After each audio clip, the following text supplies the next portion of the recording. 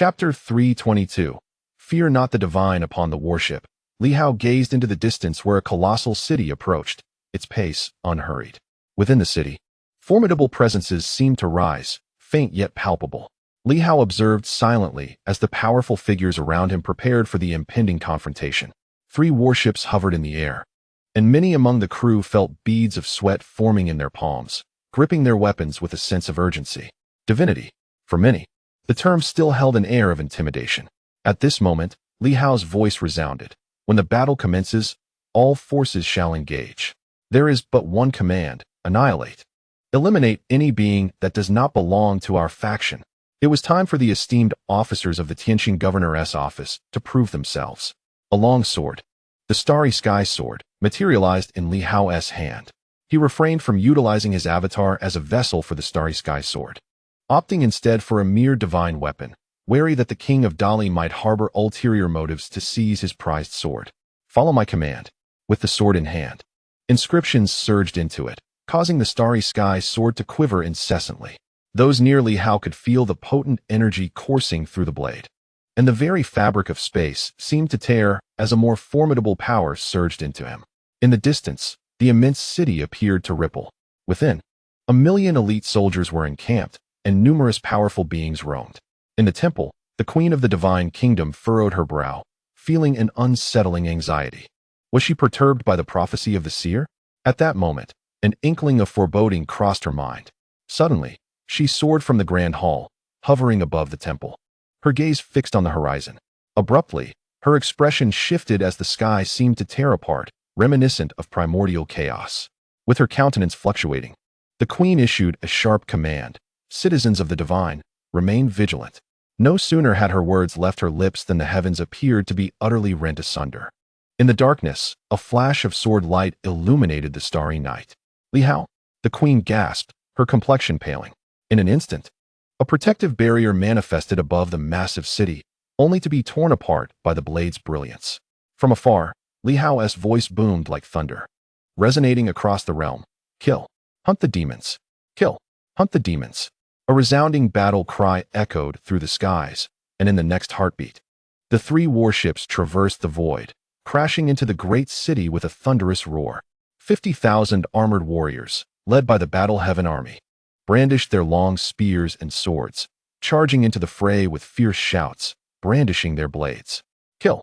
At that moment, a beam of sword light surged through the void once more. With a deafening roar, it raced towards the temple. The queen, now fully alert, bellowed, "O divine beings, awaken and vanquish the foe. Li Hao has come to slay." Unexpectedly, she recalled the seer's words, initially believing they foretold a scene after a second awakening, never anticipating it would unfold today. Thunderous echoes reverberated as powerful energies stirred the heavens. Majestic figures traversed the void, arriving with formidable might. Hundreds of puppets, each a manifestation of demonic flora, accompanied by a multitude of formidable martial artists, tore through the heavens. With a single stroke of his sword, Li Hao cleaved downwards. The skies and earth shifted hues, and within the divine temple, a radiant brilliance erupted instantaneously. Powerful entities swiftly revived. Some appeared bewildered, while others simmered with fury. Audacious madmen, seeking death.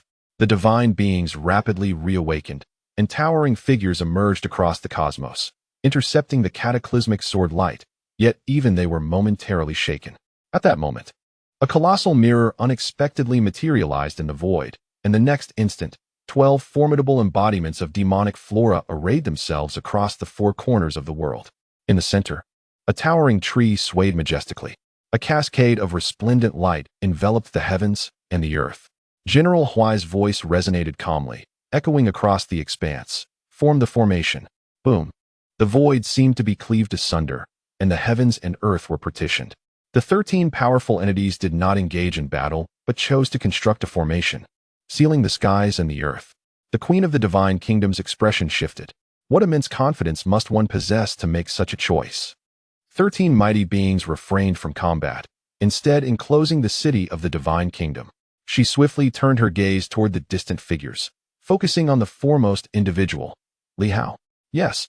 At that moment, she recognized him. He had come to slay. "Li Hao." The queen's voice rang out coldly. "You seek death."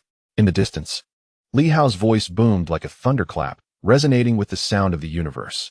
You have invaded Tianxing, lacking in benevolence and righteousness, disloyal and unfilial, shameless and without honor. Your sins are unforgivable.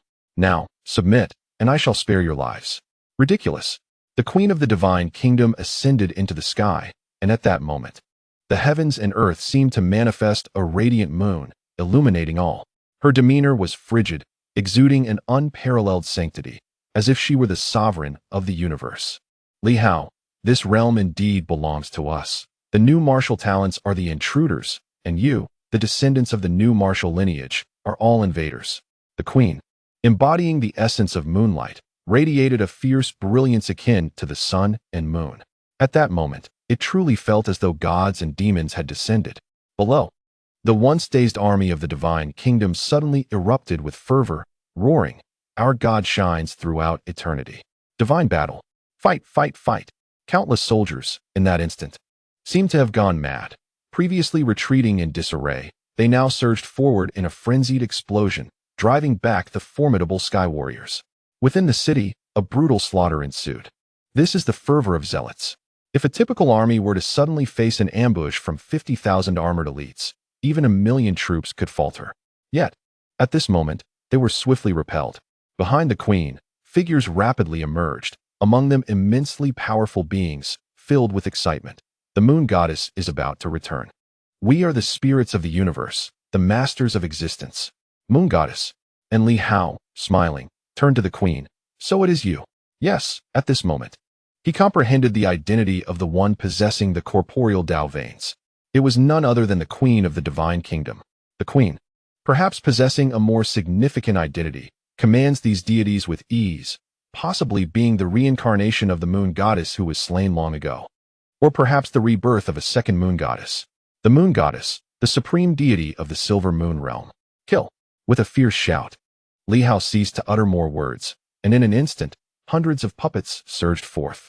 Not only that, at this moment, the brilliance of swords illuminated the heavens and the earth. The celestial sword and the earthly sword had also made their move, and the 5 elements' divine fist shattered the void in an instant. Everyone sprang into action. The light sword struck out, and a terrifying presence materialized in the void. Resembling a divine entity, and indeed it was a deity, radiating the power of light across the cosmos, imbued with a sense of compassion. Light is omnipresent. Boom. It was as if the sun itself had descended. The brilliance of the light sword shattered instantly, on the verge of being slain. With a fierce roar, the light sword unleashed a silent, formless blade. The convergence of light and darkness. At that moment, battles erupted from all directions. The redwood tree avatars of the demonic plants also sprang into action, entwining themselves amidst the heavens and the earth. Simultaneously, a goddess of immense vitality emerged from the void. Softly sighing, "Life is under my dominion." Demonic plants are but a mere extension of life. With a wave of her hand, starlight filled the heavens, akin to the light of life. In the distance, an enormous war god materialized, coldly declaring, "War has never known fear. Fight." From the dawn of creation, the earth has nurtured all. I command the earth. A goddess, the earth goddess, also appeared in an instant. The former earth goddess had perished. Her remains now with Li Hao, and this generation's earth goddess had once again been born, still a goddess. At this moment, deities emerged, formidable beyond measure. The powerful war god single-handedly withstood over 10 puppets. With a single punch, the heavens and earth trembled, causing puppets to be sent flying. The overwhelming force leaving cracks upon them. On both sides, only a handful remained still. The Queen of the Divine Realm stood in the void, fixated on Li Hao with a gaze filled with coldness and fury. Meanwhile, Li Hao remained composed. Beside him, Zhongli had yet to make a move. Merely astonished by the power displayed by both sides. Li Hao's side possessed unparalleled combat prowess, yet the Divine Realm had summoned over 30 deities in an instant. Each one was immensely powerful, undoubtedly beyond the 7 systems of combat. Zhongli was astounded. Above the 7 systems, according to Li Hao's classification, these deities possessed strength surpassing the 7 layers of the mountain and sea, existing between the 7 layers of the mountain and sea and the 3 layers of the sun and moon. In Dali, apart from a few top-tier divine guards and high priests, Both Jiang Li and the King of Dali could be considered at the level of the sun and moon. Yet here, at least 7 or 8 deities exhibited strength at the level of the sun and moon, comparable to those with over 10 meridians opened. Is this the true power of the divine realm? From a distance, within the temple, waves of formidable auras were rising, perhaps still in the process of revival. More deities were about to appear. Governor Li, Jiang Li was somewhat astonished, casting a glance at Li Hao. At this moment, Li Hao was fixated on the queen, sensing a powerful aura awakening, vying for dominion over the realm and striving to seize control of the universe. This first-generation reincarnation of the moon goddess, or perhaps the second generation, was contesting with him for mastery over this expanse. Li Hao felt an undeniable sense of inferiority in the struggle. Fate seemed to favor her more profoundly. The queen of the divine realm gazed coldly at Li Hao, proclaiming, "You must understand that we are the original beings of this world, while you are mere intruders. Whether it be destiny or the way of the heavens, they rightfully belong to us." A formidable pressure radiated outward in all directions. Li Hao felt the overwhelming forces of the universe bearing down upon him. Normally, he imposed his will upon others.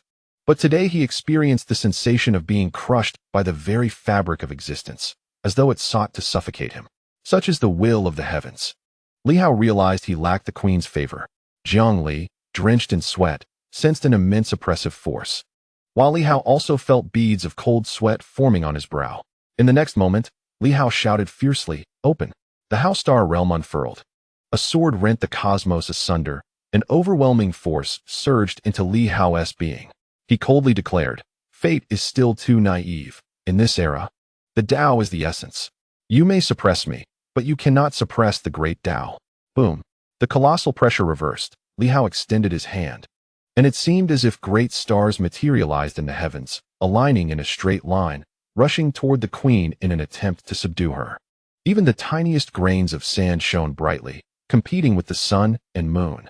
The queen uttered a low growl, waving her hand as a radiant moon emerged, crashing forth with a thunderous roar, shattering countless stars.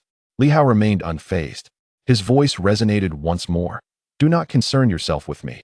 Annihilate all divine beings, and I shall handle the moon goddess." At this moment, Li Hao's Tao veins fully manifested. 9 complete divine pathways, 10 fully activated attribute-less pathways, and 26 other pathways partially opened, all emerged prominently. His formidable battle prowess was instantaneously revealed. Yet, the queen of the divine realm was equally formidable. A scepter abruptly appeared in her hand, striking Li Hao with a force that seemed capable of fracturing the cosmos. "Li Hao, do you think this king is unaware of your reliance?" The queen warned coldly, fully aware of his situation. Though she hadn't witnessed his battle with the King of Dali, she was well informed. She even understood that Li Hao drew upon the power of the great Tao of the universe, and his personal strength was not as formidable as it appeared. Once severed from his connection to the second universe, Li Hao would merely be a typical warrior of around 20 Tao, with the strength of 20 Tao. According to his own publicly declared cultivation, activating 36 pathways would place him at the pinnacle of the ninefold sun and moon. A strength of 20 Tao placed him merely between the 5th and 6th layers of the sun and moon. Compared to the new marshal, he was only comparable to their current immortals, unable to match those with the primordial Tao. The queen of the divine realm, having shattered the boundaries of heaven and earth, now exhibited extraordinary strength. Her strike shattered Li Hao's 9 stars in conjunction. Jiang Li, who had remained silent until now, suddenly changed countenance. Such power was overwhelming. No wonder the divine realm of the West has stood resilient for countless ages, enduring even the onslaught of new weapons without succumbing. He had initially refrained from intervening. Yet at this moment, a surge of white jade energy emanated from him, a formidable aura of primal power rising fiercely. Just as he was about to assist and impede the queen, Li Hao's voice resounded. "You must confront the god of war." In the distance, the god of war, the very embodiment of warfare, faced 9 puppets engaged in a relentless battle against him alone, rendering them unable to lift their heads, with cracks appearing upon their forms.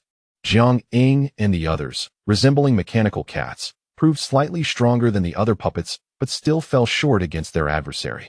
Jiang Li's expression shifted. Didn't Li Hao require assistance? Despite his inner doubts, he chose to remain silent. At this moment, Li Hao's strength mirrored that he had displayed against the King of Dali on a previous occasion. On that day, following Li Hao's traversing of the Haoxing realm, the King of Dali was swiftly defeated. Yet today, this queen not only withstood Li Hao's might, but even counterattacked him. Her combat prowess surpassed that of the King of Dali. With a single strike of her staff, she shattered the constellation of 9 stars. In the next instant, she stepped forward, seemingly transcending space, appearing directly before Li Hao, her expression frigid. Is this your ultimate card?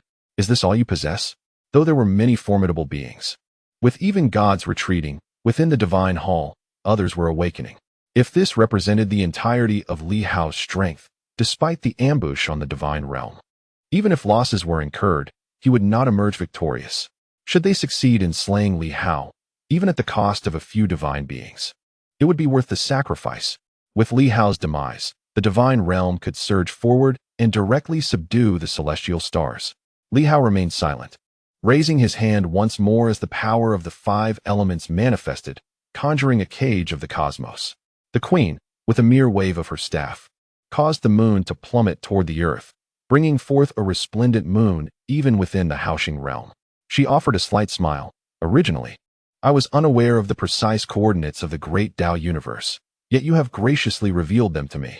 Once this battle concludes, perhaps I shall explore the great Tao universe. Li Hao, you are quite the enthusiast. Her words bore both mockery and truth. The divine beings, unaware of the specific location of the great Tao universe, were nonetheless endowed with innate pathways, unyieldingly powerful. Today, Li Hao had unveiled the Haoxing realm before them. If they could pinpoint its location, it might yield a significant enhancement for them all.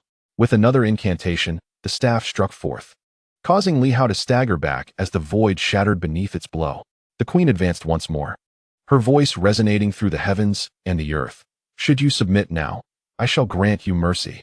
Previously, Li Hao had exuded unmatched dominance, yet in this moment, he found himself outmatched by the queen, which significantly bolstered the morale of the divine realm. The divine beings erupted into raucous laughter. The formidable celestial warriors bled the earth, engaging in fierce combat. The heavenly sword and the earthly sword were collaborating to confront a divine being, when suddenly, that being roared, transforming into a towering giant. With a single punch, the very heavens trembled and the earth quaked, shattering the earthly sword's formidable defenses in an instant. The heavenly sword roared in defiance, striking out to pierce the firmament.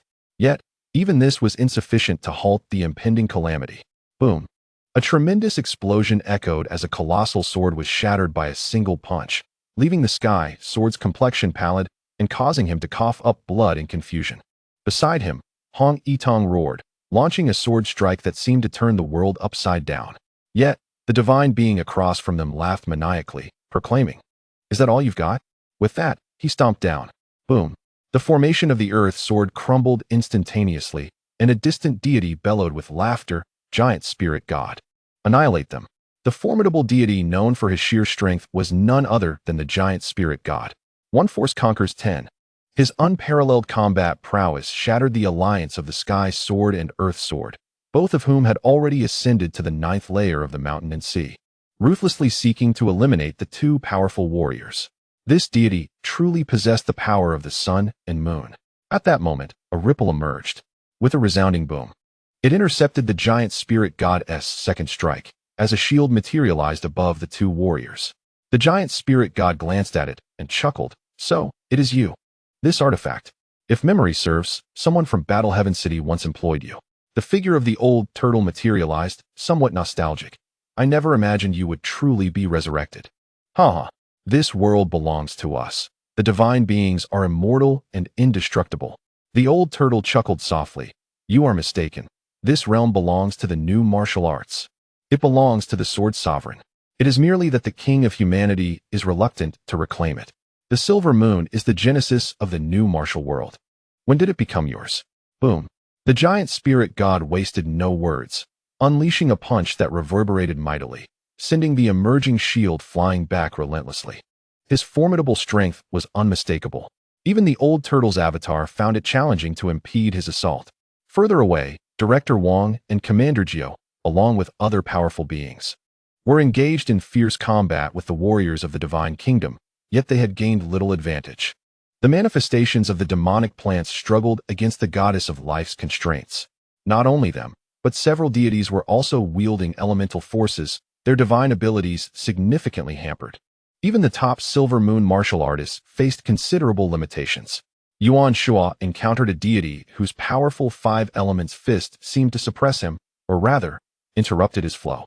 Within the five elements, the fire element was inexplicably absent, leaving only four. His adversary was the fire god. When Yuan Shua's fire-based divine ability manifested, it collapsed instantly, failing to materialize. Although he possessed formidable power, the loss of the unified five elements meant he was swiftly overpowered under the constraint of merely four elements. Below, the 50,000 armored troops maintained their ground, but as more and more forces from the Divine Kingdom joined the fray, their position began to waver, causing the commanders, including Huang Yu, to grow anxious. Further afield, Director Zhao and his companions displayed immense might. Zhao alone managed to hold off a deity, even gaining a slight upper hand. However, this had little impact on the overall battle. The focus remained on Li Hao and the Queen of the Divine Kingdom. These two were the very core of the battlefield. Everyone believed that with Li Hao's formidable strength, previously demonstrated against the King of Dali, and his mastery at the pinnacle of the fifth layer of the sun and moon, perhaps even reaching the sixth layer, he was invincible in the current world. However, no one anticipated that the Queen of the Divine Kingdom would be the current moon goddess, and fate favored her far more than it did Li Hao, swiftly suppressing him. In the heat of battle, when the commanding general is invincible, the morale of the troops inevitably surges. Yet, the invincible Li Hao they perceived was being subdued, forced to retreat step by step. In this moment of urgency, Nan Quan bellowed, "Summon the elder demon plants that guard the void to assist in the battle." Yet, they failed to gain any advantage. No sooner had he spoken than a resounding crash echoed. He was pierced through the chest by a deity, causing Nan Quan to spew blood, bewildered. He had come with unwavering faith in victory, yet the prospect of defeat loomed ominously. How could this be? While those puppets were indeed formidable in number, at this moment, the deities began to join the fray, and in the blink of an eye, nearly 50 deities were present, far beyond expectations. Each deity could easily contend with several puppets. The puppet warriors, now enraged, cursed vehemently. "If my true self were here, I would cleave you with a single strike." They lamented, feeling utterly stifled. The gods they once easily vanquished were now a source of great frustration. However, lacking a physical form, lifeblood, or essence, they were merely robust puppet bodies, possessing perhaps the strength of 7 systems. Yet against these fierce deities, 3 or 5 could scarcely match one. Some powerful deities could take on 10 at once. Though hundreds of puppets gathered, they faced not only these deities but also numerous formidable beings from the Divine Kingdom, hailing from various temples. Even though the celestial stars had not fallen into disadvantage, capturing them posed significant challenges. There were not enough powerful beings to support Li Hao. Li Hao had surpassed his current limits. Only Jiang Li, wielding the primal divine bone, could enter the battlefield, but Li Hao had dispatched him to confront the god of war. A grueling battle ensued, a fierce contest. The Silver Moon warriors, though some were exceptionally strong, found themselves unable to raise their heads under pressure. Had it not been for their numbers, casualties would have already occurred. Despite this, they remained on the brink of peril. The Queen of the Divine Kingdom struck down the stars once more with her staff, and now directed her blow towards the Starry Sword, knowing that severing Li Hao's connection to the Great Path and the cosmos would inevitably weaken him. Once Li Hao was dealt with, these others would pose no threat. Li Hao, favored by destiny and a darling of this era, why not pledge your allegiance to my divine kingdom? I shall bestow upon you a divine office, she proclaimed enticingly, yet her strikes were anything but gentle. The formidable scepter relentlessly battered the Starry Sword, causing it to tremble with agitation, unable to retaliate as it focused on stabilizing the passage.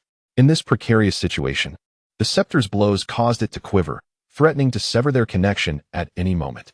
Then, with a sudden bang, the queen unexpectedly struck at Li Hao. Caught off guard, he stumbled, blood streaming from a gash on his head, his light golden blood staining his cheeks. "Governor!" "Li Hao!" gasped the crowd in shock, and in the next instant, someone surged forward. Li Hao shouted, "Do not concern yourselves with me." With a wave of her hand, the 9 stars reappeared once more. Suddenly, a divine figure manifested, striking with tremendous force that shook the heavens and the earth. unleashing a fierce earth essence. "So it is," the queen remarked coldly. "The physical form of my ancestral earth god lies in your hands. Very well, with this incarnation, the Mother of Earth shall surely ascend to a higher plane." As she spoke, her staff seemed to undergo a transformation, resonating with a sense of convergence akin to Li Hao's Dao character. The divine avatar that Li Hao had just summoned was instantly immobilized in the void, radiating a faint divine glow from the queen's staff. Exuding an air of indifference and authority, "Submit." The divine avatar quivered, resisting Li Hao's control. Despite its strength, it was now somewhat disobedient. Li Hao let out a bitter laugh. "The methods I typically employ against others are now being used against me. The favor of the heavens, the pressure of fate, the manipulation of avatars, and the convergence of great paths. These were all tactics he had wielded against his adversaries. Yet today, they were turned upon himself by this queen. Li Hao, do not struggle. All your efforts are in vain." The queen relentlessly undermined Li Hao's confidence, her words intent on diminishing the morale of his side to an absolute low. Otherwise, even if victorious, it would only be a Pyrrhic victory, given the multitude of strong allies Li Hao had brought forth. Having forcibly subdued the divine avatar, the queen advanced towards Li Hao.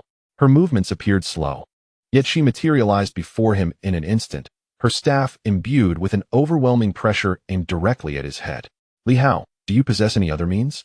Even the divine avatar could not halt the queen's advance into the realm of the divine. The onlookers were filled with anxiety.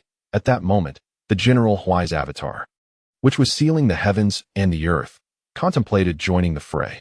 If this continued, Li Hao might be struck down in retaliation, which would be a true farce, trapping oneself in a self-made cage.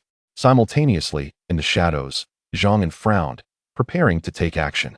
The power of the sacred path had yet to manifest. Li Hao's earlier concerns about the moon goddess indicated that she might have been unable to revive and instead had been reborn as the current queen. If he did not act soon, Li Hao might not endure. Just as he was about to make his move, a stirring in his heart caught his attention. At that moment, a stronger presence stirred above the temple. Within the temple, the previously slumbering prophet seemed to awaken once more. However, instead of joy, his eyes reflected worry as he gazed outside, and a figure appeared before him. "Zhang," the prophet murmured. Though ancient himself, Zhang was even more so. A figure from the early days of the new martial era. The silver moon emerged a millennium later, and Zhang's age surpassed that of all deities. He was aware of Zhang's visit to the silver moon continent in the past. At this moment, the prophet seemed to realize something. "So it is, with his arrival. It is no wonder I envision a mountain of corpses and a sea of blood. It is he. Zhang, you shall not succeed." The prophet appeared to be in considerable distress. In that fleeting moment, the world around Zhang seemed to transform, as if he had been transported to a future realm. Time flowed inexorably, and he beheld an elderly man, trembling with age. Zhang furrowed his brow slightly. "Are you the silver moon prophet? Do you intend to confine me?" He gazed coldly at the elder. "Divine beings are neither mortal nor eternal, at least in a relative sense.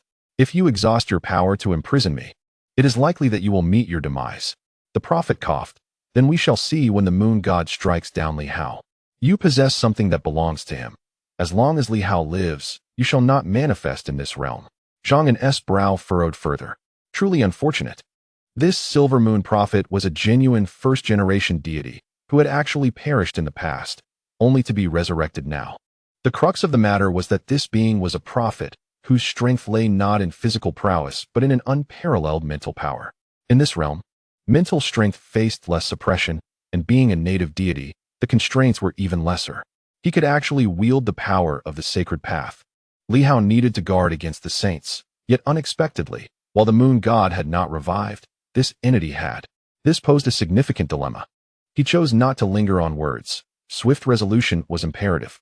In an instant, the tome of the great path manifested, revealing countless powerful figures. With a thunderous strike, the world began to collapse, only to restore itself in the blink of an eye. The prophet appeared increasingly aged, as though he were burning through his lifespan. "You shall not escape," he rasped, coughing repeatedly. He did not launch an outright attack, but instead sought to draw his opponent into another realm, preventing any escape. He understood that prolonged engagement would lead to his inevitable defeat. Li Hao had indeed brought forth a saint, something no one had anticipated. However, The divine kingdom was not devoid of countermeasures. Boom. The pages of the tome in Zhang En's hand turned incessantly, summoning the apparitions of formidable beings that shattered the fabric of reality again and again. Yet Zhang En continued to frown, trapped by this adversary. Even if he were to slay him, it would require time. Would Li Hao be safe? At that moment, the queen of the divine kingdom also experienced a shift in expression. Casting a glance back at the divine palace, she gritted her teeth in anger. Well played, Li Hao. So this is your hidden card. If the prophet encounters harm, I shall annihilate you all. Behind her, a unique aura enveloped the skies, immensely powerful. Yet, the queen sensed the turmoil, frailty, and decay within that aura. It was the prophet expending his lifespan and vitality to thwart a formidable foe. Blood continued to flow from Li Hao's head as he regarded her, softly stating, "You are mistaken. If harm befalls my people, it shall be I who slaughters the millions of souls in your divine kingdom. You insist on resisting when I offer you surrender? Though I am not the new martial king, I am not someone you can subdue." In that moment, Li Hao issued a low growl. "Is this all you have?" The next instant, he reached out and seized the Starry Sky Sword into his grasp. The Hao Star realm was sealed. Li Hao's aura initially waned, but in the next moment, he intoned, "Heaven's will does not represent the Silver Moon world. The multitude of beings are the true sovereigns of this realm. Do not confuse the order of importance with the masses bolstering my strength." In that instant, amidst the heavens, in the land of celestial stars, countless individuals seemed to envision a figure within their minds. It was Li Hao. The moment the Tao veins opened, it felt as though all eyes were upon Li Hao. To defend our homeland is the duty of every individual. For the sake of our celestial star, we shall vanquish the malevolent. At this moment, it seemed that everyone grasped something profound, yet remained shrouded in uncertainty. Nevertheless, soon all practitioners of the new martial arts shared a singular thought. They must pray for General Li's triumph over formidable foes, even though the nature of these foes eluded them. In an instant, the Tao veins flowed, channels breathing in the essence of heaven and earth. Simultaneously, a formidable force of nature surged forth unbidden. The once favored will of the divine seemed to waver. The sentient beings are truly the essence of heaven. The divine will, though somewhat oblivious, recognized that it could not defy the will of the common folk, for they embodied the very universe, the essence of all living things. In this moment, the masses prayed for Li Hao. In an instant, the divine will receded. The overwhelming pressure exerted by the queen upon Li Hao suddenly dissipated, her expression shifting dramatically. How could this be? Boom. Li Hao unleashed a sword strike, shattering the void. The sword of the sentient beings. A smile graced Li Hao's lips. Why could it not be? What are the divine beings? Do they provide sustenance for all? Do they offer warmth and comfort? Can they enlighten minds through knowledge? The new martial arts require no divine intervention. Does Silver Moon require divine beings? It is time for the divine to be cast aside. Mere manipulators of the human heart. With a single stroke, he cleaved the heavens. Instantly, the divine will waned. This sword was the sword of the people. Boom. The queen's scepter was sent flying, and she staggered back, her body marred with countless sword wounds, blood flowing like a cascade of starlight. The tides of battle reversed. Kill. Li Hao uttered a low growl, striking forth with his sword, as formidable as mountains, flowing like water, blazing like fire, and swift as the wind. Boom. The world transformed into chaos. The queen struck out with her palm, only to be pierced through by a single sword strike. The scepter reappeared, and Li Hao continued his relentless assault, unleashing a cataclysmic aura. Crack. A fissure appeared upon the scepter. Shatter the illusions of the divine within, break the chains of reality. Silver Moon requires no deities. Li Hao's voice reverberated. Humanity must rely on itself, not on the divine. The divine only demands. While the self remains the most powerful support, the foolish will never embody the true path of the world. With a swing, boom, one strike shattered the heavens and the earth, and in that moment, the queen's countenance shifted yet again. Li Hao, unafraid of the divine will, undaunted by the gods. He was his own deity. At this moment, countless hearts echoed a singular thought. I am my own god. There are no gods in heaven and earth. Only through self-reliance can one achieve true strength. The tides of battle swiftly turned. Chapter 323. The outcome remains uncertain. The queen of the divine realm found her palm, pierced by Li Hao's sword. In that instant, her expression grew frigid. Li Hao, Who do you believe yourself to be? Do you truly comprehend what the divine is? To shatter the divine is a foolish jest. The queen was enraged. For the divine, those who desecrate the sacred are the most abominable, and Li Hao undoubtedly embodied such a blasphemer. She ceased her words and suddenly gazed skyward. In the next moment, a full moon emerged from the heavens, and deep within the crimson orb seemed to stand a portal. At that moment, all present felt a sense of trepidation, as if they were seeing the luminous moon with unprecedented clarity. That moon appeared to descend upon the mortal realm. The queen's eyes glimmered with a hint of crimson.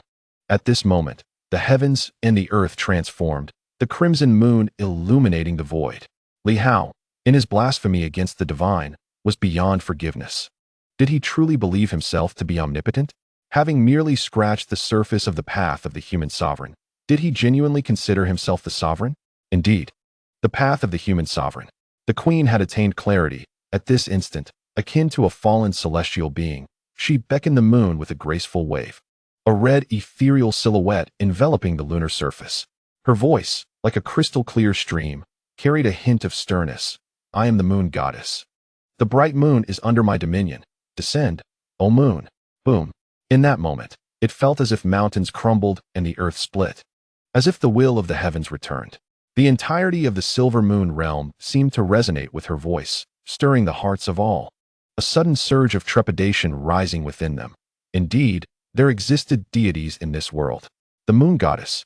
Initially, countless individuals had prayed fervently for Li Hao, but in this fleeting instant, many were engulfed by fear and ceased their thoughts, confronted solely by their dread of the moon goddess and the divine.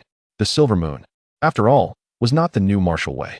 The hearts of the people remained unsettled, their wisdom not fully awakened. At that moment, from the western realms, a series of sacred chants emerged, as if the universe itself was unfolding, the sounds of the great Tao descending, accompanied by the worship of innumerable followers. As the cosmos opened, transcending self and all beings, it became evident that only the divine existed, birthed from the Moon Mother, the progenitor of humanity. In the depths of obscurity, billions of souls in the Western realm suddenly commenced their prayers. At this moment, the Queen seemed to truly embody the essence of the Mother of all. With her gaze fixed upon the crimson moon, her expression was as frigid as moonlight. And behind her, countless forces of thought converged, coldly declaring, Li Hao, this time, you must comprehend what it means to embody the path of all beings. Do the myriad creatures you speak of possess the piety of my divine subjects? The divine grants protection solely to the devout. The aura emanating from Li Hao noticeably diminished. Clearly, in this moment, as the divine revealed its miracles, countless individuals began to believe in the existence of deities. Perhaps, in comparison to Li Hao, it was the divine that truly deserved their trust. This was the harsh reality. In the Western realms, hundreds of millions venerated the divine, and even in the Tianxing domain, many were devoted to the gods. At this moment, across the Tianxing continent, innumerable souls were engaged in worship. Among the practitioners of the new martial way, though some were oblivious to these matters, they sought to urge their parents and ancestors beside them to join in worship. However, they were swiftly admonished by their elders. The divine is to be revered. Li Hao had failed to shatter the notion of the divine in the hearts of the Tianxing populace. The queen revealed a hint of a smile, as serene as moonlight. Gazing upon Li Hao, her aura continuously rising as she advanced towards him, once more presenting her staff, directing it at him. Is this not the very essence of your belief in a godless heart? Li Hao remained silent, merely casting his gaze towards the west, the central region, and the north. In that moment, a wave of discouragement washed over him. It became apparent that he could not dismantle the divine notion held within the hearts of the people. Perhaps the time was too brief. Perhaps education had not yet permeated. Perhaps he had remained too humble. Today, it dawned upon him that the populace indeed revered the divine. His so-called relentless self-improvement was not universally acknowledged. The citizens of the Tianxing dynasty had been shrouded in ignorance for 2 centuries. A feudal dynasty it was. And how could such a realm exist without the divine? Unbreakable. Disappointment, discouragement, and helplessness. These emotions erupted within him at that moment. Yet, Li Hao managed to restrain himself. He understood that it was not their fault. Rather, it was a limitation of the times. Their knowledge was confined, their perspectives narrow. Could even the esteemed General Li or Emperor Jiang be more formidable than the divine? The lack of widespread education led to ignorance, and the more ignorant one was, the more fervently they believed in deities. In that moment, the once formidable Li Hao was struck down once again. The queen revealed a mocking smile. Li Hao was indeed a remarkable figure, yet he was too young, too arrogant. Did he truly believe his standing in the hearts of the people could surpass that of the divine? Absurd. He had propagated a new martial way, but what of it? Not everyone was practicing, nor did everyone comprehend that the so-called divine beings were merely powerful cultivators. The divine were not omnipotent. One could not expect the populace to discern who was stronger, General Li or the divine. Thus, at that moment, the unity of Li Hao's followers was shattered too swiftly. Just as they had begun to rally, exhilarated, they witnessed Li Hao being instantaneously defeated. The staff pierced through his flesh, shattering his armor, and plunged into his heart. General, Li Hao? The crowd gasped in disbelief. How could this be? In that instant, they were all dazed and bewildered. Just moments ago, Li Hao had harnessed the strength of the masses. Everyone, including the 9 commanders, believed he was assured victory. Those new martial practitioners were convinced of his triumph. He had seemingly learned to employ methods akin to those of the Emperor of humanity, drawing upon the power of the people to augment himself. Yet who could have anticipated that it would crumble so suddenly? At that moment, someone realized the truth and roared in fury. Damn it! I have always said there was no need to waste time on those ignorant fools. They have betrayed us. The cries of madness and rage erupted. Li Hao had been betrayed. Those who inherited his new martial way turned against him, no longer trusting him, choosing instead to follow the divine. Even Yuan Shuo was consumed by rage, exclaiming, "You are not their deity, neither are we. These imbeciles will only believe in the very deities that bring calamity." Boom. As he spoke, his opponent unleashed a punch that illuminated the heavens, shattering Yuan Shuo's 4-line domain, his armor exploding into fragments. In an instant, he was left bloodied and disfigured by the searing flames. The fire god sneered, "Is it not laughable to deny the divine while expecting the world to regard you as a deity?" Yuan Shuo, scorched and gasping, heard these words and trembled. Indeed, it was contradictory to deny the divine while desiring recognition as a deity. Meanwhile, not far away, Li Hao coughed blood, also taken aback by this revelation. Boom. The staff struck him again, sending him reeling as he coughed up blood, murmuring, "Indeed, it is quite ridiculous. To deny the divine, then why craft deities for the world? For instance, in that fleeting moment, reflecting the heavens, summoning new martial cultivators to empower me, was that not divine as well?" The queen descended with an air of coldness. "Li Hao, you do not even comprehend the essence of divinity, yet you dare to challenge the divine. This is indeed your path to demise. You are too young, having grasped only a fraction of the grand Tao. You presume to flaunt your prowess before us?" The staff struck once more. At that moment, a fierce shout erupted, and a beam of sword light illuminated the heavens, cleaving through the firmament. Commander Jiu soared into the air, no longer engaging with other formidable foes, as a sword light shattered the enemy's assault. With a cold rebuke, he declared, "What are you? How dare you speak ill of the Li family?" Turning his back to Li Hao, he bellowed, "Li Hao, cease your grandiose proclamations. Battle is battle. It is either your demise or mine. This is merely a disruption of Tao." He charged forth, realizing the gravity of the situation. He understood that the queen's divine abilities had not only dismantled Li Hao's Tao, but had also shattered his invincible belief. Li Hao had always held steadfast in his conviction of being unmatched in this world, and he believed in the people's will. Yet on this day, this sovereign from the West had obliterated his path. As a newly ascended martial powerhouse, Commander Jiu was acutely aware of such a precarious state. Although Li Hao tread the path of invincibility, should that invincible belief be undermined, he would be rendered impotent, perhaps even spiraling into madness. Li Hao was simply too young. Everyone held high hopes for him, and he himself had traversed his journey with such ease. This time, he had poured all his strength into confronting the Western divine nation. Expecting a resounding victory, he had even summoned the grandson of the supreme ruler. Yet, the tides of battle did not unfold as anticipated. Not only Li Hao, but at this moment, all the Silver Moon martial artists were ensnared in a similar state of confusion. Even the tens of thousands of soldiers below, aside from the Battle Heaven army, were engulfed in a fog of uncertainty. They had exerted their utmost against the Western divine nation, only to encounter staggering setbacks. Li Hao could not prevail against the Western queen, nor could the other Silver Moon martial artists stand against these deities. Commander Jiu, with his back, turned to Li Hao. Coldly stated, "Do not dwell on such thoughts any longer, Li Hao. This is combat. In battle, there are victors and vanquished. Even our ancestral sword sovereign faced defeat, having his spirit crushed and making no progress for a decade. Yet, our ancestor ultimately drew his sword to fight, defying the odds of a 6th grade against an 8th grade. Astonishing the heavens. The world praises the eternal sword sovereign as the supreme force of attack. None, not even the king of men, could rival our ancestor." With a thunderous roar, Commander Jiu drew his sword and engaged in battle, his sword intent soaring to the skies, as his staff struck with a resounding boom, shattering the sword light. The queen remained utterly indifferent. No matter how much you speak, if you lack strength, it is of no use. Yet, Commander Jiu's avatar was merely a fraction of his true self. At that moment, amidst the clash, the sword intent fragmented. The golden armor of Commander Jiu began to crack, and with an enraged shout, he struck again. The sword is meant for slaying foes. Boom!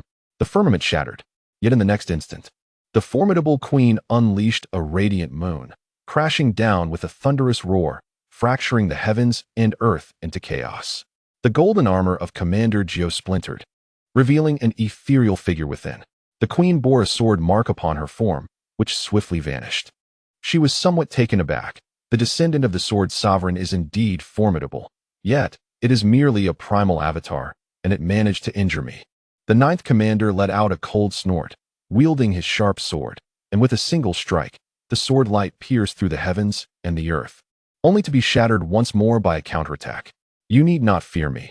I am but a projection, and yet you dare to flaunt your might." The queen also emitted a chilling scoff. Suddenly, she unleashed a palm strike, exerting overwhelming pressure. The original path of power was already being repelled, but now, under the immense force of nature, progress became exceedingly difficult. With a resounding crash, the 9th commander was forced back several hundred meters, coughing incessantly, not blood, but waves of primal energy dissipating into nothingness. His body trembled violently, yet he still gripped his long sword firmly. Behind him, Li Hao bore a trace of blood at the corner of his mouth. Observing the situation, he remained silent, swiftly advancing, and with a low shout, he unleashed a strike. The stellar sword was formidable and unmatched, cleaving through the opposing force with a single blow. Li Hao's demeanor was somewhat somber. The 9th commander's voice resonated powerfully. "Must I invoke the term incapable until the very end? She is merely striking at your invincible belief. She is the reincarnation of the moon goddess. And how old are you? Do you possess ancient memories? Do you have the experience of countless battles? You have nothing. This is merely a war, where victory and defeat are the norm.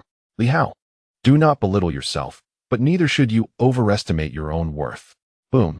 The void shattered once more as Li Hao and the 9th commander both struck. Yet, the queen grew ever more formidable. Her staff was unyielding, each blow imbued with immense pressure. Thunderous sounds echoed as Li Hao staggered back a few steps, while the 9th commander remained steadfast. At this moment, he conveyed telepathically, "Let General Huai and the others join the fray. There is no need for further confinement. This battle may not be winnable. The enemy's morale is high, and if we cannot defeat the moon goddess soon, victory will be elusive." Li Hao's expression darkened. The notion of inevitable victory, upon which they had relied, seemed to dissolve. They had mobilized all available strong warriors, and now, at this moment, the 9th commander conveyed to himself that victory was not guaranteed. Yet, this may not be a misfortune. The 9th commander continued to transmit. "The aura of invincibility is both a belief and a burden. Throughout history, only the human king has never known defeat.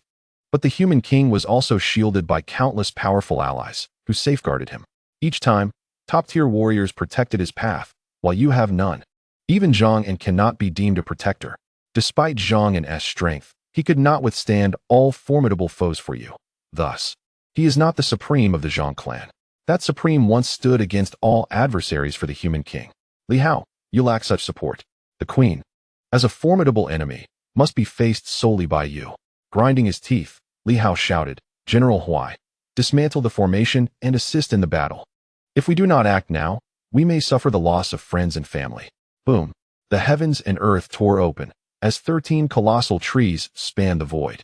Without hesitation, General Huai transformed into human form and unleashed a punch, producing a thunderous sound, sending the life goddess, who had been suppressing the imperial guards, flying with that one blow.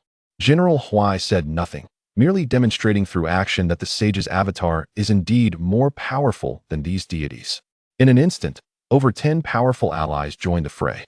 The previously dire situation has been reversed, yet Li Hao, alongside the ninth commander, still finds himself unable to overcome the queen. In this moment, Li Hao seems to have lost his previous tactics, relying solely on the swordsmanship. Each strike is met with destruction, and the ninth commander faces a similar fate. With only the sword path remaining, their figures grow increasingly ethereal. At this moment, the queen possesses at least the strength of 6 cycles of sun and moon, a minimum requirement. In the realm of mountains and seas, 9 channels have been opened. In the realm of sun and moon, 3 channels of the first layer have been opened. Li Hao's power is comparable to over 20 open channels, augmented by the Starry Sky Sword and various divine inscriptions, placing him roughly at the 5th layer of sun and moon. Yet, his opponent stands at the 6th layer, with approximately 27 open channels. Li Hao's intent to suppress the masses is no longer effective against the opponent, who has now broken through his defenses. In an instant, he finds himself devoid of previous means of suppression, clearly outmatched. The ninth commander, growing increasingly weakened, can no longer coordinate with Li Hao to fend off the assault. He makes another strike, repelling the adversary. Casting a glance at Li Hao, his tone remains as cold as ever. Do not overthink. She merely harnesses the power of reincarnation to reach this level.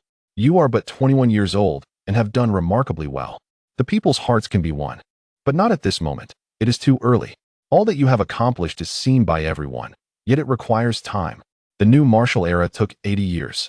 From its inception to the moment the King of Humanity overthrew the abyss, to awaken the people's wisdom and gain their hearts. Li Hao, do you believe you surpassed the esteemed emperors of the new martial era? Are you stronger than the King of Humanity or the Supreme Zhang?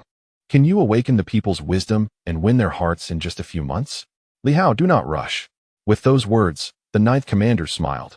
Now, allow me to teach you a sword technique, the sword of the common people. With that, his ethereal form merged into the long sword, unleashing a powerful roar. As long as the common people endure, the sword path shall remain eternal. Boom!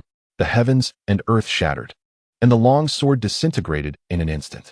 This strike sent the scepter flying, imbued with the essence of life. The sword intent surged forth like a torrent of thousands, charging towards the queen. In a single stroke, the sword sliced through the queen's arm, leaving countless gashes from which blood dripped. The queen staggered backward, retreating 100 meters, before expressing her thoughts. Indeed, the descendant of the eternal sword sovereign possesses formidable swordsmanship. However, the ninth commander's avatar has vanished, ultimately transformed into a mere sword. Li Hao's expression hardened as he gazed at the queen, who now bore a hint of a smile. Li Hao, without him, do you possess any other means? She smiled, speaking slowly. Who else is there to rescue you? She surveyed the surroundings, casting glances at the frenzied powerhouses, seemingly provoking them, enticing them to make mistakes, to come to Li Hao's aid. Without the overwhelming pressure, she grew increasingly formidable. Li Hao stared at the spot where the ninth commander had vanished, at the scattered fragments of the long sword, momentarily lost in thought. He had always contemplated the day he would challenge this opponent, to take revenge. Today, although only the avatar has perished while the true self remains, death is still death. He died to save himself. Li Hao let out a bitter laugh, realizing his own arrogance and youthfulness. Ever since the discovery of the new path, he had believed that no one in this world could rival him. Until the second resurrection commenced, he considered himself an invincible existence. With myriad strategies at his disposal and the ability to draw upon the strength of the masses, he felt that he could even ascend to the throne of the Emperor of Humanity. Turning to the queen, he remarked, Moon Goddess, it is you who has awakened me. With a sigh of realization, he understood that he was not, in fact, invincible. The queen frowned slightly, choosing not to speak, and in an instant, she appeared before Li Hao, reaching out with a hand to seize him. At that moment, it felt as though the sun and moon themselves were collapsing. In the distance, Jiang Li erupted, forcing back the god of war. He had initially intended to rush forward to offer assistance, but hesitated. Perhaps if Li Hao were truly killed, it would not be such a calamity. The Western divine realm was formidable, Yet Li Hao's side was equally powerful. If he were to perish, at least one terrifying force would be diminished. As he lingered in uncertainty, a figure swiftly lunged towards Li Hao, Yuan Shuo, like a withered piece of wood, roared in fury and unleashed a punch, calling upon the five beasts, exclaiming, "How dare you? That is my disciple." The queen turned, her staff poised to strike him down on the spot. Li Hao, who had been preparing to defend himself, paled at the sight. "How dare you?" In that instant, he cast aside all thoughts and attachments. He had no family left, none at all. The only one before him, his teacher, regardless of strength or weakness, was there to protect him. The manifestation of his ninth master's avatar shattered. After all, it was merely an avatar. Although it pained him, Li Hao remained clear-headed, until now. "You seek death," he bellowed. Initially contemplating retreat, he now thought that withdrawing might not result in severe consequences. Even if he were to perish, he was not concerned. For his teacher may have forgotten that he could enter the Haoxing realm. He would not perish easily. However, his concerned teacher seemed to have overlooked this detail and charged forward. While the teacher could indeed enter the Haoxing realm, ever since the Zhang family's stone blade had been shattered by him, the teacher lacked any substantial treasures for navigation. If he were to enter the realm now, he might become utterly lost. Moreover, the teacher might have forgotten this aspect. Otherwise, he would not have been so impulsive and rushed to his aid. Li Hao roared. With a single sword strike, not only did he unleash this attack, but a multitude of yet-to-be fully awakened pathways suddenly manifested around him. In an instant, the previously dormant apertures within several pathways sprang to life. The number of apertures surged from 230 to 250 in a mere heartbeat. He activated 4 pathways, then 36 more, culminating in the awakening of 14 additional pathways, alongside the original 9 divine pathways. In the blink of an eye, he had unlocked 23 pathways, though his physical form bore some damage. With a fierce cry, Li Hao's right hand sliced through the air with his sword, while his left transformed into a ferocious tiger. Delivering a powerful punch, boom, the void shattered, piercing through space, and his punch sent the queen hurtling backward for dozens of meters, fracturing the very fabric of reality. A look of astonishment gracing her face. As Li Hao struck, the staff was sent hurtling back, and with a swift motion, he seized the oncoming Yuan Shuo. Yet, the unleashed force shattered Yuan Shuo's body, blood gushing forth. Witnessing his teacher's frenzied state, the previously calm and despondent heart of Li Hao suddenly vanished, replaced solely by fury. "You have great audacity," he roared, his voice rising in a sudden outburst. The remaining meridians within him ignited, each acupoint bursting forth, even erupting explosively. "Do you truly believe I cannot contend with you?" With a swift turn, Li Hao flung Yuan Shuo far away, to the safety behind the old turtle. "Protect my teacher," he commanded, and in that instant, his body shattered. The Starry Sky Sword seemed to resonate with Li Hao's anger, an overwhelming surge of sword energy flooding into him. With an unparalleled swiftness, he swung the sword. The queen recalled her staff, which she wielded with vigor. With a crack, the staff was severed by Li Hao's blade. The queen gasped in astonishment. How could this be? How has Li Hao suddenly become so formidable? She pondered why he had not unlocked his meridians earlier. However, realization dawned upon her, and she regarded Li Hao with a cold smirk. "Your physical body is frail. To forcefully open so many acupoints will lead to your own demise. Perhaps I need not kill you. Your own body will collapse." Li Hao had indeed forcibly opened a multitude of acupoints, at least 25 meridians now activated throughout his being. No wonder he had become so powerful. Yet, this reckless action would inevitably lead to his own downfall.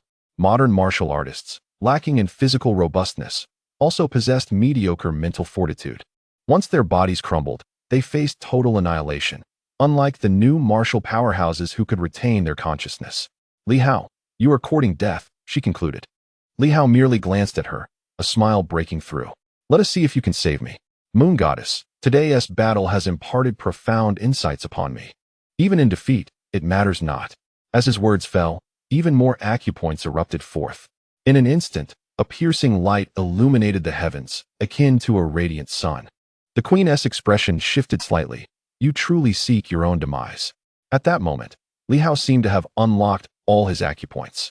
"For you have provoked my wrath," he declared, his body beginning to disintegrate, yet he remained unfazed. With a single stroke, he cleaved the staff in two.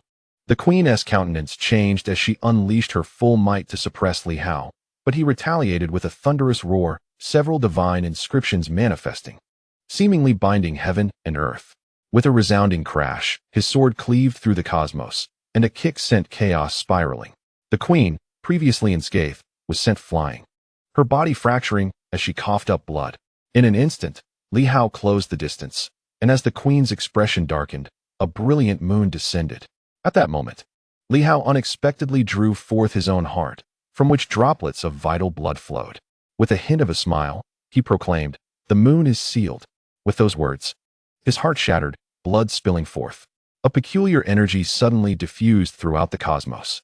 A diminutive bagua diagram seemed to soar from Silver City to this place. And in an instant, the bagua above Silver City trembled. The lunar energies that had been projected suddenly sealed away. At this moment, the sky above the Silver City seemed to tremble violently, as if a powerful being were roaring. The moon goddess summoned the moon, drawing upon its celestial power, which served as a means to disrupt the seal against the formidable entities bound within the Stargate. Yet, in this moment, the heir of the Li family fortified the seal with his own essence. The diminutive hexagram materialized, and the moon, which had seemed so near, vanished in an instant. Once again suspended in the void, the queen's expression shifted dramatically. Have you lost your mind? To shatter one's heart and extract their essence merely to seal the moon's power was madness. The previous Li Hao had remained composed, even when facing the potential collapse of the people's path, exuding an elegance akin to that of a scholar. But the current Li Hao resembled a barbarian. He flashed a toothy grin. "Matt, not at all. But why do you seek to harm my master? You are compelling me to slay you." As the moon's power was sealed, the queen's aura diminished significantly. Li Hao surged forward with a thunderous roar, engaging in close combat with fists and kicks, abandoning any semblance of civility. In that moment, he appeared as the true Silver Moon martial master. Surrounding them, the divine beings who had previously witnessed the moon goddess overpowering Li Hao now saw him countering her, and their expressions shifted in shock.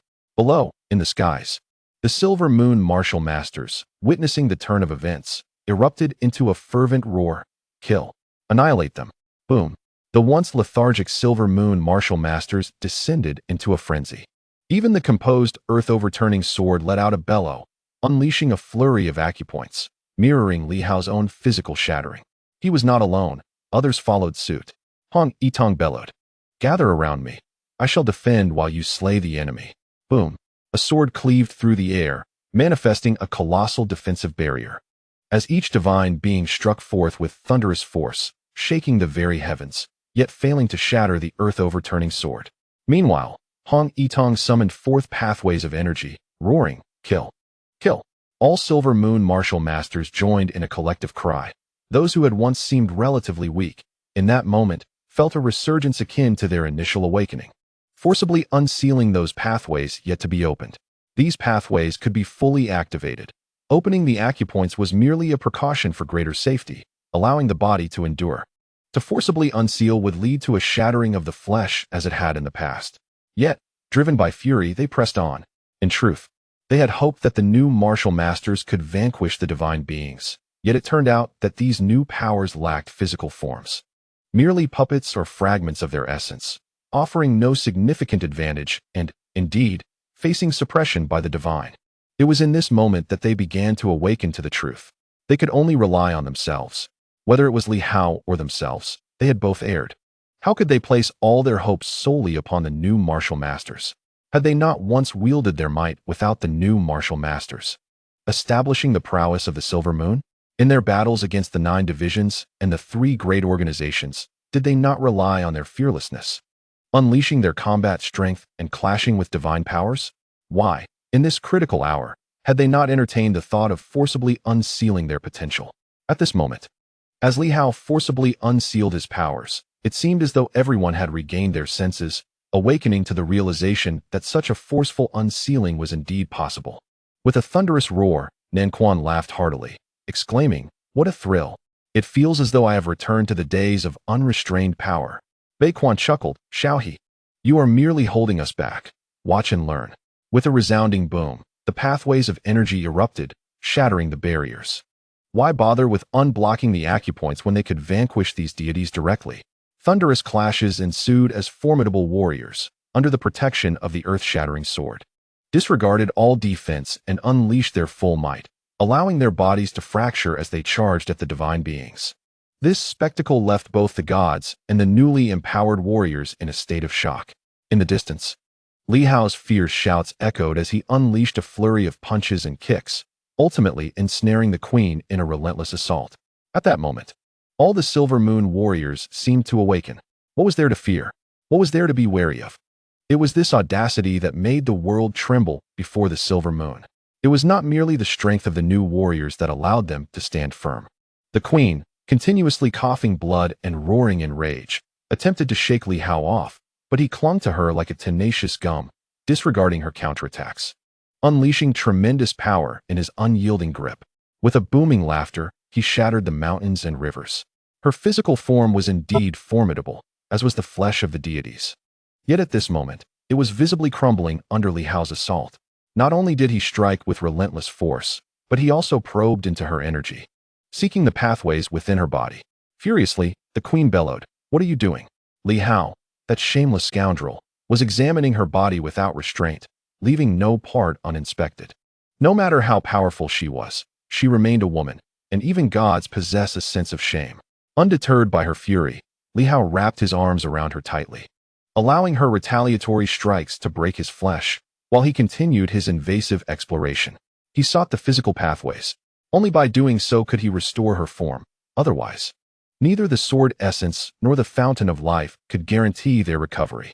With a resounding roar, the queen unleashed her formidable might, battering Li Hao, who retaliated with relentless strikes.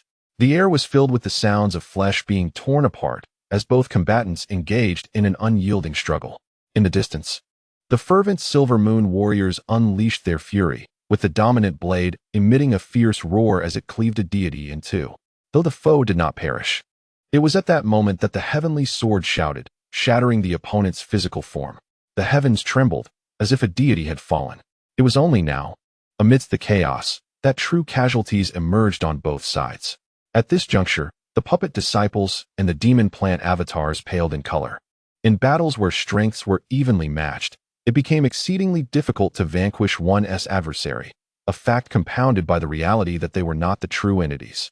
Yet, this time, they all realized that the Silver Moon warriors still needed their support. As of now, they have suffered no losses, nor have the deities incurred any damage.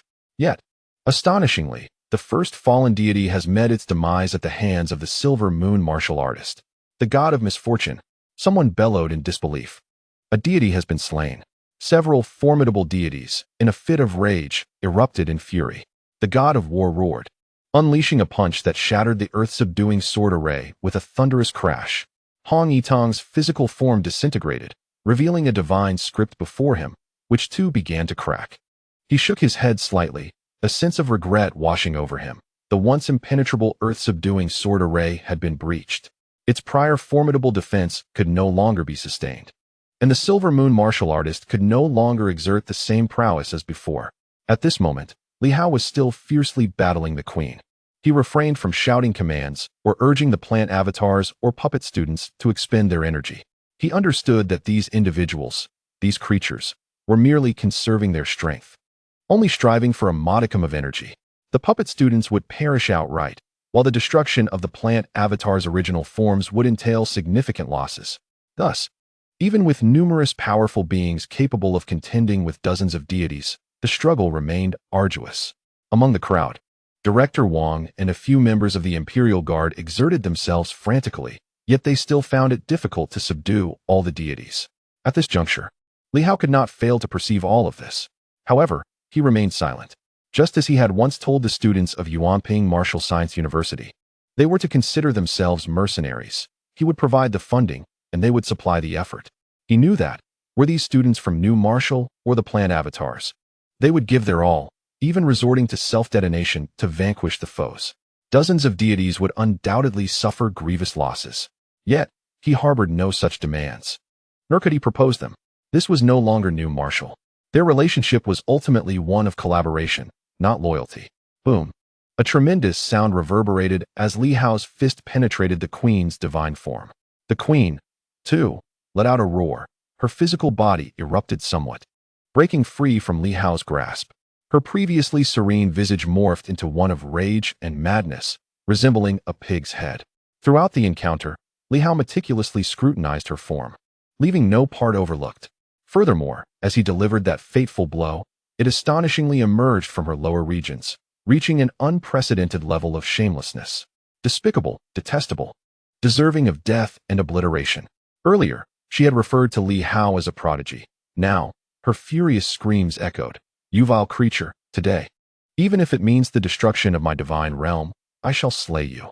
Rumbling, the heavens and earth convulsed. At that moment, she seemed to forcibly gather power from all directions, roaring with abandon, shedding any semblance of regal composure, charging forth like a street ruffian. Boom! A flurry of counterpunches ensued. Li Hao's fists shattered, and the queen's own fists were left in tatters. In that instant, Li Hao chuckled and suddenly commanded, "Retreat. There will be ample time in the future. Today, let us first slay a deity for our enjoyment, and then withdraw." "Attempt to leave?" the queen bellowed. "You have slain my deity, shattered my form, humiliated and violated me, and now you wish to depart unscathed?" Li Hao burst into laughter, declaring, "I wish to depart. Can you truly impede me? If I wish to leave, I shall do so. Do you believe you can stop me?" With that, Li Hao suddenly shattered even more of the Dao veins. In that instant, a staggering 360 acupoints emerged. The world was enveloped as if under the sun's embrace. An overwhelmingly potent force erupted forth. Li Hao delivered a single punch, and with a thunderous roar, his fist swept across the heavens. At that moment, even the queen screamed in alarm, bellowing, "Retreat." The roar of explosions, the sound of shattering, and cries of despair reverberated throughout the great city. The onlookers were left in stunned silence, initially intent on pursuing Li Hao once more. However, his voice resonated with an eerie calm. "I have underestimated them. Today, we shall withdraw. There is no need for needless sacrifices. My arrogance has led me astray. Return, and we shall fight again another day. General, withdraw." Li Hao's command resonated, and while the crowd felt a twinge of dissatisfaction, they were at their limits, their bodies on the verge of complete annihilation. They swiftly ascended to their ships, while below, the troops began to repel the enemy and commence their retreat. Li Hao remained steadfast, leading the charge, his formidable presence casting a shadow over the entire realm. Opposite him, the queen quickly convened with a cadre of deities, her expression icy. "You have forcibly opened 360 acupoints. Your body has completely decayed, Li Hao. Do not think I am oblivious to your plight. You are at your wit's end, and your body may shatter at any moment." She regarded him with a frigid stare. Yet Li Hao merely smiled, nodding slightly. "Indeed, my physical form may not endure much longer, but so what? If I desire to strike, I shall strike. If I wish to flee, I shall flee. Do you dare obstruct me?" The queen's expression shifted, and from behind her, a deity roared, "You seek death." In an instant, he surged forward, unleashing a formidable force, flames erupting around him. "Fire God!" At that moment, Li Hao raised his sword, and with a swift stroke, he cleaved through the air. There was no commotion, no great sound. With a mere crack, the fire god, who had just charged forth, was suddenly split in two, utterly obliterated. Li Hao chuckled, "Will you still attempt to stop me?" The queen's face paled. In that moment, Li Hao was overwhelming. Although he may truly be on the brink of collapse, how many lives of deities would it take to extinguish him? She was furious, yet ultimately suppressed her anger. "Li Hao, I await the day your body shatters and you perish. That shall be the day the celestial stars are extinguished." Li Hao laughed, flesh and blood cascading down. "How could that be? Moon goddess, your favoritism towards me is so profound. I would not perish so easily. It is merely a matter of my physical form breaking apart. Do you think I lack the means to cope?" With a sigh, he added, "Today, the only regret lies in the demise of the 9 generals' avatars. I owe him an apology." He shook his head and gazed into the void. With a smile, he addressed, "Elder Zhang, we may withdraw now. That deity need not expend any more energy. Be wary of self-destruction." Li Hao's laughter rang out. In the next moment, the heavens split apart, and Zhang staggered slightly, manifesting his form. Within the temple, the prophet deity was in a state of disintegration, bleeding profusely. The crimson fluid rapidly saturating the entire hall. Although Zhang had been engaged in battle, he was acutely aware of the circumstances, and at that moment, His expression bore a hint of complexity. He remarked that this time, among all the ancient warriors engaged in battle, apart from a few like General Jiao, the Imperial Guard, and Director Wang, the rest lacked the fervor to fight to the death. In such circumstances, winning an easy battle posed no challenge. However, when Li Hao found himself ensnared and suppressed, these individuals, including himself, failed to contribute meaningfully. Zhang An felt somewhat ashamed and remained silent. Yet, Li Hao appeared unconcerned, merely expressing a tinge of regret as he glanced at the divine figure opposite him and chuckled, perhaps next time. For now, Moon Goddess, as long as I draw breath. This place marks the end of your divine realm. Dare to advance further at your own peril. After speaking, he soared into the air and landed within the warship, casting an apologetic gaze towards the assembly. Today, I, Li Hao, acknowledge my misjudgment of the world's heroes. I am profoundly grateful for your unwavering support. There will be ample time ahead, and when I next enter the divine realm, it shall be its downfall. With that, the three warships ascended into the sky. Zhang An, witnessing this, sighed and departed into the void. Your Majesty, several deities expressed their reluctance, but the queen coughed, blood seeping from her lips. Gritting her teeth and shaking her head, she solemnly stated, "Let them go. The prophet cannot endure any longer." Instantly, everyone's countenance changed, and they hastened towards the grand hall, soon encountering the prophet, whose blood flowed profusely. The queen coughed again, spitting blood as she said, "Goddess of life, tend to the prophet's wounds. We have suffered greatly due to Li Hao and his companions. Perhaps this return will witness the fall of many formidable warriors." With a cold laugh, she added, "Li Hao should now comprehend that these new warriors are unreliable." The deities remained silent. This time, they too sensed that the new warriors in this battle were entirely different from those of yore. The new warriors of the past were immensely formidable, while these puppets and avatars seemed merely perfunctory. It was not mere indifference, but rather a lack of that resolute fighting spirit. At this moment, even the prophet coughed incessantly, chuckling softly. Indeed, they are devoid of conviction. They are not star people, not fighting for the new warriors. How can we expect them to self-destruct for Li Hao? Li Hao understood this as well. Hence, even when Zhang An nearly triumphed over him, he still chose to retreat because Li Hao recognized that continuing would only result in heavy casualties on both sides. Your Majesty, be wary of Li Hao. Do not place your hopes on his physical demise.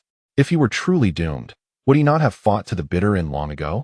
The queen's expression shifted slightly as she nodded, gritting her teeth. I understand, and thus, I will not pursue this matter further. The prophet gasped once more. What I have foreseen may yet come to pass in Li Hao's case. Be cautious, even more so, today. His inability to achieve victory may not be a misfortune for him. Since his emergence, he has faced no obstacles, yet this time, he has met with failure without losing control. His temperament is formidable. If Li Hao had lost control completely, that would indeed be a cause for concern. However, he did not. Even in the end, he successfully evacuated everyone, opting to withdraw rather than continue the bloodshed. The prophet perceived that this restraint was where Li Hao's true danger lay. The queen nodded again. I understand. Prophet, tend to your wounds now. Others, follow me. Do not disturb the prophet. With that, the assembly departed. Meanwhile, at this moment, Li Hao's corporeal form was disintegrating continuously, sustained only by the energy of his sword and the fountain of life. Zhang An hesitated for a moment but eventually approached, gazing at Li Hao. After a brief silence, he spoke slowly. If it were a new weapon, I might be able to slay that prophet at a certain cost. Li Hao nodded slightly and smiled. It's of no consequence. If a price must be paid, even at the cost of my life, I could still vanquish numerous deities. I could easily shatter all the pathways of the Tao, yet I have refrained from doing so. Even I, who value life so dearly, have not prepared myself for sacrifice. Have I? He chuckled again. The generals under my command in the Celestial Star Governorate only chose to unleash their full potential at the final moment. It is but human nature. If even our own are unprepared for sacrifice, why should we ask others to lay down their lives for mere gain? Being able to fight is already sufficient. Zhang An hesitated once more, but said, the conditions you agreed to earlier can all be rescinded. Not at all. Li Hao shook his head. There is no need for you to worry, senior. I am already content to be able to fight. Once I recover from my injuries, I shall fulfill my promise. Zhang An wished to say more, but Li Hao interjected with a laugh. Senior, you are being too tedious. Please return and rest. With a soft sigh, Zhang turned to leave. Meanwhile, Li Hao stood at the bow of the ship, gazing westward. Behind him, the Silver Moon martial artists. Their bodies still disintegrating, wore radiant smiles. Yuan Shua, resembling a charred log, even draped an arm around Li Hao's shoulder, inadvertently causing it to dislocate, leading to an awkward moment. My disciple certainly knows how to honor his master. Li Hao chuckled silently. Behind him, Nan Quan, barely holding on, remained furious, grumbling. Indeed. One can only rely on oneself. I shall never trust outsiders again. Li Hao replied calmly. Self-reliance is the true path. Today, I misjudged both myself and the enemy. However, it is not a loss. Indeed, it is not. I have discovered the pathways of my corporeal form. I have thoroughly examined every part of that queen. And though this battle was challenging, it was not in vain. Others may be unaware, but at the very least, both I and the Silver Moon martial artists have awakened through this conflict.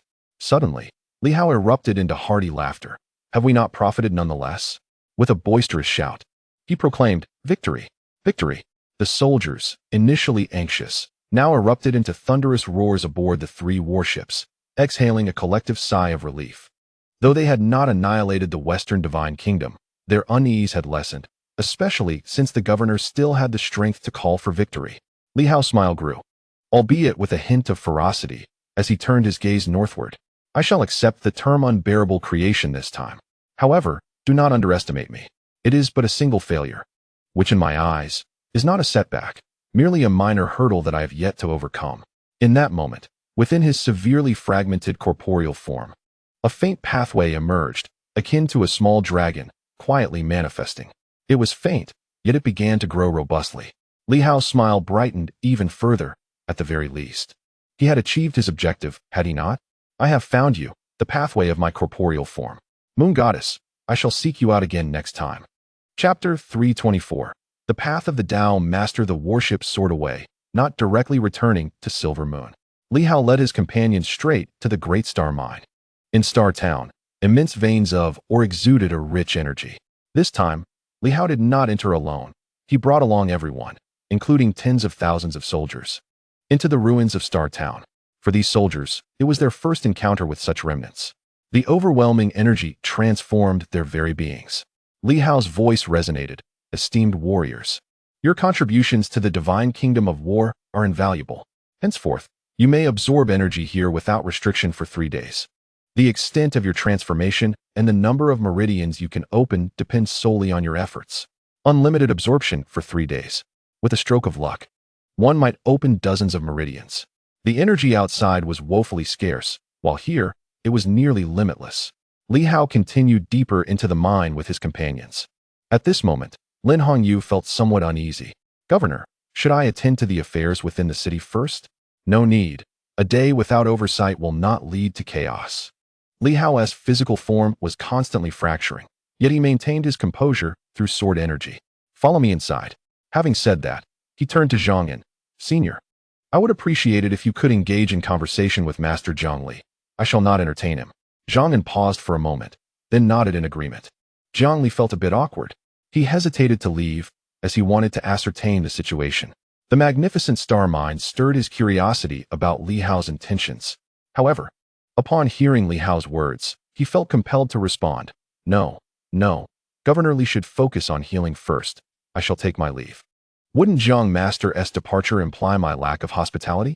Li Hao smiled, his gaze laden with meaning. If you leave, the constraints on King Dali will vanish, and he may return to strike against the Silver Moon army. Since you are here, you might as well join us.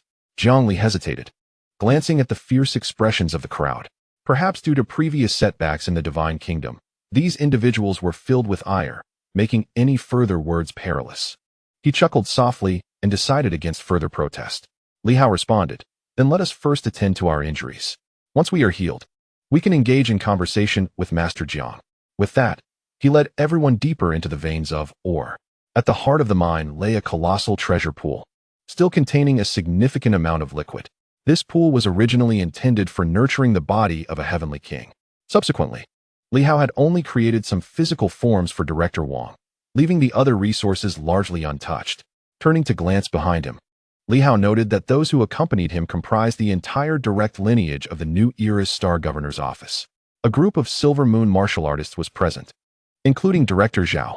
Aside from Ho Xiaoqing, who remained stationed at Silver Moon, the majority of the Silver Moon martial artists, including over 10 elder martial artists, were here, along with a few from the demon hunting army, such as Lu Long. Their numbers totaled around 40. Among them were Yao Si, Lin Hongyu, Chen Zhongtian, Qian Wuliang, Yang Shan, Qin Lian, Dao Jian, and several others who had previously entered the Dawn of Light. There are still those who have followed from Silver Moon to the present, now entering the Dawn of Su Guang, yet have somewhat lagged behind, such as Hao Lianchuan and his companions. Additionally, there are a few ancient powerhouses like Director Wang, several leaders from the Battle Heaven Army, and the Imperial Guard. In total, there are approximately 100 individuals. This represents the entirety of the top-tier powerhouses within the Celestial Star Governor's office, those above the Dawn of Su Guang. Of course, there are others, but they are not considered direct subordinates. At this moment, those who can enter this realm, whether newcomers or latecomers, including the sycophantic Hu Qingfeng, are all recognized by Li Hao as part of his direct faction. If the Silver Moon warriors were to choose, naturally, only those from Silver Moon would be deemed worthy. However, Li Hao did not place too much importance on these distinctions. After all, the numbers are not overly significant. A mere 100 individuals is quite scant for a formidable force. At this juncture, some of the warriors are struggling to endure, their bodies oozing blood. Yet they all look toward Li Hao, awaiting his command. In today's battle, they have gained little advantage. Strictly speaking, they have suffered losses. Despite having slain 2 of the enemy's deities, it ultimately proves futile, as their physical toll has been immense. And the opposing deities may very well be capable of resurrection. Deities are born of the principles of heaven and earth, making their eradication quite challenging. The collective lacks the capacity to obliterate their adversaries entirely. Thus, even though Li Hao has vanquished the fire god, the enemy may revive in due time, leaving Li Hao at a net loss. Of course, at this moment, no one truly comprehends Li Hao's objective in attacking the divine realm. Everyone is holding their breath, filled with anger and frustration. The once invincible Celestial Star Governor's office has incurred substantial losses this time. Li Hao himself has also sustained severe injuries. He gazes at the crowd and speaks. The crux of this battle lies in our lack of substantial high-end combat power, overly relying on the assistance of the new martial artists. Among the crowd, Director Wang appears somewhat embarrassed. Li Hao continues, moreover, our repeated assertions of self-improvement while placing undue hope on the strength of the new martial artists is fundamentally misguided. Previously, our opponents were not so formidable, and thus we did not feel the disparity. Including Dali, their divine guards and temple priests are modern individuals, so the gap is not vast. We could assert dominance. Yet this time, we find ourselves at a disadvantage because deities are ancient beings, uniquely capable of manifesting in this era upon resurrection. Li Hao reflects with a hint of nostalgia. A defeat in what could be deemed a not-so-grievous battle is still acceptable. It can be regarded as a valuable experience. He smiles, adding, however, it is quite normal. I believe I have adjusted. There are no invincible martial artists. From Silver Moon to now, I have consistently emerged victorious. And a minor loss can actually be quite beneficial, offering a unique sensation and experience. Are you truly unscathed? Yuan Shuo inquires, well aware that his disciple, though appearing calm, possesses a rather proud spirit. Li Hao replies with a smile, indeed, I am fine. It is merely the discomfort of my first defeat, having believed victory was assured, only to be countered. It is slightly unsettling, yet I have not incurred significant losses. He swiftly shifted the topic. Thus, the crux of the matter lies in our respective strengths. Only those with 10 meridians or more can be deemed as sun and moon. It is only by transcending into the realm of sun and moon that one can truly claim to have reached the pinnacle of the current world. Otherwise, none among us have truly attained a limit. 7 meridians merely represent the most feeble pinnacle of the original avatar's strength. At this point, he added, moreover, there is another crucial point. Everyone yearns to unleash their ultimate combat potential, yet each time, our physical forms struggle to bear the burden. We have regressed to the earlier state of having weak internal organs. The crowd nodded in agreement, yet there seems to be no solution. In truth, it is not that our physical forms lack strength, they are quite standard. However, upon this foundation, we are unable to unleash our potential once more. Compared to some of the top geniuses of the new martial era, we certainly fall short, yet we are not necessarily weaker than those average practitioners of that time. Li Hao continued, I have recently discovered a new meridian. I am uncertain if it pertains to the physical meridian, but should it be so, unlocking this meridian would entail more than a mere singular pathway. If our physical forms grow stronger, we could support the opening of additional acupoints and meridians without risking bodily collapse. Therefore, the physical meridian holds immense significance. A smile graced Li Hao's face. At that time, the increase would not merely be the power of one meridian. It could potentially be 3, 5, or even more. The crowd felt a stir of excitement. A physical meridian? Yuan Shua's eyes flickered momentarily. Despite his frail physique, he became animated. The physical meridian. Li Hao, have you indeed discovered a new meridian? Yes, but it may not be the entirety, Li Hao replied, taken aback. Yuan Shua, however, was elated. Recently, we have been conducting research as well. Alongside Director Qi and a few others, we discussed that the current 36 attribute-less meridians represent merely the most elementary cycle, while the human body's attribute-less meridian system comprises at least 360 pathways. These attribute-less meridians serve to reinforce various parts of the body. We have pondered whether the physical meridian is singular or part of a larger cyclical system. The attribute-less type is relatively moderate, representing a balanced cyclical system. Attributes imply the existence of a grand system. Does the physical meridian also reside within another grand cyclical system? We have yet to discover a specific meridian that enhances the physical form, rendering us unable to deduce the entire system. Once a single one is discovered, does it not signify the potential to uncover more?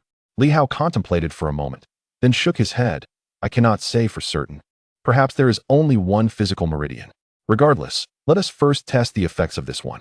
If it proves effective, that would already be a significant achievement. Yuan Shua nodded, then suddenly inquired, was this found on the divine being? That queen? Yes, Li Hao responded. No wonder. Yuan Shua chuckled, nodding, if that is the case, and you have indeed discovered the physical meridian, then this endeavor is not a loss, but rather a gain. There is no need for you to utter such words to console me, Li Hao remarked, observing the excitement radiating from his teacher, who seemed convinced of the physical meridian's existence even before it was fully unlocked. It was as if he was eager to proclaim the battle a significant victory. Li Hao understood his teacher's intent was merely to soothe himself. However, he felt it unnecessary. Teacher, do you still perceive me as a child? Nearly 4 years have elapsed since he first enrolled, and he is no longer the fragile child who had just lost his parents. The initial difficulty in accepting the situation has dissipated following the defeat of the queen. He refrains from discussing these matters further and addresses the crowd. I shall attempt to initiate this process.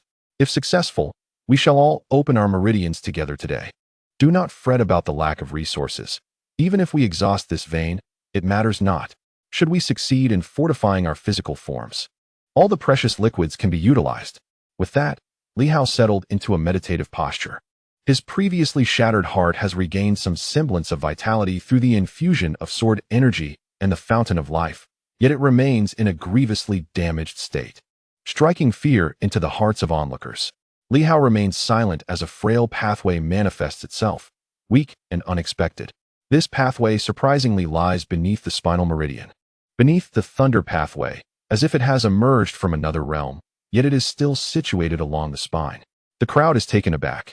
Does this signify a different dimensional pathway in the same location? How did Li Hao discern this? Nevertheless, Li Hao pays no heed to such inquiries, voraciously absorbing energy as the feeble pathway swells, transforming from a mere worm into something akin to a water snake in the blink of an eye. After drawing forth some precious liquid, the pathway continues to grow. However, his physical form remains largely unchanged, as the pathway has merely expanded and not yet activated. Time elapses, and the pathway swells to the size of a great dragon, yet it still exhibits minimal change. At this juncture, the spectators struggle to determine whether this pathway possesses any attributes. An attribute-laden pathway would emanate certain powers, akin to the elemental pathways, while a non-attribute pathway appears somewhat dull. However, this particular pathway glimmers with a translucent quality, distinctly setting it apart from earlier manifestations. Perhaps it is indeed a unique type of pathway. Should one seek to comprehend its essence, or is it sufficient to merely strengthen and activate it? The crowd, engrossed, fixates their attention on the unfolding events. Li Hao, too, contemplates whether to seek understanding or to proceed with the activation. Yet this type of pathway is unfamiliar to him. After deliberation, he resolves against seeking comprehension, for he himself is unsure how to grasp its essence. If it pertains to the physical form, what essence does it represent? Given the uncertainty, he opts to forcibly shatter and activate the pathway. Instead of directly shattering it, Li Hao employs a method akin to acupuncture, carefully slicing it before stabilizing the pathway.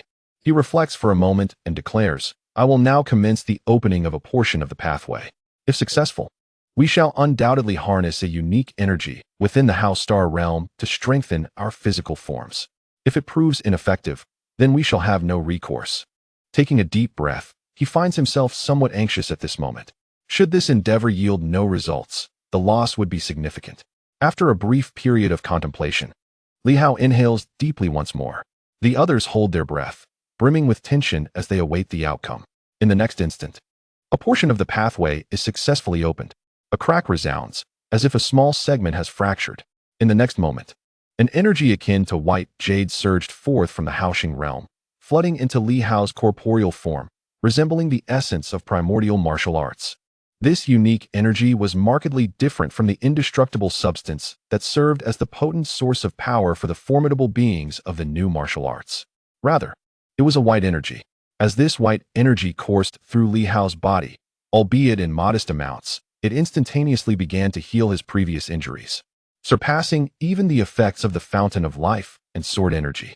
Suddenly, a deep growl resonated throughout the underground, a roar brimming with excitement. It seemed to echo the very essence of the corporeal path. Outside the mine, Zhang En and the others heard the roar, perplexed, wondering how these individuals could be so invigorated after their recent defeat. Yet, within the mine, any semblance of despondency was absent. As the milky white energy manifested around Li Hao, the crowd erupted in fervor. Yuan Shuo murmured, "Yes, this is it, the true source of life, the very essence of vitality." Nearby, Nan Quan squatted on the ground, remarking wistfully, "Indeed, this is the color of life before birth." The others regarded him with disdain. "We are discussing the origins of life, and you speak so shamelessly." Nan Quan rolled his eyes, feeling ostracized within the Silver Moon martial artist circle. Am I wrong in my observations? Nevertheless, he paid little heed to them, his focus on Li Hao filled with excitement and anticipation. Was this truly the corporeal path? Previously, he believed that a non-attribute path was equivalent to the corporeal path. How mistaken he had been. Meanwhile, Li Hao was gradually unraveling the path. A smile began to grace his face as the previously shattered cheek began to mend, no longer appearing so ghastly. However, after a brief moment, he furrowed his brow slightly and murmured, "The results are commendable, or rather, exceptional." But Li Hao hesitated, stating, "There is a lack of that transformative sensation." Yuan Shuo could not contain himself, exclaiming, "What level of power do you possess? Do you expect a single path to induce a transformation within you? What are you thinking?" Yet for others, particularly the practitioners under the sun and moon, opening this path could undoubtedly lead to monumental transformations. What level of power had Li Hao attained? At his stage, if a path could directly induce a transformation in his strength and physique, how formidable would that be? Yuan Shuo continued, "Even if a path is opened, it can still be further strengthened, absorbing the unique energy of the Haoxing realm. Different acupoints can absorb disparate energies, thereby enhancing the path and amplifying one's abilities." Li Hao nodded, resolved to open them all. With that, he shouted, accelerating the previously gradual process of opening the path. Before long, the entire path was shattered and unleashed. In an instant, a powerful energy surged into his being. Crack! Li Hao's bones appeared to undergo a transformation. Originally, they were morphing towards the golden bones of the new martial arts, a subconscious imitation. But at this moment, with the flow of milky white power, his bones shifted from a pale gold back to white. Li Hao murmured, "Human bones are inherently meant to be white. Is this a return to origins?" The initial martial arts of white jade bones are indeed white. However, the bones and physical form of the first martial arts do not compare to the new martial arts. The golden body path of the new martial arts is a distinctive method that transforms bones into something akin to metal. Yet this time, the energy Li Hao extracted caused the bones to revert to their white state. Li Hao reinforced his physical body and sensed the changes, revealing a flicker of delight. For him, the augmentation was not excessively significant. Having already activated numerous pathways, this enhancement might only allow Li Hao to add 1 or 2 more pathways, but for others, it could potentially enable them to open 3 to 5 additional pathways. This distinction was monumental. A smile graced Li Hao's face. Opening the pathways is merely a step-by-step process. Once we can activate the physical body pathways, it may be possible to directly open several pathways at once, bypassing the gradual approach. He turned to the others. The physical body pathways truly exist. This presents us with an opportunity. The crowd buzzed with excitement. However, Yuan Shuo remained resolute. The physical body pathways may not be limited to just one. I maintain my stance, Li Hao. Let us first attempt to activate this one, and you may continue to explore. Li Hao nodded and addressed the group. Everyone, enter the treasure pool to cultivate. With a wave of his hand, a torrent of life essence surged forth. This was provided by the demonic plants, filling a large vat, but now Li Hao poured it all into the treasure pool, prompting the onlookers to inhale sharply, aware of the considerable consumption involved. Li Hao continued, no matter how abundant the energy, if one is slain, it becomes another's. We shall spare no expense, hoping that each of you can step into the true realm of sun and moon, possessing at least 10 pathways. He spoke gravely now. As the heavens and earth stabilize, the emerging strong will only grow in might. As it stands, my own limits can exceed 20 pathways. Of course, this is for those of us who have received the favor of destiny or the support of the great Tao. Even without such advantages, those with original avatars can manifest nearly 10 pathways or even stronger original avatars. Previously, when we eradicated the 9 divisions, the most formidable could barely unleash the power of 7 systems of divine abilities.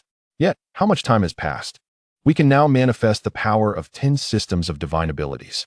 As time progresses and the heavens and earth become more stable, stronger beings will inevitably emerge. Not only are the ancients awakening, but even the divine beings are gradually reviving. The more stable the heavens and earth become, the mightier the divine beings grow. In their prime, divine beings possess the power of sages, yet currently, they have not reached that pinnacle. They are growing alongside the development of the world. It must be said that divine beings possess unique advantages that others do not. The crowd said little more and promptly entered the treasure pool. A vast quantity of the precious liquid was swiftly drawn by them. Originally, this treasure pool was meant to nurture the physical bodies of kings, providing significant benefits for physical restoration. Now, as they used it for healing and activating physical body pathways, it was indeed quite fitting. With Li Hao setting the foundation, everyone felt unrestrained, eagerly absorbing energy to manifest new pathways. Meanwhile, Li Hao began to recover from his injuries. The newly awakened pathways have significantly augmented his physical strength. However, having forcibly opened 360 acupoints previously, Li Hao found it somewhat challenging to sustain. At this moment, he began to seal some acupoints once again, alleviating the strain on his body. Currently, he had fully activated 9 divine pathways and 1 singular physical pathway. The number of acupoints had surpassed 180. For every 5 acupoints activated, a complete pathway was established. Li Hao diligently reduced the number of acupoints, continuously closing some to lighten the burden on his physique. Nevertheless, compared to the earlier count of 230, he preserved a few more. At this juncture, he still possessed the capacity to endure additional pathways. Soon, Li Hao retained 250 acupoints that shimmered with radiance. The non-attributed pathways were completely activated to a total of 14. Thus, the burden on his body was considerably diminished. Combined with the freshly opened physical pathway and 9 divine pathways, Li Hao had successfully activated 24 complete pathways. According to their classification of the new martial arts, 9 pathways represented the 9 layers of mountains and seas, with 3 additional pathways in the sun and moon layer. Li Hao had reached the pinnacle of the 5 layers of sun and moon. Naturally, for those who were not divine powerhouses and had not activated divine pathways, reaching the 5 layers of sun and moon required the activation of 300 acupoints. At this moment, Li Hao's physique felt significantly more stable, and the previous sense of oppression had lessened. He contemplated the queen, who, if measured by strength, was slightly superior to him now, possessing combat prowess equivalent to the 6th layer of sun and moon. Previously, Li Hao had been considerably weaker than her. However, Now the gap had narrowed. Yet, in a potential confrontation, could he triumph without forcibly opening additional pathways? Li Hao was indeed a genius with a plethora of techniques. But his opponent was a deity of this realm, not a mere weakling. At this stage, overcoming such a disparity was exceedingly arduous. Nevertheless, Li Hao felt a twinge of reluctance.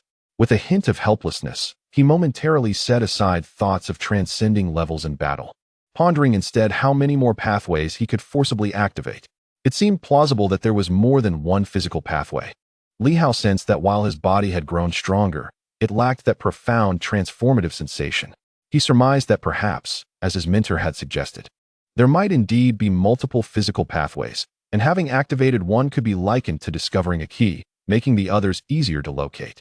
Casting a glance towards the treasure pool, he observed that everyone was fervently absorbing energy, a torrent of vitality surging into their bodies. The weaker individuals experienced the most significant enhancement as their physical pathways activated, resulting in substantial gains for them. Li Hao mused that if one were to embark on martial training by directly opening physical pathways, the outcome could be radically different.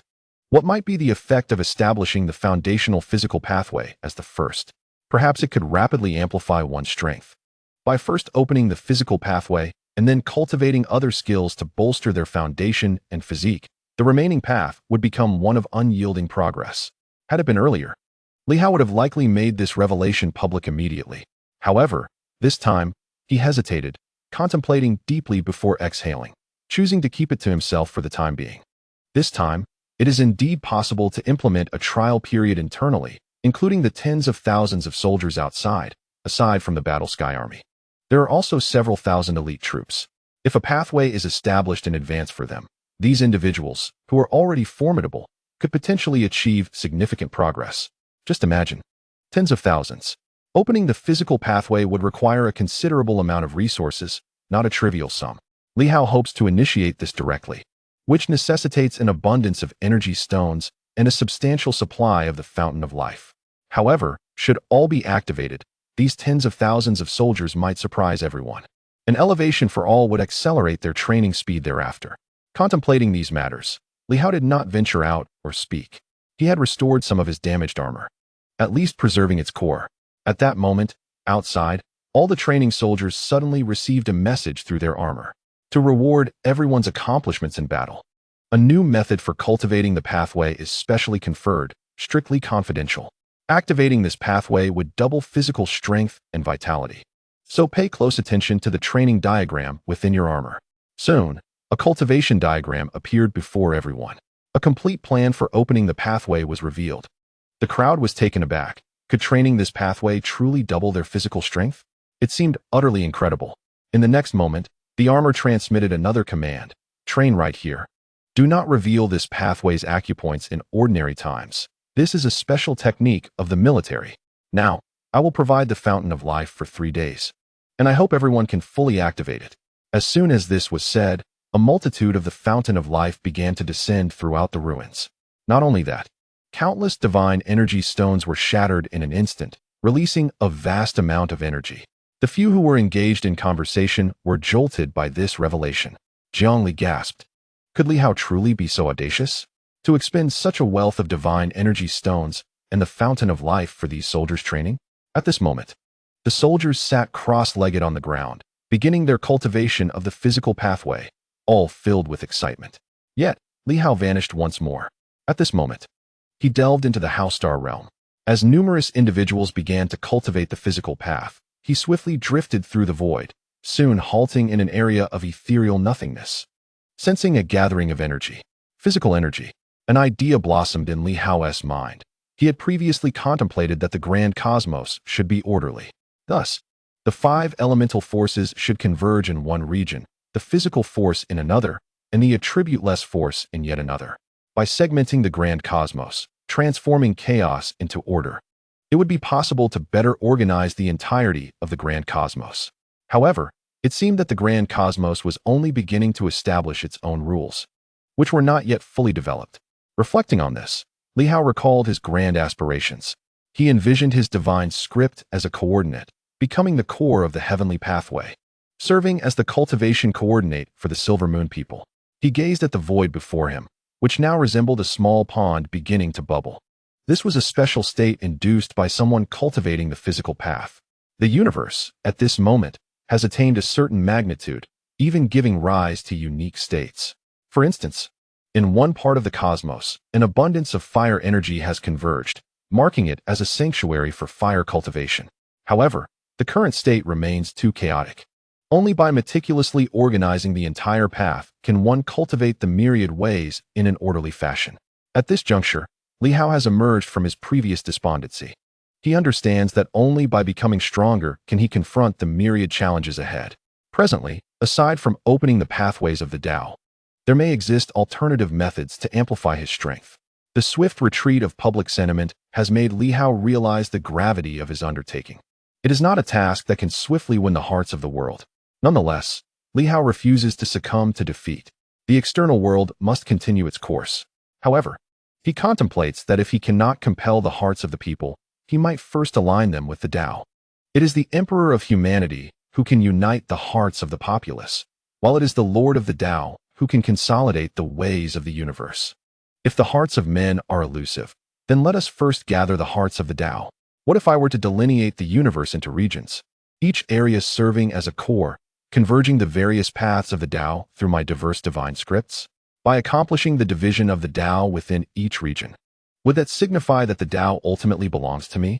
While the hearts of men are inscrutable, the Tao is devoid of sentiment, thus rendering it more manageable. However, this endeavor is an exceedingly monumental task.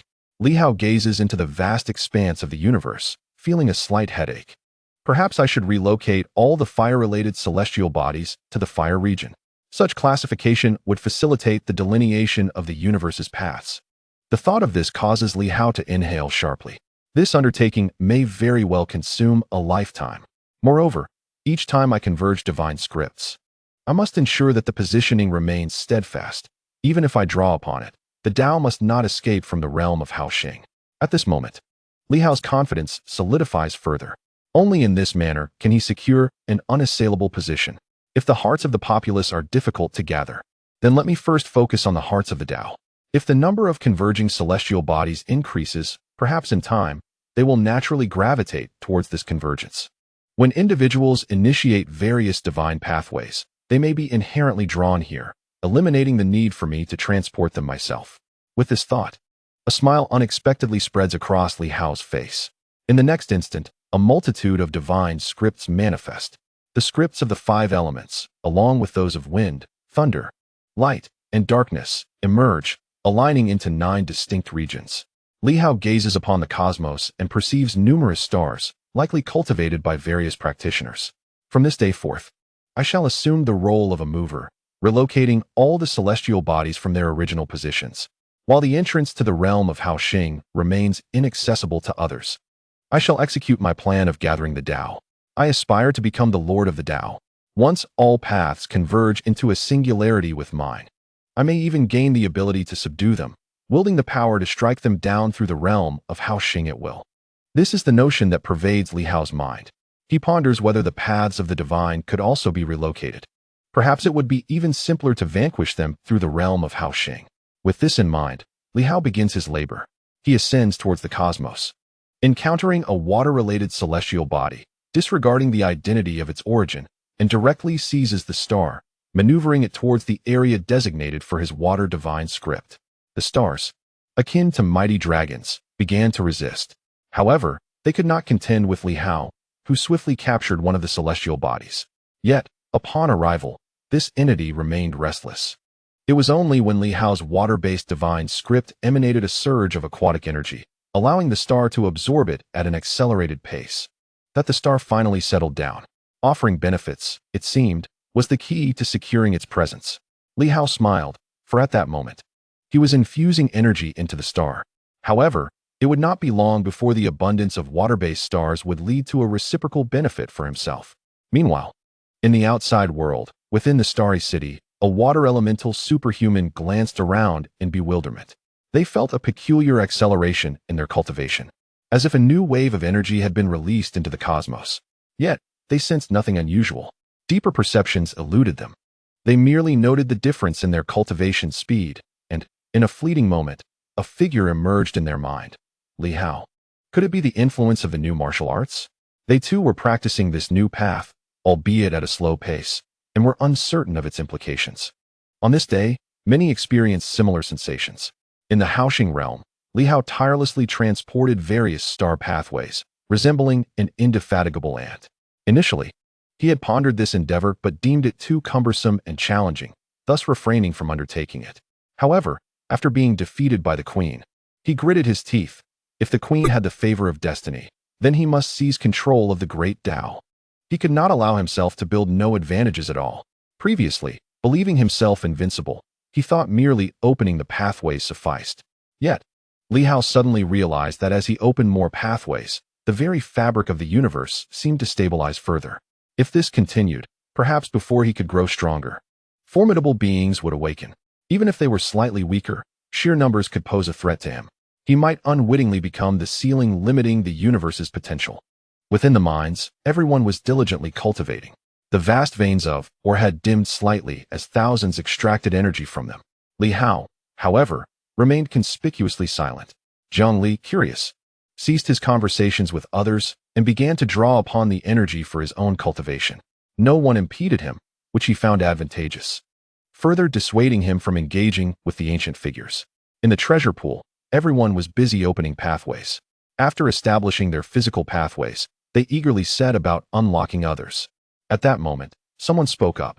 Has anyone noticed that someone seems to be tampering with my pathways? There was a palpable sense of awareness among the group. Yet, no one voiced their thoughts.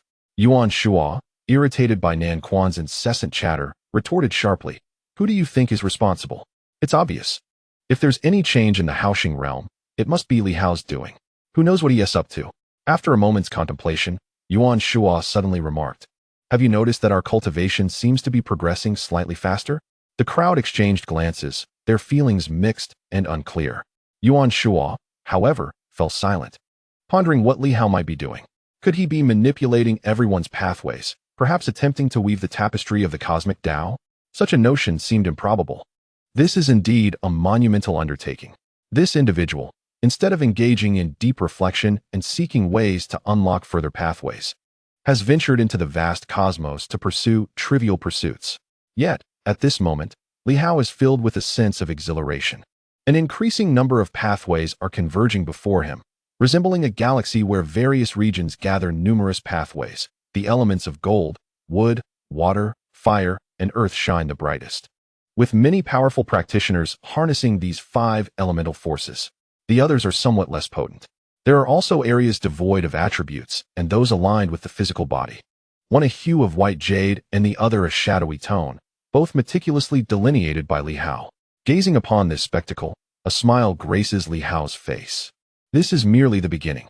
He has temporarily gathered the nearby pathways, mindful not to squander time venturing too far. At this moment, each region boasts a grand star suspended in the air, serving as the core of that region. That is Li Hao's own great path. If only the divine script of the word Tao could hover in the central area, it would be even more splendid.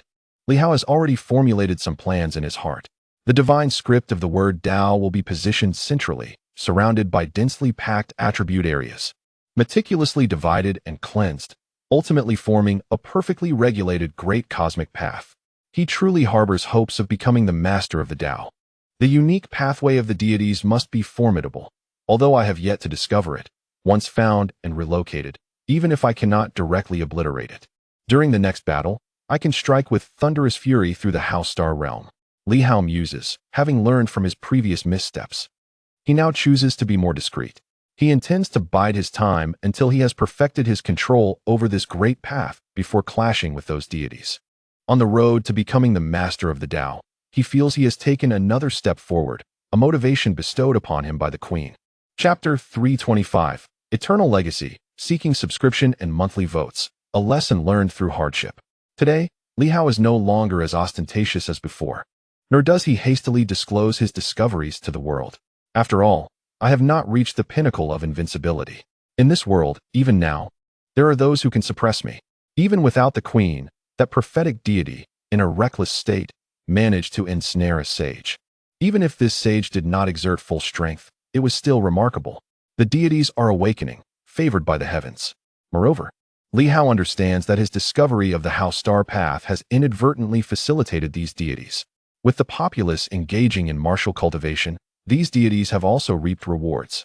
It must be noted that they have indeed plucked some of Li Hao's fruits. However, this is beyond his control. What can be done when these deities inherently embody certain paths? The strength of the divine realm today can only be attributed to Li Hao's immense efforts. The swift resurgence of these deities is inextricably linked to his promotion of martial cultivation among the masses, yet sadly, these deities show no gratitude. Li Hao feels a surge of anger. Yet, he recognizes that anger is futile. The most prudent course of action is to strengthen oneself.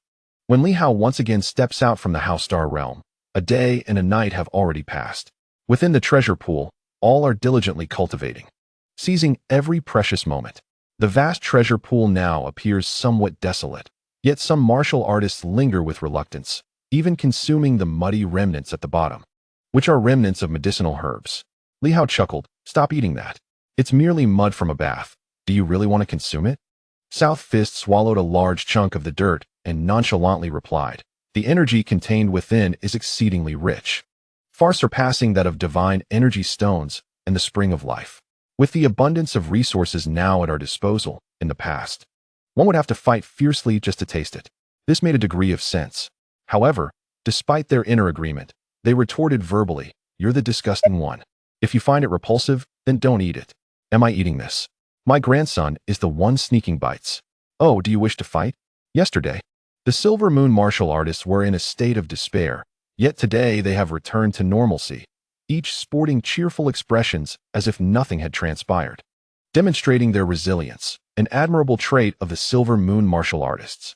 Despite their bickering, no one intended to engage in a fight with such energy. Why not challenge the divine instead? At this moment, South Fist disregarded the provocations of Thunder Kick and excitedly proclaimed, "Today, we have all grown stronger. If you still have confidence in confronting that queen, let us go after her. One day hence, we shall return. How about that speed? Surprising, isn't it?" Li Hao chuckled. How has everyone's strength progressed? At the very least, 9 meridians, ninefold of the mountain and sea. At this point, the Blade of Domination coldly remarked. Were it not for South Fist and the others lagging behind. South Fist instantly erupted in fury. "I have reached the first level of sun and moon. I have opened 10 meridians and stepped into the realm of sun and moon. Blade of Domination, you used to avoid targeting me, and now you are like this? Why don't you mention that it was the Emerald Light Sword and the others who held you back?" His recent progress had indeed been notable. At present, having opened 10 meridians and many acupoints, half of his pathways were already unlocked. Blade of Domination looked down on him, which did not sit well with South Fist. The Blade of Domination raised an eyebrow, remaining silent. Women, he deemed, were not worth comparing with. Among men, he felt that South Fist maintained a good attitude. Dismissing him was inconsequential. However, he was concerned that those with poor mentalities, like Golden Gun and his companions, might be provoked and consider leaving home. Thus, he thought it fitting to use South Fist as a target for his jests. Li Hao chuckled and said, "All right, everyone quiet down." After observing the group, he inquired, "Currently, who has opened the most meridians?" He no longer approached the matter as he used to, directly probing everyone. With youth comes folly, but he had matured somewhat. The crowd exchanged glances, and it was Yuan Shua who spoke first. "I am uncertain about the others, but I have opened 5 divine meridians. No, with the physical meridian included. That makes 6.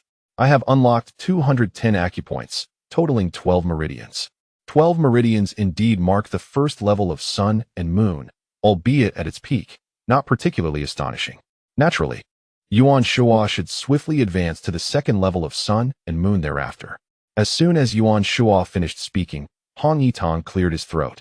"I have opened 7 divine meridians and 1 physical meridian, unlocking 199 acupoints, summing up to 11 meridians. In truth, he was merely 1 acupoint away from 12. Li Hao suspected he was intentionally yielding to Yuan Shua. Otherwise, how could one possibly attain exactly 199 openings? Can it be that not even one more is feasible? Yuan Shua and Hong Yitong have only managed to open a single pathway, while the others do not differ significantly from Nanquan. Nevertheless, Li Hao's gaze shifted towards the others. Upon noticing Li Hao's attention, Lin Hongyu was about to speak, but Li Hao interjected, stating, There is no need for concealment. I wish to ascertain everyone's true capabilities. This woman possesses remarkable talent, and her combat prowess is formidable. Previously, she exhibited nearly the strength of 7 pathways, and among those present, few surpass her. Even the earlier group, led by Hong Yitong, may not truly be stronger than she. In fact, she had previously single-handedly vanquished a source avatar. Lin Hongyu appeared slightly awkward but eventually revealed, I have opened 7 divine pathways and 1 physical pathway, achieving 203 openings. Yuan Shuo was taken aback and cast a glance at her. How could this woman have such rapid progress? He believed himself to be exceptionally swift. Having even forsaken the continuation of his other divine pathways to focus on openings, yet he had merely surpassed her by 7. The critical point is that she has been preoccupied with managing the entire dynasty. Yuan Shuo felt a tinge of confusion. Although they both possess 12 pathways, she has actually opened 3 more than him. Lin Hongyu displayed a hint of a smile, appearing somewhat bashful, though everyone knew this was an act. As she was exceedingly adept at disguise, she shyly added, it was Lord Hongshan who secretly supported me with a significant amount of life springs. As you all know, I have been collaborating with Senior Hongshan for some time. Whether this statement holds truth was not questioned by anyone, yet the atmosphere among the group grew peculiar.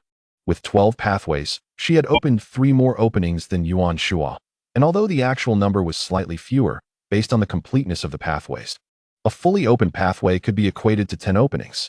Li Hao nodded slightly, finding no cause for surprise. Then, he turned his attention to a few individuals.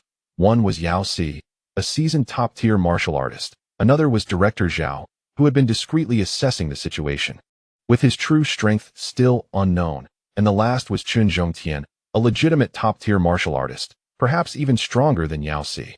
This individual always appeared half alive, and Li Hao harbored serious doubts that these individuals were not concealing their true strengths, fearing overshadowing the Silver Moon martial artist. Indeed, these individuals had previously surpassed the Silver Moon martial artist. All had shared in the openings and cultivation, with equal resources. Could they truly be weaker? Li Hao found this hard to believe. These individuals are likely to have been hiding their combat prowess, not being forthright. Noticing Li Hao's gaze, Director Zhao coughed and commented, looking at me is of no use. I am aware of my late progress in openings.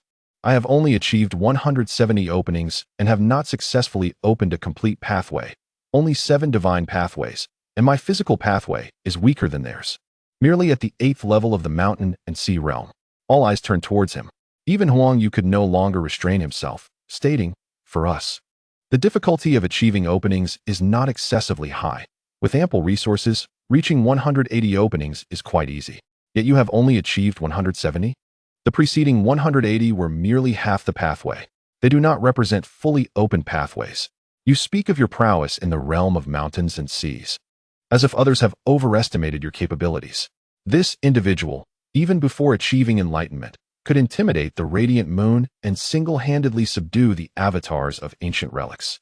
To claim oneself merely as a practitioner of the mountains and seas, do you take us for fools? Director Zhao coughed again, realizing too late the gravity of the situation. Especially with the imminent war approaching Silver Moon. Li Hao merely observed him in silence before finally stating, it is not that I am particularly keen on inquiring about everyone's strength. Rather, it is crucial that I understand it, lest I mistakenly assign mismatched opponents to each of you. He furrowed his brow slightly and continued. The reason for our lack of achievements this time is indeed related to the disparity in our strengths and the asymmetrical nature of the foes we faced. For instance, our teacher should not have confronted the god of the 5 elements, nor should the avatar of the demonic plant have engaged with the god of life. Seeing the seriousness in his tone, Director Zhao could only respond with a hint of resignation, coughing once more. Indeed, I seem to have neglected to account for the previously open meridians of the limbs. These 4 meridians are included among the 36 pathways. Thus, if I consider my enlightenment as comprising these 40, I have unlocked 210 acupoints, in addition to 8 other meridians. Suddenly, that amounts to an increase of 40. The crowd collectively cursed under their breath. How could one forget that the meridians of the limbs had long been integrated into the system? Hence, the reality is that this individual has truly unlocked 6 attribute-less meridians and 8 additional ones, totaling 14. This places him, aside from Li Hao, As the foremost practitioner of the dual realms of sun and moon, Yuan Shuo could not help but roll his eyes, though he was not overly surprised. With Zhao Shuguang commanding Silver Moon, his strength was formidable. Unlocking 14 meridians was not unexpected. They merely looked down upon him, aware that even now, he might not be divulging the complete truth. Shameless. Li Hao, however, was somewhat astonished. 14 meridians is indeed no small feat. As for himself, he had merely seized certain advantages. Director Zhao had indeed learned of matters rather late, yet achieving enlightenment of 210 acupoints in such rapid succession was remarkable. It could only be attributed to the individual's prior strength, facilitating a swift transformation.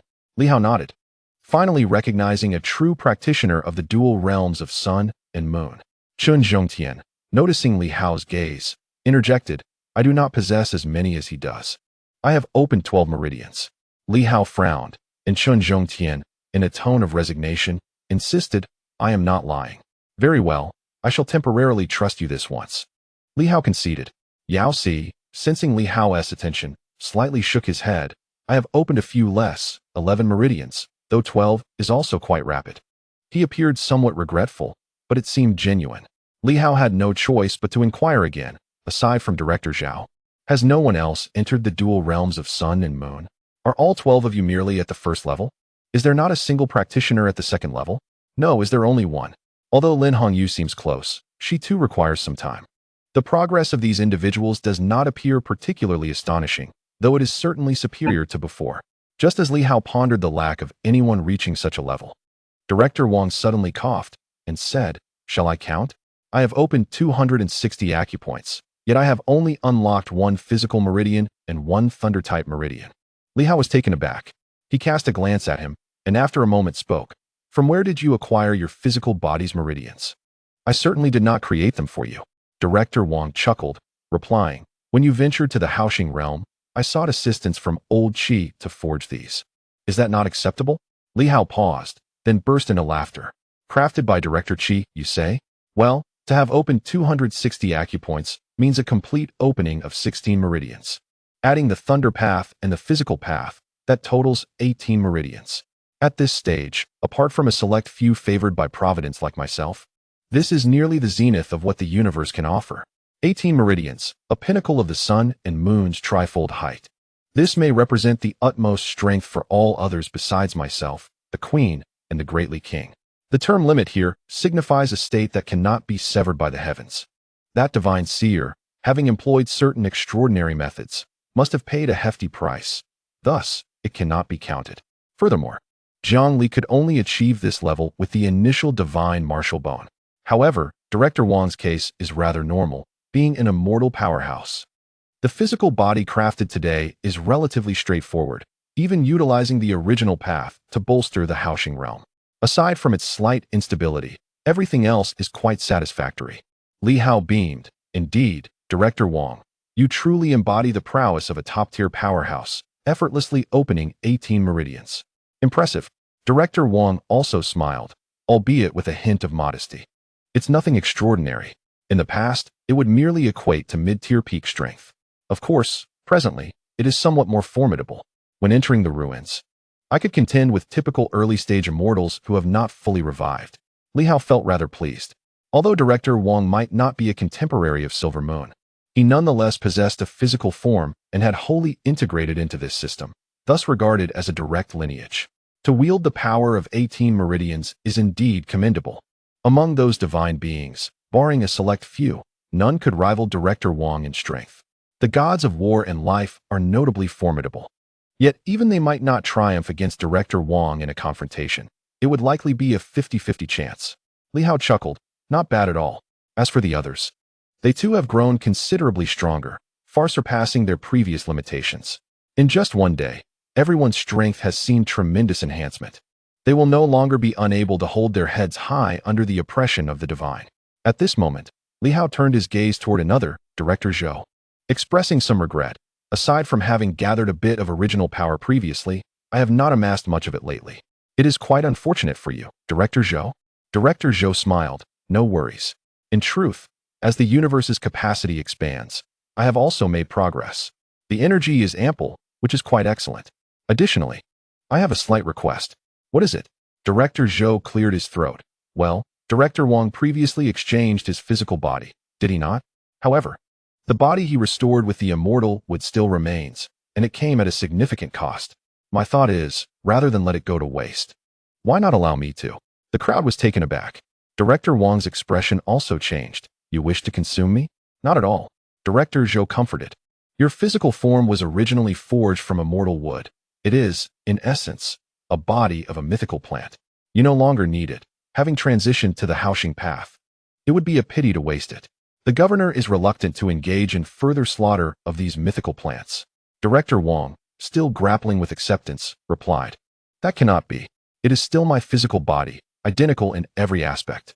If you consume it, do you remain human? That is not the intent. Regardless, Director Wang was resolute in his stance. That body is exactly like mine. It would be unbearable to have it consumed. Although I recognize that having embarked on this path makes it difficult to turn back, I still struggle to accept this reality. He pondered, do not dwell on it. Have Governor Li procure the primal force and indestructible material for me. My physical form shall not go to waste. After speaking, he turned to Li Hao, saying, I wish to gift it to Old Nine. What does the governor think? Old Nine. Li Daozong. Director Wang chuckled. That fellow is rather unwilling to forge a new body and is disinclined to pursue a new martial path, having incurred some losses of primal energy. My thought is to bestow my old body upon him. This way, the governor can also avoid unnecessary trouble and ridicule from him. This indeed seemed a splendid idea. While Director Wang was unwilling to be consumed by Director Zhou, he found no objection to Old Nine doing so, choosing to turn a blind eye. Li Hao responded with a smile, That works. Director Wang sighed in relief. Li Hao continued, I shall return to discuss matters with Director Zhou later. Having said this, he turned his gaze towards others, among whom Lu Long was of particular concern. Seeing Li Hao's gaze, Lu Long solemnly stated, I have opened 190 meridians, with 3 pathways of divine arts and 1 pathway of physical might. In total, I have opened 6 meridians, reaching the 6th realm of the mountain and sea. This level of strength was merely average. Although it matched the previous 6 divine arts, it still lagged significantly behind others. Li Hao, however, was unperturbed, responding with a smile. As long as the physical pathway is opened, that suffices. The military relies on the power of unity. As long as they can harness greater strength, the soldier's vitality can unleash formidable might. Now commanding the demon-hunting army, Lu Long's forces had grown significantly stronger. Once they merged again, as long as Lu Long could withstand it, their combat capability would be formidable, provided that their physical forms were robust. With Lu Long having reached the 6th realm of the mountain and sea, others would not be far behind. At the very least, they had all entered the mountain and sea tier. Li Hao was increasingly satisfied. Even the 1st realm of the mountain and sea could rival the former divine arts. Among those present, none were weaker than the mountain and sea tier, which was commendable. It was worth noting that not long ago, Li Hao's claim of surpassing 10,000 in the mountain and sea was mere exaggeration. Yet now, it too was boastful. The mountain and sea tier was not as common as it seemed. Among the 100 or so individuals present, most had crossed into the mountain and sea tier, with some at the sun and moon levels and others at the divine arts tier. However, they were not considered the true elite. The genuine elite power consisted solely of these individuals. He then turned to several commanders of the Battle Heaven Army, smiling as he asked, Do the esteemed commanders have an interest in utilizing the physical forms of new humans or perhaps the new martial bodies? In this casual yet critical moment, the new human physique presents a viable pathway, whereas the new martial body poses significant challenges, much like Director Zhou, who requires primordial energy and an abundance of indestructible materials, making advancement exceedingly arduous. Li Hao encouraged, stating that if one were to choose the new human physique like Director Wang, everyone would swiftly catch up. As they were once peak powerhouses, even if they were not, they would be close enough to soon ascend to the realm of sun and moon. The several commanders exchanged glances, and it was ultimately the 7th commander who spoke, saying they should consult their mentor's opinion. Is it truly so complicated? Li Hao laughed. The mentor previously indicated it was up to you all. If needed, you could consult General Huai and the Guardian Turtle, as their avatars remain here. This time, the avatars of the 2 formidable beings successfully halted the advance of 2 powerful deities. However, General Huai had been in a state of celestial lockdown and had not revealed much of his strength. Yet, as mere avatars, their true capabilities would not significantly alter the situation. The commanders hesitated, their uncertainty stemming from the decision to choose the new human physique. If they were to opt for the new martial physique, hesitation would be unnecessary. This meeting marked their first foray into Li Hao's core faction. Yet, the idea of abandoning the new martial physique left them feeling somewhat uncomfortable, as they did not possess the same boldness as Director Wang. After a prolonged silence, the 7th commander muttered, "If the Minter has no objections, then let Commander 11 make the decision." Li Hao chuckled. Recognizing the underlying message, they were inclined toward the new human physique. After all, in this era, the limitations on advancing with the new martial physique were substantial to progress. One must first vanquish foes, be they humans, beasts, or ancient powerhouses, before any opportunity for growth could arise, which was quite troublesome. Very well, I understand. This time, I will have the 9 commanders, along with Director Wei and several students from Yuanping Martial Science University, restore their physiques, roughly a dozen individuals, not too many others. And then we shall wait for the time being. The commanders remained silent, tacitly agreeing. Li Hao glanced at the Imperial Guard, feeling somewhat exasperated but refraining from voicing his concerns. For now, they would let him stand like a tree, as he currently had no effective means against the plant beasts. Much like with the Black Panther, Li Hao found himself powerless against the beast. The Black Panther had been slumbering deep within the mines, and whether it could awaken the beastly lineage depended solely on its fortune. At this juncture, the number of powerhouses at the sun and moon level had increased significantly compared to before, instilling Li Hao with newfound confidence. Just then, Director Zhao spoke up. In our recent battle against the Divine Kingdom, their deities sustained injuries. Both the Prophet and the Moon God were gravely wounded, and they are unlikely to press forward in the short term unless they truly witness our physiques collapsing. However, the nations of Dali, Dahuang, and Shui Yun may not relinquish their ambitions. Director Zhao continued solemnly. Although we showcased our combat prowess in our clash with the Divine Kingdom, we failed to conquer them, which may lead them to perceive us as lacking. They might recognize both sides' strengths, yet since Li Hao could not secure victory against the Divine Kingdom, any previous apprehensions may dissipate. They may think that Li Hao is wary of the Divine Kingdom and hesitates to deploy troops against them. At this moment, Nan Quan suddenly snorted coldly. Let them be. Attack them. This time, had it not been for the sudden betrayal of those individuals, they would not have faced such an easy defeat. At that time, Li Hao had already subdued the Queen of the Divine Kingdom. It was the treachery of these scoundrels that led to the reversal of the situation. He remains haunted by past events. It is distressing. Had the populace not suddenly feared the deities and their trust in Li Hao not wavered, continuing to bolster him, he would have already subdued the Queen of the Divine Kingdom. Alas, it was all in vain. He is still filled with indignation. Director Zhao sighed. We cannot say that. The Tianxing governor's office was established too recently.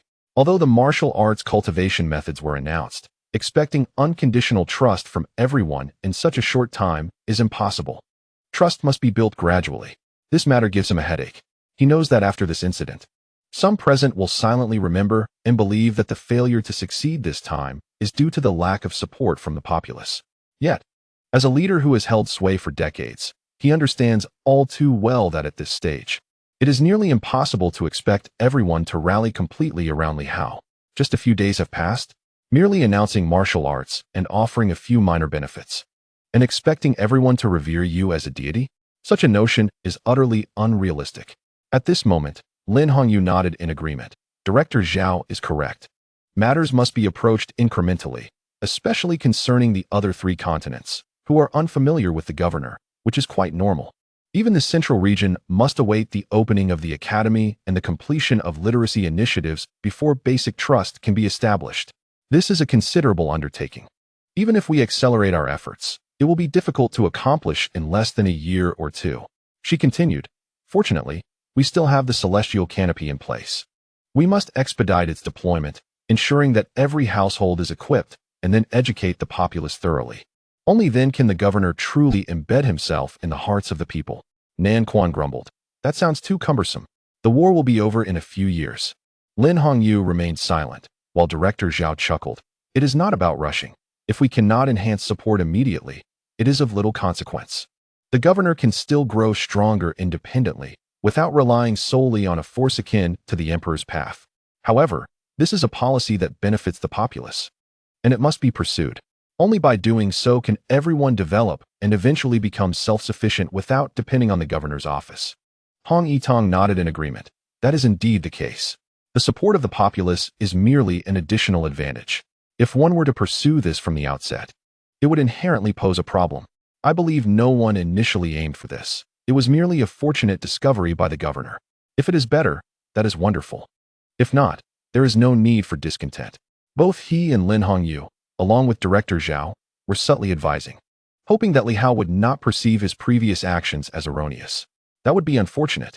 At this moment, even the rather inconspicuous Qian Wuliang cautiously remarked, if I may be so bold. The reason for this situation might still be that the governor has not widely publicized his own achievements. I believe it would be most beneficial to publish a volume akin to the sayings of the general or similar works, establishing it as a fundamental textbook. Perhaps even a primer for the illiterate. This is the nature of humanity. The herd mentality prevails. If one consistently studies the general, it is likely that acceptance of his leadership will emerge from the depths of their hearts. Upon uttering these words, some scoffed while others found merit in the notion. Such is life. If one does not promote oneself, how can others come to understand, trust, or even revere you? Li Hao pondered for a moment before shaking his head. Never mind. As the moon goddess and others have said, if you do not believe in divinity yourself, why strive to dismantle the idols in your heart? To expect the populace to trust me as a deity is fundamentally flawed. It is indeed a contradiction. Yet, Li Hao smiled and remarked, deities are never fabricated. We may exist without gods, yet we can certainly embrace some spiritual beliefs. For instance, I once adored a book, The Ballad of the Silver Moon Heroes. Throughout history, it has always been these figures that people aspire to, admire, and idolize as heroes. But never as deities. This is what we truly require. A subtle tremor ran through the crowd. Li Hao continued, should we defeat the four nations, I may endeavor to rewrite the hero's chronicle, disseminating it across the realm. That would truly secure our legacy. Li Hao chuckled. From then on, our legend shall echo throughout the world. In the era of the star element, the Silver Moon heroes triumphed over foes, liberating all lands. The legendary 36 heroes and 72 exemplars, such are the renown we, as practitioners of the martial arts, should seek. He laughed, but the crowd fell silent, casting glances around. In that moment, some appeared lost in thought. There were precisely over 100 individuals present. The 36 heroes and 72 exemplars? Was he referring to us? Li Hao added with a smile. Even after eons, perhaps our names may endure. For instance, once I mastered the divine script path, akin to Elder Zhang, I could forge a tome documenting our names, enshrining it within the Haoxing realm. That would indeed be perfection. Li Hao himself chuckled at the thought. Countless years hence, if anyone were to discover the Haoxing realm and traverse the Haoxing path, our names and titles would be preserved in the cosmic expanse, potentially eclipsing the fame of the new martial sovereign. The new martial sovereign left no legends in the primordial universe, yet we could. The crowd was instantly filled with longing. Nan Quan murmured, is it truly possible? Will Nan Quan Hiyong, the second of the 36 heroes, echo through eternity? The crowd fell silent. Why would you settle for second? Do you have no shame? In this moment, even some of the previously silent youths, such as the unabashed Hu Qingfeng, could not suppress their voices. General, do we have hope as well? Previously, Li Hao had been attentive to the elders while these youths dared not breathe a word. Yet now, they struggled to contain their excitement. He grinned. General, if you were to compile the hero's chronicle, could we leave even a small mark? Even a casual mention would suffice. Li Hao laughed. Certainly, there is opportunity. This era has only just begun. The formidable foes persist, and countless chances for merit await. In years to come, perhaps your name, Hu Qingfeng, may also be immortalized, for instance, as Hu Qingfeng, with skin of bronze and bones of iron. Bronze skin and iron bones. Hu Qingfeng was taken aback. Commander, can I truly have a title? But what does copper skin and iron bones mean? Li Hao chuckled. Your thick skin is commendable. Copper skin and iron bones suits you perfectly. Hu Qingfeng fell silent for a moment, then quickly donned a smile. Thank you for bestowing me a name. Commander, from now on, I shall be known as Hu Qingfeng, the one with copper skin and iron bones. The crowd exchanged glances, speechless. This fellow truly had no shame. At that moment, a sense of yearning stirred within everyone. After all, did martial artists not pursue fame and fortune? Or rather, is that not the essence of living? How many lives were lost during Silver Moon's quest for the title of the 36 heroes? And that was merely in Silver Moon's domain. Yet now, it was about leaving a legacy for eternity.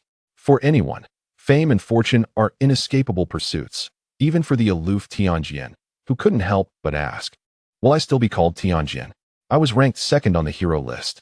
The crowd rolled their eyes. And you were second again? Of course. This second was more credible than Nanquan. He was a genuine figure of authority, unlike Nanquan, who truly deserved the title of Copper Skin and Iron Bones. Li Hao merely made a jest, yet he was astonished to see even Tianxing moved by it. He paused, glancing at the others. At this moment, it wasn't just Tianxing. Even his master, Yuan Shua, stroked his absent beard and mused, the title of 5 animals old demon doesn't suit me. I have always embodied an ethereal demeanor. If there is still a chance to leave a mark in history, I believe I should change my title to 5 animals immortal or 5 elements immortal. The crowd scoffed. At this juncture, everyone seemed to become animated. Even Huang Yu, usually reticent, spoke up. I refuse to be called man-eating demon. It sounds dreadful. My spear technique is commendable. Simply call me Spear Saint. That belongs to the Ho faction. Chief Steward Yu interjected, clearly displeased. Meanwhile, Jin Chong, who had been keeping his head down, could no longer contain himself and muttered, Golden Spear, never to be silenced. I am the Spear God. Li Hao was left utterly astonished. He felt that if this continued, a brawl would ensue. Really, just by making a casual remark. Everyone seemed so eager to change their names. Each one appeared to be envisioning their future. At that moment, concerns about setbacks, doctrines, or meridian openings seemed trivial. Did they truly matter? As if sensing Li Hao's thoughts, Hong Yitong transmitted a message. Since ancient times, leaving a name in history has been a desire of many. Especially for us martial artists, achieving eternal fame is simply an aspiration. They are too mundane. Upon saying this, he shook his head and continued. The title of Tianxing can be mine. Earth-shattering sword feels slightly inferior. Can Tianxing truly compare to me? Li Hao was left in a daze. The next moment, he suddenly burst into wild laughter, looking at the crowd and pointing at them, shaking with mirth. A bunch of mundane people. How trivial. The crowd appeared displeased. But the next instant, Li Hao laughed heartily, declaring, Then I shall not be called Demon Sword. I shall be Dao Master, the master of all paths. You all may also add Dao Master to your titles, such as Master of Sword Dao, Master of Spear Dao, Master of Blade. Huh? How amusing. In this moment, everyone exchanged glances. Laughter erupting among them, a gathering of the mundane. Having just faced a setback, they had yet to unify the realm. The 4 nations remained. The 3 major organizations had not been vanquished, and the ancient ruins were still unopened. Yet here they were, deliberating on matters of eternal renown. They had even devised titles for themselves, with Li Hao proclaiming himself the Dao Master.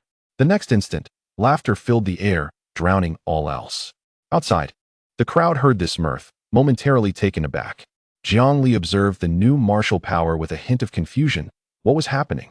Those healing were now laughing. Had they forgotten their recent defeat? Was this laughter mere self-comfort? Or perhaps these individuals possessed such fortitude that the recent skirmish with the divine nation was truly of no consequence. Had Li Hao's physical form recovered? He pondered. Were the forces of Dali to march forth with confidence as the king had against the ancient city as avatars, only to face defeat? There. 1,000,000 soldiers had not dared to utter a sound for days, their spirits suppressed to the utmost. Yet here, they seemed to have shaken off the weight of it all. At that moment, Zhang glanced and sighed, a mix of nostalgia and sentiment washing over him. He then turned his gaze to the nearby puppet students, his expression complex. After a prolonged silence, he suddenly transmitted a thought to several powerful students. The era of the new martial arts has passed, at least in this world. Even if it still exists, it is no longer the new martial arts of the sovereign. As esteemed descendants of the emperor, you should comprehend these new times and fresh prospects. I have grown weary and reluctant to change. Fellow students, a mercenary path is not a lasting one. You are all astute individuals. So choose wisely while this is still the first true large-scale battle. Zhang disregarded their contemplations and continued. The new martial path is indeed fascinating and holds great potential. Li Hao is not overwhelmingly powerful. Even now, he merely rivals the peak of the past, and may not even surpass your original strength. This encounter with the divine nation resulted in some losses, yet he possesses a great heart. At the very least, he swiftly adjusted himself. Those whose invincible aura has been disrupted but not entirely shattered still hold merit. Li Hao, who had been invincible, faced defeat this time. And the moment that invincibility was shattered was indeed the greatest blow. However, not only he but also the Silver Moon martial artists managed to adjust their mindset in such a brief span, ready to begin anew. Zhang felt it was time to offer the students a choice. We need not worry excessively. Li Hao will not shun us due to a single defeat. He is not that kind of person. This time, we are merely spectators. If you wish to integrate into the Silver Moon community, then you shall no longer be mere onlookers. Even as you join this era, do not forget the spirit of the new martial arts. Fight for this age. Fight for yourselves. As long as you are willing, you can still become part of it. Let go of the past. Cease to think that we do not belong to this era. Each of you must decide for yourselves. Li Hao has promised to forge bodies for everyone. If you are willing, then choose the new human form. If not, then opt for the new martial body. If one chooses the new martial body, then let them fight for the new martial way. If one opts for the corporeal form of this era, then they must immerse themselves in its times. At this moment, all the puppets remained silent, lost in contemplation. Zhang ceased to speak or inquire about their thoughts. The day of forging the corporeal body would be the moment of decision for everyone. If one does not wish to integrate into this era, there is no need to forge their physical form. Should they choose to create a new era's body, then they must embrace it and fight for it. It was also time for Zhang to make a decision. In that moment, he inhaled deeply, gazing into the depths of the mind where laughter and joy resonated. A single war had illuminated many truths. Perhaps for Li Hao, this represented a tremendous opportunity. Everyone must make a choice. Allies, neutral parties from the new martial realm, and enemies. Li Hao, surely you comprehend all of this? Zhang pondered silently, then looked to the sky and suddenly broke into laughter. At this moment, no one understood the cause of his mirth, and Zhang Li beside him felt utterly perplexed. A peculiar group indeed. Chapter 326. The return to the divine realm within the mind. Laughter and revelry echoed, as everyone jested with one another, completely setting aside matters of the divine realm. At this juncture, Li Hao spoke up once more. Previously, we encountered some minor setbacks, primarily due to our scattered objectives. The assault from the four nations disrupted some of our plans. Li Hao surveyed the crowd, fell into silence for a moment, then declared, I wish to negotiate for peace. Everyone was taken aback. Just as they were rejoicing and experiencing a surge in strength, he uttered such words. Peace. In an instant, the crowd was alarmed. For a sovereign, for one aspiring to become a master of the Tao, this was nothing short of disgraceful. At that moment, even Tianxing could not contain himself. The four nations, apart from the divine realm, are ripe for annihilation. Why seek peace? Li Hao replied softly. Firstly, I do not desire a large-scale war to ensue at this moment, which would burden the people and deplete resources. Secondly, even if we were to vanquish one or two nations, it wouldn't significantly alter the situation. They may have triumphed in invading the central plains, and we may succeed. But does that mean we shall invade the deserts and swamps? Thirdly, we are currently in a transformative phase, amidst a state of rebuilding. Thus, I wish to exercise restraint. Li Hao continued gently. I hope to achieve internal unity before addressing the four nations. He reflected. Previously, I was unwilling to concede or show weakness because I believed I was capable of anything. Yet, in reality, that is not the case, hence my call for peace. The crowd found it difficult to accept this notion. Certainly, some were more amenable to the idea. Lin Hongyu, after a moment of silence, spoke. If the governor seeks peace, the four nations may not readily withdraw their troops. Li Hao nodded. Therefore, a price must be paid. He smiled. Divine energy stones. The springs of life. These treasures hold greater value than many others. However, at this juncture, Yuan Shua could no longer contain his thoughts. Yet, we are not afraid of the four nations.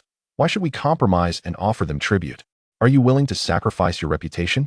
Li Hao's request for peace with the four nations caught everyone off guard. Better to be unyielding. Better to be shattered like jade than to be preserved like broken tiles. This is the dominion they envisioned, the Li Hao they imagined, the mythical sword they fantasized about. The excitement that once filled the air now gave way to a palpable sense of frustration among the crowd. Li Hao remarked, I require time. Grant me a moment to navigate this existence. One must endure hardship to emerge as a superior being. It is merely a single defeat.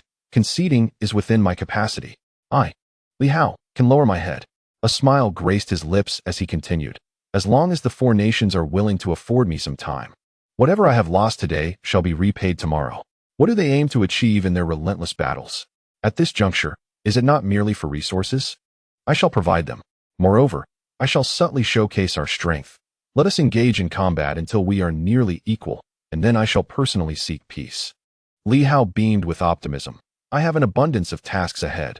The promotion of education, the cultivation of crops, the advancement of martial arts, the standardization of our military, the consolidation of talent, the excavation of relics, the regulation of the three major organizations, and the suppression of various sovereigns. He sighed, I am no deity. I am simply Li Hao, and we are but martial artists of the realm, not omnipotent beings. To accomplish all this in such a short span is exceedingly challenging. We have already engaged in battle with Dali and the Divine Kingdom. They are aware of our capabilities. A firm deterrent against De Huang and Shui Yun will ensure they are reluctant to engage in a mutual destruction, unless the four factions forge a pact to strike together, forming an alliance that could withstand us. Providing them with abundant resources will also require time for assimilation. Ultimately, it will be a matter of who adapts more swiftly, who advances more rapidly. Victory and defeat should not be judged by a fleeting moment. Although Li Hao's reasoning was sound, the crowd remained unconvinced. Nan Quan erupted in fury. We have fought from the north to the central region, sweeping across all directions, and we have not bowed to the new martial artists. Now you wish us to submit to the wild men of the four corners? What of our morale? Li Hao replied softly, I understand your difficulty in accepting this, but I believe that retracting our fists allows us to strike with greater force. As for morale, he chuckled, as long as our spirit remains intact, we can cultivate that of others gradually. One victory can restore it.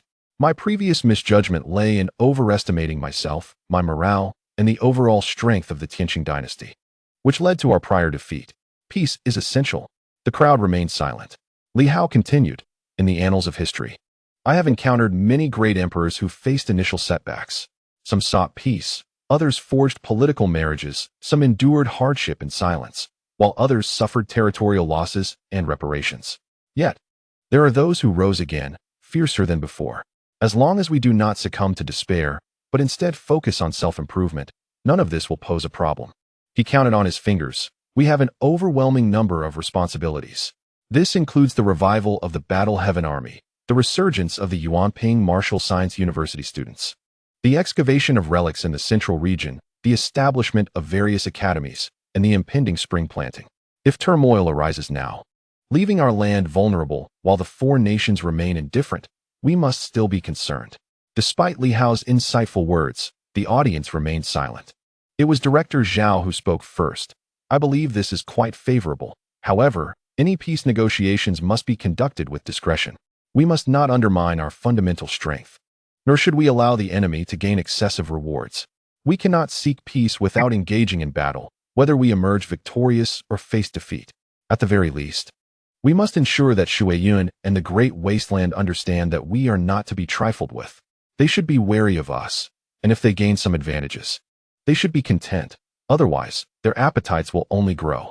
He continued, moreover, the Divine Kingdom can negotiate peace with the other three factions, but as the strongest, it must also instill a sense of awe. Li Hao nodded and replied with a smile, indeed. Additionally, on the side of Dali, we can allow them to remain stationed at the foot of Tsangshan Mountain. Apart from food supplies, I can provide them with everything else they require. Of course, while we seek peace, we must continue to engage in small-scale skirmishes. This serves to restrain them and simultaneously cultivate a new military force.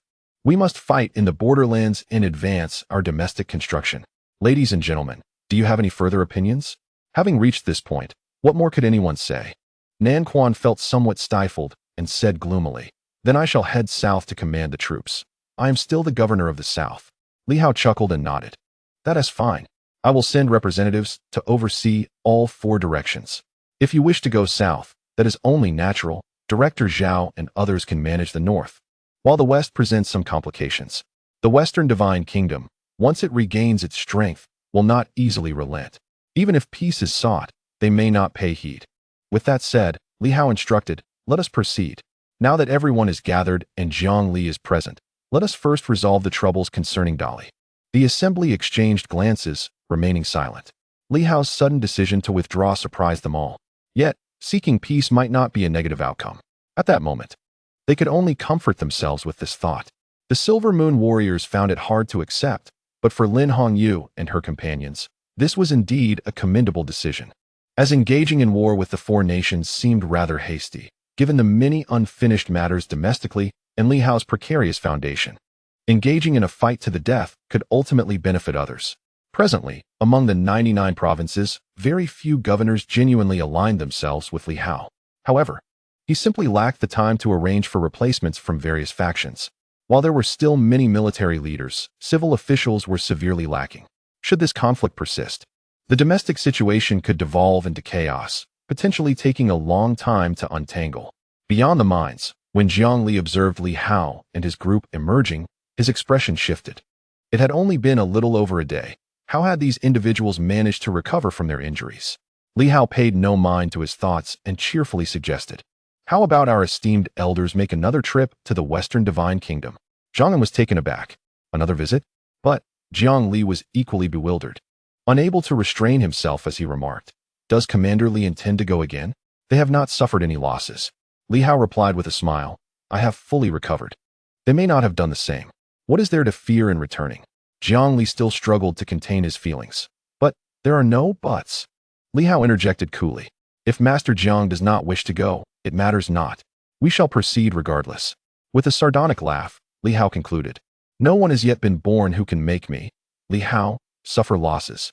In the Western Divine Kingdom, an attempt was made on my master's life, and it also resulted in the demise of the clone of General Jiao. I am curious to witness how many resources they still possess now that their prophet has been injured." At this moment, Zhang could not help but advise, "On the side of the Western Divine Kingdom, perhaps there are still deities yet to awaken. If they are forcibly revived, it would be a loss for them. However, at this moment, you lack the strength to overpower them." He felt that perhaps a truce would be more appropriate now. Li Hao smiled and replied, "It is not necessary to engage in battle to find out." He continued, "Senior, I would appreciate it if you could accompany me once more." Li Hao added, "I have a grievance that I am eager to resolve." Zhang, though resigned, nodded in agreement. Indeed, youthful exuberance often leads to impulsive decisions. In reality, Li Hao had not suffered significantly, but everyone perceived that he had endured a considerable setback. Thus, his reluctance to accept this fate was entirely human. Jiang Li, somewhat speechless, thought to herself, "This individual truly holds a grudge." If he had not faced losses in the greatly previously, his recovery would not be so swift. And would he not be embroiled in conflict daily? This time, he decided against bringing ordinary soldiers. At this point, Li Hao suddenly laughed and declared, "Let us take 1,000 battle sky troops to serve as artillery. Open the heavens for me. I wish to show the world that our celestial artillery is second to none." Zhang could not help but interject, "This seems somewhat wasteful. The enemy has too many powerful figures. Even bombardment may not yield substantial results." Li Hao resolutely replied, "Even if it is a waste, I intend to shell them once." Zhang fell silent, realizing that this individual was perhaps truly unwilling to back down. He decided to let it be. The group, some resigned and others fully aware, chose to remain silent as they followed Li Hao onto a warship heading westward. Li Hao surprisingly returned to the fray, a turn of events that caught everyone off guard. At this moment, even Yuan Shua and his companions were uncertain whether Li Hao was merely posturing or genuinely preparing for another assault on the Divine Kingdom. Often, Li Hao's intentions were inscrutable, even to those closest to him. In the Western Divine Kingdom, a day had passed, and the city remained somewhat chaotic. The prophet had sustained severe injuries, and the goddess of life was tending to him, while other deities healed their own wounds. The city housed 1,000,000 soldiers, who had previously suffered significant losses, with tens of thousands perishing in battle. Fortunately, there were no ordinary citizens within the great city, and now, some repairs had allowed them to somewhat restore their military might. While Li Hao's faction felt aggrieved, the Divine Kingdom's queen and her allies also believed they had suffered losses. This time, many deities had awakened. They had initially intended to advance into the central plains without obstruction, targeting the ancient relic's powerful beings, not Li Hao and his companions. Who could have anticipated that, before encountering the ancients, they would suffer such a significant defeat at Li Hao's hands? Within the temple, the queen turned her gaze upon the black-robed figure below and coldly remarked, "During the previous battle, you claimed you would go to the ancient city to report. Yet you left swiftly. You were absent when the conflict began. Now that it has concluded, you return. I suspect you are a spy for Li Hao." Her imposing presence radiated authority. The black-robed figure could only respond with resignation. How was I to know that my departure would coincide with Li Hao's assault? The crux of the matter is that the divine kingdom is indeed formidable, yet it has failed to gain the upper hand against Li Hao. This merely suggests that Li Hao's combat prowess exceeds expectations. He hastily remarked, "Your Majesty, my return to the city is to apprise the Lord of the situation, hoping to mobilize more powerful warriors to decisively annihilate Li Hao. To allege that they conspired with Li Hao is utterly unjust. It can only be said that the timing of my return is rather fortuitous." The queen, of course, does not believe that these individuals would conspire with Li Hao. Otherwise, the divine kingdom would be in grave peril. If they truly intended to ally, they would not incite a simultaneous assault from 4 nations. Nonetheless, her displeasure was palpable. She coldly inquired, "And where, pray tell, are the reinforcements you summoned?" The cloaked figure, somewhat exasperated, responded, "I was unaware of the situation prior to my return. It was only then that I learned of the recent battle in the northern Silver Moon, which was directed against the great Li King. Over 60 powerful beings' essence avatars within the city were nearly annihilated by Li Hao's side, resulting in significant losses." "Wretches," the queen retorted without reservation. "The new martial artists of you were not so feeble. It seems that in the absence of the king of humans, you are rendered utterly ineffectual." The cloaked figure, irked, murmured, "That is merely because the second resurrection has yet to commence. Otherwise, you would not dare to be so arrogant." He inwardly cursed their audacity, for their hubris stemmed from being ambushed by Li Hao, with reports of a divine being's demise. Serves them right. Just as he was lost in his thoughts, the queen's expression shifted dramatically. In that instant, the previously resting deities emerged, each one seething with rage. One among them bellowed, "Arrogance! They shall pay dearly. How could they have returned so swiftly to battle?" The atmosphere grew chaotic in an instant. The queen's countenance also changed, and she vanished from the grand hall, while the cloaked figure, his expression altered, hurriedly followed. Meanwhile, the daylight broke brilliantly. A warship appeared approximately 1,000 meters from the colossal city, and Li Hao and his companions materialized. The queen ascended into the air, gazing across with shock. "You have recovered? How is that possible?" She had personally engaged Li Hao in combat. How could she be unaware of his grievous injuries? His physical form had been on the verge of total collapse. Not only he, but the Silver Moon martial artists had suffered similarly. Yet at this moment, they seemed to have fully recovered, an astonishing turn of events. Li Hao displayed a hint of a smile, declaring, "As I said, it is but a minor injury." He then turned to the cloaked figure, grinning. "I owe my gratitude to them, for they left behind a pool of precious liquid within the celestial Star Town ruins, which facilitates the restoration of the physical body. A slight corporeal injury is of no consequence." Upon hearing this, the cloaked figure's expression shifted subtly as he solemnly remarked, "You truly killed him." Li Hao replied with a smile, "Is that surprising?" The cloaked warrior, with a frigid demeanor, warned, "You shall pay a price for this." As he finished, another voice coldly interjected, "For betraying the new marshal, all of you will bear the consequences." Zhang En hovered in the air. At the outset, the figure in the black robe did not notice Zhang En. However, upon seeing him, his aura trembled, and his ethereal visage appeared somewhat rigid. After a prolonged silence, it seemed he gritted his teeth and muttered, "Director Zhang is oblivious to the tribulations of the common folk. You have a revered grandfather, a father who is a hero of the human race, and a brother who commands authority. Your sister is close friends with Principal Fong. How could you possibly comprehend our suffering?" Zhang En replied with an icy demeanor, "Have you been starved to death?" The director chuckled, "But we lack resources for cultivation and are thus exiled to the lower realms." Zhang En coldly retorted, "Who claimed that the lower realms are a form of exile? Moreover, when we ventured into the lower realms, it was clearly of our own volition. How many more excuses must you fabricate?" The figure in black fell into a profound silence, left with no words to counter. Meanwhile, the queen paid no heed to this exchange, her gaze fixed coldly on Li Hao. "You have regained your corporeal form. Do you wish to fight once more?" With that, her aura surged. Not only that, but a spectral image seemed to materialize in the sky.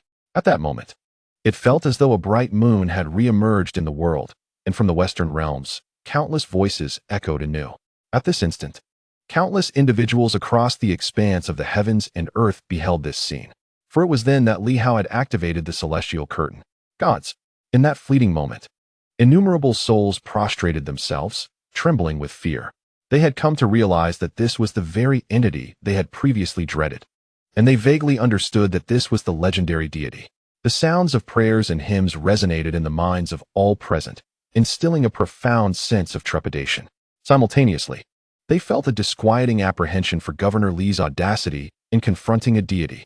Yet, at this moment, Li Hao wore a smile. Who are you trying to intimidate? After thoroughly examining you, I found only a few extra ounces of flesh. Moon Goddess, is this truly all you possess as the mightiest of deities? Li Hao? The queen seethed with fury, her countenance frigid. You are blaspheming the gods. Li Hao chuckled with amusement. Indeed, I am blaspheming the gods. By the way, can the fire god I dispatched with a single strike be resurrected? Let him show himself. And what of that god of misfortune whom we also vanquished? Can he return as well? Is this all there is to the divine?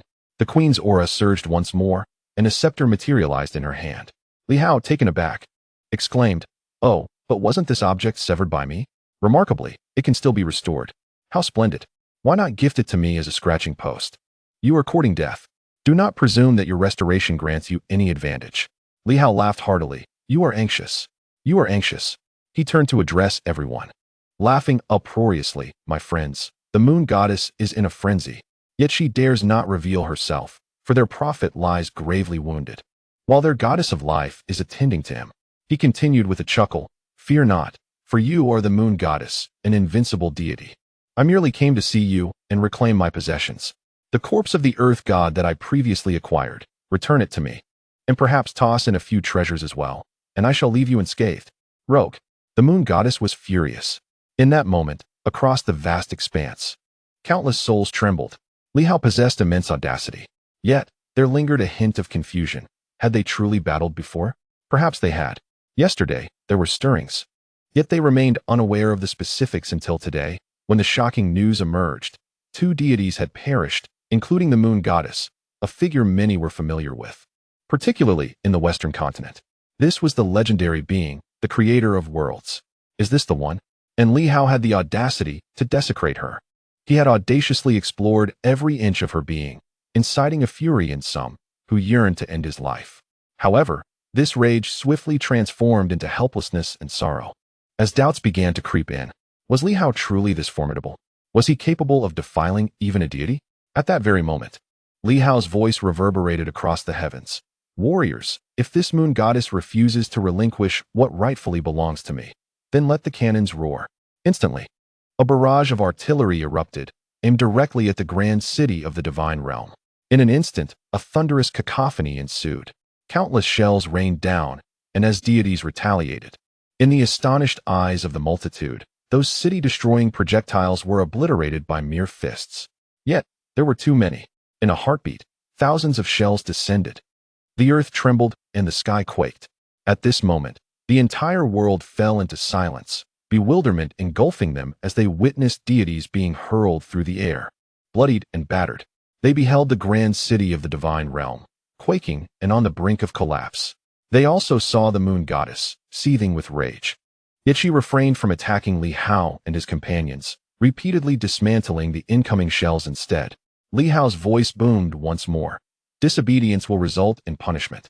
Moon goddess, surrender my possessions, or today, if we do not claim the lives of 7 or 8 deities, the war shall persist until the divine realm's annihilation. Such audacity and ignorance. With a thunderous rebuke, the queen could no longer bear it. Meanwhile, Li Hao refrained from striking. At this moment, Zhong'an remained silent, his inner power still surging.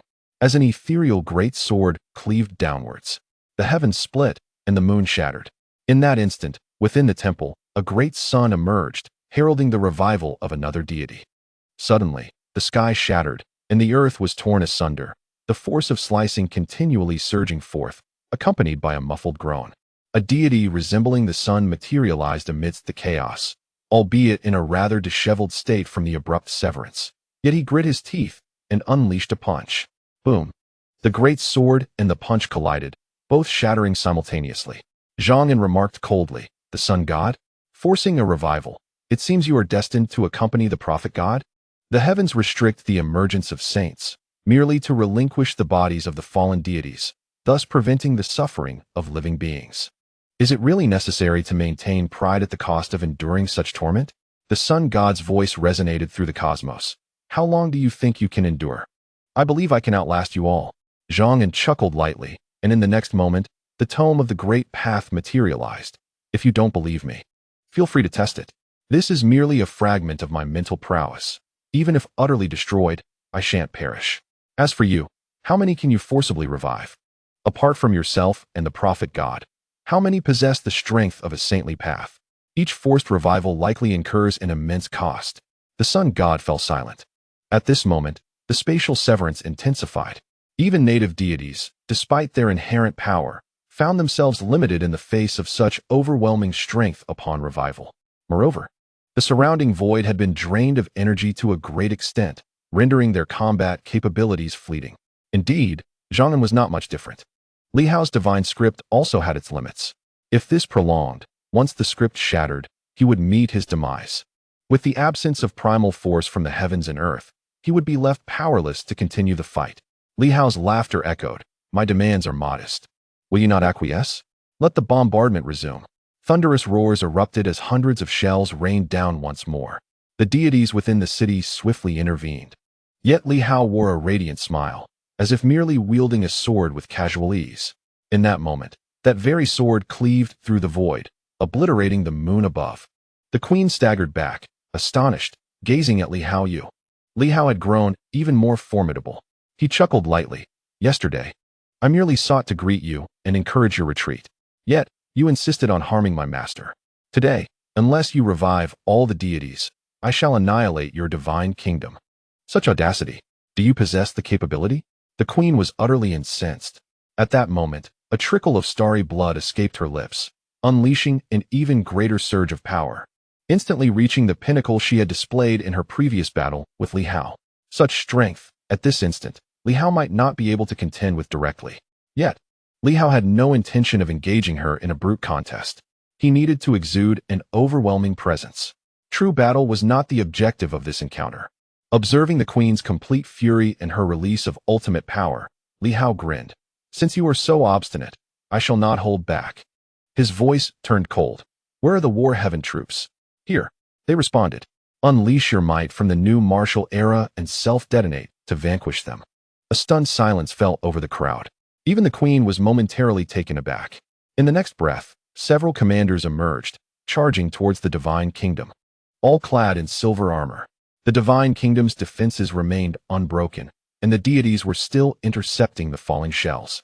Suddenly, 5 commanders surged forth, converging beside a deity. And with a resounding boom, 5 armored figures erupted. The sheer force of the explosion obliterated that deity into fragments. Everyone was left astounded. The dark-robed powerhouse could not suppress a scream. "You two have betrayed the new marshal. You would willingly self-destruct to slay an outsider? This is the key to new marshals' invincibility. Fearless. Each one, like madmen, even the ordinary soldiers, when faced with defeat, would choose self-detonation. Yet today is different. The leadership does not rest with the new marshal's might, but rather with Li Hao. At this moment, it had not yet reached that threshold. Li Hao chuckled, extending his hand to grasp several strands of mental energy, feeling somewhat contemplative. "Just a jest, yet I possess many such loyal warriors. Moon Goddess, would you care to test this? If so, I can summon several immortals, even saints, to self-destruct and entertain you." The queen's expression shifted dramatically, her teeth clenched. Impossible. Those from New Marshal yesterday had no intent to fight to the death. "Li Hao, you must have employed some form of control." At that instant, Zhang suddenly spoke. "Do you truly think I am dead? Why would there be a need for control? Willing to fight for the Celestial Star Governor's office? What of self-detonation?" The queen's complexion changed. The sun goddess' expression shifted slightly. The new martial artists, once they truly disregard everything and fear nothing, instill dread even in deities. How could they not be afraid? These divine beings were nearly annihilated by the new martial powers in the past. Should Li Hao genuinely seize control of the War Heaven army, and the formidable warriors within War Heaven City willingly fight for him, the long-lost new martial arts would return in a terrifying resurgence. Li Hao spoke calmly. The three divine corpses are merely the beginning. If this continues, there will be a greater demand. Ultimately, it may cost you all your divine lives. The queen attempted to interject, but the sun god solemnly stated, "If we grant you this, will you then withdraw?" Li Hao smiled. Those who recognize the times are the true geniuses. The sun god, indeed, is a powerful deity, unlike the moon goddess, who struggles to comprehend the situation. Currently, numerous strong individuals have yet to awaken. To be honest, I do not wish to engage in a complete slaughter with you. Even if we were to annihilate you, the losses on our side would be substantial and not worth the cost. To me, any member of the Celestial Star Governor's office holds more importance than you deities. Regrettably, you insist on perceiving me as weak.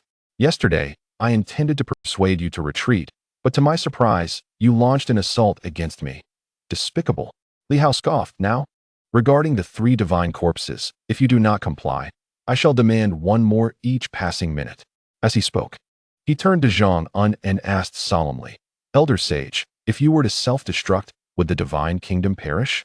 At that moment, Zhang Un was uncertain whether to take him seriously and felt a tinge of helplessness. However, given the gravity of the situation, he chuckled softly. "If I were to self-destruct, perhaps a few might survive here, but they would certainly be rendered incapacitated. Why not give it a try, Elder?" Damn. Even the usually composed Zhang Un felt a surge of frustration. Are you serious? Is this really the course of action you wish to take? Yet, faced with the dire circumstances, what else could he say? Of course, he believed that Li Hao's intentions were not to bring about his demise. Remembering his earlier words to the students, he steeled himself.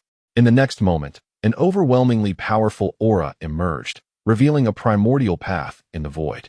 Swiftly heading towards the divine kingdom, the aura intensified, becoming increasingly formidable. At that moment, the sun god urgently conveyed to the queen, "Grant him what he demands. He is merely trying to intimidate us." The queen, too, communicated through thought, her anger palpable. He would not dare, nor would he follow through. Zhang Un would not self-destruct. His grandfather is a supreme of the new martial arts. Why would he seek death so easily? She was convinced that Li Hao was merely attempting to frighten them. However, at that moment, Zhang Un's aura grew stronger and more unstable. Not only did the sun god manifest, but the severely injured prophet god also appeared, looking exceedingly frail. His voice tinged with weakness. "Zhang Un, there is no need for you to threaten us." Zhang Un was now incensed. What did that mean? Though he possessed a gentle disposition, he had experienced the new martial arts wars. His adversaries then were the Celestial Emperor and his ilk, and he had never faltered in fear. It was merely that his temperament was softer. Did these deities truly believe him to be weak and incapable? As thoughts surged, a new path emerged in Zhang Un's mind. Suddenly, with a cold snort, a formidable mental force manifested, and a tome of the great Tao appeared. In an instant, this tome erupted with a thunderous roar. The heavens trembled and the earth quaked. At that moment, reality itself seemed to shatter, as several divine beings shrieked in anguish.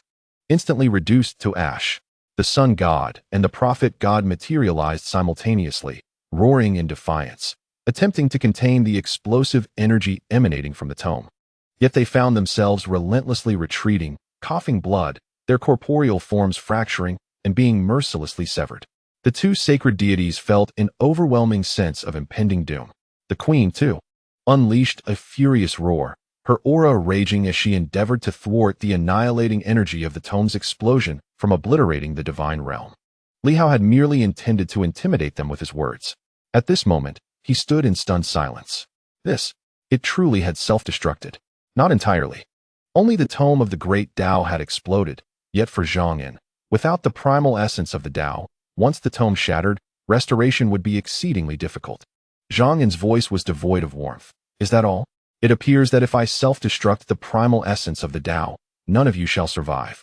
Since you are so ungrateful, I shall send you to your demise. With that declaration, the primal Tao in the void trembled violently. Even the queen, who was reluctant to concede and skeptical of his willingness to self-destruct, could not help but unleash a frenzied roar. I give you this chance. Cease your actions. Li Hao. Zhang'an, what purpose does mutual destruction serve for both of us? The ancient city's new martial practitioners are still alive, as are those who betrayed them. Do you wish to make garments for others? In the distance, Li Hao chuckled, a smile gracing his face. Is that so? After yesterday's battle, it seems you believe you have us at your mercy. Thinking our reluctance to engage with you in earnest makes you formidable? What nonsense. Yesterday, I refrained from risking the lives of the new martial predecessors out of concern, and yet you think I have grown distant from them? General Huai, the Turtle Guardian's avatars, should also self-destruct, shouldn't they? Li Hao remarked with a grin. If one self-destructs, you must compensate me with 3 divine bodies. Or today shall mark the annihilation of your divine realm. In the void, the 2 guardian avatars were uncertain of the truth in Li Hao's words. However, they reflected that as mere avatars, if they truly did self-destruct, Li Hao's character would likely lead him to offer them compensation.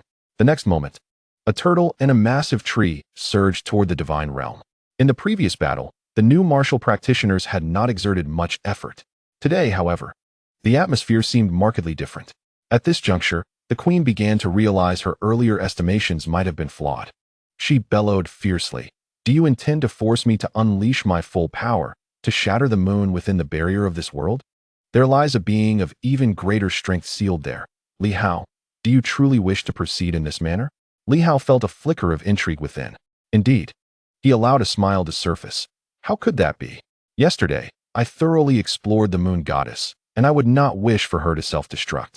Now, should the 2 guardian avatars self-destruct, that would yield 10 divine bodies. You impertinent fool.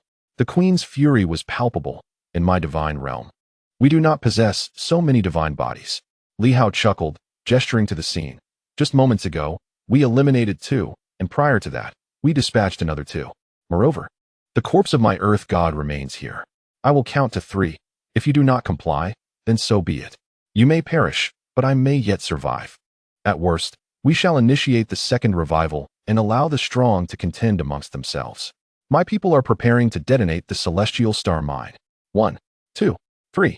I shall give. The queen, seething with rage, hastily acquiesced, gritting her teeth as she glared at Li Hao with malice. Li Hao smiled. Now you are behaving. Woman, return home and bear children. The moon goddess? Merely that. I am too disinterested to take advantage of your vulnerability. So return, Zhang'an and the 2 guardians. As fellow Silver Moon folk, I do not wish to annihilate you, merely to prevent others from profiting. After all, what are 5 divine bodies worth? Li Hao's laughter echoed with arrogance. The queen's countenance was frosty. Li Hao continued, hurry along. Or I fear the sun god, and the prophet god may not withstand the spatial rift, they might perish. Perhaps you could revive a few more saintly beings? The queen's expression darkened, her composure fracturing. How could this be? Just yesterday, these new warriors seemed devoid of a combative spirit. Why this stark transformation? She was baffled, truly unable to comprehend. Yet, at this juncture, should the new martial power truly opt for self-destruction, she understood that it would spell catastrophic loss for the divine realm. She fell silent. Beside her, the prophet god sighed, reaching out to grasp several divine corpses from the void and retrieving additional bodies from the temple, including the earth deity's corpse that Li Hao had discarded. At this moment, he communicated with the queen. Divine beings can be remade. The body is merely a vessel. Today, Zhang'an and his companions are acting strangely. Perhaps something transpired yesterday. Zhang'an even detonated the Great Dao Book.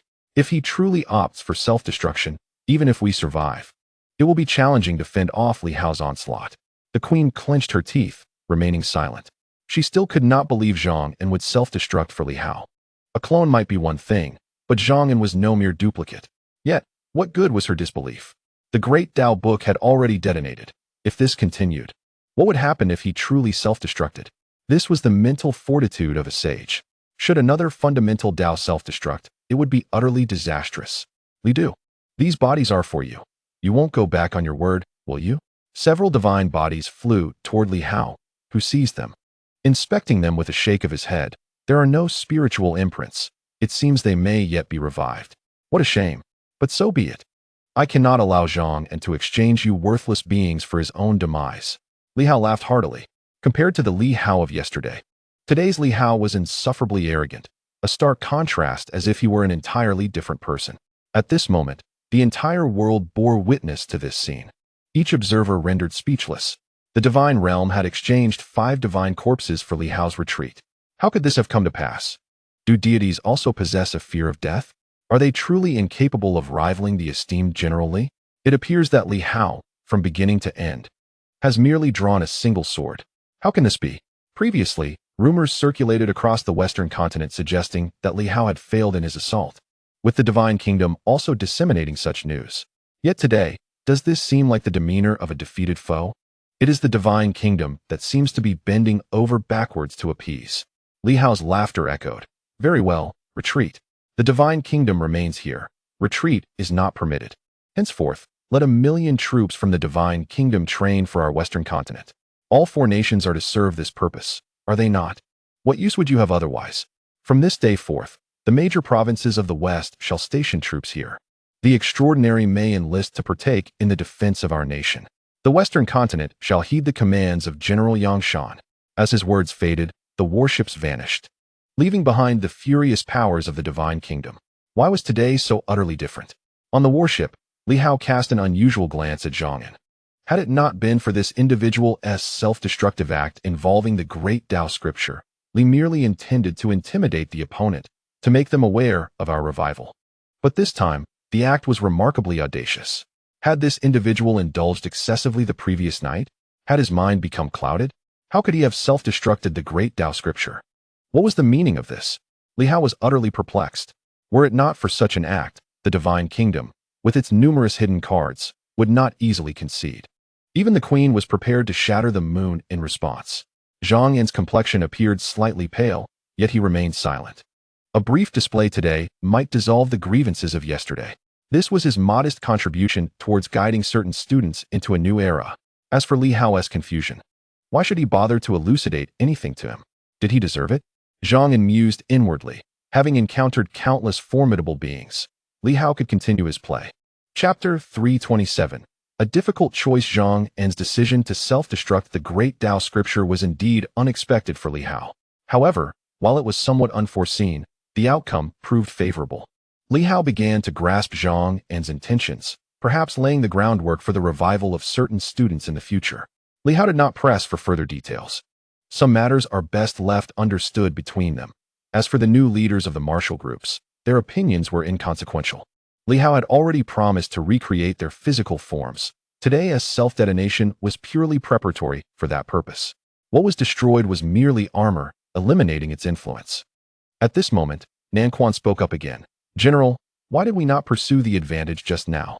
We had seized the upper hand, and they had just enhanced their strength.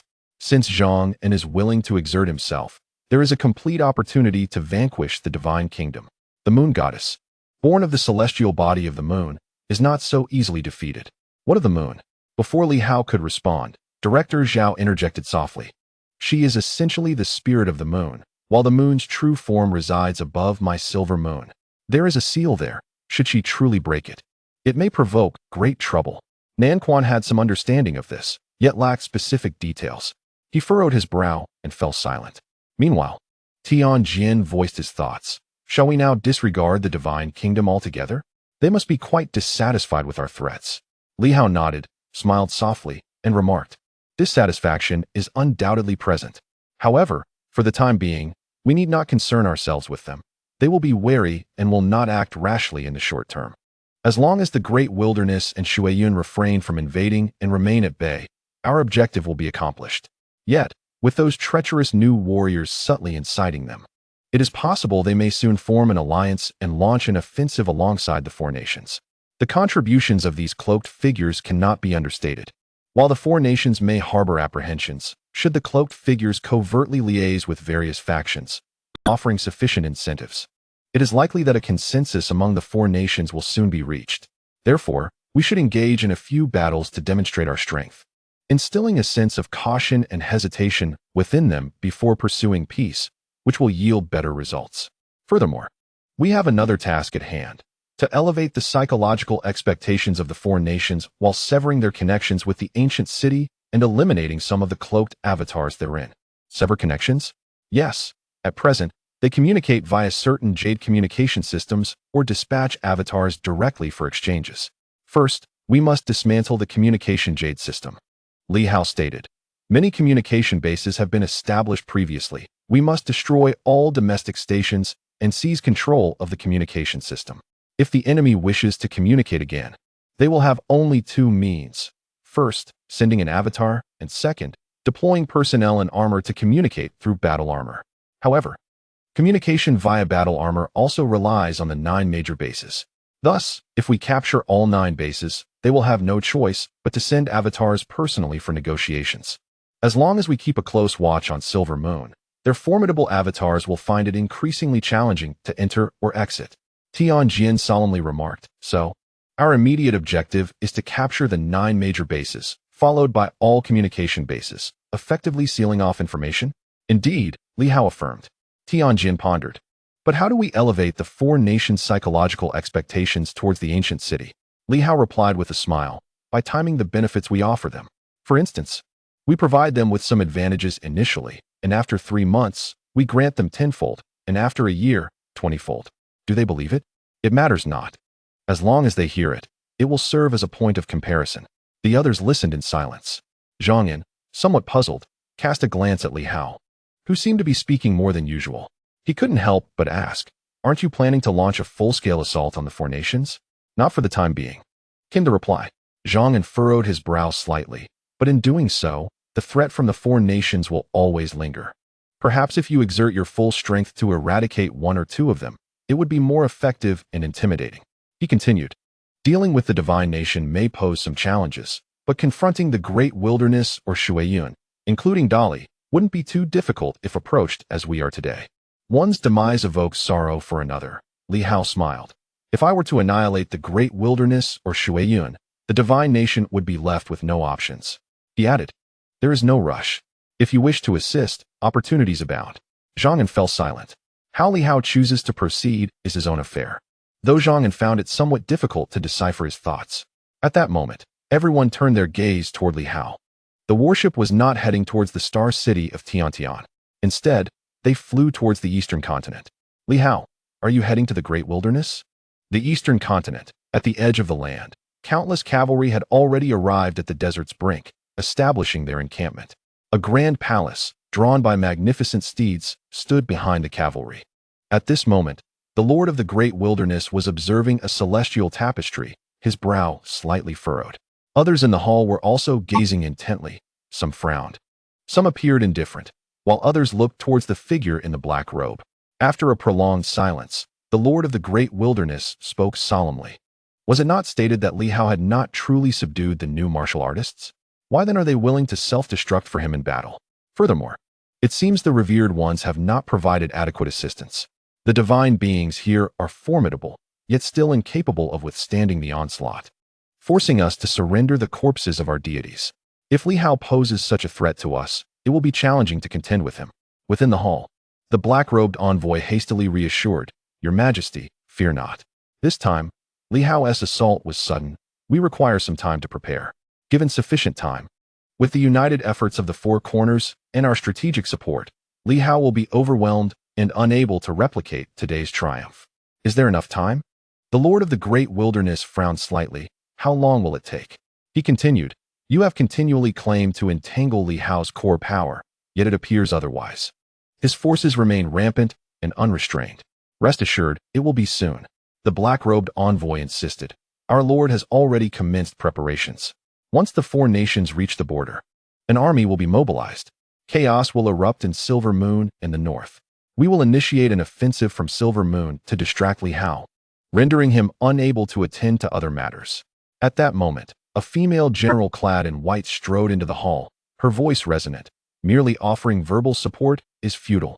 The great wilderness believes you can provide adequate assistance, which is why we have dispatched troops to the Central Plains. Yet, before even stepping foot into the Central Plains, Li Hao has already demonstrated his might against us, while all that you have offered remains unfulfilled. Where are the divine energy stones? Where is the fountain of life? Why have we yet to see any of these? A June had arrived. The lord of the great wilderness revealed a smile, and the female general nodded slightly. Father. With that, she turned her gaze back to the black-robed figure, her tone resolute. Regardless of your intentions, cooperation must be mutually beneficial. If we do not see sufficient incentives, I cannot risk the lives of my soldiers. When will the promised supplies arrive? Soon, came the black-robed envoy's irritated response. It is always soon. How long is that? I require a specific timeline. The black-robed envoy, slightly vexed, replied in a low voice. Does Princess June not trust us? It is not a matter of trust. Otherwise, we would not have deployed troops so readily. However, we are aware that Li Hao's side is stronger, and we require all possible support, not endless waiting. She continued. You must instigate chaos starting from Silver Moon. Now that Li Hao is absent from Silver Moon, it is the perfect opportunity. As he retreats from the divine realm, he may very well turn his attention towards us or Shuiyun. At this moment, you should be exerting your efforts to restrain him instead of perpetually waiting for the opportune moment. The esteemed Lord will undoubtedly have his own opinions on this matter. We need only await news. Now that we have stepped into the realm of the celestial star, we can communicate directly with the Lord. I believe he is aware of all that has transpired and will soon provide a perfect response to all parties involved. I sincerely hope so. The lady in white armor remarked, then added, if Li Hao were to strike at this moment, we lack sufficient formidable warriors to confront them from the ancient city. Can we expect adequate assurances and guarantees? The man in black chuckled. Princess June, you jest. In the vast wilderness, how could we be easily vanquished? If my memory serves me right, although no deities preside over the great wilderness, it is home to some extraordinarily powerful demon clans, including ancient beasts born at the dawn of creation. He continued with a meaningful glance. Is not your white steed a descendant of those ancient beasts? The lady in armor retorted coldly. Ancient beasts? Even if they exist, they cannot emerge easily, much like your true selves. You do not dare to take risks. Shall I then send forth the foundation of our great wilderness to face death? That is not my intention. The man in black clarified. What I mean is, even if Li Hao were to arrive, he would not be able to easily overcome the 4 great nations of the great wilderness, which have stood the test of time and will not fall easily. We require time to prepare more thoroughly, so that Li Hao may suffer a significant defeat. Otherwise, a hasty advance would only play into his hands. The lady in armor was about to speak again when the Lord of the great wilderness gently cleared his throat. Junior, do not be too impolite. The esteemed one understands that children lack restraint. Junior does not mean to force matters. The man in black nodded. I understand. He chose not to elaborate further. He was not lying. The Lord was indeed preparing for a large-scale uprising. However, it truly required time. Previously, the city had suffered significant losses during the 2 recent encounters. Many were still recuperating. The numbers were too few, and there was concern that Li Hao and his forces could wipe them out. If they were to gather a larger force, further preparations were necessary, as some were still in seclusion and needed to emerge. The ancient city was tasked with inciting internal turmoil and slaughtering in all directions, while the 4 nations needed to restrain the borders. Moreover, it seemed that the King of Dali was no longer with the army but had stealthily returned to Dali, which would delay their actions for a time. Just as these thoughts crossed his mind, the expression of the man in black suddenly changed. He was not alone.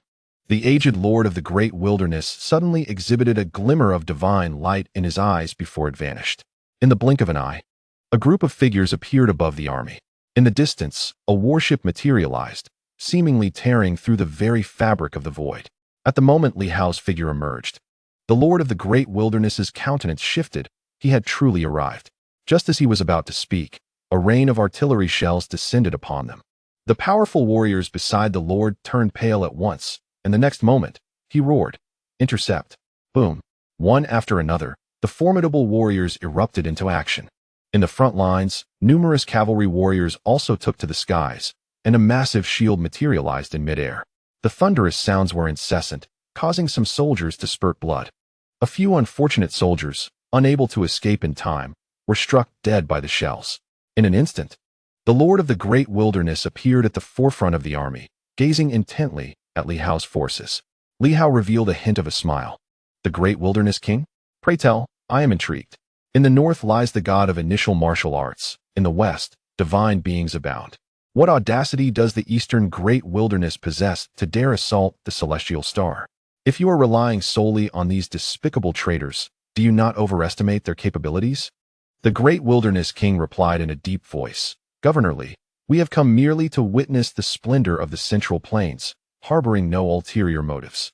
To greet us with an assault of superhuman artillery seems rather excessive, does it not? Li Hao chuckled. Are you truly serious? The ruler of the great wilderness intended to speak further, but Li Hao interjected with a smile. I will gauge your strength, should it prove insufficient. You shall face your demise. With that, he swung his sword downward. The great wilderness king's expression shifted slightly, and at that moment, a white-clad female general below cried out in fury, I come forth. She rode a white steed and soared into the air. Thrusting her spear toward Li Hao with lethal intent, the spear's energy piercing through the heavens. Li Hao raised an eyebrow, his long sword tearing through the void as he made a decisive cut. With a thunderous roar, the spear's energy shattered, and his blade descended toward the female general, poised to strike her down. Just then, her steed let out a sudden, fierce neigh. An overwhelming aura of the wild surged forth. In the next instant, the white horse appeared to tread upon a realm of chaos, emanating waves of primal energy, coalescing into the form of a colossal beast that lunged at Li Hao. In that moment, Li Hao was reminded of something. No, rather, a creature, a black panther. When the black panther unleashed its bloodline power, a spectral image would manifest, said to be the apparition of the demon suppressor from ancient times, and this horse was no different. A voice echoed in his ear, that of Zhongyan. It seems to be a descendant of the wild beasts. These creatures, born at the dawn of creation, exist on the fringes of chaos. Within the cosmos, such wild beasts have persisted, referred to as chaotic demons. However, upon entering the realm of existence, we designate them as wild beasts. In this new era of martial arts, wild beasts may be scarce, yet in the initial martial era, they flourished. The Silver Moon also harbored some wild beasts. Though many were reportedly slain, are there still remnants? The spectral figure manifested, immensely powerful, mirroring the explosive force of the Black Panther's bloodline. Boom. A tremendous sound resonated as Li Hao's sword intent dissipated, yet the opponent's spectral form also vanished. The white horse's presence weakened momentarily. Li Hao raised an eyebrow, striking down once more. At that instant, the great wilderness king stirred, unleashing a fearsome roar that echoed like a beast's howl, a spectral image appearing behind him. Li Hao raised an eyebrow. You possess the bloodline of wild beasts? How curious that you are not purely of the human race. The great wilderness king, with the surrounding void morphing into chaos, unleashed a punch toward Li Hao, shattering the very fabric of space. Boom. Li Hao's sword intent was once again dispersed. Yet he felt perplexed. Was that merely the force of a single strike? The king of Great Li had received the favor of divine will, as did the deities of the divine nation. I am most curious. Could you possess the same? However, sensing none of this, you dare to invade the celestial star based solely on this momentary outburst? The great wilderness king had shattered Li Hao's sword intent with a single punch, positioning himself before his daughter to block Li Hao's next assault, his expression heavy with gravity. Li Hao was undeniably formidable. With a mere swing of his sword, he found himself compelled to summon the power of the primal beast's bloodline for defense. In that moment, he comprehended the formidable strength of the great Li King, who could contend with Li Hao, as well as that of the queen from the Western divine realm. Engaging Li Hao in battle could swiftly lead to his demise. He realized that if he did not reveal his trump card, the day might unfold with dire consequences. Li Hao was far more powerful than anticipated. Indeed, merely observing the celestial dome did not reveal the vast disparity in strength. He refrained from speaking further, emitting a low growl akin to a roar. At that instant, the desolate expanse beneath him, a sea of yellow sand stretching for miles, suddenly erupted into a whirlwind, and the desert seemed to collapse. The heavens and earth transformed into a realm of chaos. From the depths emerged formidable primal beasts. At this juncture, Zhongyan spoke again. You possess quite the audacity. Li Hao appeared puzzled.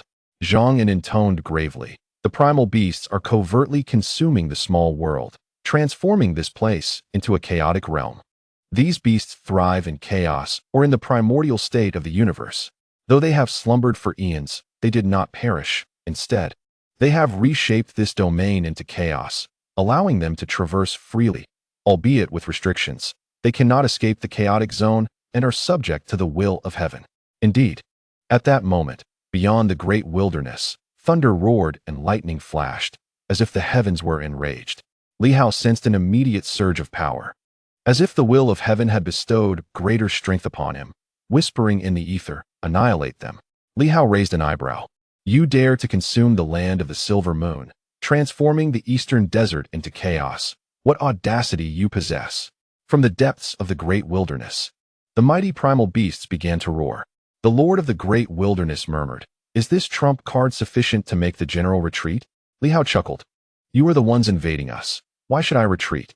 The Lord of the great wilderness fell silent, feeling a twinge of headache. The primal beasts had transformed the wilderness into chaos, yet they were not satisfied with merely the great wilderness. They aspired to engulf the entirety of heaven and earth.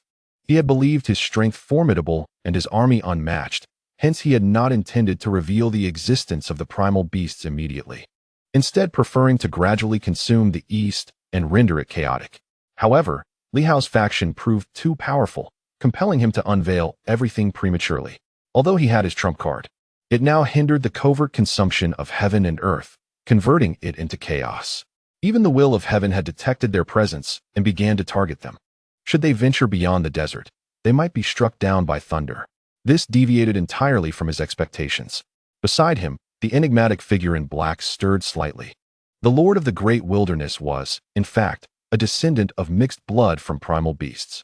The critical point was that the primal beasts had covertly transformed the entire great wilderness.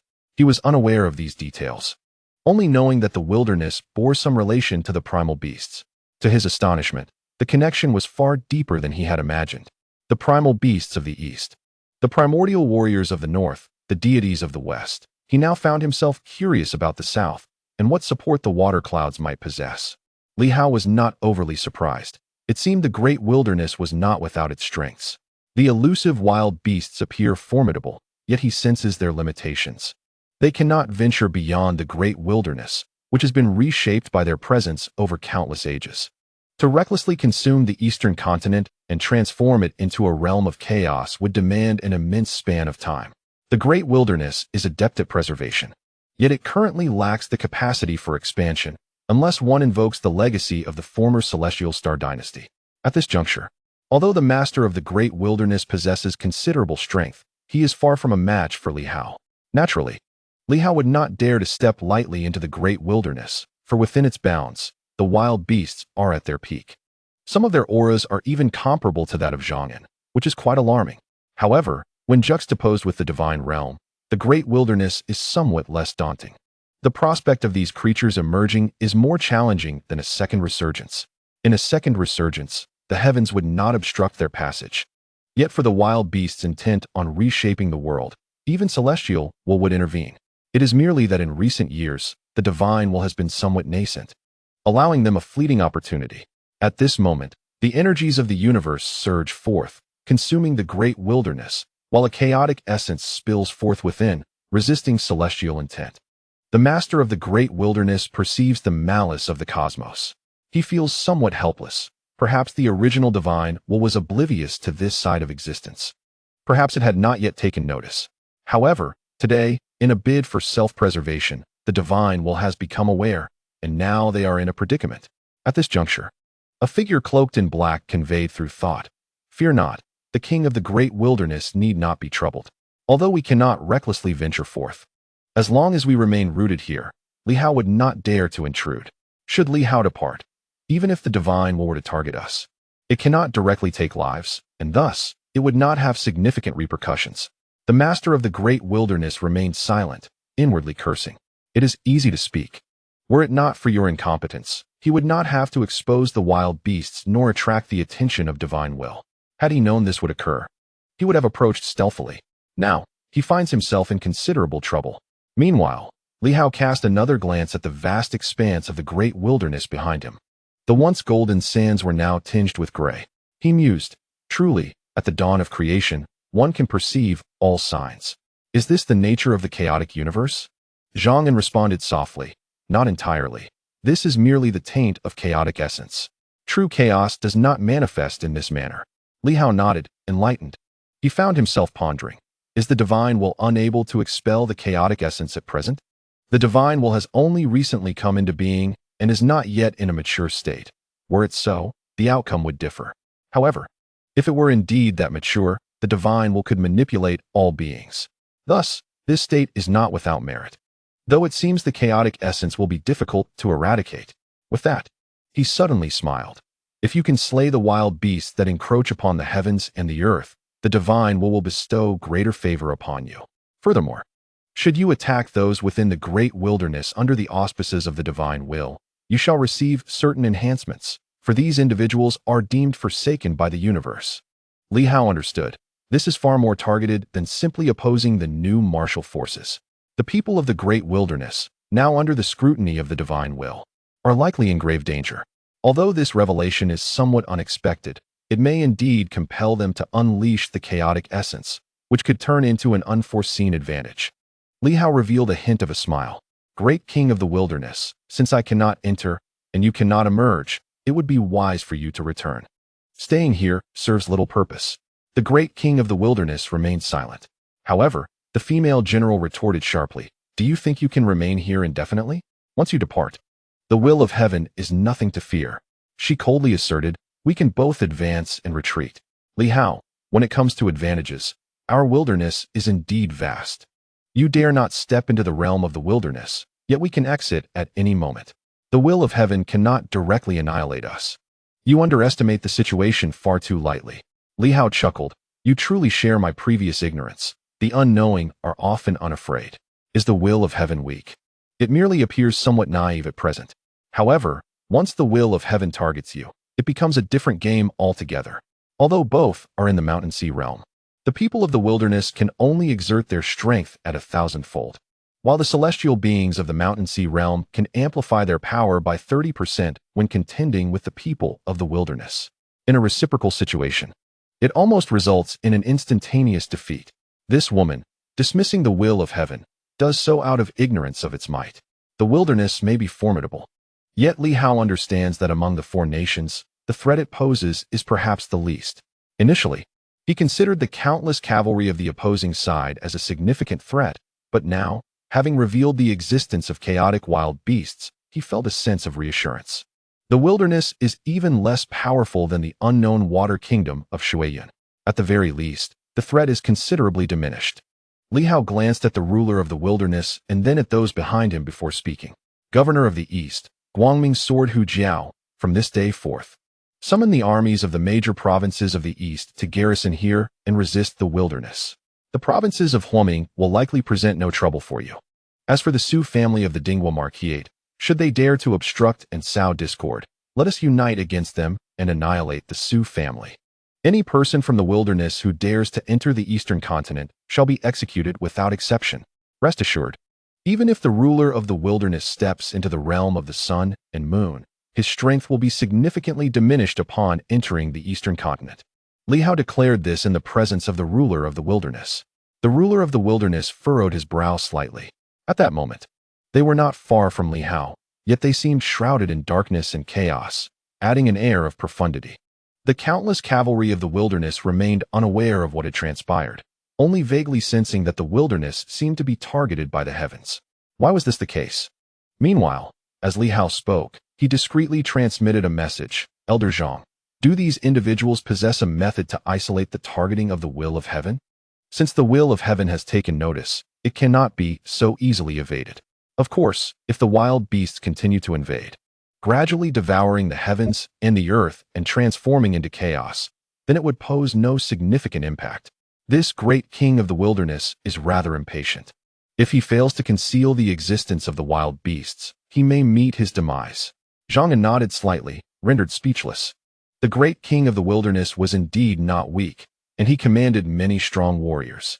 However, when faced with Li Hao and his associates, it was likely that without revealing their trump cards, they would struggle to compete. Each of the three nations has its hidden strengths.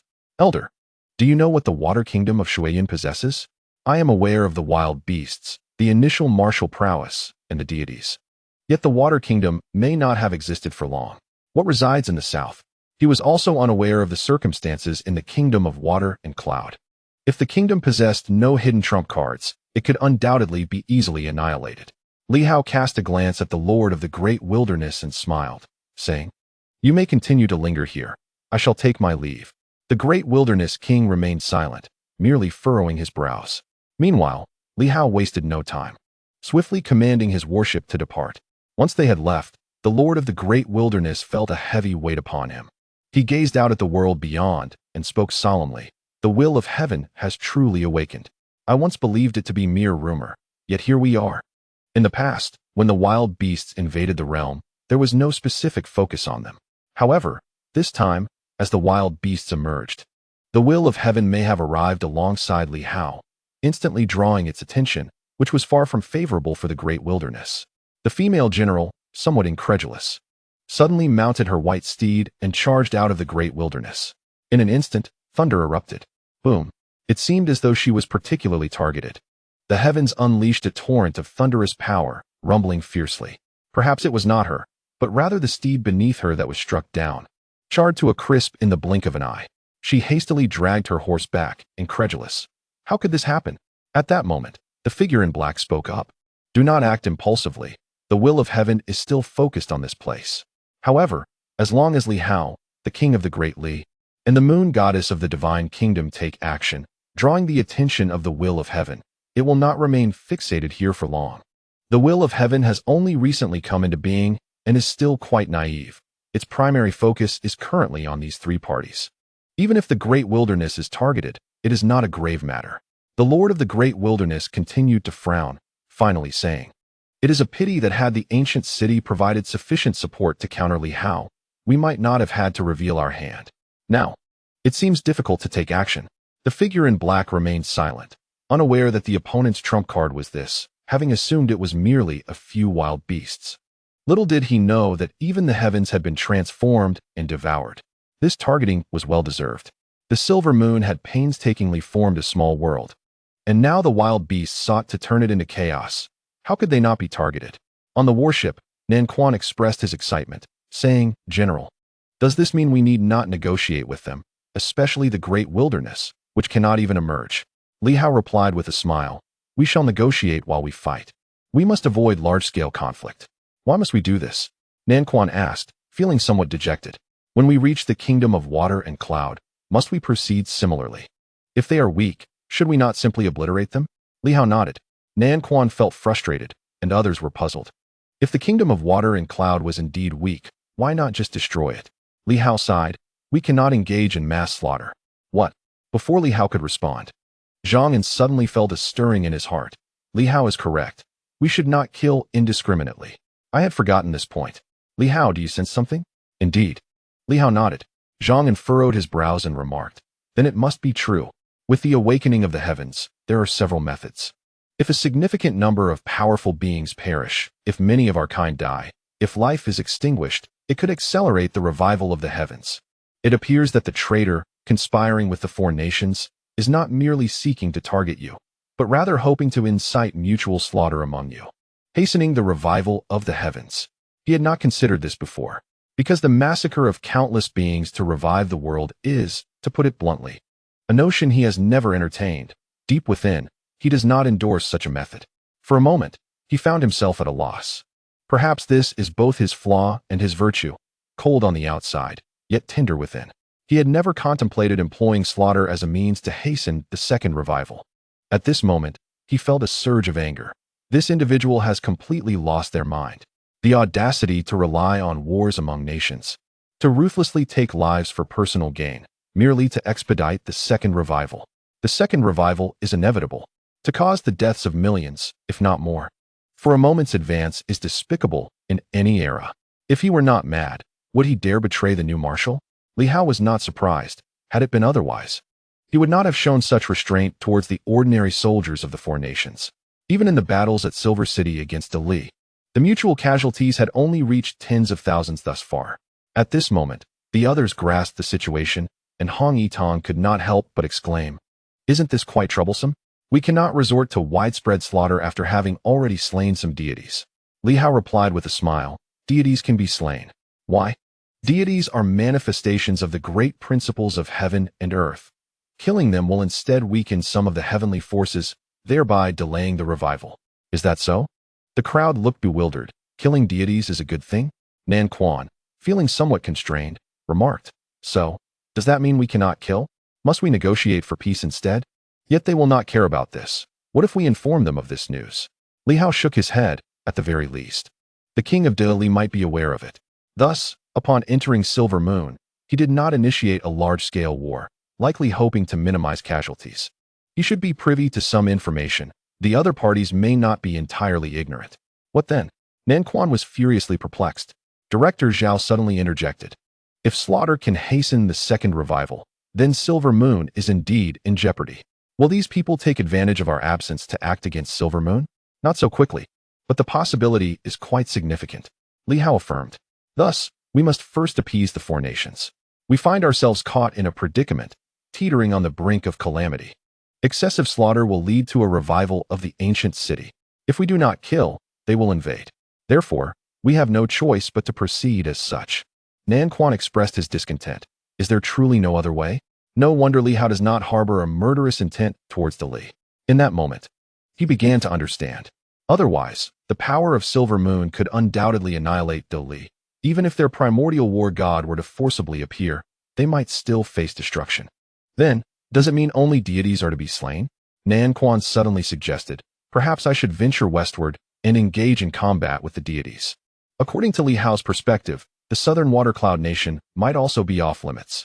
Previously, when he spoke of seeking peace, everyone felt discomfort. Now, it became apparent that the other three parties might only have such an option. He continued, by the way, can we not act against the great wilderness? Zhang sighed. We cannot act against it at all. The existence of the great wilderness has absorbed some of the heavenly essence. It is, in fact, a blessing.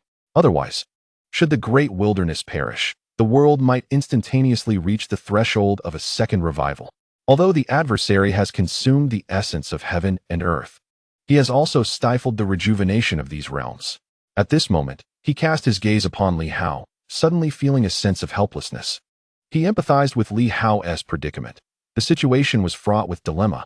Engaging in battle would lead to numerous casualties and hasten the revival of the ancient city, while refraining from conflict would invite invasions from all directions and tumult within the ancient city, relegating them to a position of passive defense, laden with various concerns. For a time, he felt that Li Hao's plight was exceedingly challenging. What could be done? Previously, he had contemplated that if he severed the path and eliminated some powerful beings, he could potentially shatter the divine nations and manage the other three nations without significant issue. However, if he were to slay a multitude of powerful entities, how would they address the ensuing resurgence of heaven and earth? Zhang could not help but glance at Li Hao repeatedly. Should the four nations continue to display weakness, they might face backlash, even inciting dissent among their own populace.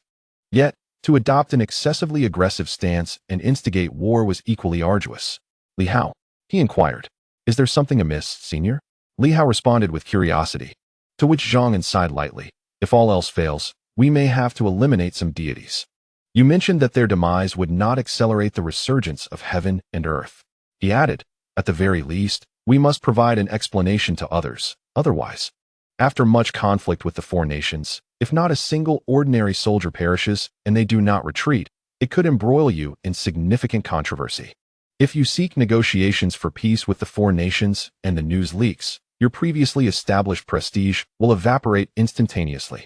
Upon hearing this, the others finally grasped the gravity of the situation. Yuan Shua could not restrain himself, exclaiming, you should have mentioned this sooner. Keeping it hidden and insisting on silence has left us all unsettled, burdening you alone with this weight. Li Hao chuckled, it's not as exaggerated as you think. Furthermore, it is merely a judgment, not a definitive truth. An increase in deaths would indeed lead to the resurgence of heaven and earth. I can substantiate this notion. Zhang remained solemn. Li Hao smiled. Senior, you speak too much. Zhang refrained from further comment, feeling that Li Hao needed to be reassured. Otherwise, Li Hao's ambiguous stance towards the four nations might sow discord among others. In truth, Li Hao found himself unable to engage in widespread slaughter of the powerful beings from the four nations. Consequently, the Silver Moon warriors were no longer as distressed as before. Instead, they wore expressions of concern. Li Hao's troubles had transformed into a collective burden. Why not focus on the Western divine nation? Someone suggested. They are not easily subdued. Given the moon goddess's binding seal. Suddenly, everyone fell silent, recalling Li Hao's earlier words, their spirits plummeting. So, does that mean there is no one we can confront with full force? Even the heavenly sword felt somewhat breathless and suffocated, asking, "Is there truly no way?" Li Hao chuckled. "Have I not stated? First, we must appease the four nations, then eliminate some relics and their guardians. The relics isolate the realms and have little relation to the resurgence of heaven and earth. How could there be no way?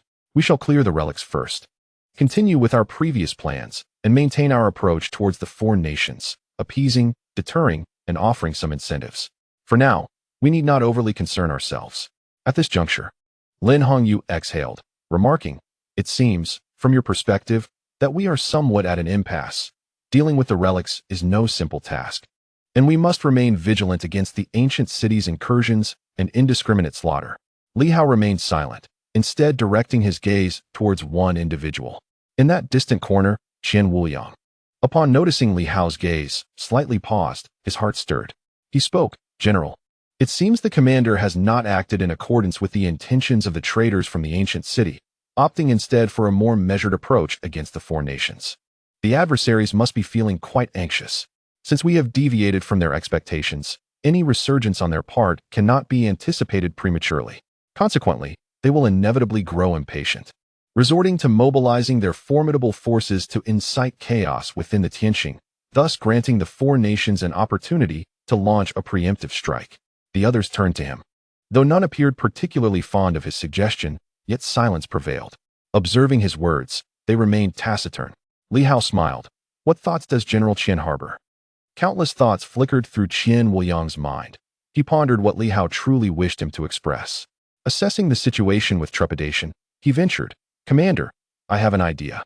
Since the wild beasts can consume the heavens and earth, seizing control over them, perhaps we should consider relocating some of the human populace from the eastern continent, allowing the wilderness to encroach upon it. This would, in turn, diminish the celestial energy." Li Hao, however, shook his head. Such a large tale cannot be easily managed. It would complicate future endeavors. Moreover, losing territory may lead to even greater troubles. Was that not the implication?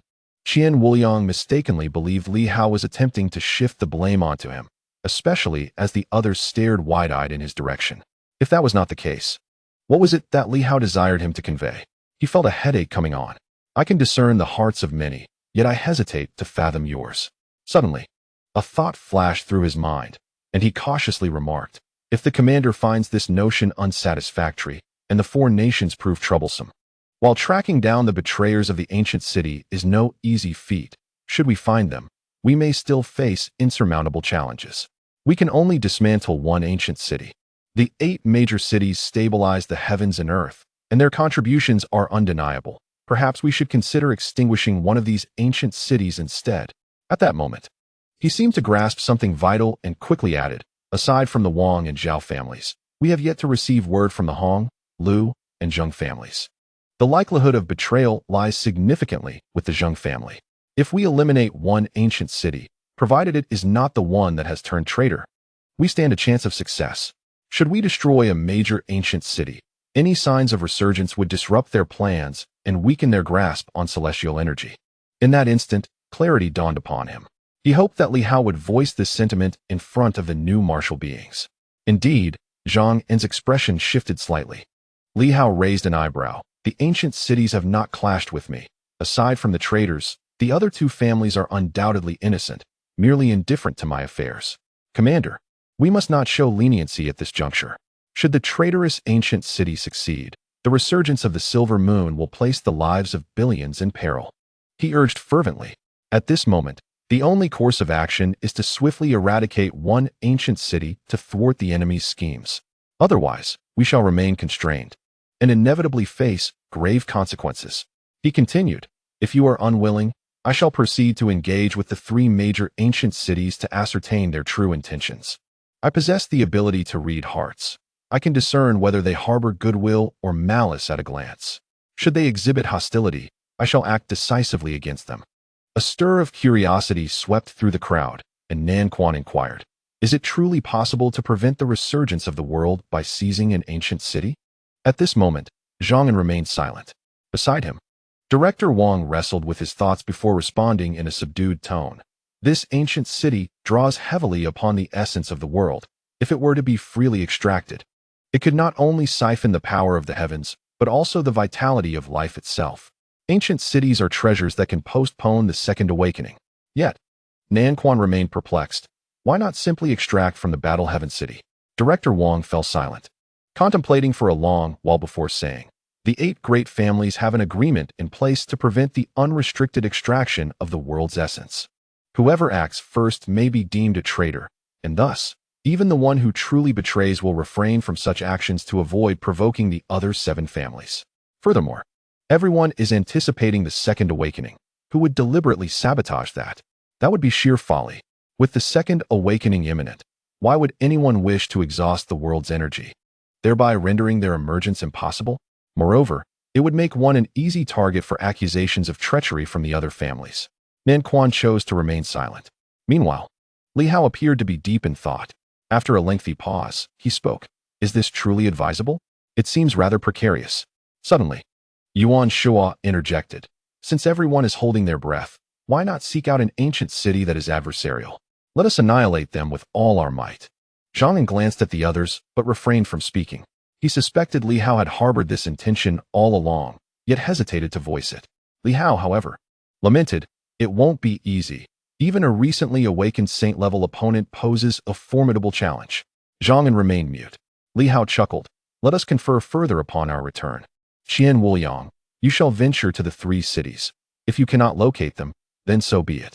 However, if you find the city, engage them in dialogue to discern their stance." "Understood." Qian Wuliang responded promptly, inwardly lamenting that this was hardly a commendable task. "Indeed, I am merely the scapegoat for the governor's own aspirations." Meanwhile, Li Hao gazed towards the northern horizon, pondering whether the King of Dali had resolved matters with Ying Hongyue. Though a weak clone accompanied him, it had not returned, leaving Li Hao uncertain of the exact circumstances. The 4 nations could be challenged. Yet, a contingency plan must be devised, whether to seize an ancient city to absorb the essence of the world, thereby nullifying the threat of annihilating the 4 nations, or to forsake the eastern continent, allowing the great wilderness to settle and usurp the heavens. In any case, the mere act of annihilating the 4 nations is an exceedingly perilous decision. In that moment, myriad thoughts raced through Li Hao's mind, making the choice arduous. Yet, perhaps it was time to risk a venture, opting for the lesser of 2 evils. Chapter 328. Water Cloud, Subscription and Monthly Vote Requested. The 4 nations cannot be vanquished, and the treacherous ancient city cannot withstand confrontation. Li Hao's cultivation is formidable, yet prone to triggering the stabilization of the heavenly path, thereby elevating the world's capacity limits. The potential for conflict appears daunting, and aspirations for advancement are fraught with apprehensions. In this moment, all present could empathize with Li Hao's predicament. Qian Wuliang proposed to engage with one of the remaining ancient cities, and the others understood that this might indeed align with Li Hao's thoughts, albeit fraught with peril. The presence of saint-level beings within the ancient cities is an inevitability. Although not entirely resurrected, within the ancient city, they can exert their utmost efforts. Furthermore, it is conceivable that the ancient city harbors formidable arrangements, which may pose a challenge to Li Hao and his current combat strength. They can manage to confront certain immortals, even those at the pinnacle of immortality, as long as they have not fully revived. However, what of the saints? To date, Li Hao and his companions have only slain 2 saints, one being the White Tree of the Wind and Cloud Pavilion, which was too severely damaged and fell victim to the city lord's methods. The second was the powerful saint from Tianxing town, primarily defeated by Zhang, with Li Hao and the others merely playing a supporting role. As for the Thorn Rose in Tianxing town and the deputy commander's son, Xian, although they have also attained the saint level, they are significantly inferior to the ancient saints, and their defeat too was at the hands of Zhang, leaving Li Hao and his companions uninvolved. Therefore, when Zhang fell silent, the crowd understood that this path was fraught with difficulty. Li Hao sought not Zhang's support. As Zhang remained taciturn, Li Hao chuckled lightly. "Do you, Senior Zhang, believe that confronting these ancient cities might attract some trouble, such as hostility from the other ancient cities?" Indeed, this was precisely what he desired, not to provoke a siege from all ancient cities due to the engagement with just one. Zhang pondered for a moment before responding slowly. The 8 ancient cities are interconnected. Of course, the current situation is unclear, and you are a descendant of the Li family. If half of the ancient cities deem your decision correct, then naturally, there would be no issue. Half of the ancient cities. Li Hao smiled. The Li family sword city has no objections. The others remained silent. At this moment, two guardians from Zhantian City were also present. The old tortoise, having been silent for a long while, suddenly spoke. In fact, Zhantian City can draw upon the energy that permeates the heavens and earth when you need it. It finally spoke. We can assist you in delaying the second resurrection. It looked towards Li Hao, suggesting that it was not imperative to confront other main cities. Li Hao remained silent. Nearby, Qian Wuliang felt compelled to interject once more. It is not merely a matter of the second resurrection.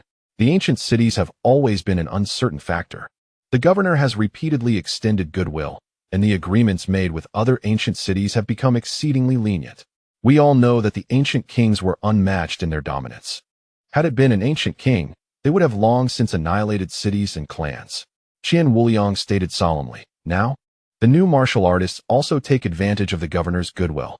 The governor has offered extraordinarily favorable conditions, promising to assist the new martial artists in opening the star gates, pledging non-aggression and mutual alliance, requiring no military intervention, merely providing 10,000 sets of battle armor in exchange for the divine energy stone's revival.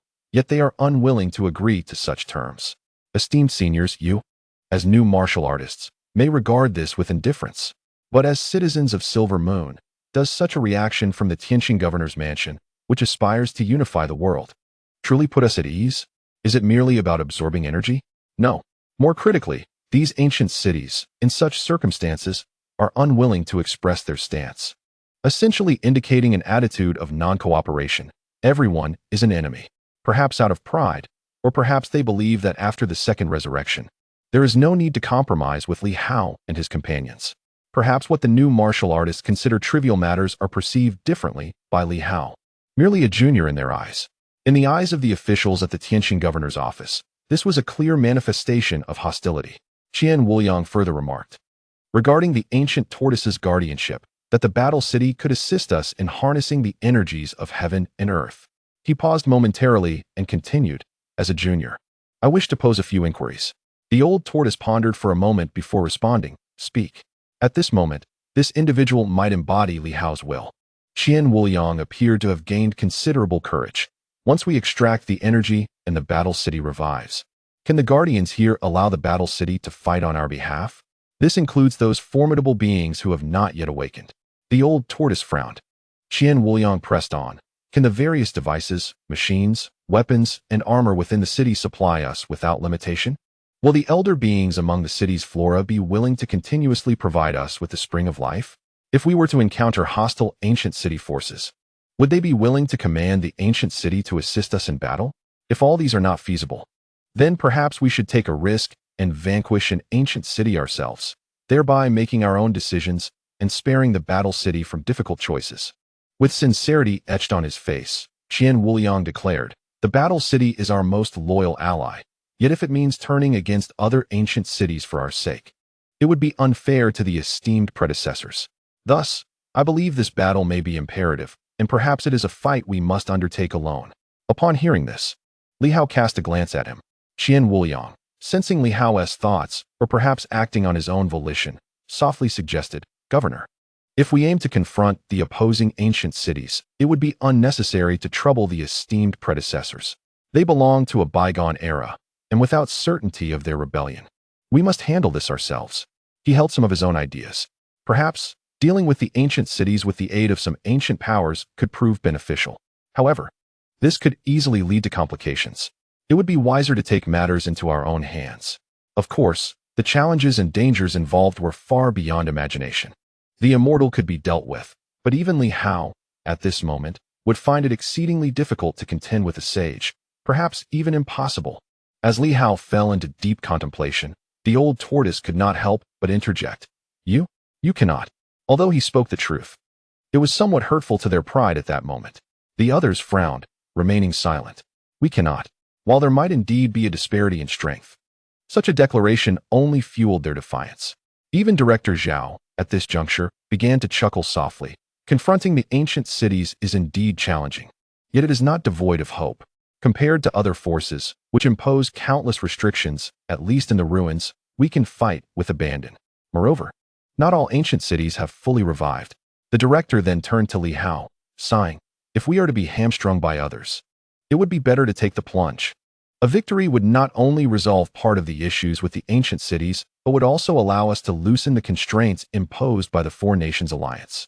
By breaching one ancient city, we could freely engage the Four Nations, shattering their hopes of a premature second revival and dismantling their plans, thus securing time for development for Tianxing. Li Hao, initially silent, now voiced this notion, prompting Director Zhao to reflect that this might indeed be a promising path, albeit fraught with peril, an immense and genuine danger. Once a misstep occurs, and one mistakenly selects a city steeped in rebellion, the outcome is undoubtedly fatal. The adversary possesses formidable energy and remains at the pinnacle of power. Entering such a city guarantees annihilation. This represents a 1/3 probability of destruction. Even should the correct choice be made, the ensuing struggle will be arduous, perhaps even a fight to the death. At this juncture, Lin Hongyu, who had remained silent, spoke. "General, if we have no path forward, and conquering one ancient city can resolve all troubles, then we must take the plunge. Breaking the ancient city will eliminate the threat from the Four Nations, restoring harmony to the world, placing complete control in our hands. If all ancient cities hope for a swift revival, we must thwart their intentions. Indeed, if we allow this suppression to continue, we will only find ourselves in a passive position, unable to strike back proactively. Had the general elucidated this sooner, we would have already acted against them." One after another, the powerful warriors expressed their agreement, recognizing that with no options left, they must indeed take a bold stand. The Four Nations cannot be extinguished. Only now do they realize this. We cannot simply watch as they invade, resorting only to passive defenses, even shying away from retaliation. Li Hao regarded the newly emerged martial experts for a moment before slowly articulating, "Let us consider this as our strategic objective moving forward. But first, we shall venture south to assess the situation and make our decisions thereafter." Upon hearing this, the assembly fell silent. At this moment, the newly emerged martial experts exchanged glances, grappling with their conflicting thoughts. While they had no reservations about confronting the traitorous city, the implications from their perspective were far from favorable. Yet, from Li Hao's standpoint, this may indeed be the sole recourse. Although the old tortoise suggested that if all else fails, the city of war could assist in harnessing energy, such an action would undoubtedly alienate all new martial practitioners.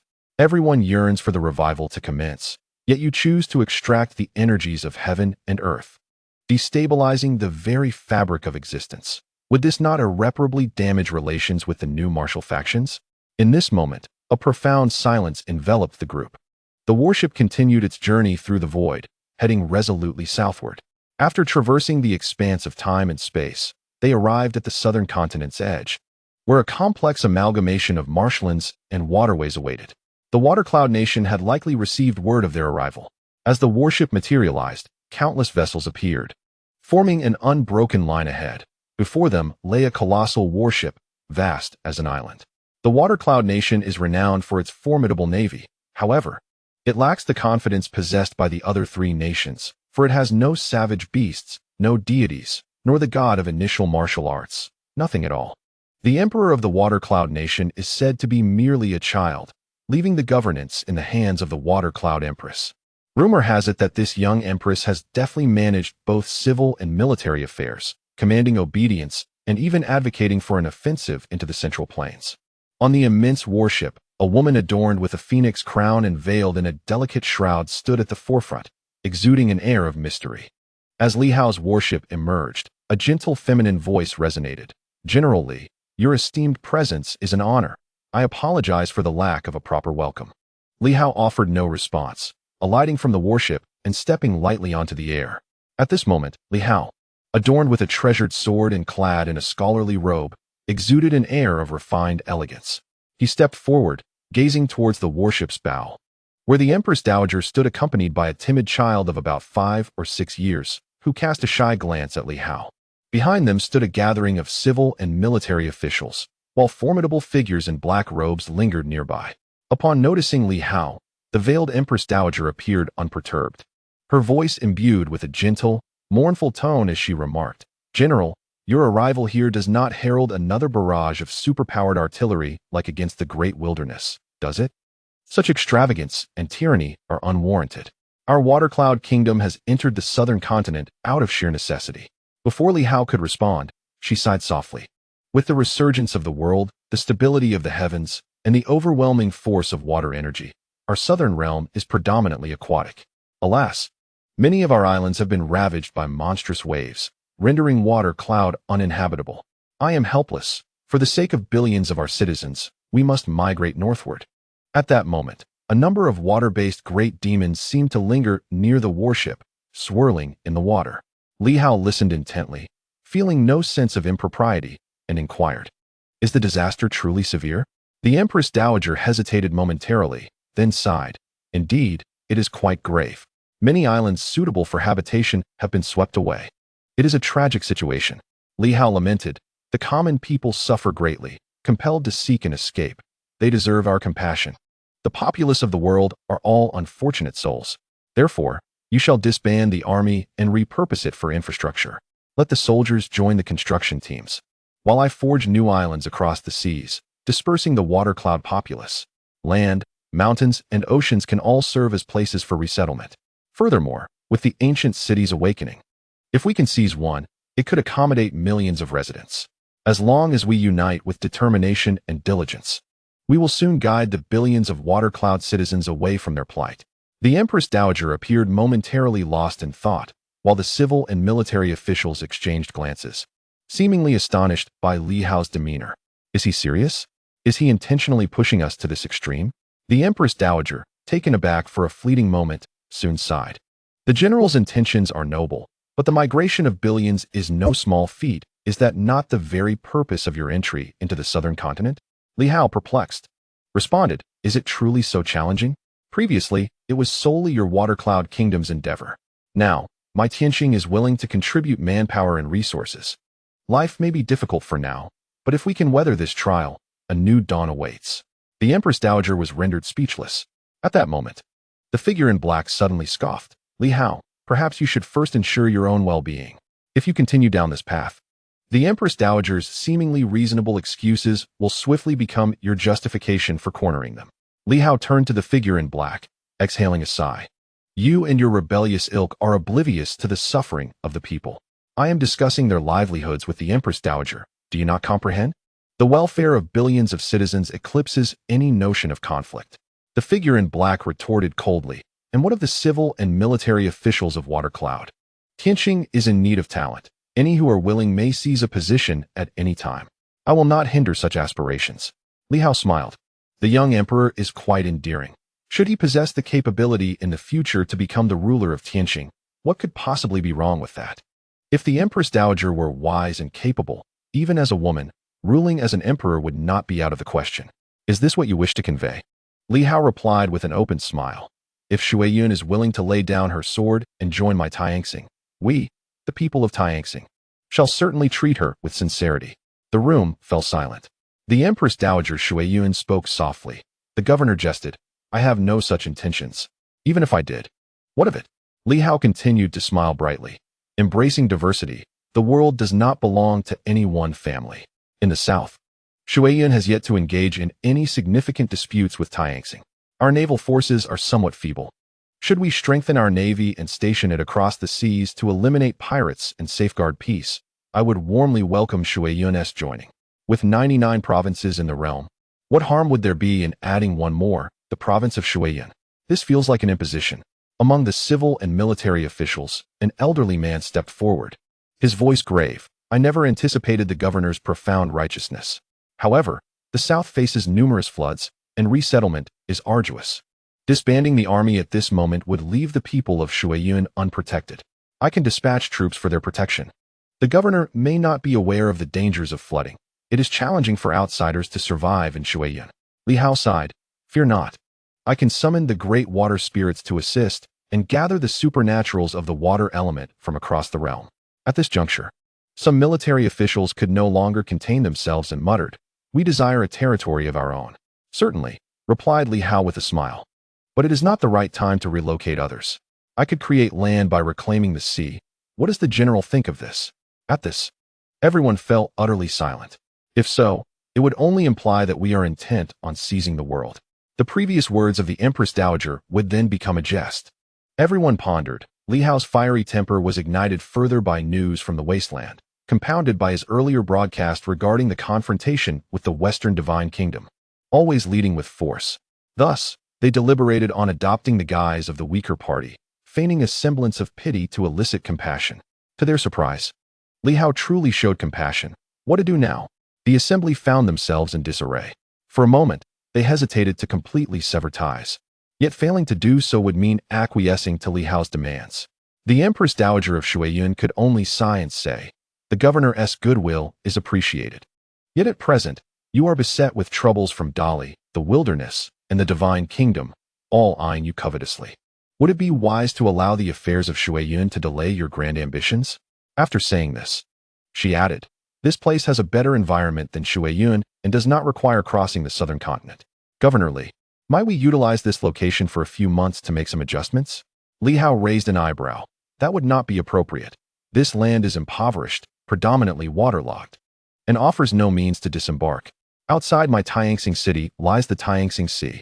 If the Empress Dowager does not mind, 100,000 naval troops may reside in my Tianxing Sea. My city is prosperous, with a population in the millions, offering all necessities.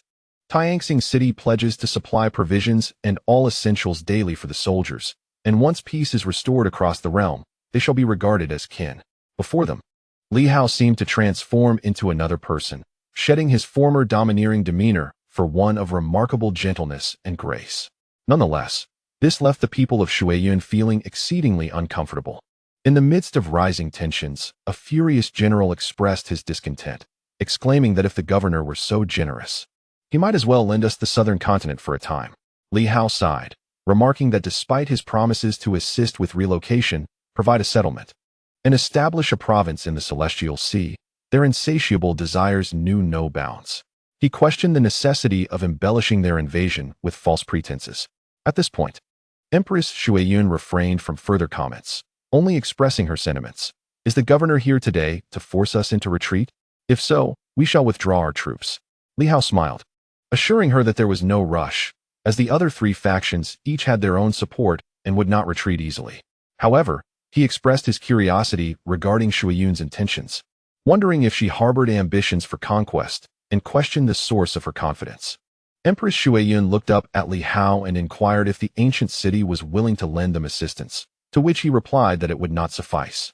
Disregarding his response, she turned to the figure in the black robe and sighed, "Esteemed one, Shuiyun is feeble. Today, with Governor Li's formidable presence and no great generals to oppose him, I implore you to demonstrate your might and drive them away. Otherwise, Shuiyun may not endure." The figure in black cursed under his breath. Unlike his counterparts from the other factions, he had not faced such a predicament. Here, Shuiyun openly acknowledged their weakness and their need for the ancient city's support. He held little faith in their claims of vulnerability. Yet, they were all looking at him. And if he did not act, it would reflect poorly on the ancient city. He envied the envoys of the other nations who were comfortably engaged in battle. In the west, the queen fought alongside divine beings, while in the east, the monstrous beasts of the great wilderness had emerged. The King of Dali, despite suffering losses, personally led his forces into battle. Was he truly expected to take the young emperor into combat here? Empress Shuiyun bowed once more. "Esteemed one, Shuiyun's mobilization is solely to bolster your side. With Governor Li's aggressive advance, I beseech you to exhibit your power."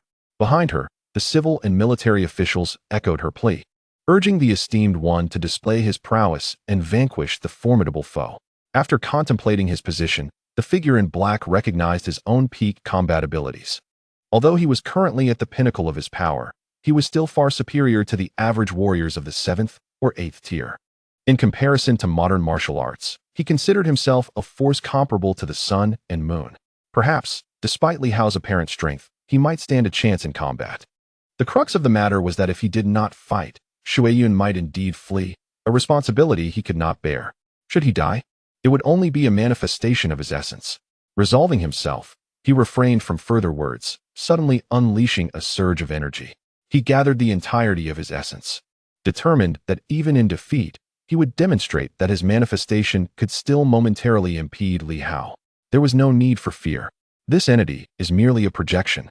its combat prowess not exceeding 1/10 of its true form, and even less than 1% of its capabilities during the era of the new martial arts. He prepared himself, acknowledging that should he face defeat, it would bear little consequence. With that, he leapt into the fray.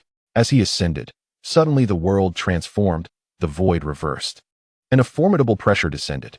An intensely powerful sword intent erupted from the emptiness. With a silent thrust, it struck forth.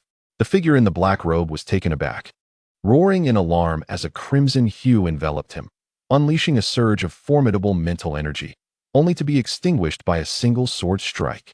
In the next instant, Li Hao unleashed another strike. With a soft thud, it pierced through as if bursting a water balloon, resulting in a violent explosion. Li Hao reached out, gathering all remnants of essence into a singular orb, which he tossed to Director Zhou behind him. Take this to replenish your strength.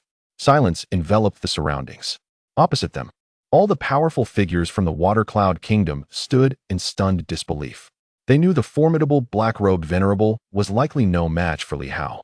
Merely a test of strength, yet to have fallen in a single strike? Though merely a projection, it was still immensely powerful. At that moment, fear flickered across some faces. Was Li Hao truly a foe the Water Cloud could contend with? The kingdom possessed its own strong warriors, yet by classification, they barely measured up to the current peak of the Mountain Sea realm, including a few generals who could only be considered at best comparable to the black-robed figure. How could such high-level combatants hope to rival Li Hao? Panic spread among all present. They had no divine beings, no ancient beasts, nor the deities of the initial martial era.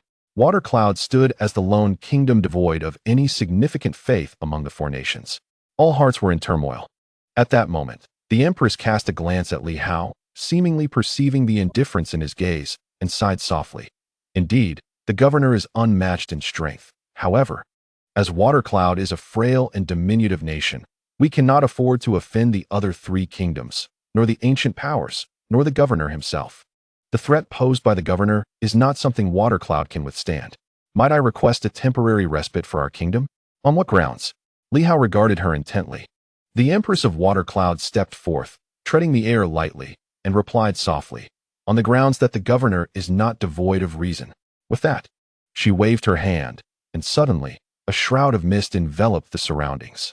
At that moment, it felt as if only the two of them remained in existence. The Empress continued softly, Water Cloud is weak and cannot provoke any party. In truth, we harbor no intentions of invading Tianxing. Yet remaining passive now would render us the target of collective animosity. Li Hao raised an eyebrow. Do you wish to engage me in combat? A desperate measure. If she could somehow secure a fleeting victory over the governor, she would request the use of this place for Water Cloud for a time. Are you certain? Li Hao chuckled, questioning her resolve. Indeed. The Empress replied softly, should I be defeated, I shall either return with my forces or allow the governor to dispose of me as he sees fit. Such confidence. Li Hao felt a stir of intrigue. Water Cloud seemingly possessed no hidden cards. Could it be that this Empress was their sole ace? Please. Upon hearing of the commander's prowess in swordsmanship, I, too, possess a modicum of skill in the art of the blade, though not of a caliber worthy of grand exhibition. Nevertheless, I shall now display my humble abilities. With that, I unleashed a sword strike that cleaved the heavens. It cascaded like a waterfall, weaving through the air like a brook. Li Hao, too, countered with a fierce strike, and the clash of sword intents erupted with a resounding boom. Yet, in that moment, the opponent's sword intent enveloped Li Hao's with a profound intensity. As if a torrent of water encircled him, the sword intent of the Supreme Sword Master was formidable. Since the new martial era, it had been hailed as the foremost offensive sword in the realm. Though the Empress of Water Cloud lacked divine favor, this strike emanated an unparalleled strength, leaving Li Hao momentarily bewildered as to how such power could exist. Had the limits of heaven and earth been transcended? How could this be? Neither the King of Dali nor the Queen spoke of it, and even the local deities, should they surpass their limits, would be severed. Why was the Empress exempt from this fate? At this juncture, Li Hao's sword strike bore the might of the sun and moon, embodying the strength of approximately 20 meridians, yet it was astonishingly thwarted. Unbelievable. In the Water Cloud Kingdom, the mightiest individuals barely reached 10 meridians, and that was in the present. Yet here stood the Empress, eclipsing all. Why was this so? Li Hao, taken aback, launched another strike. The opponent also descended gracefully. her voice soft yet clear. Is the commander perplexed as to how I can transcend the limits of heaven and earth? Indeed I am. The Empress's visage obscured. Yet I could sense her amusement. For even though the silver moon has been severed from the main world, it still originates from it. And within the primary realm reside two sovereigns, the human king and the great emperor. Aside from these two sovereigns, the main world also harbors another of exalted status, the supreme? Li Hao inquired, to which the empress replied with a smile. The supreme indeed holds a prestigious rank. Yet where there is a human king, there is also a human queen. Thus she is considered a half-sovereign of the world. Li Hao was momentarily taken aback. As understanding dawned, you mean to say, you have inherited the legacy of the human queen? Hence, even the heavens dare not constrain you? The human king is the master of the realm, the human queen a half-sovereign. I possess only a fragment of that legacy. The will of this world does not dare to oppose the lineage of the human queen. However, once I grow mighty, I shall disregard such constraints. This is merely a matter of seizing the opportunity. With a light laugh, the Empress of Watercloud remarked, though our kingdom is small and our strength feeble, with few formidable individuals and lacking substantial heritage, I have fortuitously acquired a fragment of the human queen's inheritance. In truth, I harbor no ambition for dominion, nor possess the means to conquer the world. One's strength alone cannot claim supremacy. I seek only to survive among the masses. So I implore you, Commander, grant Watercloud a chance to exist. Li Hao remained astounded. The legacy of the human queen. Moreover, this empress had remarkably cultivated her skills to such a level, and yet the heavens dared not suppress her. It was known that even the grandchild of a supreme faced oppression. Why then did they not dare to suppress the lineage of the human queen? Was the human king far more formidable than a supreme? Yet the swordsmanship inheritance of the human queen was not her own. It was curious that the heavens would not dare to impose their will. This smacked of bullying the weak. At this moment, Li Hao felt his strength surge once more. He unleashed another sword strike. The Empress Dowager once again wielded her sword, yet not in aggression, but in defense. The general was formidable. Even if I were to exert all my strength, I might not prevail against him. Surely, he would not wish for the downfall of Shuiyun. The arrival of the ancient city's powerful figures, urging our four nations to mobilize, seems more aimed at inciting endless slaughter than at conquering the world. The Empress Dowager, seemingly aware of this, softly remarked, even if the general were to slay me, it would not alter the course of events. Should I perish, Shuiyun would descend into chaos. Would the general truly wish to massacre millions of its citizens? At this moment, the general lacks the energy to quell the turmoil in Shuiyun, where countless lives have already been lost, a predicament that cannot bode well for him either. Li Hao chuckled lightly. If you see through the situation so clearly, why do you persist? I merely wish to avoid becoming the sole enlightened one, she replied. For if the powerful figures from the ancient city were to descend upon us in force, slaughtering Shuiyun, General, where would that leave us? Within our nation. I alone possess the strength to resist. Others would struggle to hold their ground. I cannot defend every front indefinitely. If we do not take action, it may well lead to the annihilation of Shuiyun. Without the god of initial warfare, without formidable deities, and with our weak beasts, we can only drift along with the tide. Her words were filled with desolation. Yet Li Hao felt no pity. Is it justifiable to invade my Tianxing and massacre my citizens? The general's misunderstanding was merely a temporary means to allay the ancient city's concerns. As they exchanged words, both sides unleashed hundreds of strikes. The clash of sword intent forced the Empress Dowager to retreat continually. Despite her strength, Li Hao discerned that her power hovered around the realm of 20 veins, which marked her limit, still falling short compared to him. The Empress Dowager, however, chose defense over offense, sighing once more. Why must the general pursue total annihilation? The desires of Shuiyun and the general are, in fact, aligned. We must eliminate these ancient city strongmen to prevent calamity. The general suppressed all corners but remained reluctant to fully engage one faction, as obliterating their nation was intended to forestall an early resurgence. By the side of my bed, Li Hao struck again, tearing away her veil to reveal her true visage, exquisite and enchanting, yet she remained unmoved, her demeanor calm. Shuiyun is weak. Were you the only one here today, I would slay you. At worst, I could imprison your soldiers. What could you do about it? The Empress Dowager spoke with a hint of sorrow. Why must the general be so cruel? Our nation harbors 1,000 super-energy, city-destroying missiles. Should I die? My country would fall, innumerable lives would be lost, and the resurgence would commence, bringing forth ancient strongmen to wreak havoc upon the living. Li Hao's gaze shifted slightly. You possess a heart of steel. No, it is merely a desperate measure, the Empress Dowager replied softly. In the past, when the king of men faced the siege of powerful foes, he could only seek survival in such a manner. I, too, am compelled to survive. The tragedy of the weak does not stem from a hard heart. As she finished speaking, a sharp crack echoed. The phoenix crown shattered. A trickle of blood flowed from her head, staining her cheek, yet she continued to gaze at Li Hao, even lowering her sword and ceasing the battle.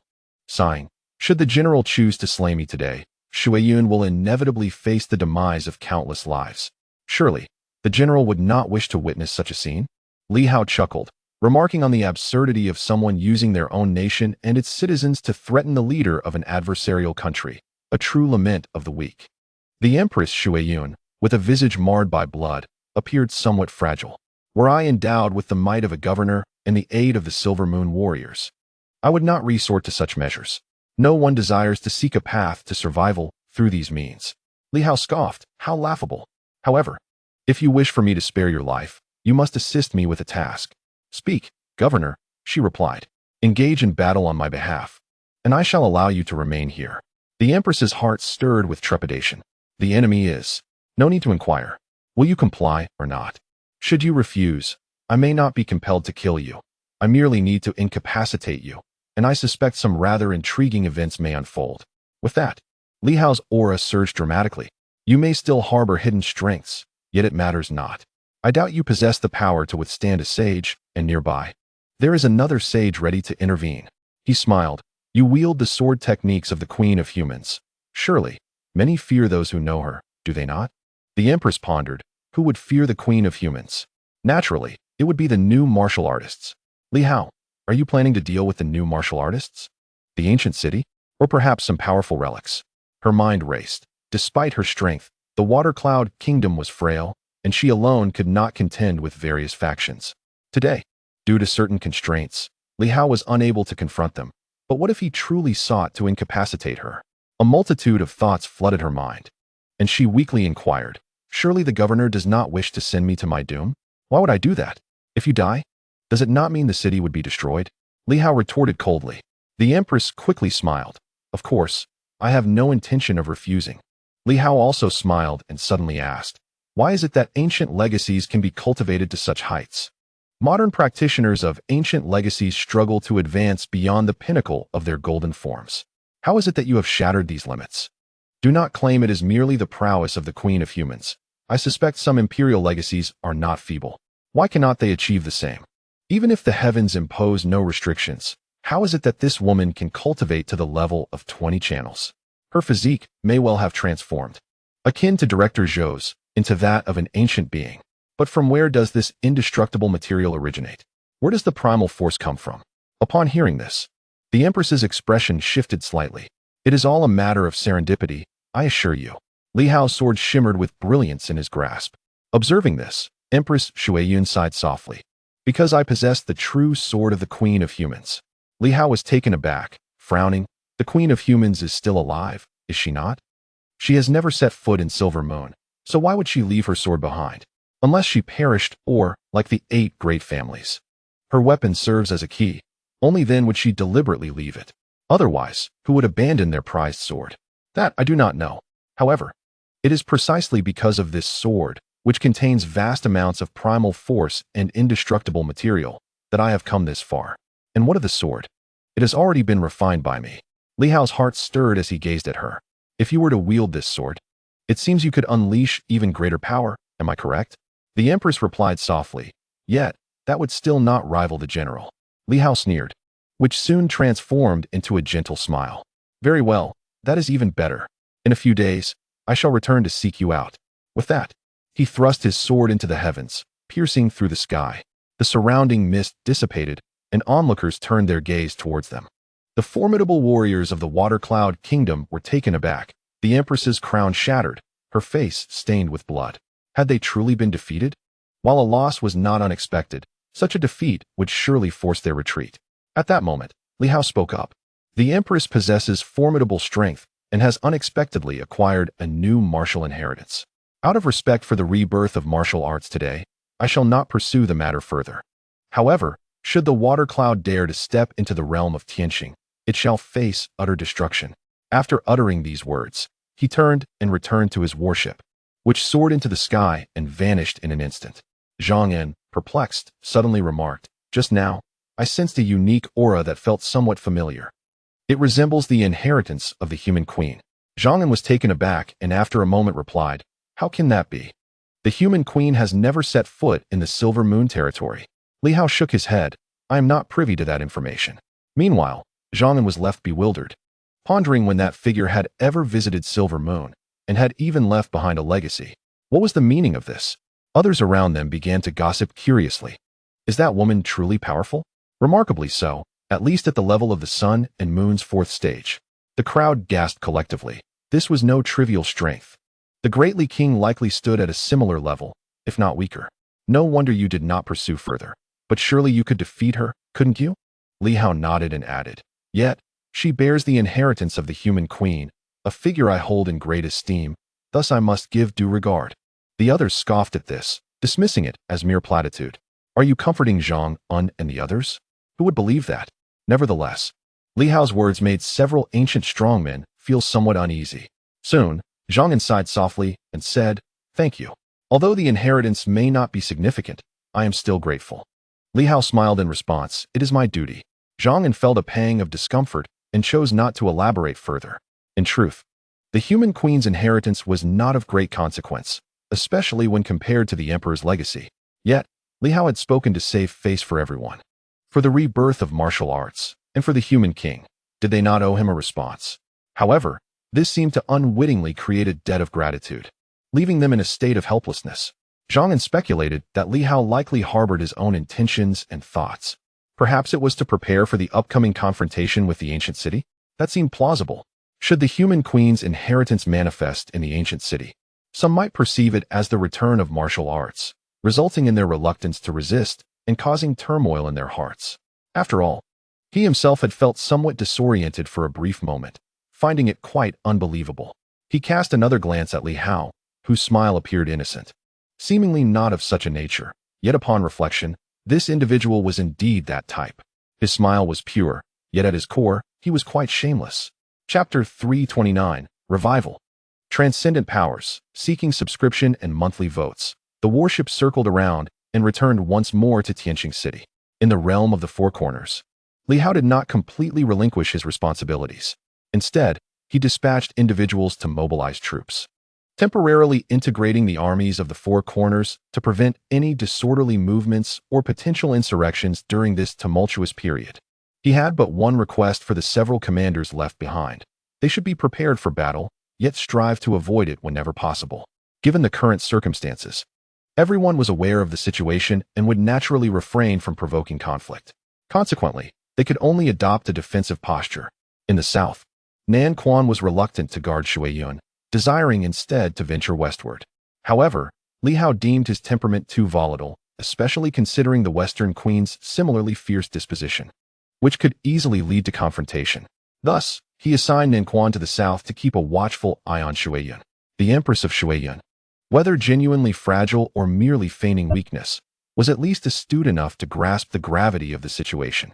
To the commanders, Li Hao imparted one final piece of advice. Should anyone insist on invading, opt for negotiation, seek peace, and buy time. In the south, he stationed Nan Quan. As for the eastern Great Wasteland, the Lord of the Great Wasteland could not afford to emerge lightly. While the danger was minimal, their cavalry was formidable. If they were to appear, they would pose a significant threat. After careful consideration, Li Hao decided to send the Bright Sword alongside Yu Luocha to maintain order there. In the west, he entrusted the task to the Yang couple, whose tempers were less volatile. In the presence of the Western Queen, they were unlikely to instigate conflict. Yet they would not appear overly submissive either. The couple, one bright and one shadowy, could effectively play the roles of good cop and bad cop. At this moment, although Nan Quan was acutely aware that the situation was far from ideal, he could not help but voice a concern. What if the other party refuses to negotiate? Before Li Hao could respond, Bei Quan frowned and interjected, "Don't you dare bring any nonsense. If they refuse, You must kneel until they accept. Nan Quan rolled his eyes. Am I to lose face then? He muttered a few words before finally asking, if there is a battle at Guqing, may I return to fight? Li Hao pondered for a moment and nodded. It is a possibility. That is reassuring. Nan Quan exhaled in relief. While Li Hao chuckled, should a battle at Guqing ensue, the risks would be substantial. I am aware. Nan Quan dismissed the concern. That is still better than being stifled. Li Hao, for the first time in a long while, was formally addressed by his name. He paused momentarily. Nan Quan, with a smile, inquired, do you think the martial artists of Yinhua fear death or fear loss of face? Li Hao was momentarily taken aback. They do not fear death. Yet, they do value their dignity. He turned to Li Hao, speaking earnestly. What about compromising for peace, seeking withdrawal? We understand it may be the right course of action. But you must realize that in the past, whenever we encountered a challenge, even knowing your master was formidable, we would still engage without hesitation. It is not that we fear death. Rather, we dread losing face and being humiliated. Hong Yitong could disregard his dignity, and while you share similarities with him, others are concerned about their honor. I understand you have your own thoughts and plans, and we can comprehend your explanations. Yet, it remains disheartening. Do you understand? Li Hao was lost in thought for a long while before he slightly nodded. Do you comprehend? Perhaps he did. In that moment, he recalled certain individuals. The martial artists of Silver Moon, even when aware that confronting Yuan Shuo would lead to their demise, still chose to engage him. Much like that fateful day when Qi Mei Gun, fully cognizant of his impending death, could have lowered his head to beg for mercy or retreated. Yet he persisted until the very end. This was not out of fearlessness of death, but rather a testament to the fact that for the martial artists of Silver Moon, pride often eclipses the value of life itself. Thus, when Bei Quan remarked that one should kneel if necessary for the greater good, although Nan Quan refrained from retorting, an unsettling feeling lingered within him. He felt a discontent brewing. Li Hao surveyed the surroundings, observing the reactions of others. Some remained silent, others furrowed their brows, while some glared at Nan Quan, who bore an expression of indifference, aware that many shared his sentiments. Li Hao nodded in understanding, declaring, I comprehend. Well then, I shall refrain from further comments. Just call upon me when you assault ancient city. With that, he turned to depart. On this occasion, he would lead 5,000 demon hunters. Uncertain if the southern region would find stability, he could only strive to do his utmost. Yangshan held dominion over the west. A formidable force, yet the strong from the western continent had previously been dealt with by Li Hao. This time, he would only take 5,000 Silver Moon soldiers. In contrast, the Bright Sword stationed in the east would lead a full contingent of 10,000 battle sky troops, commanded by several captains who had not self-destructed. The formidable Dahuan cavalry, alongside the battle sky army, would serve to thwart some adversaries. In the Tianxing governor's office, it had been some time since Li Hao had last convened with everyone.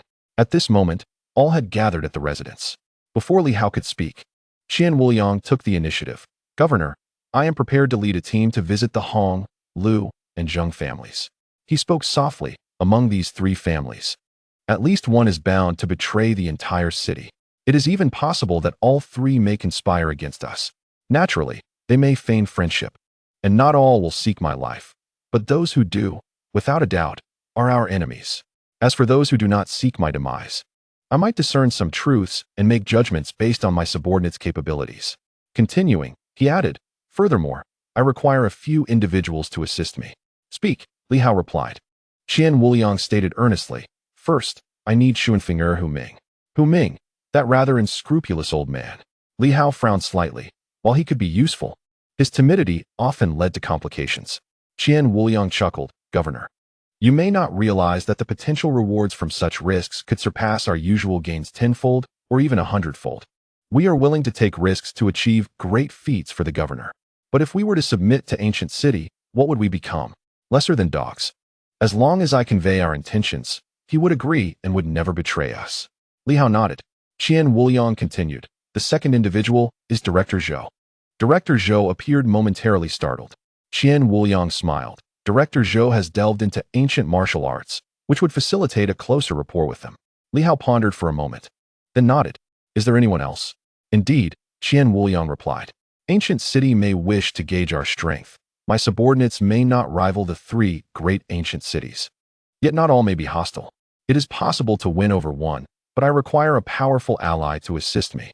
At this, he looked at another person, adding, moreover, this individual must possess sufficient status to represent the Tianxing governor's office. Of sufficient status, Li Hao's expression shifted subtly. In that moment, Yuan Shuo brushed off his clothes and remarked nonchalantly, I am going. Qian Wuliang is indeed speaking of him. However, Li Hao was hesitant, understanding the perilous nature of the situation. Just as he was about to voice his concerns, Yuan Shuo turned to him and asked, do you truly wish for me to remain here, scribing letters for a lifetime? I have traversed more ruins than you have visited cities. I am well versed in ancient literature. I can instantly discern whether a location is inhabited, whether its energy is vibrant, and if it has known human presence for ages. A city of traders must have living souls. It must be active. There is no way it could remain dormant for 100 millennia. Therefore, no one possesses a keener ability to discern these truths than I do.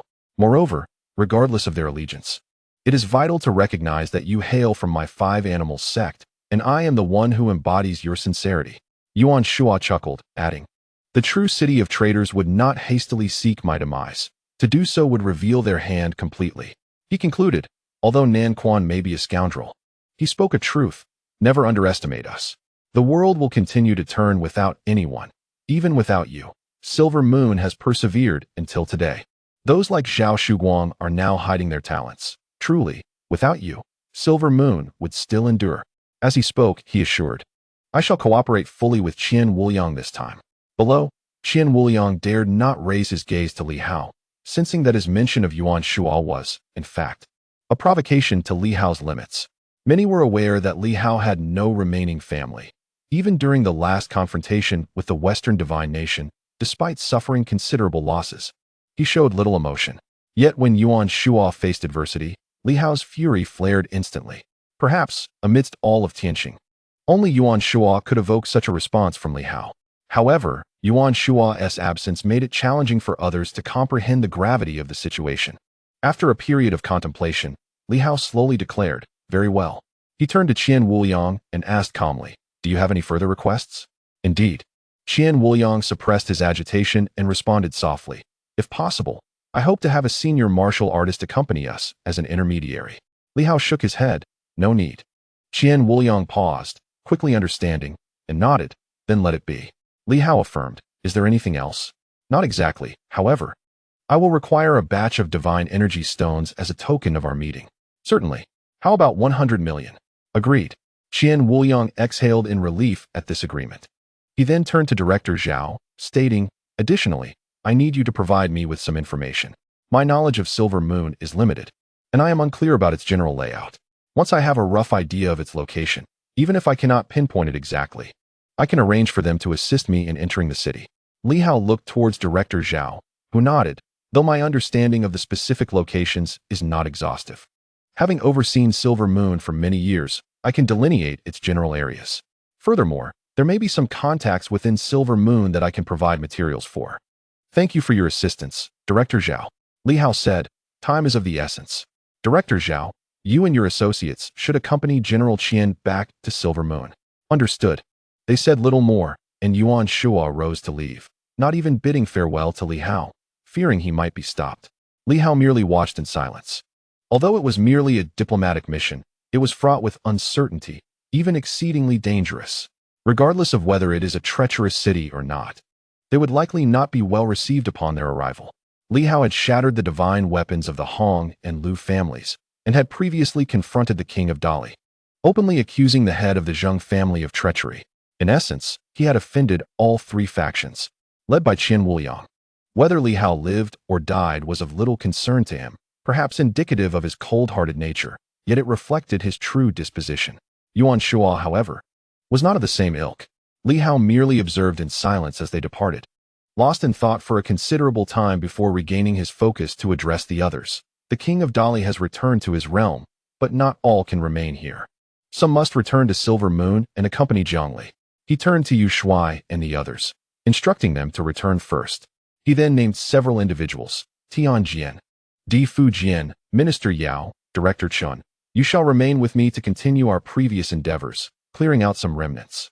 While the King of Dali is still absent, we must swiftly resolve the issues posed by scattered ruins. Furthermore, We must seize the 9 communication stations to disrupt their armor communication system and eliminate their transmission jade network. The group exchanged glances, and Lin Hongyu spoke up. Governor, do we require assistance from Senior Hongsha? Only Hongsha and the Imperial Guards are needed. The rest are unnecessary. Lin Hongyu understood and nodded, murmuring, the demon plants at the communication stations may possess peak immortality, akin to Senior Hongsha. Indeed, I am aware. However, they are distributed independently, which presents a perfect opportunity for testing. If even a solitary peak immortal demon plant cannot be dealt with, then the matter of the ancient city would merely lead to our demise. Lin Hongyu comprehended the gravity of the situation and refrained from further discussion, swiftly adding, I shall continue to promote education, cultivation, and infrastructure, and I will need the cooperation of the demon plants that promised assistance in providing food. Certainly, you may negotiate further, perhaps offering additional remuneration or divine energy stones. Li Hao responded with a smile. Currently, our needs are many, but we are not lacking in divine energy stones. Understood. Lin Hongyu nodded, falling silent. Noticing the cessation of conversation, Li Hao declared, time is of the essence. We have always been in short supply. While Qian Wuliang and his group search for the ancient city, we shall set off to deal with some adversaries. Wait for half a day, and I will prepare the physical forms of several commanders, and then we shall embark. The group had no objections and soon dispersed. At the site of the Tianxing town ruins, as the Tianxing army tidied up, the town had returned to its former state. Presently, students from Yuanping Military Science University, Director Wang, various demon plants, some Tianxing soldiers, and even the old tortoise's avatars were residing there. The energy here was rich, making it a veritable treasure for them. Outside the mining veins, Li Hao arrived and released the mental energies of several self-destructed commanders. These commanders were not weak by any means, having approached the pinnacle of power in their time, and their spirits had grown significantly over the years. Previously, they had teamed up in a self-detonation that even managed to slay a deity. Of course, this was also due to the fact that the deity had not yet fully revived. A completely revived deity remained exceedingly formidable, possessing the combat prowess of a saint during their prime, far beyond what they could hope to defeat. At this moment, 5 team leaders were suspended in the air, their spiritual energy radiating around them. Suddenly, Director Qi floated over, smiling as he inquired, are we to fabricate physical forms? Indeed. Count me in, Li Hao replied, taken aback. Previously, he had mentioned this to Director Qi, who had not agreed at the time. What had changed today? Director Qi grinned. I observe that the treasure pool is nearly depleted, with only remnants of medicinal mud remaining. If we delay any longer, even if we were to revive our physical forms, they would merely be rudimentary. Now is the time to enhance our strength. This was indeed a truthful observation. Li Hao nodded. What kind of physical form does Director Qi desire? Something akin to yours, Director Qi replied with a light chuckle. I am well acquainted with the new martial physical forms. A change in lifestyle may yield a different kind of brilliance. Li Hao felt a stir in his heart and nodded in agreement. That sounds feasible. Upon seeing Zhang and materialize, he spoke up, Senior Zhang, the 5 team leaders wished to forge physical forms, along with Director Qi. I will allocate 4 slots from the Yuanping Martial Science University. Today we will forge 10 physical forms in total. I have other matters to attend to and must depart early. Is there anyone here in need of a physical form? Zhang replied calmly. Yes, however, since we are forging, let us make them somewhat more formidable. I understand. Li Hao wanted to express that it wasn't a matter of reluctance on his part, but rather a limitation of materials. The treasure pool's water had run out, and he could not create exceptionally powerful physical forms out of thin air. At that moment, a physical form suddenly appeared before Zhang. This one.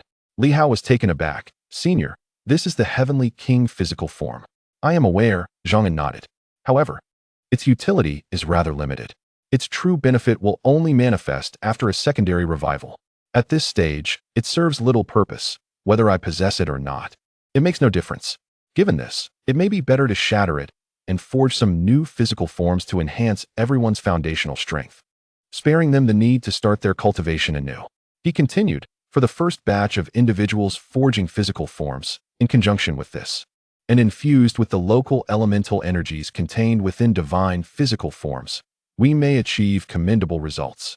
Li Hao felt a spark of understanding and nodded. I see, Senior. You mean to say that the 4 Yuanping students should also have their new human physical forms created? Some would still desire it, Zhang softly replied. For individuals, correct? I will find them. You prepare in the meantime. Understood. Zhang gracefully departed. Soon, he arrived at a location within the city where many puppets were present. At that moment, some were idly playing cards, others engaged in conversation, while some read books, trapped within the puppetry with little else to do. Such idleness. Teacher. Upon seeing Zhang, everyone rose. Zhang, however, said little, calmly stating, my intentions are clear to all. Today, Li Hao will forge new human physical forms. With the first batch consisting of 4 individuals. It will not be many. So who among you wishes to undergo the forging of new human physical forms?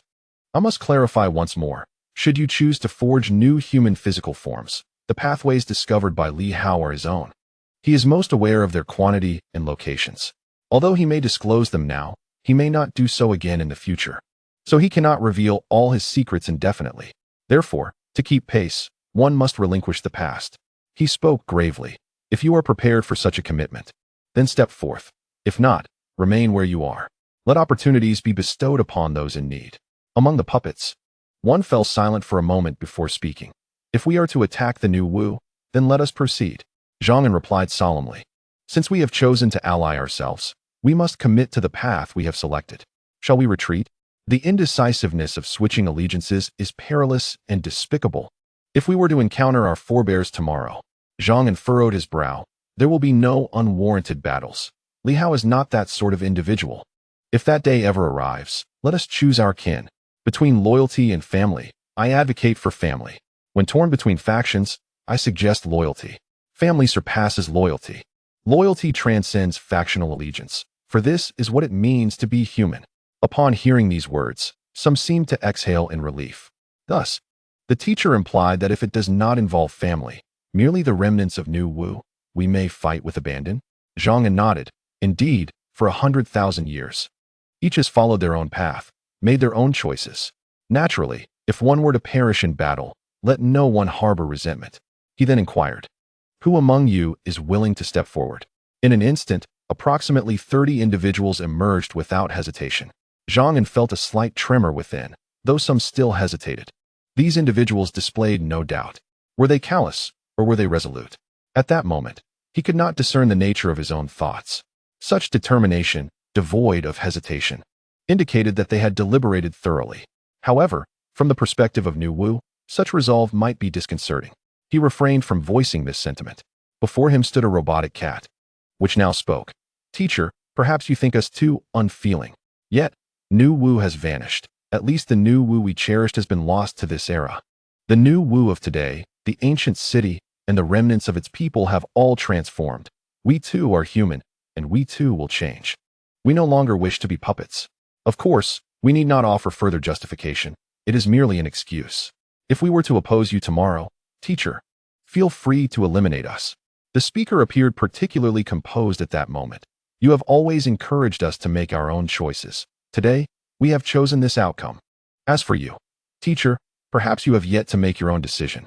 The fence-sitters have always posed the greatest danger. Regardless, we hope you will arrive at a resolution swiftly, leading to a favorable outcome. With that, the robotic cat no longer appeared comical but turned to those who stood with him. Among us, only 4 will accept the new physical forms. We require the 4 strongest and most gifted individuals. First, we shall cultivate the new Wu path. Should we achieve some success, the next group shall be you. We can still impart some experience. The immortal of your has emerged. In an instant, 8 more stepped forward. Including myself, that makes 9. The robotic cat glanced at the puppets. That is 5 more than before. I shall speak with Li Hao. He mentioned 4, but he was merely reluctant to waste time. It is not strictly necessary to have 4. If the teacher finds it difficult to voice, I shall take the liberty to say it. 1 additional person means 1 more measure of support. Zhang hesitated, caught between words. Yet the mechanical cat ceased to inquire further, as if declaring its resolve to independently strive for everything henceforth, no longer requiring the teacher to navigate the delicate balance. The 9 puppets uttered not a word, soon bowing slightly to the others before turning to depart. Watching their retreat, Zhang's emotions were profoundly intricate. They had matured, or perhaps, after 100,000 years, they had grown weary, fatigued, exhausted, unable to endure such a life any longer. Should one feel joy or sorrow? These individuals, once the formidable guardians of the human king, now found themselves outside the mine. The 9 puppets approached. The leader, whom Li Hao recognized, spoke before Li Hao could utter a word. I am Jiang Li from Yuanping Wuka University. Honored to meet you, Governor Li. I would like to discuss the possibility of reviving all 9 of us at once. We were once all prodigies, entities of the immortal level. Li Hao was momentarily taken aback. The mechanical cat continued. We hail from the main world and have little connection to the Silver Moon world. In this realm, aside from our former classmates and teachers, we are not significantly constrained. Compared to the 8 principal cities, we enjoy greater freedom. Each of the 9 immortals possesses formidable combat techniques. Even if we cannot wield our full might today, we are far from ordinary immortals. Indeed, if Governor Li were to revive us and create our physical forms, our combat prowess would undoubtedly remain formidable. At the very least, we still hold the potential to swiftly reach the current limits of this realm, as our mental fortitude is sufficiently robust. Even without comprehending certain forces, we can rapidly forge numerous attribute-less pathways. We have undergone rigorous training and possess a strong sense of teamwork in battle. Several students began to promote themselves. This had not occurred previously. Formerly, these students viewed themselves merely as mercenaries, directly calling Li Hao by name. Today, a transformation had emerged. Li Hao pondered for a moment. You all desire new physical forms? Yes. I wish to confront some aberrations from the ruins, but with full determination. Li Hao inhaled deeply. Do you not harbor regrets? After 100,000 years, all that was to be regretted, hated, and contemplated has already been resolved. Our teacher believed we had been in slumber for 100 millennia, yet even if we awakened once every 1,000 years, enduring 3 to 5 years at a time, we bore 300 to 500 years of darkness and solitude. Li Hao smiled. Then perhaps you will no longer be the new warriors. Is the identity of a new warrior truly significant? What has always mattered is not the title of new warrior, but the spirit of the new warrior, resisting injustice, defying oppression, rebelling against darkness, and opposing all. At this moment, Jiang Li proclaimed loudly, the governor fundamentally misunderstands what it means to be a new warrior. The new warrior embodies resistance. The human king and the supreme led us all in defiance of the injustices of fate. Identity has never been paramount. Li Hao responded with a smile. Very well. Let us revive all 9 of you together. Thank you, Governor, for your generosity. Li Hao chuckled. Then today, let us revive all 15 of you as new human forms. As the discussion progressed, it was stated, today, let us invest some resources. I shall utilize the elemental essence from the divine form, drawing upon the energy of the celestial body, the elemental realms of fire, earth, and wood may serve as attributes for your selection of divine pathways.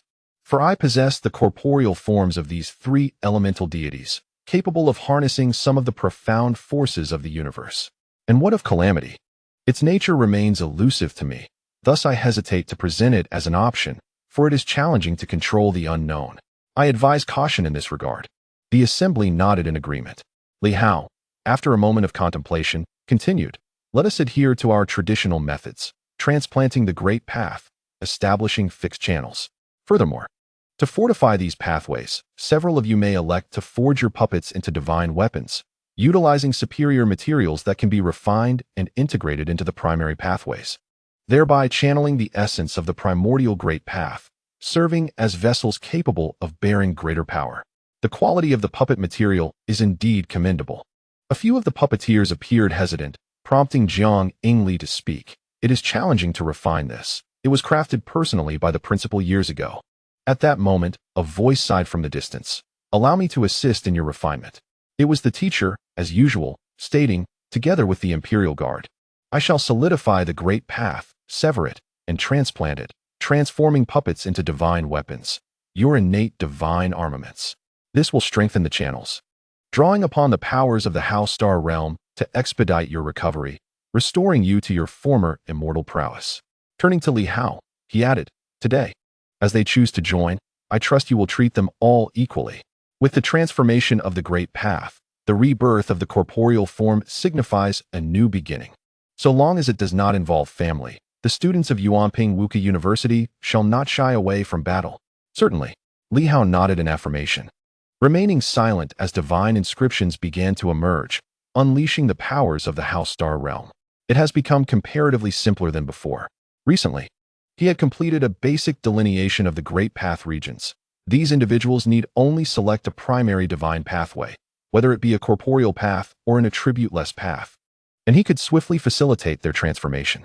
Compared to the transitions conducted with Director Wang, this process is significantly more straightforward. As for how far these individuals can cultivate and how many pathways they may open, that depends on their own capabilities. However, with a strong foundation, a robust great path, and stable transplants, they will progress more rapidly than others. For instance, Director Wang has effortlessly opened 18 pathways. He too was transformed from an initial state of immortality. These individuals, perhaps once even stronger than Director Wang, are all at the initial stage of immortality, yet these students are the direct descendants of the Emperor, potentially possessing even greater strength. It stands to reason that they could reach 18 pathways within a few days. This is the advantage of a profound foundation. Meanwhile, the Silver Moon martial artist has progressed to 12 pathways, which is commendable. There remains a noticeable disparity between the two parties. Li Hao chose not to dwell on this. Whether it be 12 or 18 pathways, those who tread the new path find it nearly impossible to surpass him. Moreover, with the inclusion of these individuals, his strength will only continue to amplify. He ceased to ponder these matters, shattering some divine flesh and blood. With a swift motion, he grasped the body of the celestial king and ignited it with fire, beginning the process of refinement. Meanwhile, Zhang also reached out with great force, seizing the puppet bodies of several puppet scholars, leaving only ephemeral shadows in their wake. Instead of flames, a hammer materialized in his hand, as he commenced the rhythmic clanging of forging puppets into weapons. In days past, he had received guidance from the world's foremost blacksmith, the God Emperor of Forging, absorbing a diverse array of knowledge. On this day, Li Hao and Zhang united their efforts to forge the finest physical forms and create formidable weapons for the 15. On this very day, in the ancient city of Silver Moon, a voice broke the silence. News has arrived from Shuiyun. The avatars previously dispatched have been slain by Li Hao. He has repelled the four corners, but has not retaliated with full force. Is he truly incapable of counterattack while fending off multiple fronts? Or is this a deliberate tactic? The King of Dali had returned to his realm, pursuing members of the three major organizations. Tianxing also relayed information through special channels, seeking support as he had discovered the source of the Forbidden Sea within Dali. It was said that tremendous fluctuations emanated from there, potentially releasing vast amounts of energy to accelerate revival, should they provide assistance or summon the King of Dali back. Additionally, the beasts of the wilderness were ravaging the realm, devouring the energies of heaven and earth. Now, there was a choice to confront the wilderness with full force and exterminate those beasts, not only earning the recognition of the heavens, but possibly triggering a second revival. Furthermore, the Western factions also sought our aid to counter Li Hao and his allies. The power of the West was not to be underestimated, as they could barely summon divine forces for a forced revival, though at a great cost. The question remained, could the four factions reach a consensus to unite against Li Hao? Could they fend off one faction, but not all four? As this individual spoke, another interjected, moreover, there are movements in Silver Moon today. Li Hao's master, Yuan Shuo, has personally taken the lead to visit various parties, hoping that the Hong, Zhang, and Lu families can engage in discussions to establish foundational agreements and clarify their stances. Should we continue to remain in hiding or emerge to negotiate with them to ease their concerns? A plethora of questions was swiftly raised. At that moment, in the center of the grand hall, the man who had remained silent for so long finally spoke. Facilitating a united front among the four factions is imperative. Thus, dispatch envoys to engage them swiftly. Secondly, send assistance to Tianxing. If we can breach the Forbidden Sea, it would greatly benefit the revival of the realm. But we must avoid conflict with the King of Dali and exercise caution. Thirdly, all nations should send reinforcements for battle, yet remain vigilant. These rulers are not to be trifled with. I suspect that those avatars which previously aided Dali may have involved Dali itself. Fourthly, we must prepare dual strategies against the wilderness. First, assist their invasion, and second, annihilate the wilderness. The man murmured softly, however, the beasts of the wilderness possess considerable strength amidst chaos, even wielding sacred combat abilities. For now, cooperation is paramount, yet we must also be ready to strike. The intelligence of the beasts is low. If we can covertly mobilize troops and surround them with a grand army, we may succeed in exterminating them. Lastly, we can reach out to Yuan Shuo for negotiations. Expressing our stance and signing the agreement are indeed feasible. However, Li Hao requires this document to clarify our specific identities, and we cannot allow him that satisfaction. Sixthly, once a simple consensus is reached on our side, we shall swiftly unleash a comprehensive assault from Silver Moon. Li Hao needs time, and so do we.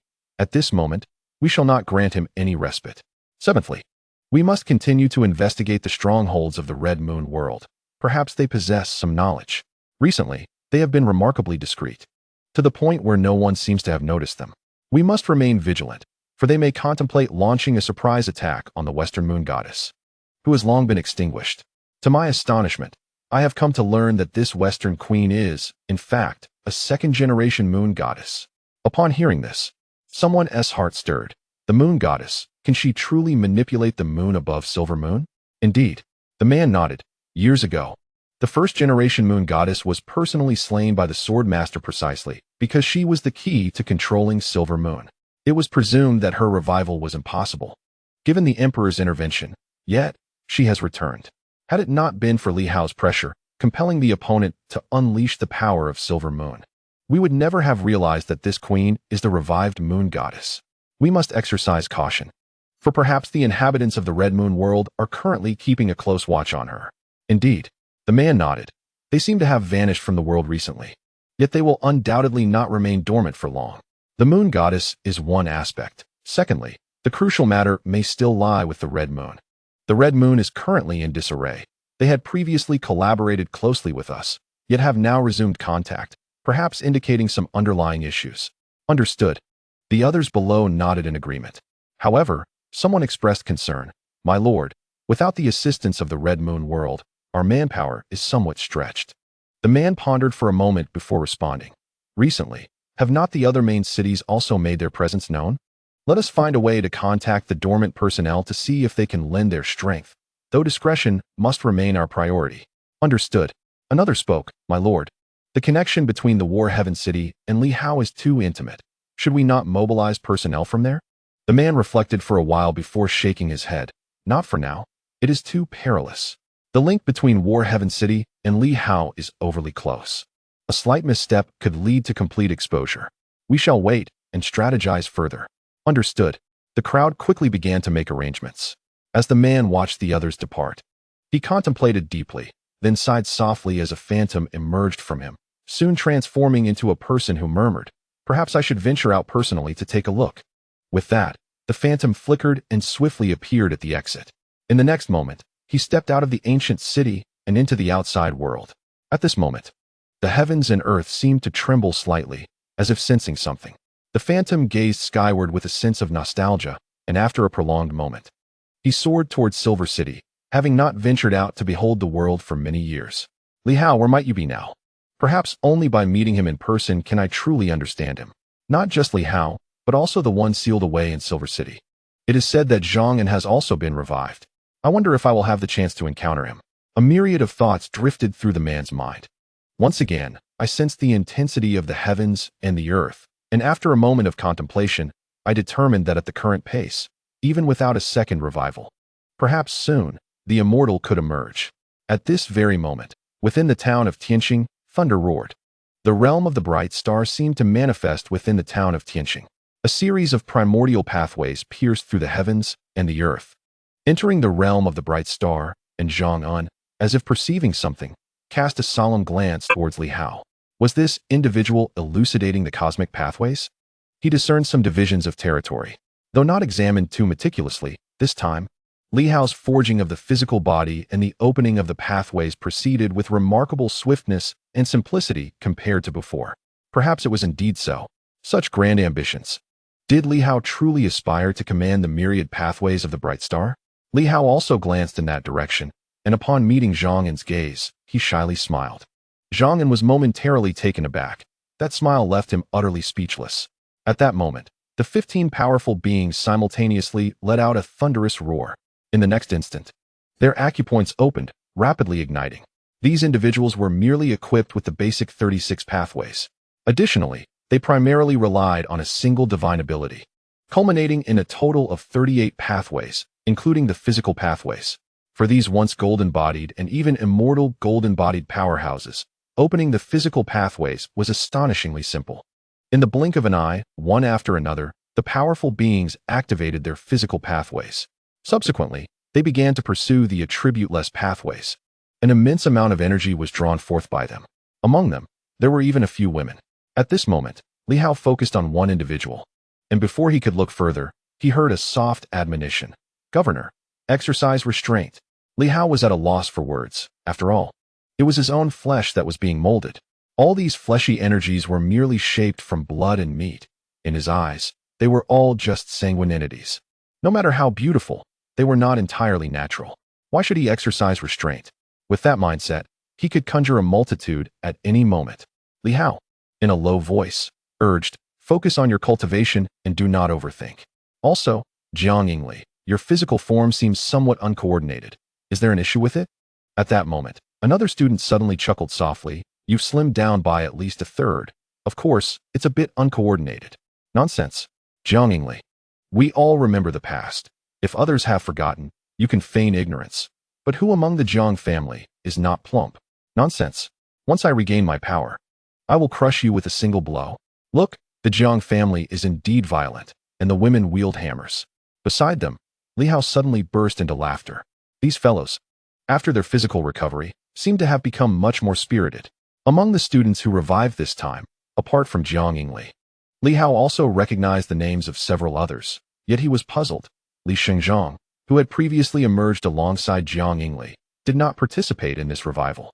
Had he perhaps chosen a new martial body? Li Hao pondered this but refrained from inquiring. Each had their own choices. Perhaps they awaited the next opportunity?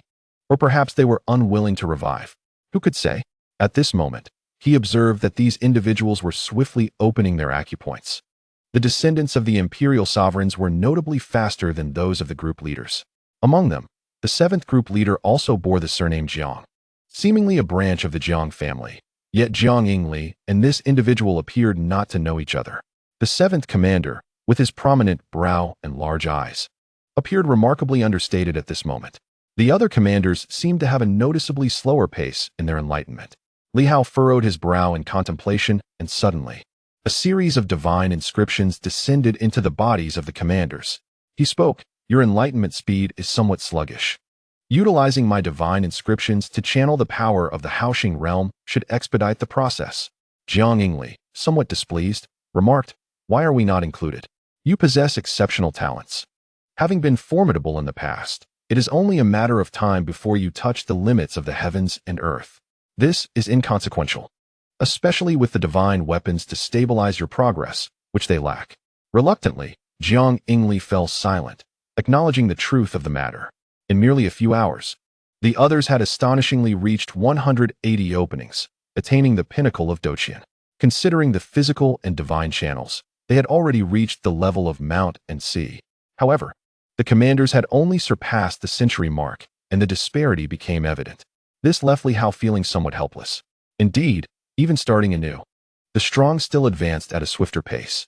Fortunately, the commanders had honed their temperaments through years of military training, remaining composed and steadily improving. It was only a matter of time before they caught up. Perhaps this was the greatest benefit of military life, an extraordinarily stable disposition that would not be disheartened by momentary setbacks. Finally, his gaze fell upon one individual, the Chief Qi. This individual was particularly intriguing. While others fervently cultivated during the penetration of the Haoxing realm, he had refrained from opening his channels, seemingly engrossed in some peculiar endeavor. Once the passage to the Haoxing realm stabilized and the rapid progress of others concluded, he casually approached Li Hao and inquired, "Might I trouble you for a small favor?" "General?" Chief Qi appeared somewhat ethereal, his newly formed physique resembling that of an elder, perhaps to evoke a sense of wisdom. Who could say for certain? With a warm smile, he continued, "I have recently delved into the realm of new martial arts and discovered that the attribute-less channels are not limited to just a few. Rather, there are many, and the selected 36 merely comprise one cycle." Li Hao nodded, acknowledging this truth. However, at present, everyone had yet to complete their 36 channels and showed little interest in further exploration. Chief Qi added, "Moreover, I have discerned that the paths of attribute-based divine abilities are indeed divine, while the attribute-less ones are not. Elementary. Li Hao thought otherwise. How could they be termed divine channels? Yet, Chief Chi continued, I have also found that the attribute-less channels indeed possess divine abilities. Li Hao was taken aback. Looking at him intently as Chief Chi requested, I kindly ask you to open several additional channels for me. He gestured towards various points on his body. After a moment of contemplation, Li Hao drew forth a substantial amount of energy, initiating the formation of channels for him. In no time, a considerable number of channels were sculpted. At this juncture, Chief Chi commenced his cultivation, achieving over 100 channels throughout his body. The energy expended was significantly greater than that of others. Unlike the others, he did not follow the conventional sequence in opening his channels. Instead, he adhered to his unique order, swiftly illuminating 72 openings, albeit not in the previous sequence. Rather, it was a novel order, with each of the 72 channels unlocking a distinct opening. Soon, he conjured a weapon in his hand and smiled. Commander, what is this weapon? A spear? No, it is a pen. Director Chi chuckled, pointed with his hand, and with a crack, shattered a massive divine energy stone. With 72 apertures, merely reaching the peak of the 100, not a master of divine arts. Yet with 72 apertures, one could indeed forge divine arts. Is this what is called the art of the pen? He remarked, I merely cobbled this together and did not expect it to possess such formidable power, though it requires a slight adjustment.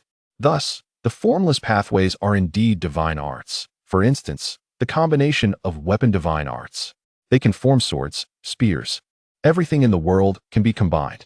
Different pathways yield different divine arts, not confined to a single attribute. Li Hao felt a spark of inspiration, as if something within him had been unlocked. He continued, the 360 pathways, as you witnessed last time, resemble a sword. If that is the case, does it not imply that the 360 formless pathways, when united, culminate in a formidable sword art? And can the sword art be further categorized into various sword styles? Perhaps the 360 pathways represent the most comprehensive sword art. Yet can 36 formless pathways be distilled into a simple sword art? Li Hao experienced a moment of enlightenment, his gaze shifting uniquely towards the director. Indeed, the 360 pathways had previously formed a sword. How could he have forgotten? Is the sword art bound by attribute divine arts? No, the sword art is formless. The sword art can indeed manifest divine arts. Director Chi merely hinted, smiling, I shall continue to explore the path of the new humanity. It is truly fascinating, simply astonishing. Commander, do not solely focus on attribute divine arts. The formless ones are, in fact, treasures. Li Hao nodded, inhaling deeply. I once pondered that attribute divine arts were limited, questioning whether the great paths of heaven and earth were too few. Yet today, I suddenly comprehend that it was I who was narrow-minded. Everything can become a path, and everything can become divine arts, as long as the combination is successful. The 18 weapon forms are all divine arts. A stone, a drop of water, are also divine arts. So this is the essence of the great path. I had even studied the round and flat chronicles and yet had strayed from the point. Thank you, Director Chi, for your reminder. In that moment, he suddenly laughed. I see now. So, I can give birth to other divine scripts. 36 pathways could form a single divine script, and perhaps 72 pathways could as well. The 73 pathways can be reconfigured. More or fewer pathways can create new divine arts and new divine scripts. Li Hao's laughter rang out joyously. I understand now. Thank you, Senior. For your clarification, Director Chi replied, I merely traversed the path you have already discovered. You have long realized that 360 pathways form a sword. I lament that, at present, I cannot materialize the 360 pathways. Otherwise, I too would wish to see the unparalleled sword art and divine arts that arise from 360 pathways and 3,000 apertures. Upon hearing this, even Li Hao felt a surge of anticipation. So engrossed had he been in his pursuits that he had overlooked this aspect. The 360 pathways, indeed, represent a sword, perhaps the mightiest sword art in existence. Before him stood an elderly figure, casually intertwining 72 meridians, astonishingly coalescing them into a singular brush, which in turn unlocked 720 acupoints. Could this not genuinely manifest a brush, revealing the profound artistry of the brushwork? How intriguing!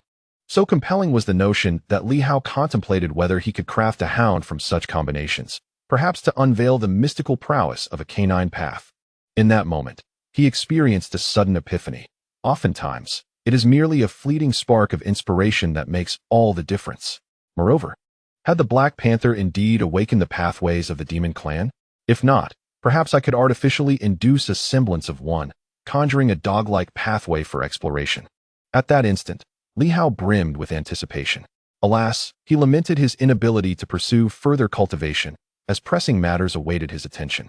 Otherwise, he would have relished the opportunity to draw forth the Black Panther, experimenting on it to create a canine-shaped pathway. Surely, such an endeavor would yield great amusement. As he tilted his head to gaze into the depths of the mine, the Black Panther remained elusive. Perhaps upon my return, I shall summon it forth. I can craft it artificially. Why must it remain in seclusion indefinitely? Chapter 330. Preparation 15 Formidable warriors had begun to restore their physical forms. Although their combat prowess had not reached great heights within a single day, their ascendance was merely a matter of time. Li Hao, however, was not overly concerned with the notion of strength. This marked a promising commencement. The issue of integration loomed large. The schism between the new Martial and Silver Moon factions inherently fostered significant disparities. For the rulers of this new era, regardless of whether the new Martial bore hostility, it posed an immense threat. They could either align themselves with the new Martial, akin to the 9 divisions, or oppose it entirely, much like the deities. To tread the path of a neutral third party, as Li Hao endeavored to do, with the hope of fostering a semblance of unity, proved to be an arduous challenge. They had experienced an era of unparalleled brilliance, making it difficult for them to regard him with respect, even with commendable displays. He could not compare to the kings of yore in their eyes. This encapsulates the core dilemma. Thus, even to this day, those who genuinely pledged their allegiance to Li Hao among the new Martial were exceedingly few, even those who did, such as the likes of the Imperial Guard and Red Fur, were merely peripheral figures of a bygone era, hardly representatives of the human race of old. Yet today, several descendants of the emperors chose to step forward, marking for Li Hao a novel experience and venture. It represented a delicate attempt at merging two distinct eras, albeit weakly. Even if their motivations were born of necessity, Li Hao was not overly perturbed by this.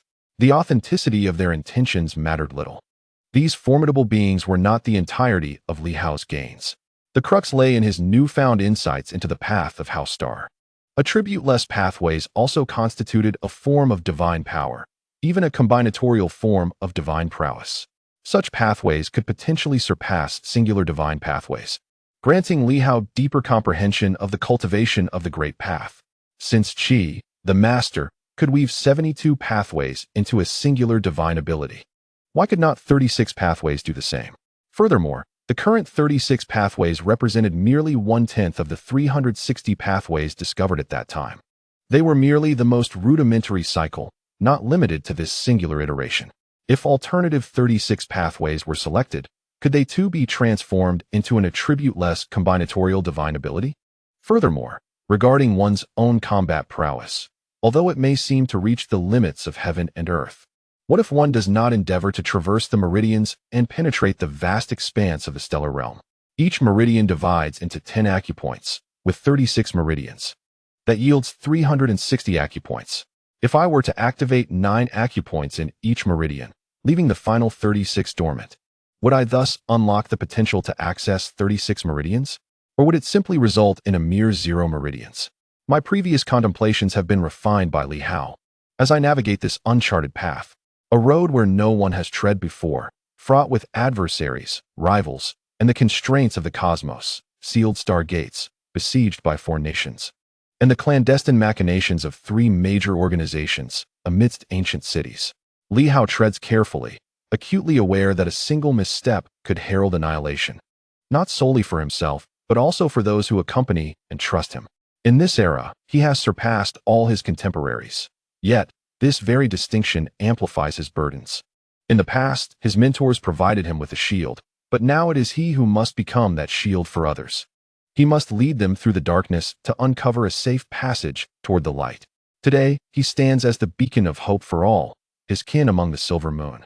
As the path ahead looms dark and indistinct, only if he, as the leader, navigates it successfully can those who follow avoid straying astray. Li Hao emerged from Tianxing town, his mind persistently engaged in contemplation. Each step he takes is a cautious exploration. Whether fickle or hesitant, he understands that he cannot act on impulse. For the futures of all depend on his decisions. Some novice warriors privately remarked that he lacks the unmatched dominance of the ancient kings, words Li Hao had overheard. Yet he remained indifferent. For that bygone era, he possessed no true understanding. All he knows is that in this present time, he has become the sanctuary for many. And he cannot afford to falter, not even for a single step. As he stepped forth, a multitude awaited him. Observing the dozen or so formidable individuals who followed him, he noted their surprise, not at their revival, but at their decision to accompany him. Li Hao uttered few words, merely instructing, "Captains, the Battle-Heaven army has allied with the Sword of Light and proceeded eastward to obstruct the incursions of the great wilderness. For now, accompany Commander you to acclimatize and familiarize yourselves." Turning to a few students, he continued, "Jiangying, Li, you are among those who have yet to graduate. Your societal experience may be lacking, thus your understanding of this era may be limited." He scanned the group and fixed his gaze on one individual. "You shall accompany Director Hong for now and adhere to his directives." The group exchanged glances, refraining from further discussion. Hong Yitong and Huang Yu, however, felt somewhat burdened. They regarded this as a daunting task. "Director Qi, if you are not too occupied, perhaps you could join Yu Ming. He has gathered some cultural scholars and researchers from our era, albeit they are preoccupied with matters concerning the celestial canopy." Director Qi chuckled. "The celestial canopy is far too simplistic. Do you not seek to secure the communication base station? Whether to activate or abandon it requires human intervention.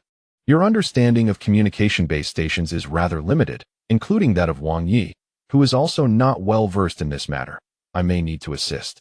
A flicker of realization dawned on Li Hao. Indeed, his foremost desire this time was to seize control of the communication base stations, disrupt the communications of rival factions, and dominate the entire communication network. From what Director Qi indicated, he appears to possess considerable knowledge on this subject. Does Director Qi also study communication systems? The Research Institute investigates various fields. He turned to Li Hao. The institute comprises 8 departments. Has the governor forgotten? Among them is the Department of Void Signal Transmission. This division was primarily established to study the transmission of signals in the cosmos.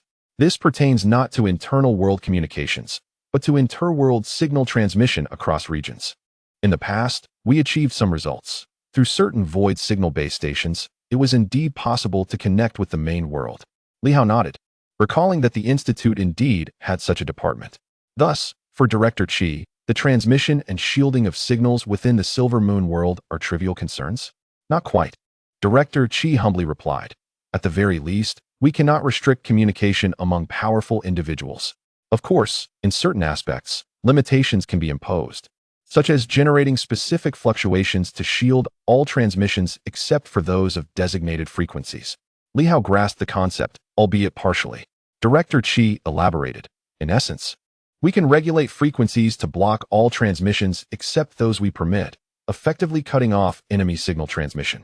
At this juncture, he added, with all 9 base stations activated, such capabilities would be at our disposal. However, the audience was momentarily stunned. Upon hearing the word however, tension arose within the group. Director Qi sighed. Nevertheless, the 9 signal base stations constitute a crucial department, thus requiring authorization for activation, a privilege we do not possess. Disappointment washed over the crowd. The next moment, Director Qi continued. However, the governor, as the heir of the Sword Sovereign, wields the Starry Sky Sword, which signifies considerable authority, while others lack the permission to activate them. The governor can. A collective sigh of relief echoed through the group. This was reassuring. Li Hao couldn't help but feel amused. Was he doing this on purpose? Intentionally keeping everyone in suspense? The way he spoke was quite dramatic.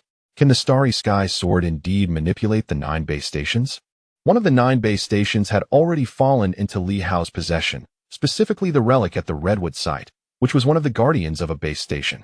At this moment, Li Hao chose not to elaborate further and stated, "You are all individuals I trust.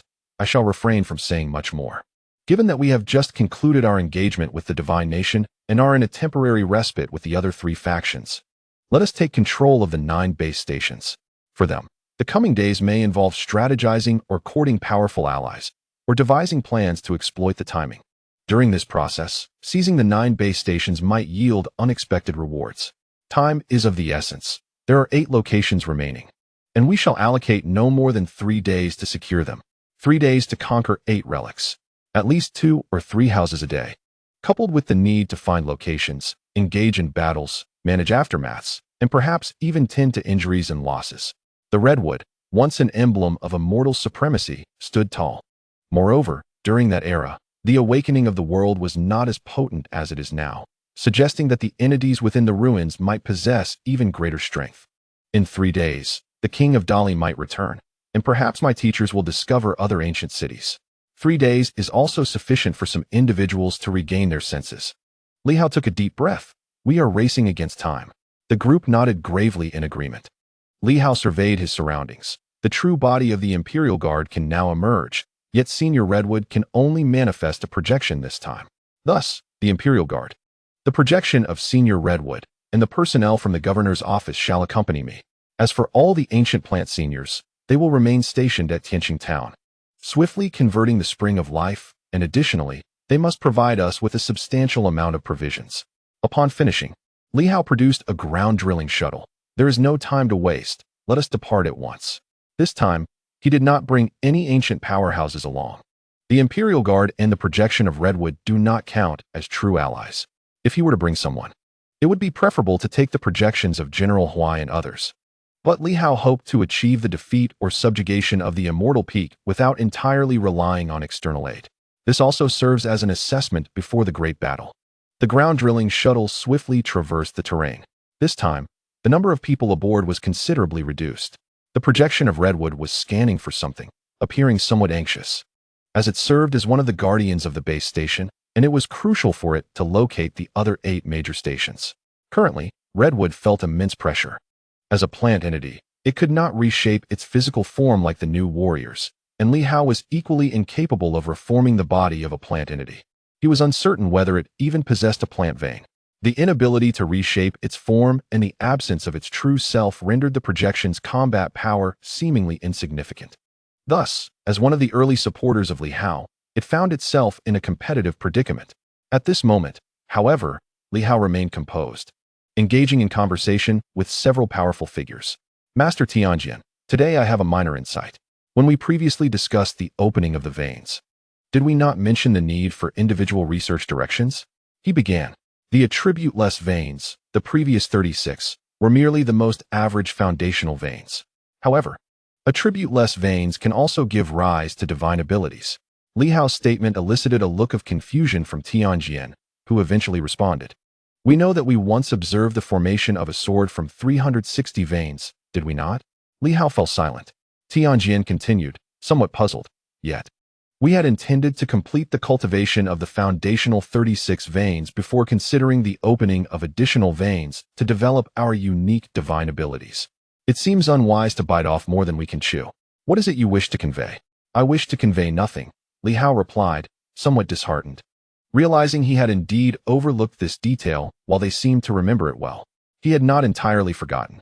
He simply considered the challenge of opening 360 veins daunting, without contemplating that initiating a smaller cycle might also allow for the combination of veins. From the context, it was clear that Tianxing and the others were well aware of what was implied.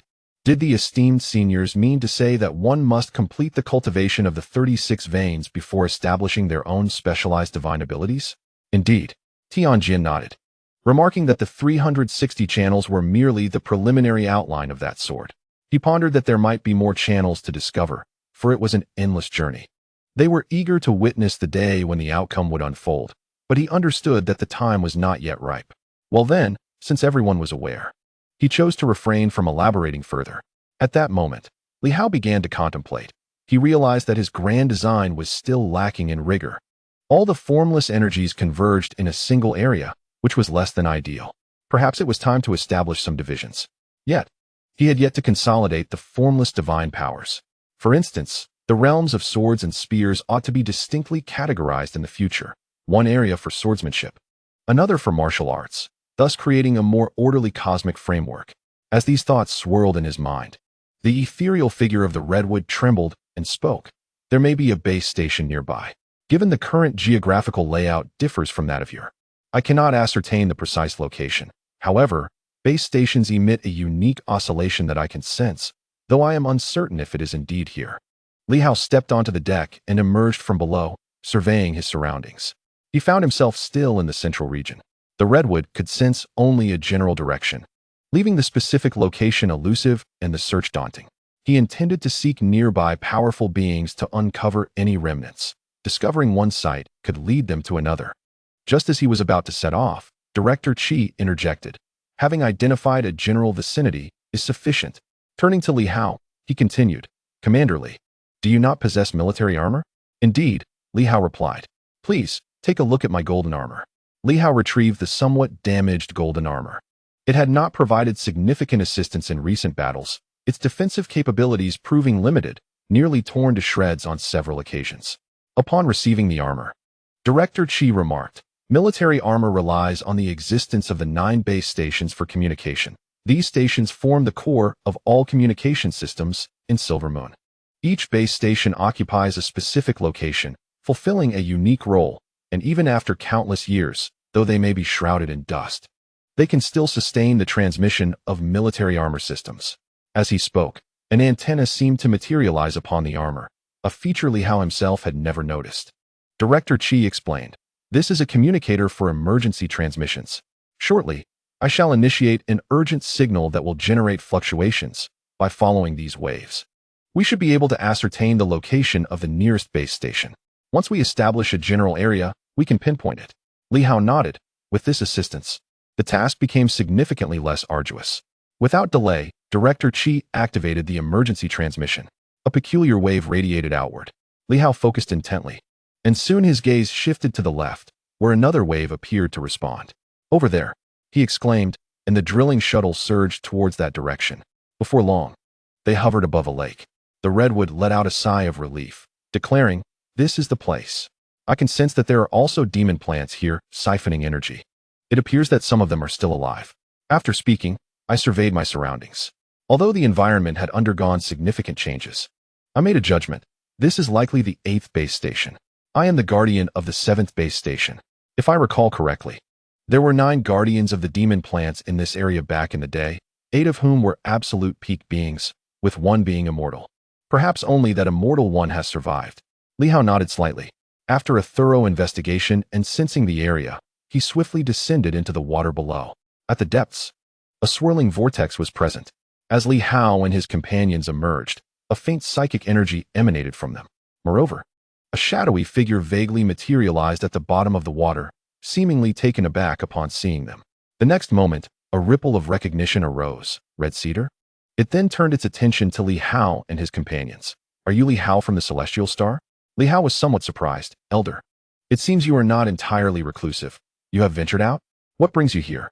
The apparition appeared somewhat anxious, yet wary. We do not interfere with each other's domains.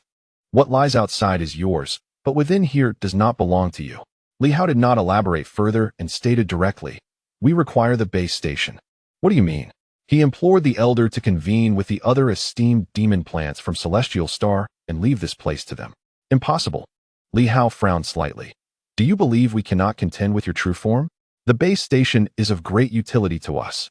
Elder Red Cedar has already relinquished the 7th base station. That is of no concern to me. You must retreat immediately. The apparition expressed its annoyance. Though you are formidable, entering the base station, my true form wields immortal power and shall not fear you. Li Hao regarded the apparition with confusion. The next moment, without further ado, he unleashed a strike with his sword. A thunderous boom echoed. The apparition shattered instantaneously. Enter. Li Hao had no desire to linger, for time was of the essence. He needed to seize the 8th base station as swiftly as possible, with no time to dawdle. As the drilling vessel penetrated, it was immediately met with a barrage of branches. Li Hao swung his sword, severing several of the branches. Soon, a colossal tree revealed itself, its power surging violently. Infused with anger, you dare trespass into this sacred ground. Hearing this, Li Hao was about to respond when, suddenly, Hong Yitong interjected. Look, he pointed in a direction. And Li Hao turned to see, taken aback. The ground was littered with bones, seemingly human remains. There appeared to be countless, especially near the tree's roots. The surface was merely a fraction, with possibly more buried beneath. Beside him, Red Cedar sighed. Mingling, are you consuming humans to cultivate? The massive tree, now taking on a humanoid form, appeared as a somewhat shadowy middle-aged figure.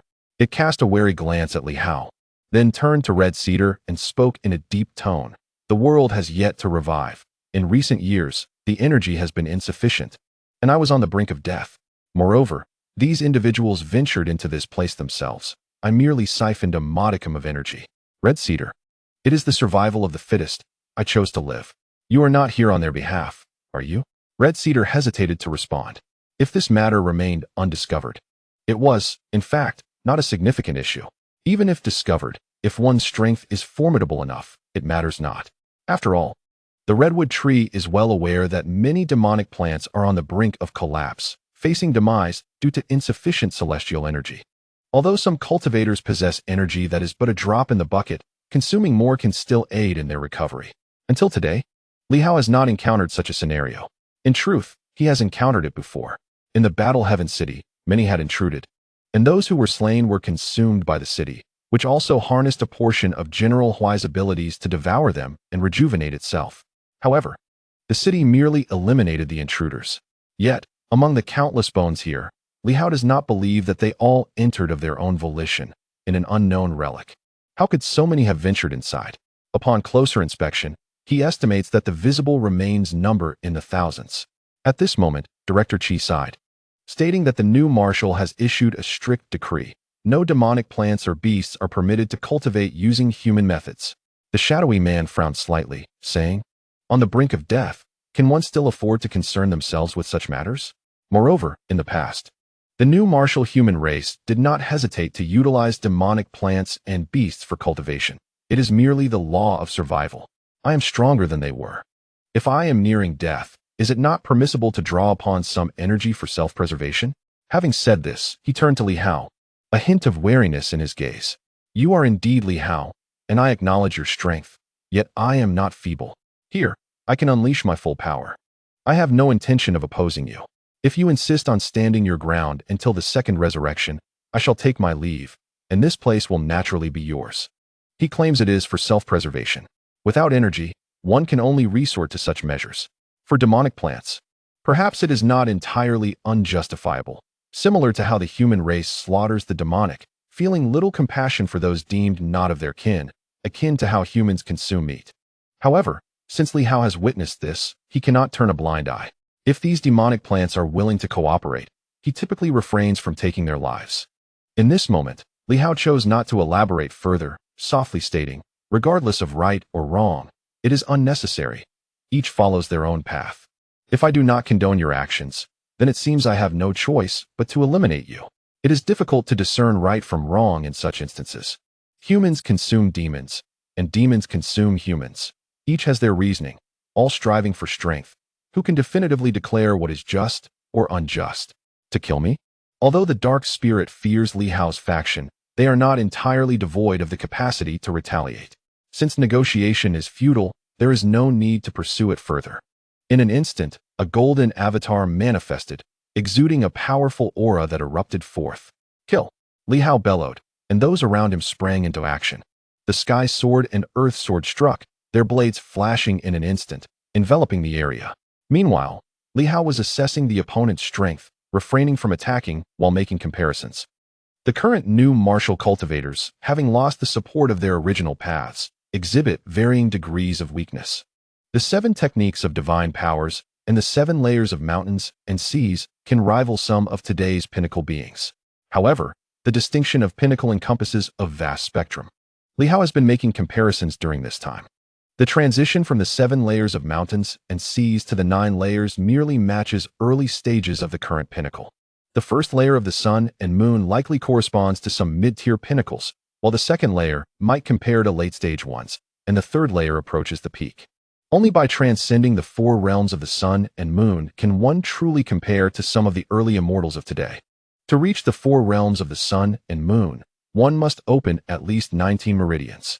However, due to varying degrees of revival, Some ancient powerhouses do not possess a high level of resurgence, rendering even immortals rather weak in combat prowess. This was especially true for the pinnacle of immortals like the Redwood, who had a low degree of revival at that time, leading to a significantly diminished combat strength and a lack of sufficient energy. Li Hao's comparisons are made against those who have regained their peak combat abilities. It is evident that the powerful beings within the Betrayal Ancient City undoubtedly possess peak combat capabilities, and barring the absence of the foundational Tao, they would not exhibit any signs of weakness.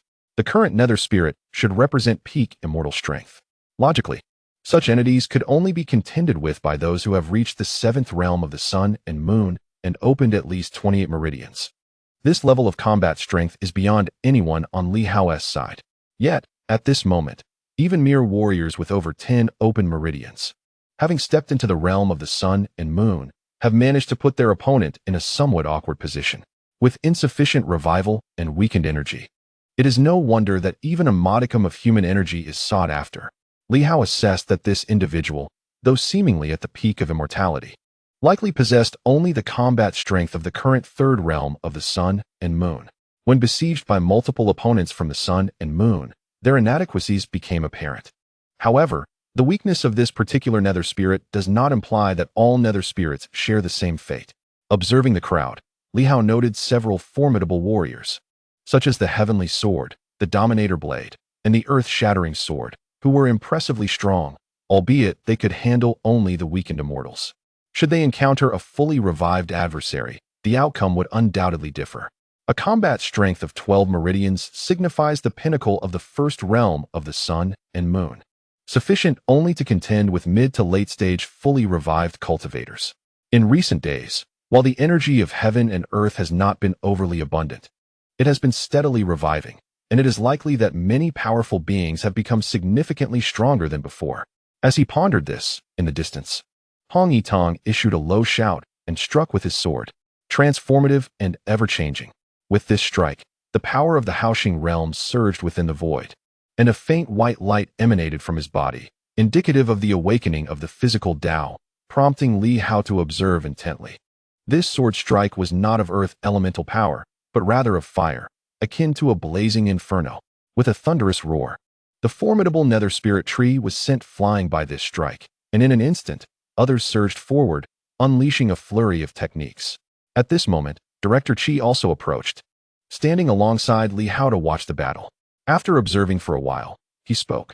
The revival of the Nether Spirits is minimal, and their energy is scarce. If these individuals continue to revive for some time, they may become difficult to contend with. Li Hao nodded in agreement. Thus, we must act decisively while the energy of heaven and earth is still insufficient. He contemplated for a moment and inquired, Senior, do you believe that someone at the 7th realm of the Sun and Moon, with 28 open meridians, could hope to contend with a sage of this era? Absolutely not. Director Qi shook his head. Unless it is an extremely weakened sage, one so feeble that their strength does not even reach 1/10 of its original capacity. Otherwise, had there been even a slight recovery, it would have been impossible for you to defeat an opponent of the 9th level with your mere 7th level prowess. Perhaps there could have been a glimmer of hope. At the 9th level, one typically possesses around 36 meridians, rendering one capable of contending against an incompletely restored early-stage sage. There might still be a chance. However, once the adversary surpasses the early sage stage and has recovered more than 30%, you would stand no chance against them. He further remarked, based on my current observations, that the Sun and Moon realm is essentially akin to the pinnacle level of your. Of course, now devoid of its original essence, everyone can be reduced by a tier.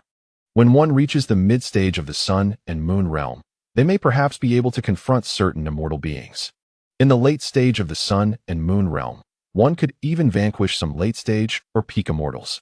He continued, this applies to those who have fully revived, thus, in essence, the pinnacle of the Sun and Moon realm should be sufficient to sweep aside any existence at the immortal level. Yet, to contend with a sage, one must at least be of the next tier. Li Hao furrowed his brow. The ancient city must harbor a sage. It is difficult to ascertain the extent of their recovery. They may have revived halfway, or perhaps not at all. Who can truly know? The combat prowess of a sage is what he feared most. As for immortals, Li Hao disregarded the cost and forced open his meridians. Yet he could not exceed 28 meridians. Previously, in dealing with the Divine Kingdom, he had even opened all of his pathways. Hong Yitong and the others could currently handle some peak-level adversaries without issue, and there was hope against certain immortals with minimal recovery. However, when confronting a sage, even a slight recovery would bear little significance. Thus, the sage of the ancient city posed the greatest challenge for Li Hao, causing him considerable distress. Director Qi was aware of the source of his anxiety and spoke. It is not merely a matter of the sage. Within the main city, there exists an array of defensive systems, and even the ancient city can mobilize them at critical moments. He exerted further pressure on Li Hao. After speaking, he seemed to find it somewhat amusing. Of course, if you encounter a main city that is just revived, even a sage would not be particularly fearsome. You should be capable of handling it. However, it has been 21 years since the first revival, and I do not believe that the major cities are merely at the onset of their revival. Li Hao was at a loss for words. Why must you impose such boundless pressure upon me, senior? The reality is as it stands, he suggested. If you do not open at least 36 meridians, I would advise against attacking any main city. Even 36 meridians may not suffice. To contemplate failure before the battle has even begun is extreme. In the worst-case scenario, if a sage has fully revived at an early stage, it would still be manageable. But if it were someone like Director Zhang at the peak of sagehood, you would struggle to contend with him without at least 100 meridians. Li Hao took a deep breath, recognizing that considering extreme scenarios is futile. If it were to come to that, one would simply have to resign to fate. Amidst the conversation, numerous Silver Moon warriors erupted in a fierce assault, striking at the Nether Spirit Tree, which roared in fury. At this moment, the true form manifested, revealing cracks along its trunk, yet it remained formidable. Relying on its inherent strength, it pushed back the multitude of attackers, and for a time, they were unable to subdue it. It was astonishing that such a large number of them could not overcome a minimally restored peak immortal. The power of the adversary's recovery was indeed quite limited, even lesser than that of the previous Redwood. Li Hao, however, remained indifferent, merely observing. In his heart, he pondered. What would he do if he were to encounter a sage? It was nearly a certainty that he would. Forcefully unlocking 36 meridians. Combined with the 9 systems of divine powers and the path of the flesh, could one possibly unlock 46? With 46, would one be capable of subduing the opponent? If all meridians were opened, how long could one's physical form endure? 10 seconds, or perhaps 30, the last time all were unlocked. A single punch delivered to the queen nearly caused self-destruction. Now, it should be somewhat improved. After all, the physical meridians have been activated, along with additional acupoints opened. Yet it still feels insufficient. At this moment, Li Hao has activated 250 acupoints, with 10 additional meridians, effectively opening only 24. To suddenly unleash over a doubling of meridians is a daunting challenge. He continued to ponder when Director Qi struck again.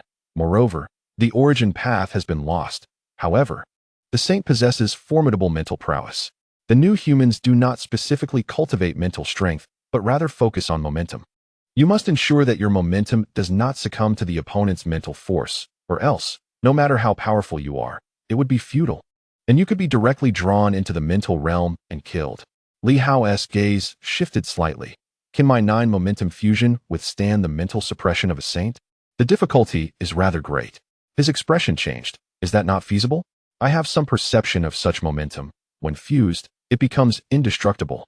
Yet the saint exists on an entirely different level and could undoubtedly break through. Li Hao took a deep breath. Director Qi remarked. However, there is still a way. Li Hao turned towards him as Qi pondered. If you were to conceal the momentum within the Hao Star realm, the opponent would find it difficult to penetrate. Moreover, if you truly wish to eliminate a saint, it is as challenging as climbing to the heavens.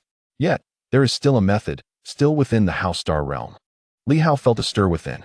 The Hao Star realm is your stronghold, and everyone is not particularly familiar with this cosmic path. If you can draw them into the Hao Star realm for battle, severing their connection to the world, there lies hope in dealing with a saint who has not fully revived. Li Hao's expression shifted as he contemplated this possibility, drawing them into the Hao Star realm. Yet, it is not that simple. Nevertheless, this indeed presents a viable strategy. Director Qi is merely responsible for offering suggestions. How to execute it depends on Li Hao himself, who fell into deep thought. At this moment, the battle ahead had reached a fever pitch. Suddenly, Chen Zhongtian, who had remained hidden, unleashed a sword strike, which astonishingly fused multiple divine powers into one. With a single thrust, a thunderous sound erupted as he pierced the opponent's heart of life, taking advantage of their momentary distraction. The others surged forward, unleashing their fury, their roars echoing through the heavens and earth. Observing the imminent demise of this immortal-level being, they prepared for self-detonation. Just then, the previously reserved Imperial Guards summoned the Phantom of the Imperial Palace, crashing down with a resounding roar. Their strength had significantly increased. In an instant, the surging energy was suppressed, and in the blink of an eye, the origin path of the opponent manifested. The earth-shattering sword and others unleashed their divine powers, resulting in a tremendous explosion as they severed the opponent's path. This marked their first independent kill of an immortal being. However, Li Hao's brows remained tightly knitted. Compared to before, everyone had grown considerably stronger. However, this is merely a seldom resurrected immortal. Confronting the ancient city presents a formidable challenge ahead. Nevertheless, the crowd appears exceedingly exhilarated, and Li Hao also reveals a semblance of joy. Congratulations to all for significantly enhancing your combat prowess, to the extent of vanquishing an immortal. The enthusiasm among the people is palpable, yet Li Hao swiftly adds, this resurrection is infrequent and only comparable to an early-stage immortal that has fully revived. It may even fall short. Upon hearing this, the crowd is momentarily taken aback, abruptly withdrawing from their jubilation. Li Hao continues, the strength is akin to that of a triple sun and moon, but only at the pinnacle level. The group falls into a profound silence. Is this truly the extent of their capabilities? They had believed they could genuinely slay the peak of immortals. Li Hao refrains from elaborating further. He must speak the truth. Otherwise, should they mistakenly believe they can easily dispatch the peak immortals, it would herald the beginning of their demise. It is already commendable. Let us tidy up and promptly seek the next base station. Li Hao says little more, recognizing that there remains ample room for improvement. As long as they can all reach the true fourth stage of the sun and moon, comparable to the immortals of yore. It is worth noting that there were not many of them back then. The fourth stage of the sun and moon requires merely the opening of 19 meridians. The crowd collectively feels an urge to roll their eyes. Merely 19? How simplistic. At this moment, however, they do not feel disheartened. They swiftly clear the battlefield. Having garnered a satisfactory haul, and soon, the drilling shuttle departs once more, soaring toward the next base station. Chapter 331. Racing against time. Time passes incrementally. Li Hao and his group are racing against the clock to seize control of the base station. Meanwhile, a curious tranquility descends upon Tianxing. Despite the invasion of the four nations, Li Hao refrains from launching any further assaults against the four nations. In an unexpected turn, the coalition of four nations also chooses to halt their advance, including the formidable divine nation, which opts to wait, as if everyone is anticipating a fortuitous opportunity. In the west, Yangshan and his wife lead thousands of demon-hunting troops, and their ranks gradually swell with numerous other forces. Various provinces in the west witness the arrival of several superpowers, uniting to bolster the defenses along the western frontier. At this moment, at the western terminus stands a colossal city. The queen, instead of resting, is perched upon the city walls, surveying the distance. 2 days have passed. No, it has been 3 days since Li Hao departed this place. In these 3 days, peace has prevailed, an unervingly serene calm. The oppressive sensation, the suffocating feeling, lingers. Although war has not erupted anew, the couple guarding the west, along with the queen, feels somewhat overwhelmed. What is Li Hao doing at this juncture? He has circled around, refraining from initiating large-scale warfare with any faction, nor has he chosen to hasten the process by eliminating one side before addressing the others. Instead, Li Hao opts for silence. This is unsettling. At this moment, the queen turns to an individual beside her and exhales lightly. Fate, can you discern anything? The goddess of fate. To perceive the destinies of others, whether they lead to death or life, strength or demise, can be likened to the powers of the goddess of fate, which bear some resemblance to those of Qian Wuliang.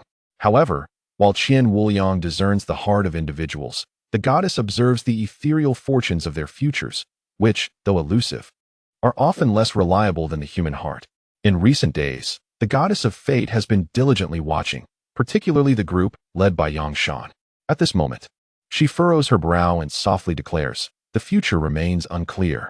The fates of these individuals seem to oscillate between soaring heights and sudden obscurity, as if they could perish at any moment. The queen, also troubled, contemplates, what kind of answer is this?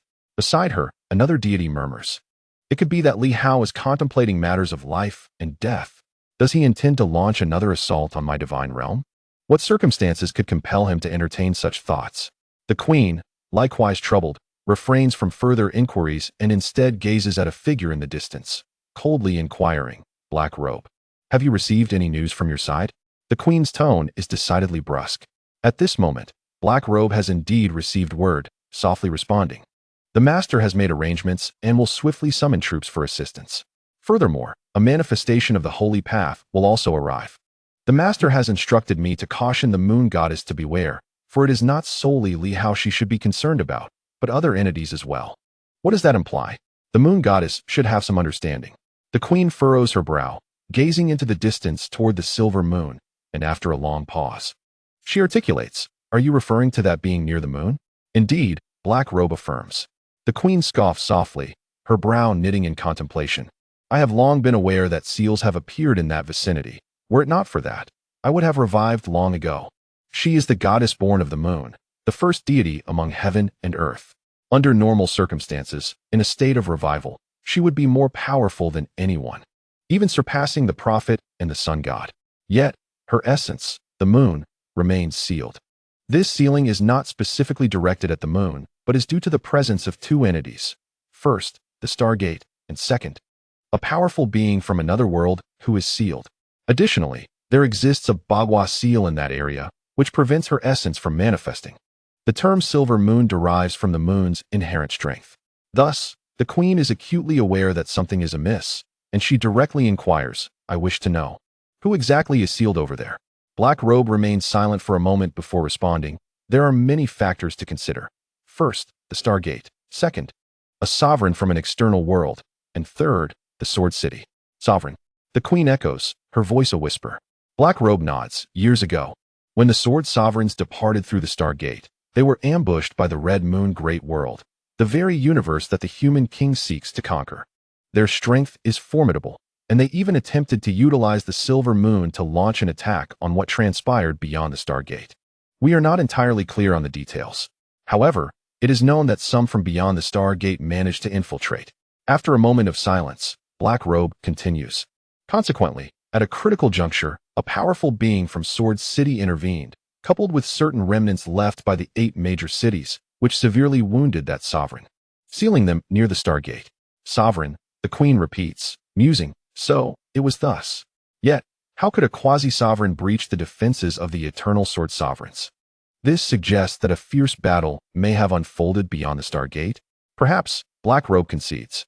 The queen suddenly let out a cold laugh. It is not necessarily that the opponent is formidable. You have also exerted considerable effort. If I recall correctly, the formation composed of the 8 main cities is exceptionally powerful and not easily breached. The figure in the black robe remained silent. Indeed, it is a matter of internal and external pressure. Otherwise, breaching Silver Moon would not be so effortless. Of course, there is no need to elaborate further on that. The queen furrowed her brow. So, are you planning to unseal that individual? No, came the response. The queen was taken aback, turning her gaze to the black-robed figure, who calmly replied, we have our own demands. The opponent is the common enemy of all, for they are the strongest. Continuing, they added, as for Silver Moon, I refer to the true essence of the moon goddess, who, while sealed, plays a role in suppression. Thus, the enemy may attempt to launch an attack on the moon goddess. Are there others? Yes, the black robe nodded. The Red Moon Great World is somewhat unique. Back when the Stargates were not yet sealed, a group of individuals entered the realm of Silver Moon. Later, when conflict erupted, that emperor, though sealed, had not completely extracted the energy of heaven and earth. The enemy utilized special energy to transform a number of individuals into beings of the Red Moon. 21 years ago, during the initial resurgence, some of their energy seeped out, infecting a portion of the populace once again. The queen inquired with confusion, infection? The incursion of energy, however, the seals of the 8 great families remain intact, so the impact has not been substantial for the time being. After a moment's contemplation, the black-robed figure continued. The representative of the Red Moon Great World, The contemporary envoy is the one associated with the three major organizations known as the Red Moon Reflection. This individual has previously communicated with us, serving as a modern bridge between our factions. At this moment, the figure in the black robe had revealed much. Some secrets, now no longer deemed overly significant, were disclosed. Nonetheless, he felt compelled to caution the moon goddess to be wary of the Red Moon's attempts on her life. The queen frowned again. Should I be killed, I could potentially resurrect once more. It is not certain I would perish, nor would it necessarily affect my true form. No.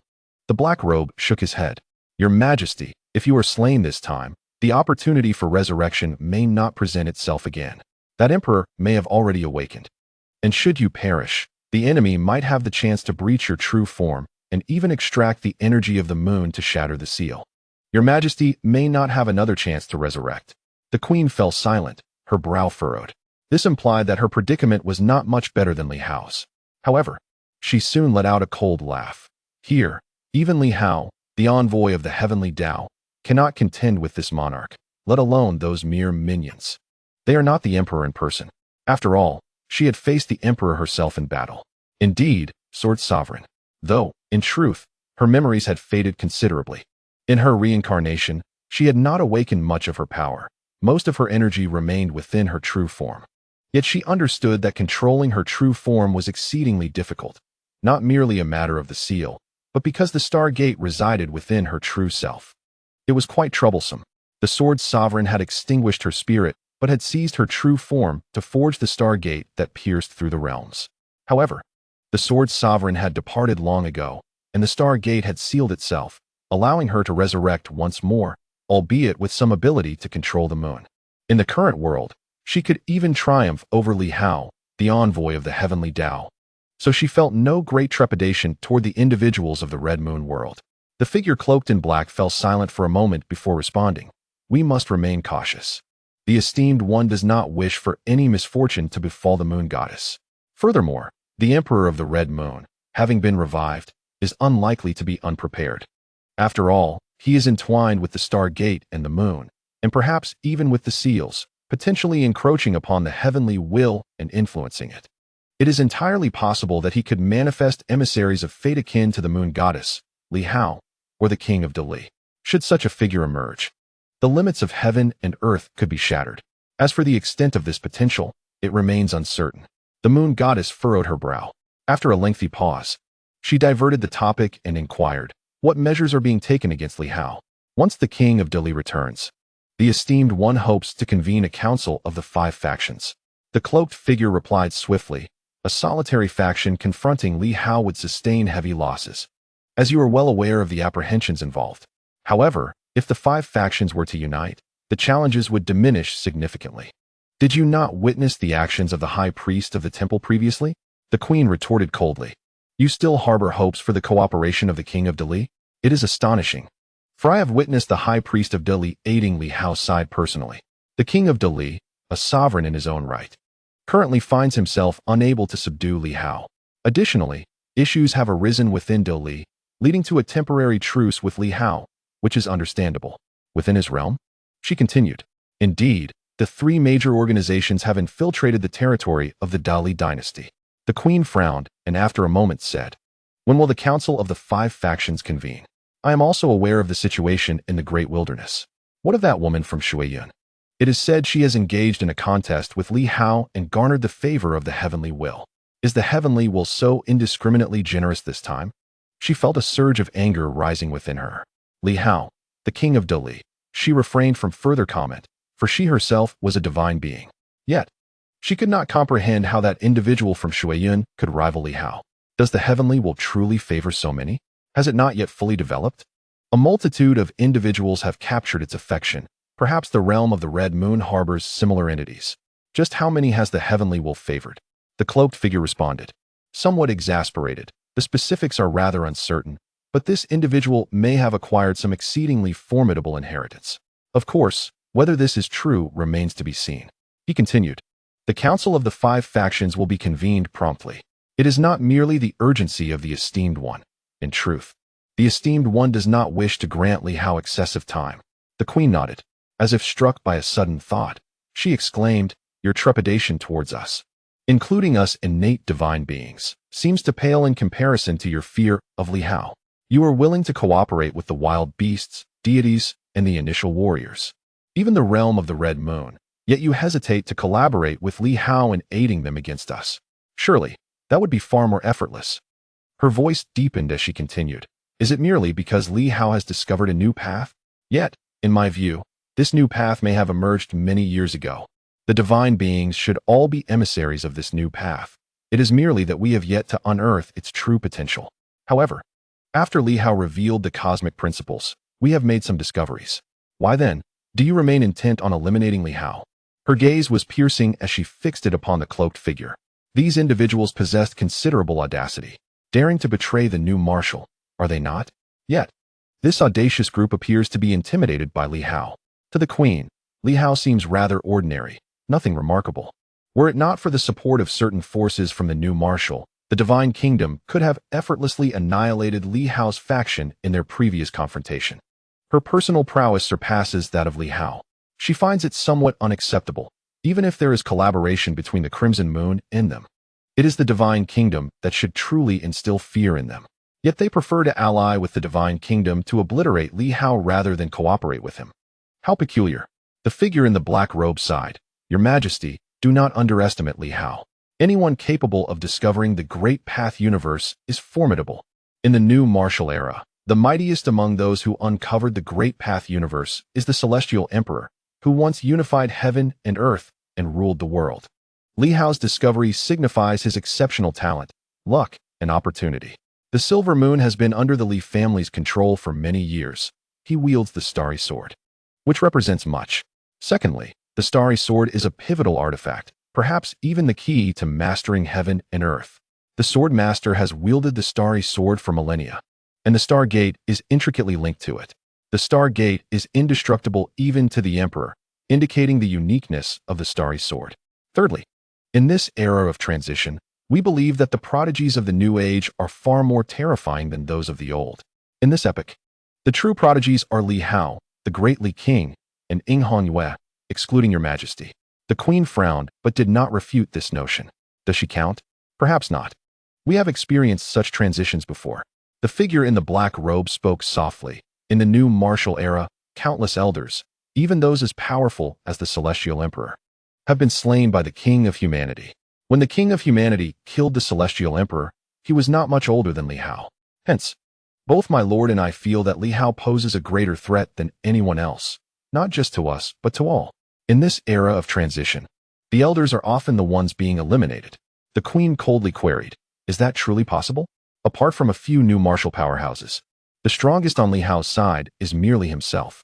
In terms of battle prowess, he is comparable to some of the current immortals, perhaps even akin to the peak of the past. Can such a peak overturn all the elders? This time, the figure in the black robe regarded the Queen with unwavering calmness. Such a perspective is short-sighted. In the past, no one anticipated that the King of Humanity could overthrow the 9 emperors and 4 sovereigns, yet the outcome proved that anything is possible. The Queen furrowed her brow and fell silent. Is Li Hao truly that formidable? To be candid, she feels little apprehension, even if she suffered a minor setback. It seems inconsequential to her. Were it not for Zhong'an, what is Li Hao? His combat power is not weak, yet not overwhelmingly strong either. There is no evidence of an immortal capable of slaying saints through sheer power, and though he possesses various divine abilities, they are merely commonplace. His combat prowess is average. As for his temperament, he nearly crumbled after his previous defeat, his mentality appearing rather ordinary. The seer has claimed that Li Hao possesses a commendable disposition, but the Queen remains unconvinced. She is disinclined to elaborate further and instead gazes at the vast army in the distance. Her voice heavy with disdain.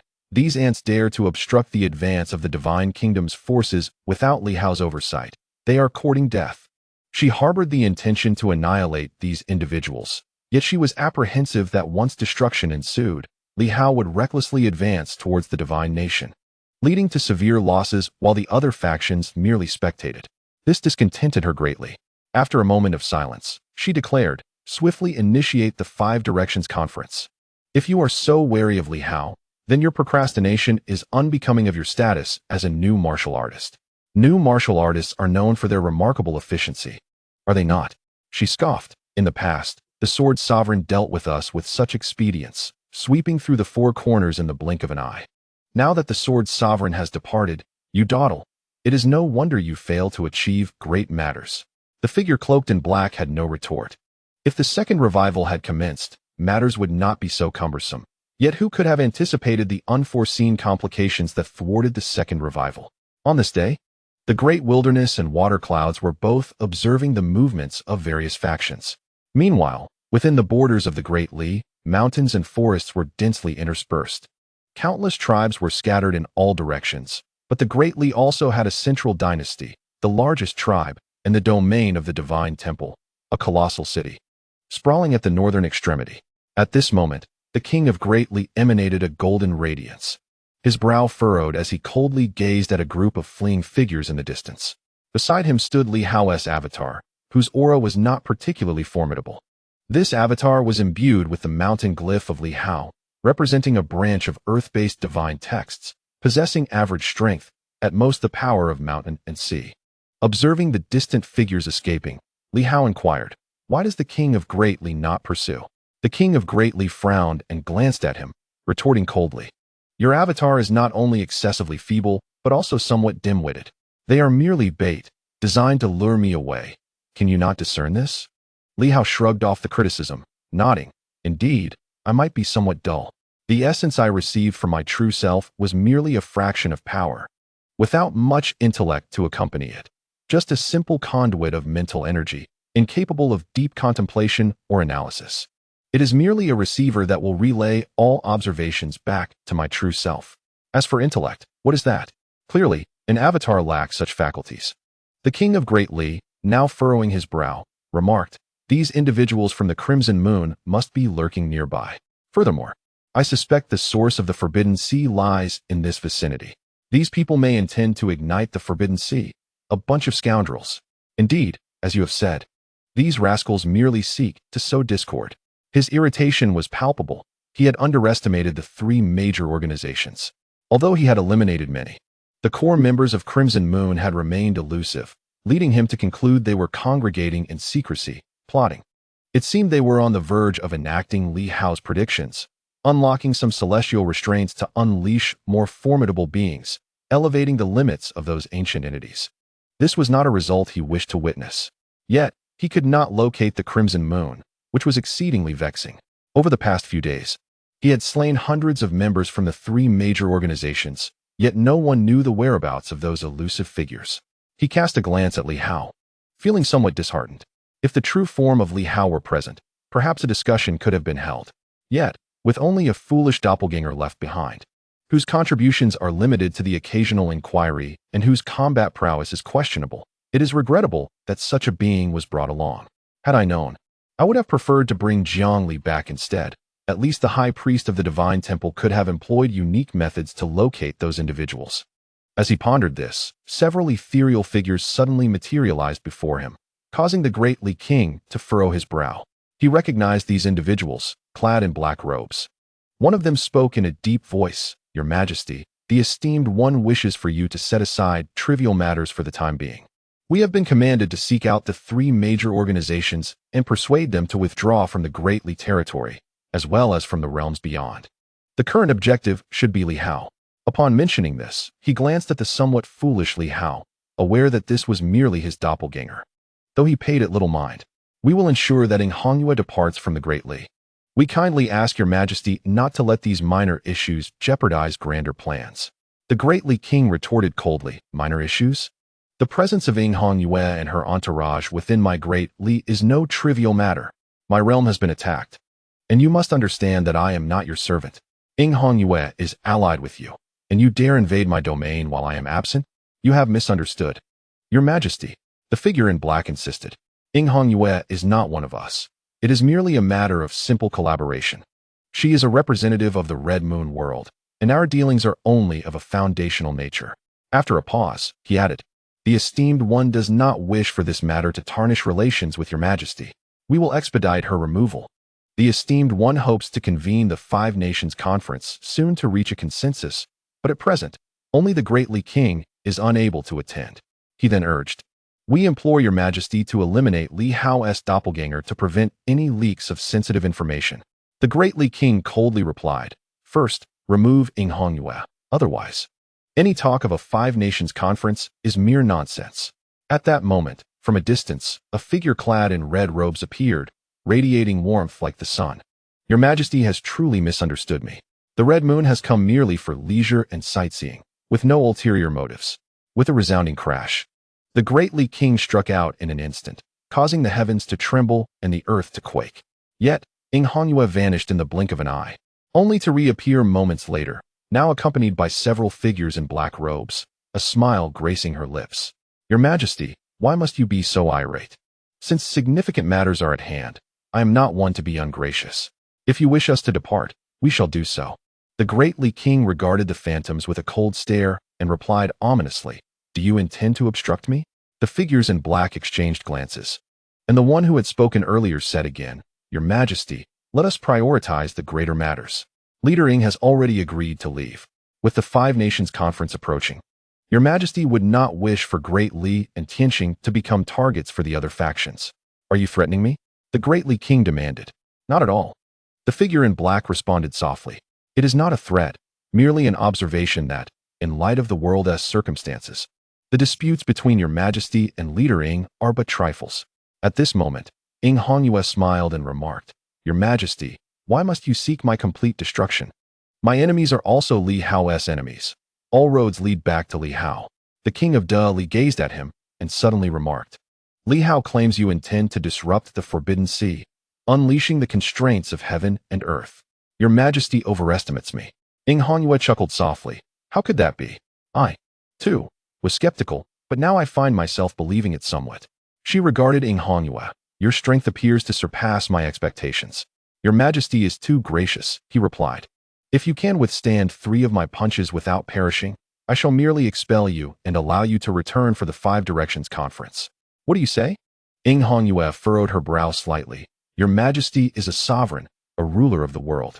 While I am merely the leader of a local organization, there is a vast chasm between us. Wouldn't 3 punches from Your Majesty spell my demise? The King of Dali retorted coldly, You have no choice. If you decline, then until I slay you today, I shall not attend the so-called Five Directions Conference. I shall await Li Hao to come for your life. Ing Hongyue laughed lightly. Your Majesty truly sees through me. Li Hao harbors an intense hatred for me, and I genuinely fear being pursued by him. With a sigh, she added, If Your Majesty gives his word that should I survive 3 punches, I shall no longer be pursued, provided you leave Dali. He affirmed. Of course. Then let the challenge commence. With a low exclamation, the king unleashed a burst of golden light and struck forth with a punch that split the air. Ing Hongyue sighed and suddenly brandished a weapon, a long spear that radiated an overwhelmingly powerful brilliance. When the king's fist collided with the spear, a thunderous sound erupted, sending the spear hurtling back. The king's expression shifted slightly, while across from him, Ing Hongyue coughed up blood, her face pale, yet she smiled. I have endured the first punch. One of the 8 divine weapons? He queried. Indeed, Your Majesty has a keen eye? The spear of the Zhou family. The king's gaze flickered, and in the next moment, he shouted once more. This punch even more formidable, the golden light surrounding him intensifying.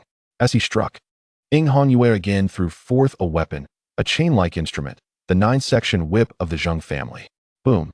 Another deafening crash resonated as the whip was sent flying, seemingly extinguished of its spirit. Ing Hongyue again spat blood as she was knocked back, her face ashen yet still radiant with a smile. I have endured the second punch. The king regarded her coldly. The 8 divine weapons, it is said, have been destroyed. The Zhang family's sword, the Hong family's hammer, the Liu family's boots. While Li Hao wields the Starry Sword, the Wang family's shield is supposedly still in the City of War. Thus, apart from the Zhou family's spear and the Zheng family's whip, you must possess the Zhao family's gloves as well, since the Zhao family's gloves are renowned across the land. Why not don them and face me with a punch? How could I possibly compare with Your Majesty? Ing Hongyue laughed, yet the king chuckled in return. I wish to see you refuse. If so, all prior agreements are void. I would even permit Li Hao himself to enter Dali to duel with you. Ing Hongyue laughed lightly. Your Majesty is truly overestimating my capabilities. Please, have mercy. With that, a pair of gloves materialized in her hands. At that moment, A pair of gloves also appeared in the king's grasp, revealing a smile. Hongyue's expression changed slightly as she murmured, "It is said that these are left behind by the Emperor of Dominance. Their authenticity is uncertain, but one cannot compare the Zhao family to the Emperor of Dominance. Both are boxing gloves. However, one is a relic from the esteemed Emperor Zun of the Nine Sovereigns and Four Emperors era, while the other merely belongs to the Zhao family, whose ancestor was only a quasi-Emperor Zun. The disparity between them is quite significant. You should try it for yourself, and you will soon comprehend." As he spoke, the King of Dali unleashed a powerful punch, causing the very heavens and earth to shift in hue, instilling a sense of trepidation among the surrounding black-robed figures. At that moment, Hongyue inhaled deeply and also threw a punch. Upon impact, an ethereal shadow emerged from the Zhao family's boxing glove, accompanied by a thunderous roar. Furthermore, a crimson glow radiated from Hongyue. With a resounding boom, the ground shook violently. The King of Dali momentarily faltered, while Hongyue was sent flying, her arm exploding in a shower of blood, her entire body drenched in it. As if her bones were fracturing one by one, and she continuously coughed up blood, the King of Dali was indeed formidable. Yet, the King of Dali's expression shifted slightly. This punch had been delivered with full force, yet it hadn't vanquished her. Hongyue was remarkably strong. However, according to his previous intelligence, Hongyue possessed a combat power of approximately 7 systems. Indeed, everyone was progressing, but it was unreasonable for her to advance at such a rapid pace. Li Hao represented the heavenly pathway. What was she? Why could she also evolve so swiftly? Such strength must have reached what Li Hao referred to as the second or third layer of the sun and moon. At the very least, her combat prowess exceeded 16 meridians. Why was this the case? He could not fathom it. Li Hao had warned him not to underestimate Hongyue, and he had not. The three-punch agreement was both a test and a genuine attempt to defeat her. Yet, she had managed to block his fatal strike using the 8 divine weapons. At this moment, he contemplated delivering another blow. As for the earlier agreement to eliminate all present, that was merely a jest. Who would know if I broke my word? To deal with someone like Hongyue, eliminating her would indeed be ideal. Just as he was about to strike again, Hongyue's expression shifted slightly, and she gravely intoned, "Your Majesty, someone is approaching. The 3 punches have been delivered, and I must take my leave." Wishing to depart? The King of Dali was about to act when his expression suddenly changed, and he turned his gaze to the distance, where a figure with a ghostly visage materialized. Observing them intently, the individual, witnessing Hongyue's escape, spoke softly, "Hongyue, you are quite audacious, but I shall not harm you. Killing you would merely disrupt the seal, which is not worth the trouble. There is no need for fear." Hongyue's voice echoed from afar, "My lord, you misunderstand. I merely wish to avoid conflict between you and His Majesty the King of Dali on my behalf." With that, she vanished completely. The King of Dali also observed that all the black-robed avatars were astonished, swiftly making their way toward the newcomer and halting beside him. In that moment, he discerned the identity of the visitor. "Are you the leader of the ancient city?" The ethereal figure chuckled lightly. "You may call me Hongshun." "Hongshun?" The King of Dali raised an eyebrow, and the apparition smiled, glancing at Li Hao's avatar, nodding slightly. "This is indeed intriguing. However, it is unfortunate that this avatar seems rather lacking in efficacy." With those words, he chuckled and waved his hand. In that instant, it felt as though the very fabric of the heavens and earth was reversing. The formidable figure of the great Li King, who has transcended the limits of heaven and earth, appeared somewhat grave as he swiftly retreated. However, Li Hao's avatar, caught unawares, could not escape in time. In an instant, a deafening roar echoed as it was crushed by the very fabric of the cosmos, exploding into fragments. The expression on the great Li King's face shifted slightly. The phantom chuckled, remarking that there was no need to send a message back to Li Hao. Yet, the great Li King paid little heed to such trivialities. Instead, speaking in a deep tone, "Your control is remarkably strong. With your prowess, you possess around the strength of 12 veins. Yet you still manage to exert pressure even on me." The phantom replied with a smile, "After all, I have lived many years. Though my talent may not have granted me entry into the realm of the Emperor, I have gained a modicum of mastery. In this new era of martial arts, the human king and blood emperor have selflessly passed down certain combinations once used by the war emperor, thereby enhancing the control of our kind. Over time, we have all reaped some benefits. The great Li King remained in awe. 12 veins represented the pinnacle of the sun and moon. Yet, the explosive combat power could reach around threefold. Is this the might of the new martial practitioners? The phantom's strength is formidable. So why does it not confront Li Hao directly? The phantom chuckled softly. The great Li King's combat power surpasses that of my avatar. I cannot possibly subdue him. After all, I am merely an avatar. Should I fall into Li Hao's hands, my identity being exposed would be of little consequence. But if he were to extract secrets of the Heavenly King level, that would indeed spell trouble. Heavenly King. A flicker of realization passed through the great Li King's mind, which was not entirely unexpected. It is said that some top-tier warriors of your were at the peak of sainthood, after all these years. It is understandable that the opponent has ascended to the Heavenly King level. Are you the head of the Zheng family from the 8 main cities?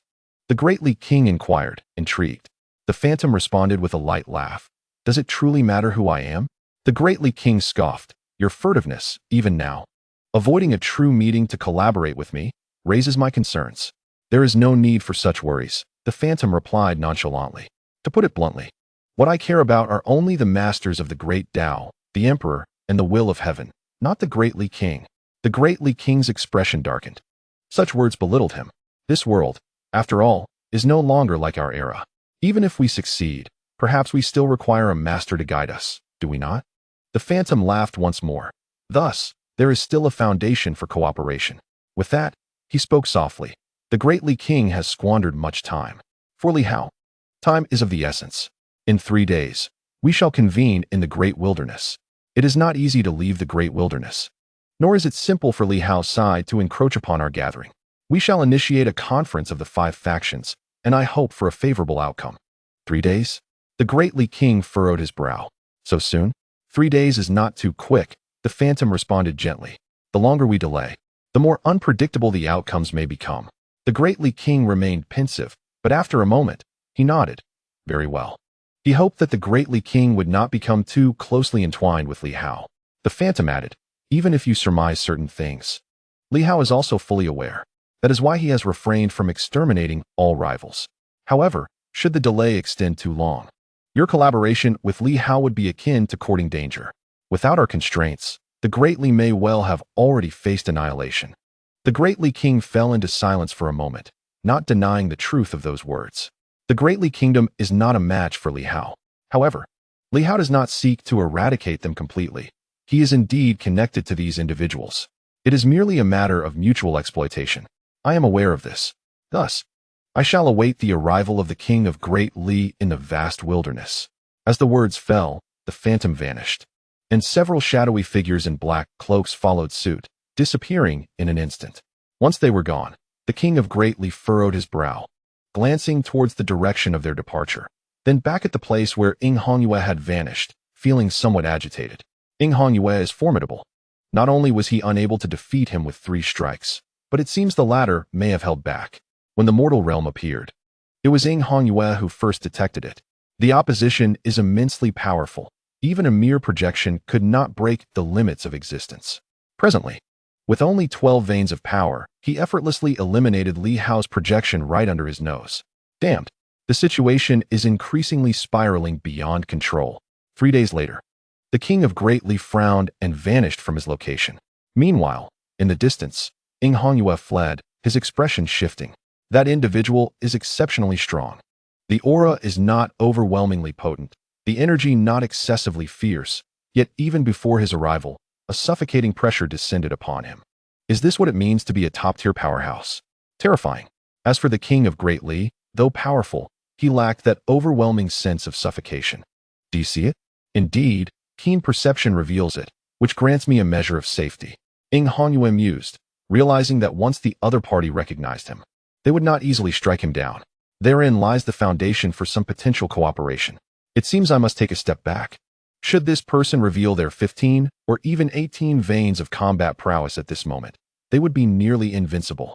Originally intending to engage in some minor schemes, he abruptly chose to abandon the idea. It cannot be done. At least, while this individual remains unrestrained, I must refrain from reckless actions. Otherwise, I would have considered stirring some commotion in the Forbidden Sea, but the emergence of this person has instilled an indescribable pressure within me. At the same time, Li Hao secured the 7th base. He frowned slightly, gazing northward. His projection was shattered.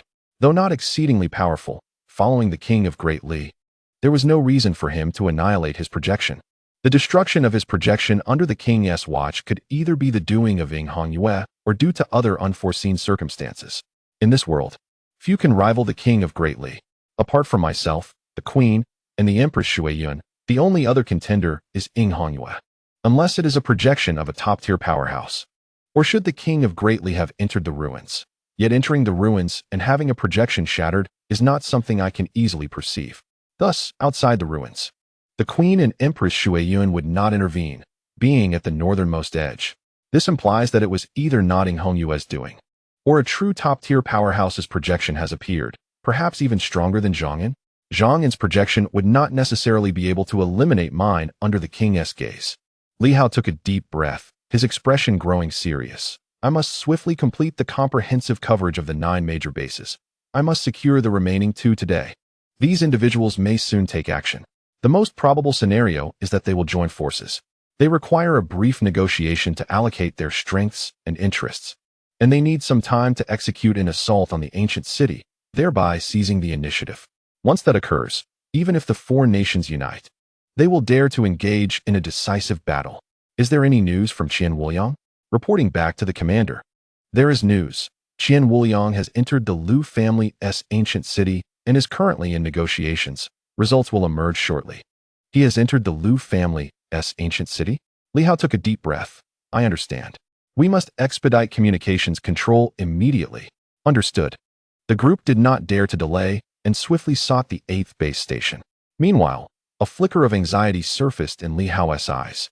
The demise of his avatar signified much. He hoped it was due to the involvement of the Red Moon and not a manifestation of a powerful avatar. The only other strong avatar that could emerge, aside from the traitor of the ancient city, is who? The appearance of such an entity suggests that the 5 factions may rapidly reach an agreement. As for the superficial verbal alliance between myself and the King of Dali, as well as Empress Shuiyun, how easily could that be shattered? Provided the opposing side offers sufficient benefits, such trivial oral agreements could be discarded without consequence. Simultaneously, Qian Wuliang and his entourage exited the Lu family's ancient city. Qian Wuliang glanced back, slightly furrowing his brow, but soon relaxed. He exchanged a look with Yuan Shua, who gently shook his head. Not so. Qian Wuliang sighed in relief. That is good. Shortly thereafter, he signaled with a communication jade. Observing it for a moment before looking at Yuan Shua, the Zheng family's ancient city has been located. Yuan Shua's expression shifted. This is the one among the 3 ancient cities most likely to betray entirely. Venturing there is truly a matter of life and death. The Hong family's location has yet to be found, yet the Zheng family has been discovered first. He furrowed his brow, contemplating for a while before nodding. Let us go take a look. Qian Wuliang inhaled deeply and nodded. Then let us proceed. Yuan Shua retorted with a cold laugh. Do you think I would be afraid? I have excavated countless ruins in the past. What dangers have I not encountered? Qian Wuliang refrained from further discussion. Yuan Shua needed to enter first for meaningful dialogue. Not going there posed significant risks. The group, without further ado, swiftly headed in another direction. Not long after, Yuan Shua examined the communication jade, and upon finishing, quickly shattered it, stating, if the Hong family's ancient city cannot be located, we must choose one. Qian Wuliang's heart trembled. Such urgency? Clearly, it was likely a message from Li Hao. He said little, merely nodding slightly, casting a glance back and solemnly stating, this place can serve as a backup option. Indeed. Yuan Shua said nothing further. The Lu family had not mentioned signing an agreement, merely engaging in casual conversation, asserting they would not partake in the conflict. As for the exchange agreement, the other party did not acquiesce, only stating that the city lord had departed, rendering the city lord's seal inoperative. They were still courteous. But this was not the outcome they desired. If the situation with the Zheng family is exceedingly perilous, then the Lu family would be the primary choice. The group ceased communication and promptly departed. Li Hao deliberately sent a message inquiring about the situation, clearly exhibiting a sense of impatience. Yuan Shua, well acquainted with his disciple, understood that if there was a chance to delay, he would wish to prolong matters as much as possible. However, the unwillingness to wait now suggested that some unforeseen changes had occurred. He found himself cursing internally, wondering why they could not be granted a little more time. The ancient city was a formidable opponent.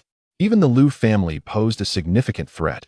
He sensed that the guardian spirit had awakened, an entity of absolute saintly caliber. Moreover, there might be more than just one such being within the city. On the battlefield of Tianxing City, General Huai and the Old Turtle were both of saintly status. And it was entirely possible that the Liu family harbored two such figures as well. If that were the case, it would prove to be quite a challenge. It wasn't merely a matter of difficulty. If Zhang An chose not to engage in battle, he was utterly at a loss as to how Li Hao would handle the situation. Yet, it appeared that Li Hao had no intention of involving Zhang An in the fray. After previously testing the waters, Li Hao had remained silent on the matter, evidently resolved to conquer the ancient city solely through the strength of Silver Moon. Cursing inwardly, Yuan Shuo pondered that it might be wiser to eliminate the four nations first. Allowing the second awakening to commence unfettered, perhaps the old adversaries would engage in mutual bloodshed before turning their attention towards them. As these thoughts raced through his mind, he grew concerned that Li Hao might become the target of collective ire. Otherwise, if the second awakening occurred smoothly, those individuals might not even spare them a glance. In that moment, he gazed up at the sky, fearing that Li Hao would struggle against two formidable saintly beings.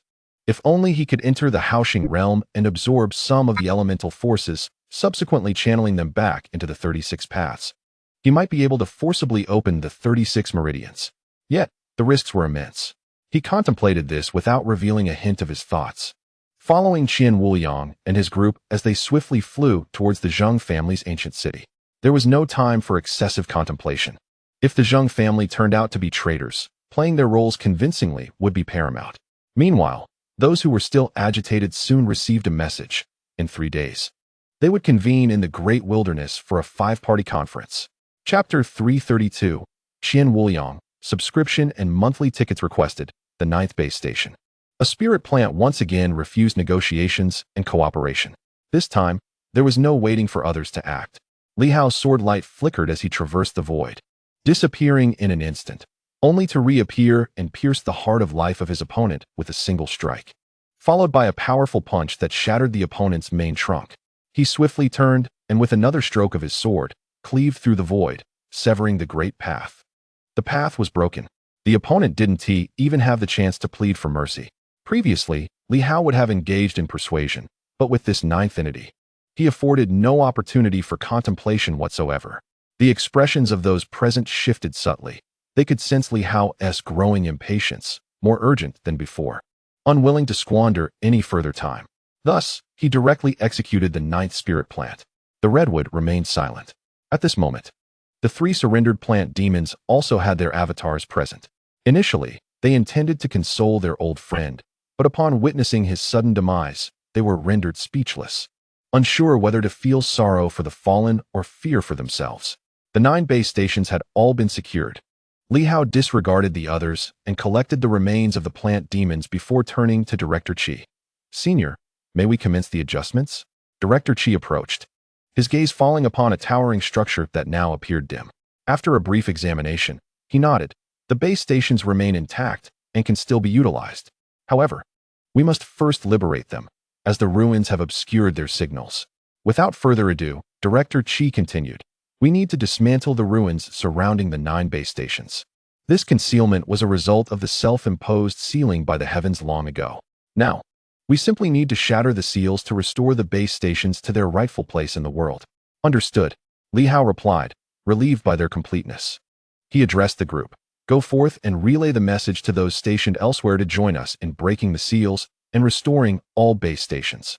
"Understood." Soon, someone departed to convey the message. The 9 base stations were situated in the central region, with 4 of them located there. The other continents also housed their own stations, including one beneath the sea.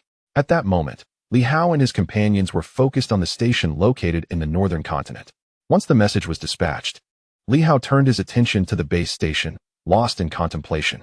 The unsealing of the base stations would restore communication across the entire Silver Moon continent, effectively severing all connections of rival factions within the territory, isolating them from one another and disrupting their communication networks. Suddenly, Li Hao inquired, "Director Qi, is it possible for me to sever the communication systems of all military armors?" Upon hearing this, Director Chi furrowed his brow slightly before responding. It is feasible to cut off their external communication channels. However, internally, it operates as a sort of local network, allowing communication within a defined area. What is the extent of this area? Approximately 100 miles. Li Hao nodded. This range was not particularly vast. Previously, when the base stations were intact, the military armors operated on a much larger local network, spanning thousands of miles for communication. With the golden battle armor, it could even extend to several thousand miles. Now, with their signals entirely blocked, the military armors could maintain communication only within a 100-mile radius. As a result, any further communication among the powerful would rely solely on their vocalizations. A strong shout could, at times, traverse over 100 miles, allowing for distant messaging. With mastery over the celestial canopy system and the transformation of the base stations, all non-official communications would be rendered ineffective. Consequently, even if the four nations cooperated, it would be based solely on intuition during their military endeavors. Contemplating this, Li Hao suddenly asked, Director Chi, if we do not block the signals, is it possible to alter the content of the messages? Director Chi appeared momentarily taken aback as he regarded Li Hao. Alter? Li Hao clarified. If alteration is not an option, can we at least monitor and surveil the communications? His eyes gleamed with anticipation. To oversee all internal communications, including those within the military. Director Chi's brow furrowed slightly as he shook his head. That is not possible. At present, it is indeed unfeasible. Even the 9 bases lack such capabilities. Were they endowed with such strength, the defenses of these bases would not be so feeble, but rather formidable. They would possess the ability to eavesdrop on military communications and even alter messages, necessitating at least the presence of a sage at each base, perhaps even more than one. If such feats were achievable, how could their defenses be so thin, leaving them vulnerable to enemy incursions? Li Hao felt a stir within and nodded in agreement.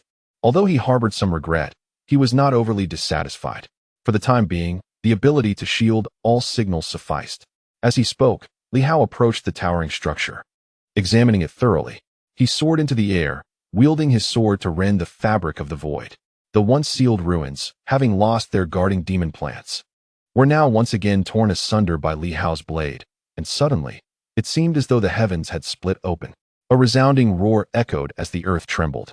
The base situated in the north emerged from beneath the ground, a towering edifice materializing from thin air, dim and silent, re-emerging on the northern continent after many years of obscurity.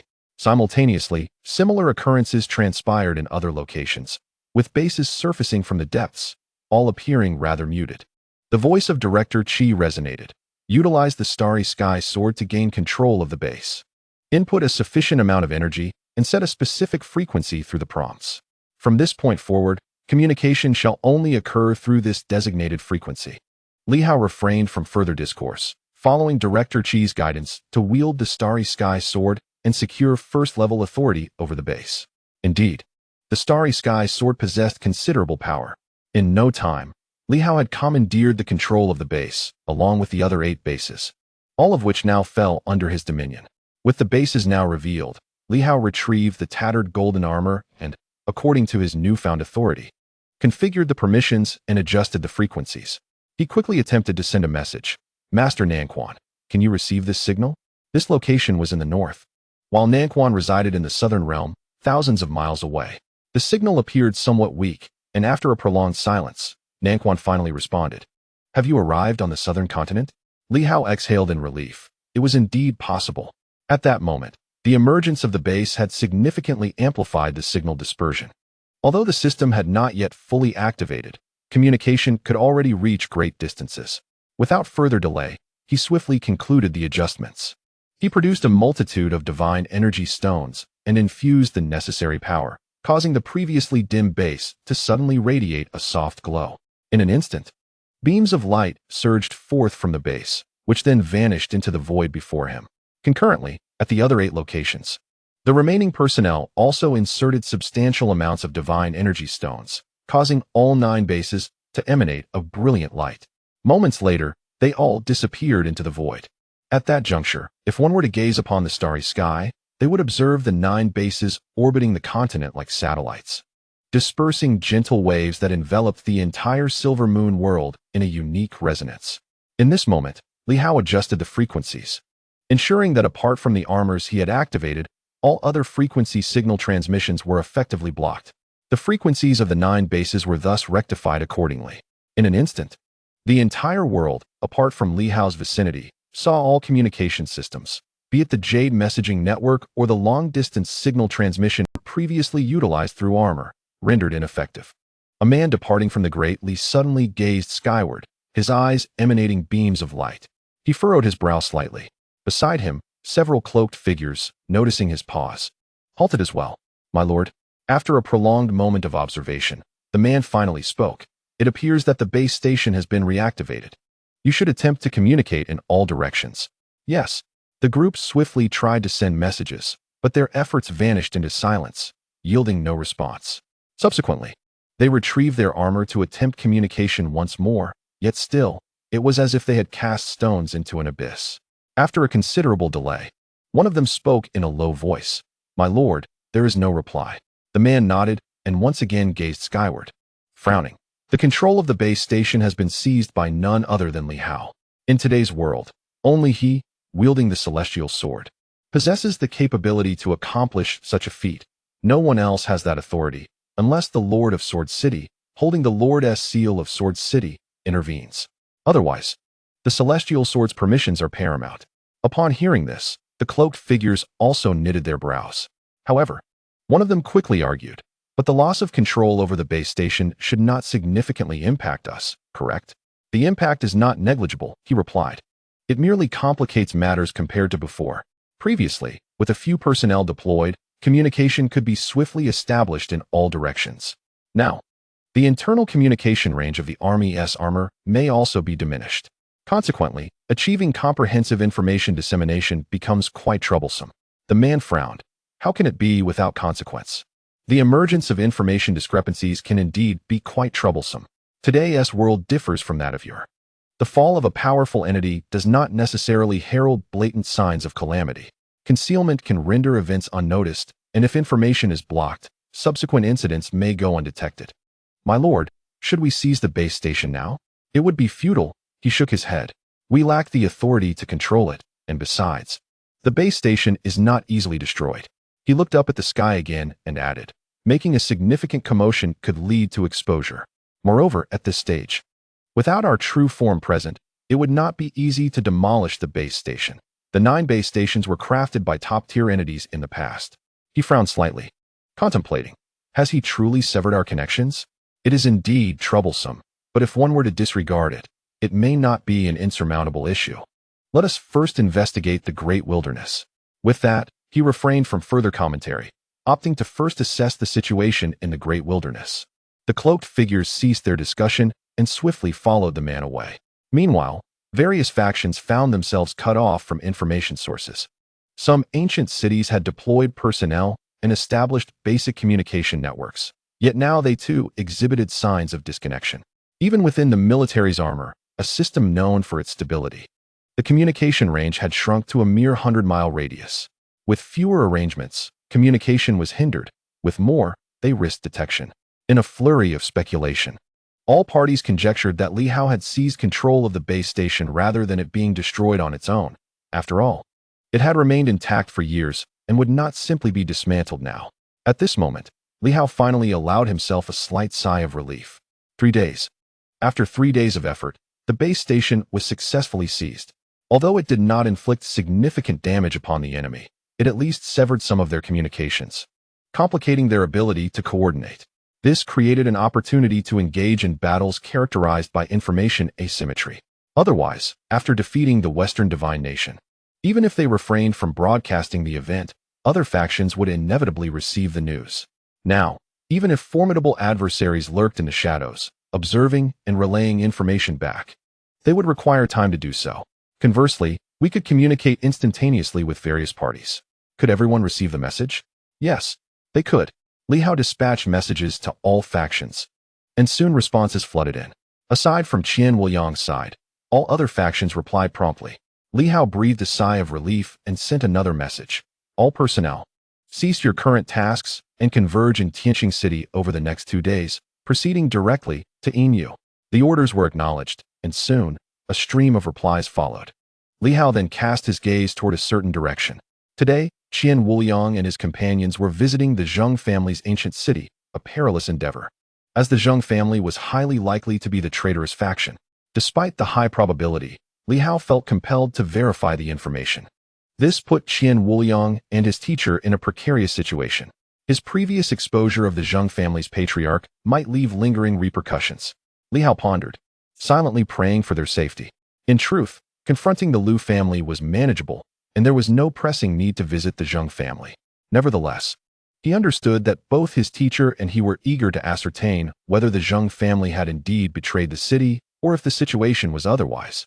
At that moment, within the Zheng family's ancient city, known as Boundless City, a golden armored figure was receiving Qian Wuliang and his companions in the Lord's mansion.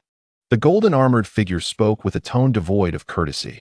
Li Hao, the heir of the Li family, has slandered our patriarch, accusing him of betraying Nu Wu. You dare to come here after such baseless claims? The golden armored figure's demeanor was icy. Our patriarch left Boundless City when the heavens changed to assist various factions, and has yet to return. Perhaps he has perished or is trapped somewhere. You insult the honor of the Zheng family. Do you take us for fools? Sensing the anger from the other side, Qian Wuliang hurriedly responded, Predecessor, please calm your anger. The news did not originate from the governor, but was relayed by Vice Commander Sun Xian of the Tianxing army.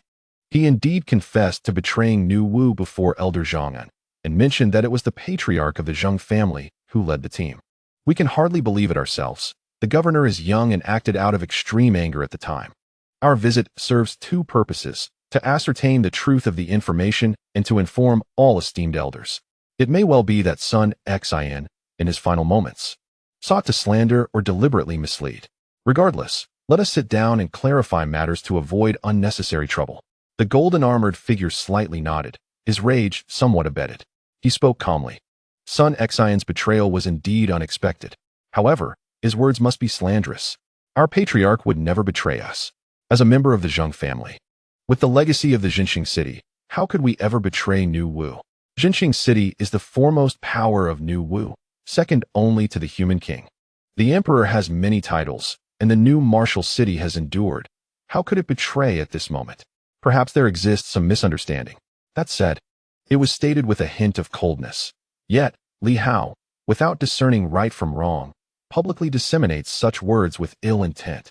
While it is possible that some among the 8 families have betrayed us, such grand declarations could irrevocably sever the paths of our boundless city and wound the hearts of its soldiers. We have guarded this place for countless years. Uttering the word betrayal so lightly belies the immense cost it demands. Do you comprehend this? Qian Wuliang hastily interjected. Senior, please quell your anger. In truth, the governor himself does not dare to believe it. When he spoke those words, it was to disarm the true betrayers. With a moment's hesitation, Qian Wuliang continued. Senior, forgive my boldness, but if it were not for the betrayal of the Zheng family's representative, and should there be no celestial mineral veins within the city, might we explore the city further? You wish to investigate my boundless city? Qian Wuliang appeared helpless. I do not dare. It is merely my duty. Not only the governor, but also the elders from Battle Heaven City, the Martial Alliance, and Star River City wish to ascertain the truth. My audacity stems from a desire to vindicate the boundless city. Presently, they do not dare to approach recklessly, fearing misunderstandings that could harm our relations. As the 8 families are interconnected, the golden armored figure regarded them coldly for a prolonged moment before slowly speaking. Originally, you lacked the qualifications for this. However, my Zheng family will never betray the new martial realm. Very well, you may proceed. But remember, do not disturb a single blade of grass or a single tree within the city. Absolutely not. Rest assured, my lord. Qian Wuliang replied earnestly. Should we prove the Zheng family's innocence, the governor will certainly testify on their behalf across all factions. Please do not worry, senior. You may leave. The golden armored figure was reluctant to elaborate further. Qian Wuliang promptly rose to take his leave, while Yuan Shuo and the others scarcely uttered a word. At this moment, they exited alongside Qian Wuliang. The city was eerily silent. Qian Wuliang, unreserved, led the group as they wandered through the city. Around them, some patrolling soldiers were present, yet similar to Battle Heaven City, most were merely echoes of past remnants. A few senior figures, such as those in copper armor, exhibited some awareness but paid the group no mind, harboring a faint hostility. They were aware that the Zheng family was currently besmirched by the Li family's descendants. Yuan Shuo said little, silently observing. A city, if not in annihilation, but in a state of revival, cannot disguise itself indefinitely, over the span of 100,000 years. It is impossible for anyone to remain secluded without leaving traces of life. He explored the area, quickly surveying nearly the entirety of the city. Ultimately, he ventured outside, where he beheld the colossal, yet somewhat dim guardian flora. Judging by appearances, it was evidently still in a dormant state, strikingly reminiscent of Battle Heaven City in its initial phase. At this moment, Director Zhou and the others silently observed, perplexed. From the internal conditions of the Zheng family's city, it seemed indeed that it had only recently revived, lacking any signs of continued activity. Could it be that the ancient Zheng city had betrayed? The adversary frequently mobilizes numerous original avatars, indicating a substantial resurgence of individuals, particularly formidable ones. With such a multitude present, it is highly likely that they have seized an ancient city without control of such a stronghold.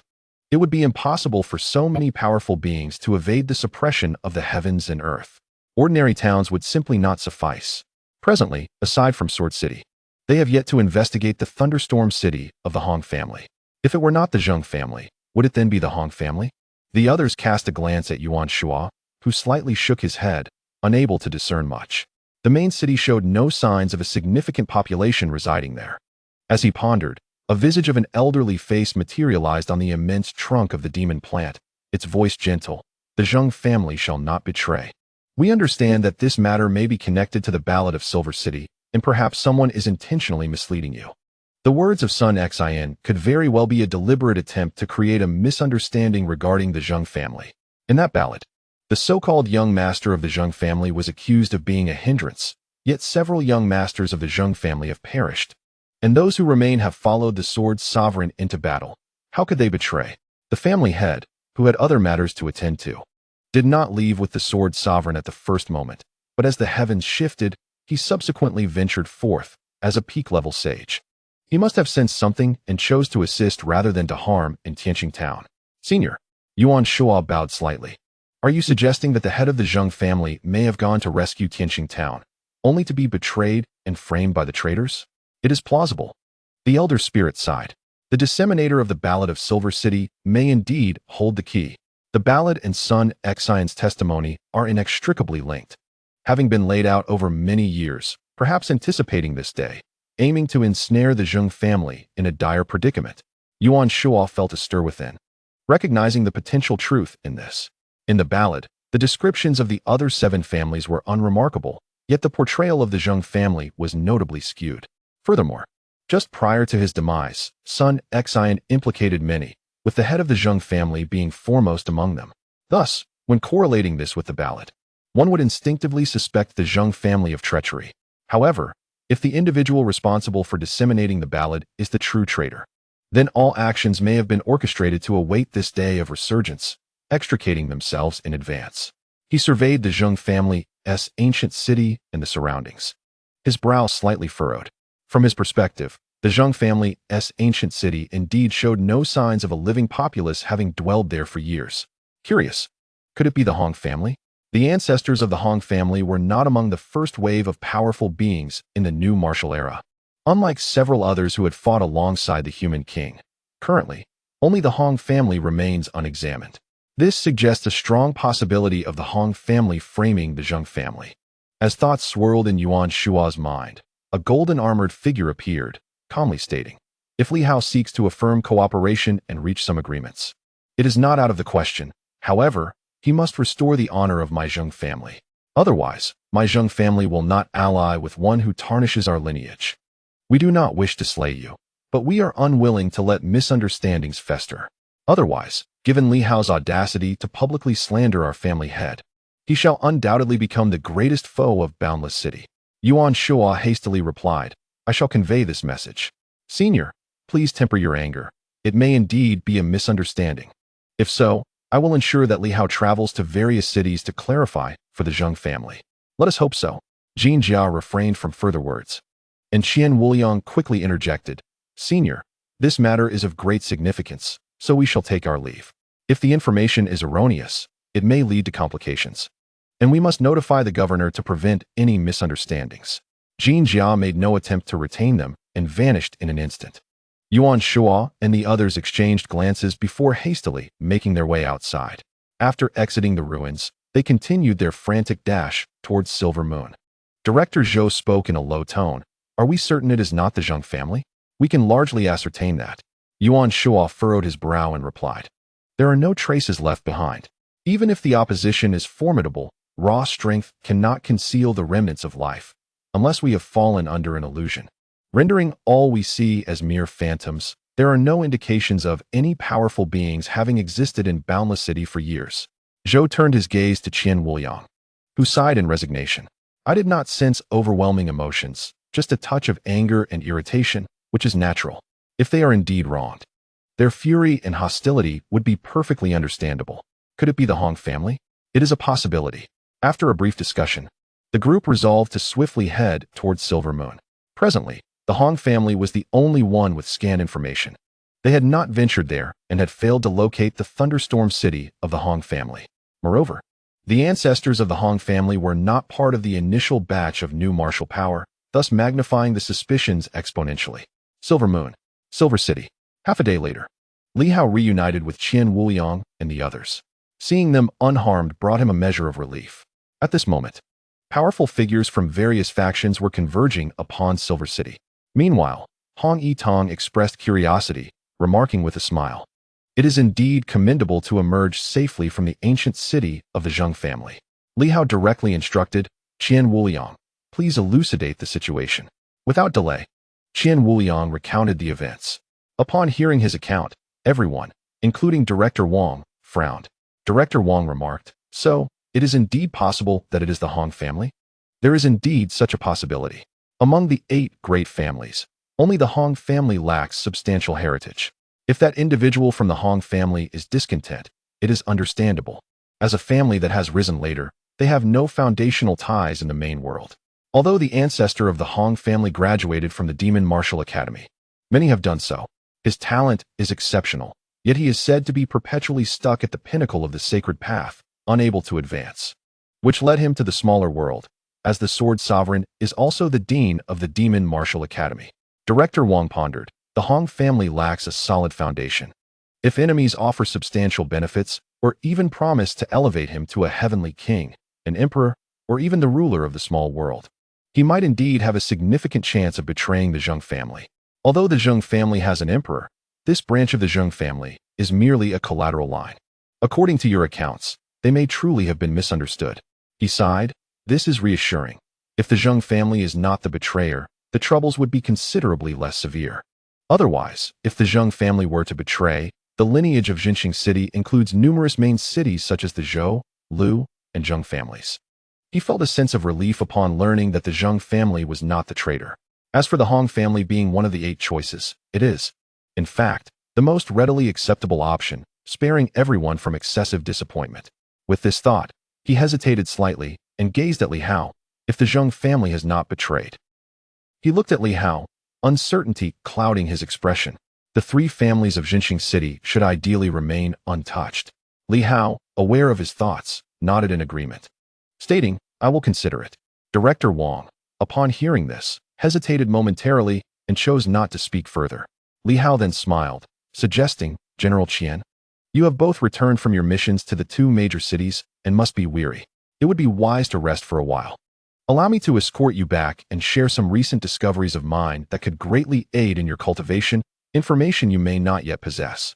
The others exchanged glances, intrigued by the prospect of new revelations. With this, they felt no need for further formality. Yuan Shuo remarked cheerfully, "Indeed, we have been at a standstill lately. I am eager for any new progress." As they conversed, Li Hao led the group away. Director Wang watched him depart with a sigh. Pondering whether Li Hao had indeed resolved to take action against the ancient city, reluctant to divulge his intentions to him. It was truly vexing. If the Zheng family were to betray them, Li Hao's wrath would likely be directed toward the Lu and Zhou families, as well as the Zheng family themselves, which they did not particularly wish to confront, given the potential for similar circumstances in the three major cities. Jinqing City, too, could be considered a small faction among the 8 major cities. However, if the Zheng family were wrongfully accused in this conflict, he found himself hesitating, yet felt it inappropriate to obstruct Li Hao. In Silver City, at the ancient courtyard, Yuan Shua's residence, he had returned, still residing in his own home. Upon entering, the courtyard appeared somewhat unkempt and dusty. With a casual wave of his hand, Li Hao cleared the dust away. Familiar with the surroundings as he opened the door and stepped inside without uttering a word, merely glancing at the others before saying, "Let me take you to the Haoxing realm to witness my new discoveries." The group paused momentarily, and in the next instant, Li Hao's sword seemed to pierce the heavens, causing the void to fracture. In an instant, he vanished, his voice echoing, "Follow me. We won't venture too far. It should be manageable." Without delay, the others swiftly entered the rift in the void. Li Hao could indeed transport others into the Haoxing realm, while Yuan Shua had visited before. Neither Director Zhou nor Qian Wuliang had ever set foot in the Haoxing realm. The next moment, the group was taken aback as they beheld the vast cosmos. Countless stars surrounded them. Yuan Shua, his gaze shifting, noted a difference. Previously, the stars had scattered chaotically, but now they formed distinct regions. A flicker of emotion crossed his mind as he glanced at Li Hao, remaining silent. Li Hao, after observing the magnificent starry expanse, addressed Qian Wuliang, stating, "You appear to have something to say. Why not speak?" Qian Wuliang felt a jolt of surprise. After a brief silence, he finally spoke, "Governor, I will be direct." Taking a deep breath and pausing again, he continued, "Currently, if the governor wishes to seize a city, it matters little which one. However, given the presence of numerous new martial ancestors in our ranks, aside from the city that harbors traitors, the others may not be inclined to assist in confronting the ancient cities. If the Zheng family is not the betrayers, then what of the Hong family? I mean, if the governor intends to attack the Hong family, do you believe that Elder Zhang Un and the others would agree?" Li Hao furrowed his brows, replying, "If the Hong family are indeed traitors, even with their support, they would not stand a chance. But what if the governor insists on taking the risk?" Qian Wuliang spoke softly, "There are many reasons. Perhaps the betrayers within the Hong family have all departed to other places. However, if it can be determined that the Hong family is indeed the city of betrayal, the governor would likely have the support of the new martial power to mount an attack." Li Hao furrowed his brow and replied in a somber tone, "Speak plainly. Do not attempt to play your tricks before me." Taking a deep breath, Qian Wuliang finally said, "Very well, I shall be direct. Though my assumptions may not be entirely accurate, I suspect that the cities of betrayal are not limited to one, but rather encompass several families. Perhaps they were not traitors in the past, but over the years, some who had remained loyal have been replaced by their own people." Qian Wuliang continued gravely, "The Liu and Zheng families may indeed harbor issues. I even suspect that among the 8 main cities, except for Sword City, all may have their agents. And Sword City might be the same, albeit I have not visited it. On the contrary, I believe that the Hong family may not actually betray us, as their connections with the others are not particularly strong. Being a newly risen family, they rely more on the Sword Sovereign's faction, thus they may not possess grand ambitions. However, to facilitate our dealings with the Hong family, I propose we label them as the city of betrayal and launch an assault on their ancient city." Upon hearing this, both Yuan Shua and Director Zhou frowned slightly. Yuan Shua remarked, "Why do you believe the Hong family is innocent while the Zheng and Liu families are suspect?" "I have not observed any signs." Qian Wuliang replied softly, "Perhaps Professor Yuan has forgotten that the ancient city is merely a fragment of its former self, not the entirety. At its peak, it could accommodate millions. If there are still powerful figures in the ancient city of betrayal, the energy they possess is sufficient to suggest that what they currently exhibit is merely a portion, a corner of the ancient city. While the true ancient city remains unseen by the professor, the Zheng family may be deliberately masking their intentions. I even suspect that the rumors circulating are propagated by them."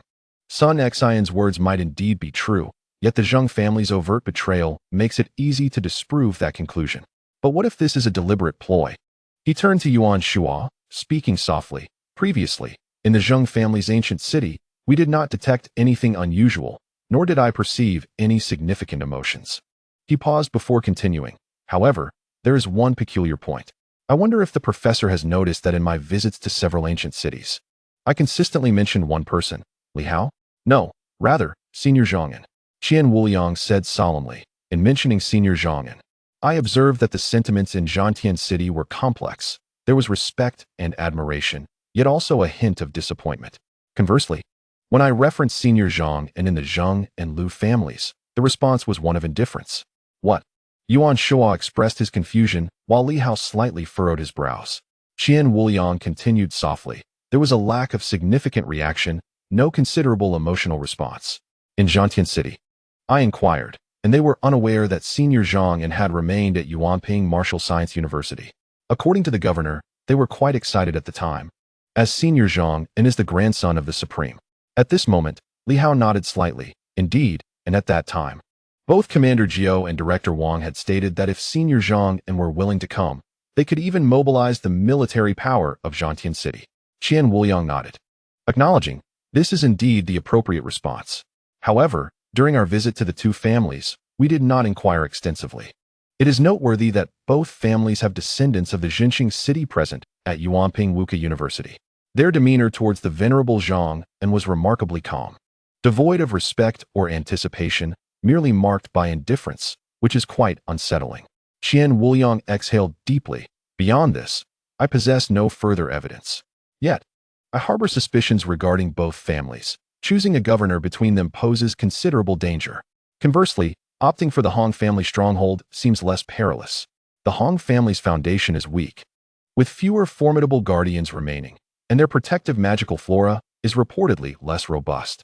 Following the assertions of the Zheng family, we could potentially persuade the venerable Zhang and his allies to join forces against the Hong family.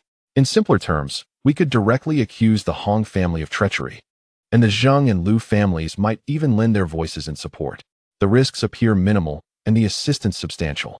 In Qian Wuliang's perspective, the governor seeks an ancient city, indifferent to whether it is occupied by traitors.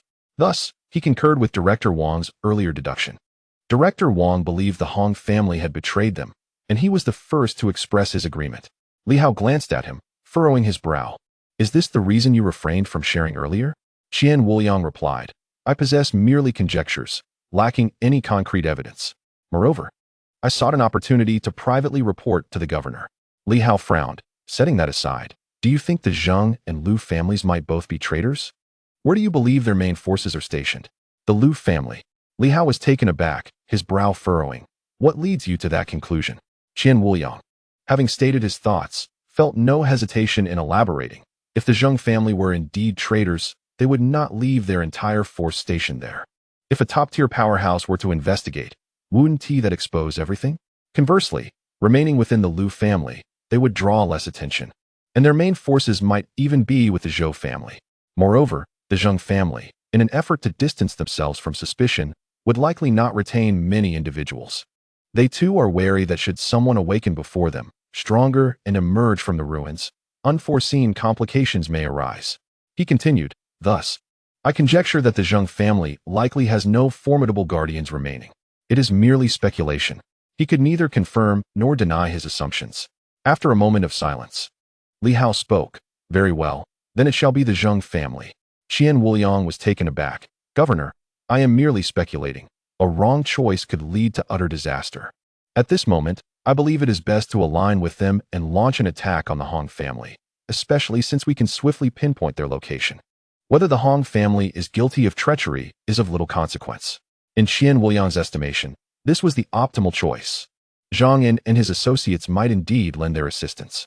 He could even employ his silver tongue to convey their conjectures to other main cities, urging them to send reinforcements to conquer the Hong family stronghold. Even in the absence of powerful beings, one could easily fabricate a reason, suggesting that the adversaries might be concealed elsewhere. Yuan Shua and Director Zhou remained silent. Qian Wuliang, with a sense of foreboding, could not deny that if his proposal were followed, the Hong family indeed appeared to be the most favorable option. At the very least, it was the best choice for Li Hao. With the aid of Zhang and his companions, Li Hao, however, shook his head. There is no need. I choose the Zheng family. Qian Wuliang intended to speak further, but Li Hao tore through the void, and several individuals appeared at their location. He declared, it is settled. There is no need for further discussion. Everything previously mentioned shall be considered as if it were never spoken. Indeed, Qian Wuliang nodded, albeit with a sense of resignation. The governor truly is perplexing. To align with the thoughts of the new martial stronghold could yield assistance. What could be amiss in that? Chapter 333. The Power of the Red Moon. Subscription and monthly tickets requested. Choosing the Zheng family was something no one had anticipated. Everyone believed that should the Zheng family betray them, the entire city would awaken, presenting an immeasurable danger, even more perilous than the combined threat of the other 7 ancient families. Yet, after hearing Qian Wuliang's words, Li Hao resolutely chose the Zheng family. At this moment, Qian Wuliang was conflicted. Yuan Shuo also wore a frown. Should they misjudge the situation, based on prior clues, the Zheng family would indeed be the heart of the betrayal. If the entire army were to invade, Li Hao's faction would meet its demise that very day. It was an extremely perilous gamble. Moreover, was Qian Wuliang's judgment even accurate? He was merely speculating, with no evidence to suggest that the Zheng family was not the stronghold of treachery. The head of the Zheng family might have become a celestial king in the intervening years, having seized 2/3 of the Tianxing Great Mine and not having fallen into silence. They may have even ascended to a stronger realm. An emperor? If they were an emperor, then self-destruction would be preferable, as they would be utterly unmatched.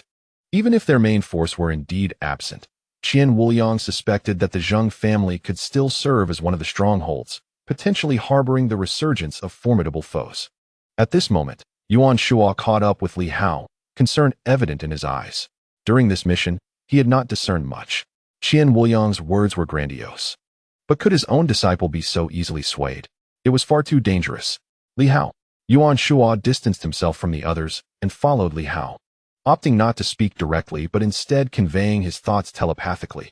There is a possibility in what he says, but it is purely conjecture. The Zheng family is exceedingly perilous, and the Hong family may also be a risk, while the Lu family should be the primary choice. If it comes to that, should they truly need to conquer a city, the Zhou family, or even the martial alliance could be selected. At worst, they could sever ties. He understood Li Hao's apprehensions. The fear of mishandling matters in the new martial ancient city, which might lead to a fallout with Zhang Un and his group. Li Hao's trepidation was vast and multifaceted. Having come this far, no one desired such an outcome. Yet, at this moment, Yuan Shuo could no longer contain himself and, gritting his teeth, conveyed telepathically, "We are in new martial, among the betrayers, the sealers, the 4 nations, and the 5 sides of Tianxing. And we are even inferior to any one of them.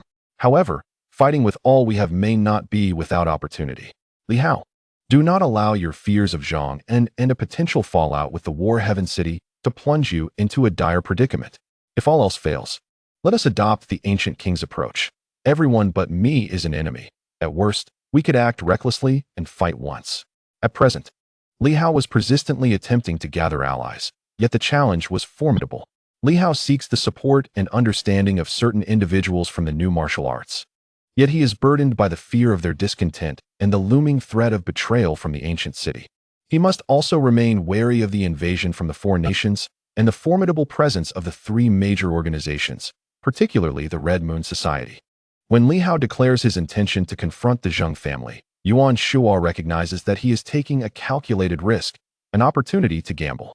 Should he manage to unveil evidence of the Zheng family's treachery, and if fortune favors him by revealing that the Zheng family does not possess the main forces of betrayal, then this endeavor could earn him the backing of Zhang and the War Heaven City. Conversely, should he strike against the ancient city, conflict with these allies would be inevitable. Previously, Zhang En and his companions remained silent, not due to a lack of support, but rather because Li Hao had yet to take decisive action. Just as before, even Director Wang, upon hearing that the Zheng family was not traitorous, was filled with exhilaration. Among the 8 ancient cities, only the Hong family, due to their weak foundation and lack of strength, could be deemed as having genuinely betrayed, a fact that others could comprehend and accept. Yuan Shuo struggles to fathom Li Hao's sentiments at this moment and can only state, "No matter how you choose, we shall support you. However, remember this, in the realm of martial arts, one must be more carefree. You are overthinking and harboring excessive trepidation. You aspire for perfection. Yet such a state is unattainable in this world." He gazes at Li Hao, who halts his steps and turns to face his master. Yuan Shuo speaks with gravity and sincerity. "If we do not secure the support of War Heaven City or Zhang'an, we shall still fight with all our might. You can set aside their concerns, even prepare for a potential fallout. They too are conflicted. On one hand, they wish to support us, while on the other, they desire the privileges of the new martial era, even seeking independence from us. This cannot continue indefinitely. We must act without regard for their opinions, or it will surely lead to trouble. Yuan Shua is earnest. Prepare for a confrontation. We absolutely cannot proceed in this manner any longer. If you choose one side based on their wishes, or even refrain from choosing, even if they do not directly interfere, your subconscious has already been influenced by them. After a moment of contemplation, Li Hao nods slightly. He glances at Yuan Shua and, after a brief pause, responds, "Master, I understand. I strive to act in accordance with my conscience, not only for everyone, but also to provide an account to the new martial arts. If I can procure evidence of the Zheng family's betrayal this time, I shall be able to act without remorse. And I will repay all the assistance received from Warheaven City and Yuanping Martial Science University. Sometimes, it is not merely a matter of material equivalence that resolves emotional debts." He sighs softly.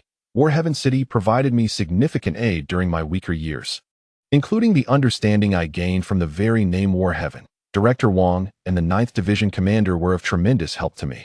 Yuan Shua responds solemnly. "Then let us proceed as they wish. Did not Director Wang propose to strike against the Hong family? Let us follow his plan. If it goes awry, that is his affair.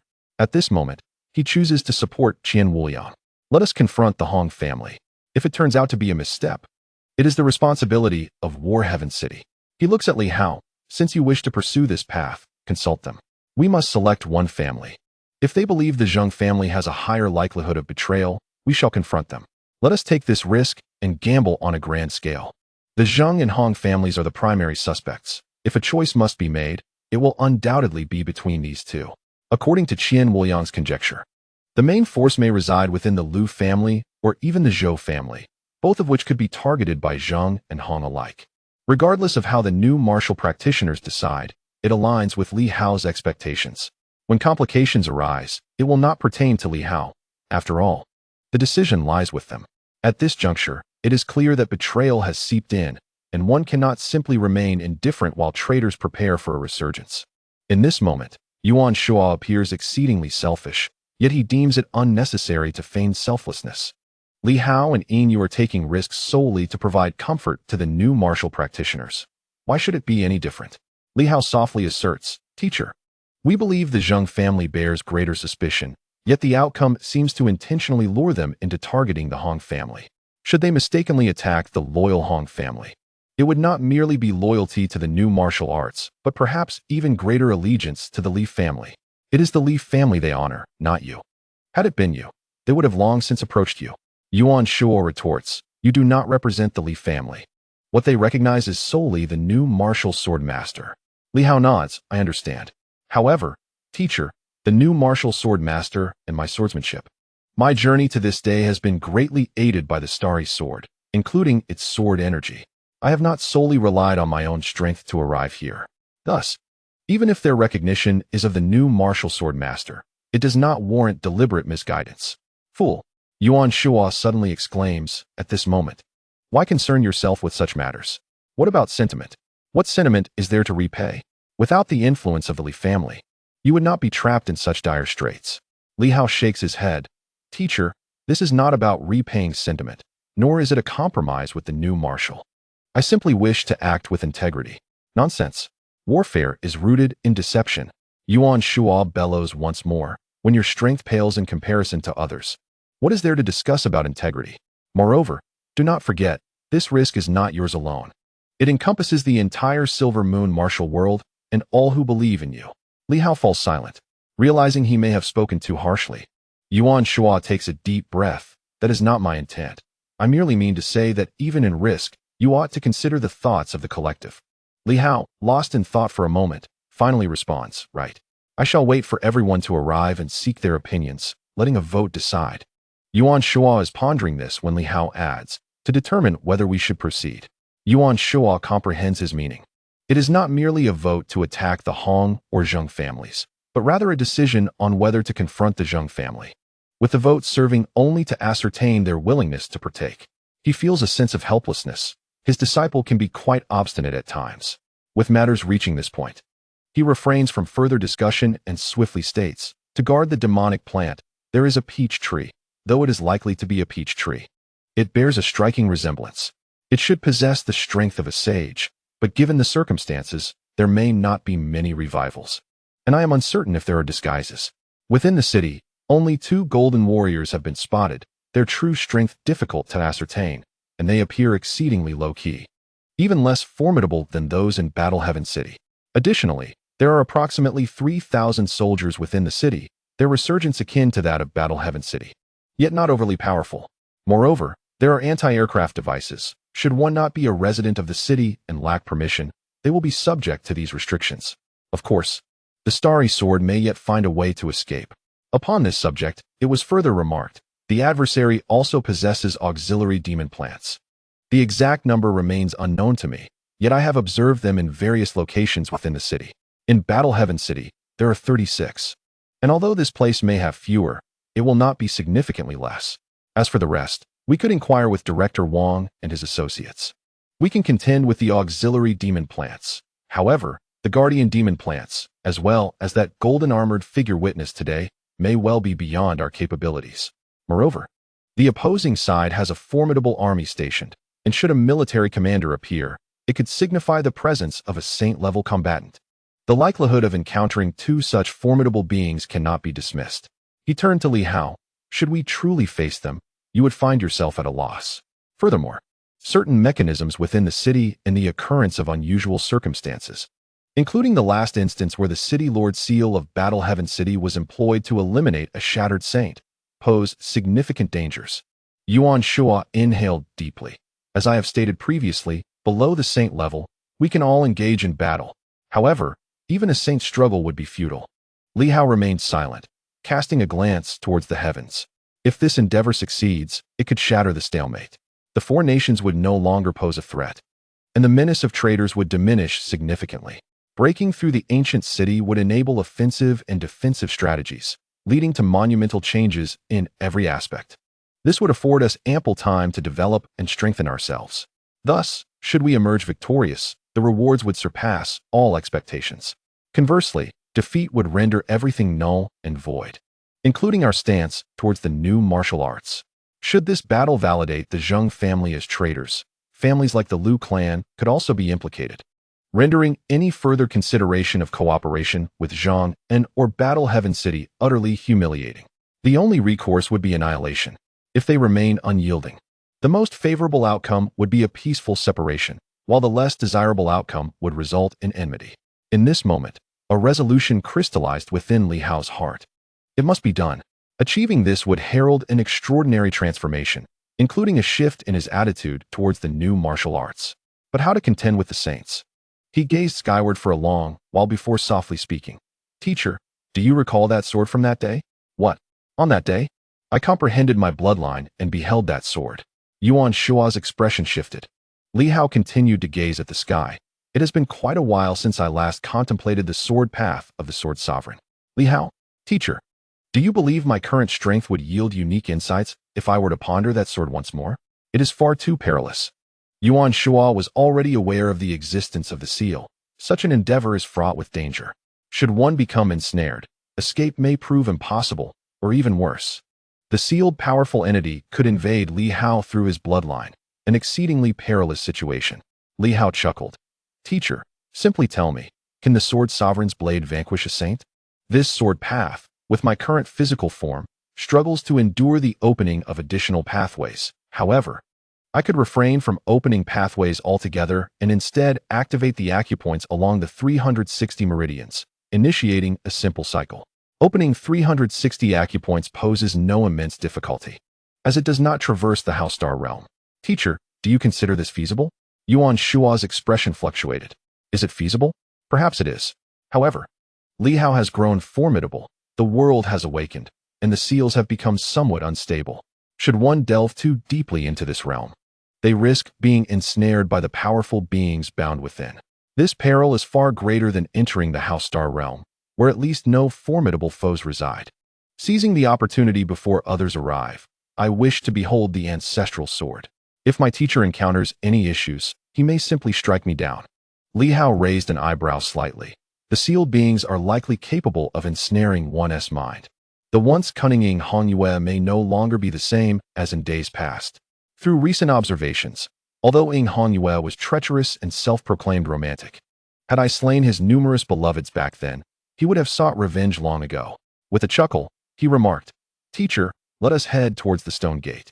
It is safer there. I wish to follow the Bagua diagram once more and enter the core of the Bagua to investigate." Yuan Shuo, his head throbbing, nodded after a moment. Very well. Li Hao insisted, and he could only accompany him. As they walked, he remarked, "You must activate the 360 meridians. There are still many pathways yet to be revealed. Even without opening the meridians, you have already activated over 200 apertures, and there remain 324 meridians untouched. You must open at least 324 more apertures, totaling over 500. Can you endure this?" "I can. However, opening one aperture does not equate to opening an entire meridian. The extent of impact is not as significant," Li Hao murmured. "The crux lies in completing the cycle of 360 apertures. I fear that my strength may not see substantial change, rendering the effort futile." Yuan Shuo quickly assessed and replied, "There will certainly be some changes. Of course, without fully opening the meridians, the changes may not be as pronounced as anticipated. Yet, the 360 apertures constitute the Sword of Meridians, combined with the Star Sword of the Sword Master, and may yield unexpected results."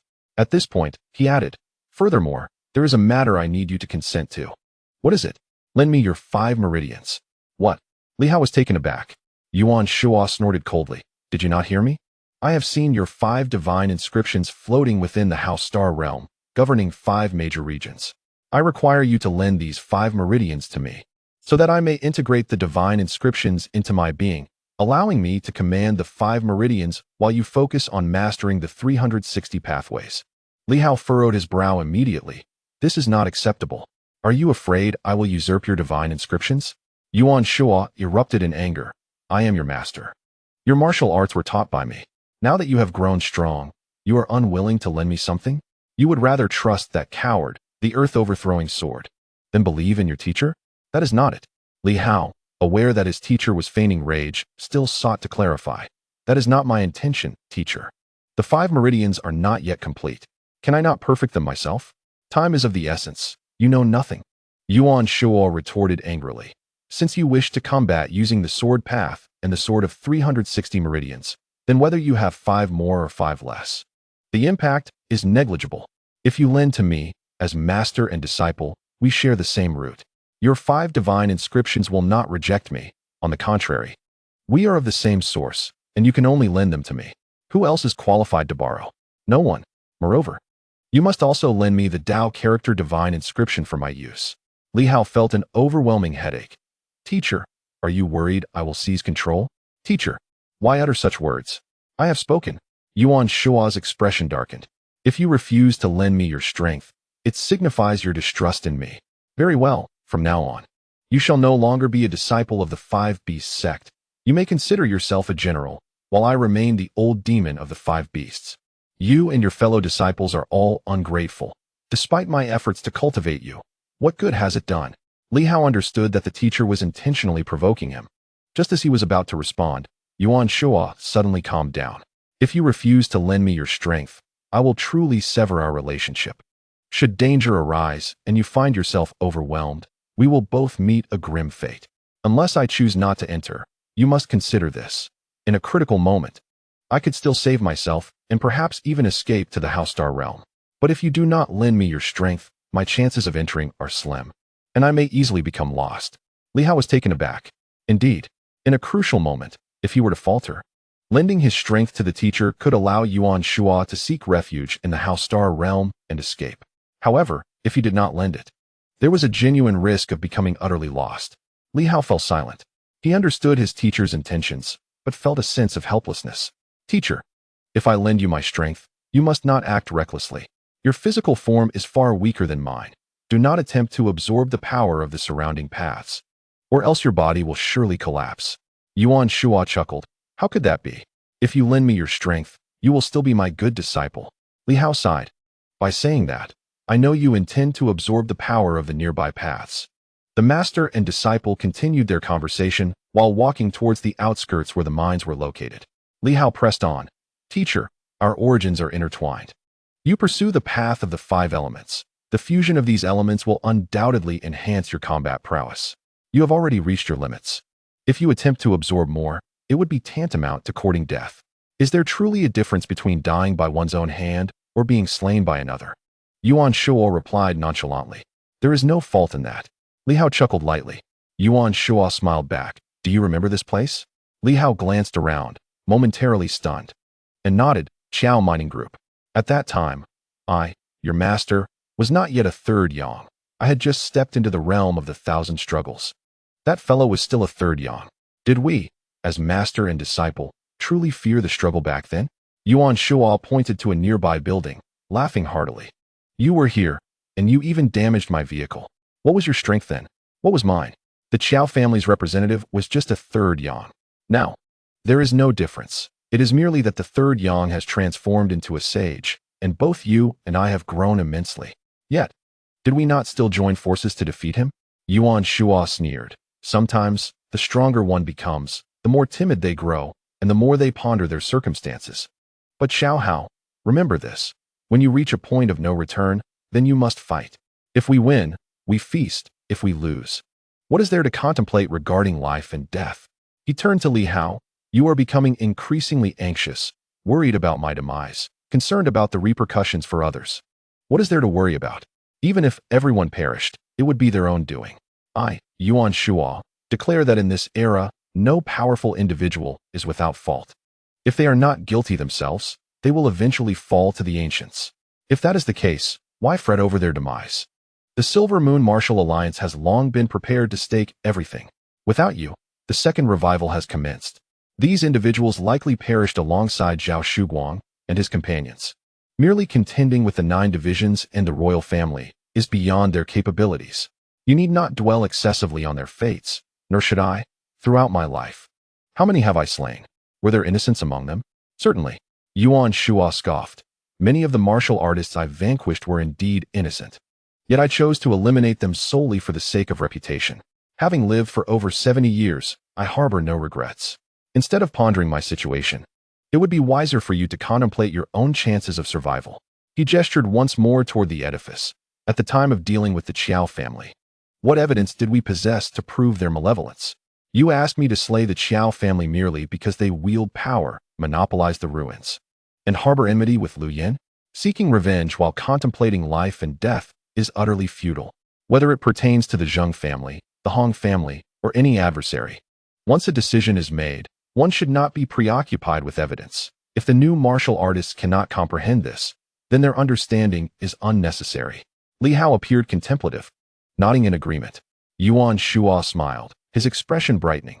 Come, let us journey using the 5 animals technique. It has been ages since we employed the deer technique. Has it not? Do you recall the exhilaration when we first set off to the mines, and you utilized the deer technique? Li Hao was momentarily taken aback, then laughed and nodded. In the next instant, the master and disciple, like young deer, suddenly took flight with the wind. They leapt and bounded with unrestrained joy. At that moment, many onlookers were taken aback as they witnessed the duo in the air, resembling young deer, not traversing the void, but rather running freely, stirring up clouds of dust. In Silver City, Zhao Shuguang observed their departure with a hint of perplexity. Beside him, Director Zhou, who had returned after a long absence, displayed a faint smile. The bond between teacher and disciple is indeed precious. Recently, I have hesitated to confide certain matters to him. What? Zhao inquired, casting a curious glance at Zhou. Zhou sighed softly. The 4 nations, the ancient city, the new martial order, and the traitors. These 3 formidable organizations are now pressing him into a corner. In the past, he relished laughter, even if it was feigned. It has been ages since I witnessed his genuine smile. Since the invasion of the 4 nations and the emergence of certain individuals from the ruins, his strength has grown. Yet life appears increasingly challenging. He felt a sense of helplessness. Previously, with the Silver Moon-esque guardians and Yuan Shuo, he could weather the storms, but now, they are all gone. Not a single one remains. Zhang En and Li Daozong were decent to him, yet they could not offer unwavering support. nor could they favor him over the new martial artists. In former times, everyone could show partiality towards Li Hao, providing him shelter. Yet now, not a soul remains. The most powerful individual in the governor's office is Zhang En, who holds a favorable view of Li Hao. However, when confronted with dilemmas, he would not unconditionally favor Li Hao, despite being aware of the numerous challenges Li Hao faces. Others are even less formidable than Li Hao. Director Zhou sighed. He had been wavering, seeking some support, yet the new martial faction was reluctant to offer him much assistance. In truth, he yearned for protection. But those around him were unwilling, leaving him no choice but to press forward, each step feeling as precarious as walking on thin ice. Old Zhao many years ago. We traversed this path as well, yet the challenges we faced then were not as daunting as those we encounter now. Looking around, there was no one truly willing to lend him their full strength. Even we might not be wholly committed. What do you mean? Director Zhao replied with irritation. How can you say we are not fully dedicated? Director Zhou regarded him for a long moment before responding. You have worked with me in Silver Moon for 40 years. Is the entirety of your strategy against the second resurrection merely the 10,000 Silver Moon guards? Is it just as few? A group of individuals who may not even rival the pinnacle of strength? Is that all old Zhao has to offer? Director Zhao furrowed his brow at him. Director Zhou spoke softly. If we can succeed this time, if we can shatter the current barriers, the skies will welcome the light, even if it is not complete. Whatever hidden cards old Zhao possesses, let them be revealed. Let us take a chance and believe in him once. Director Zhao replied gravely. Old Zhou, you have changed during your time in Tianxing City. I have not changed. Director Zhou shook his head. I have merely perceived certain truths. I believe it is unnecessary for us to conceal our intentions. He is in a dire situation, he understands. And he even contemplates whether Silver Moon truly has no hidden cards. Yet, he never speaks of these matters. He is, after all, a Silver Moon warrior, proud and reserved. Since no one is willing to assist him, he resolves to help himself. Consider this. From the very beginning until now, aside from Yuan Shuo, who has ever sought help. Even if he were to request aid, he would demand a substantial price in return. He is conscious of his dignity. Molded from the same mold as the Silver Moon warriors, he is eager to draw clear boundaries with everyone. You assist me, I assist you. You give me 1, I shall give you 10. We have persistently tried to change him, hoping to shield him from the influences of slaughter and hatred. Yet now, he has relinquished his hatred and his bloodlust, while we find ourselves unable to offer him further assistance. So, why did we not allow him to continue dwelling in his hatred back then? He turned to Director Zhao. If, from the outset, his sole objective had been to pursue inhurried, his journey would not have been so arduous. We have shifted the burden onto him.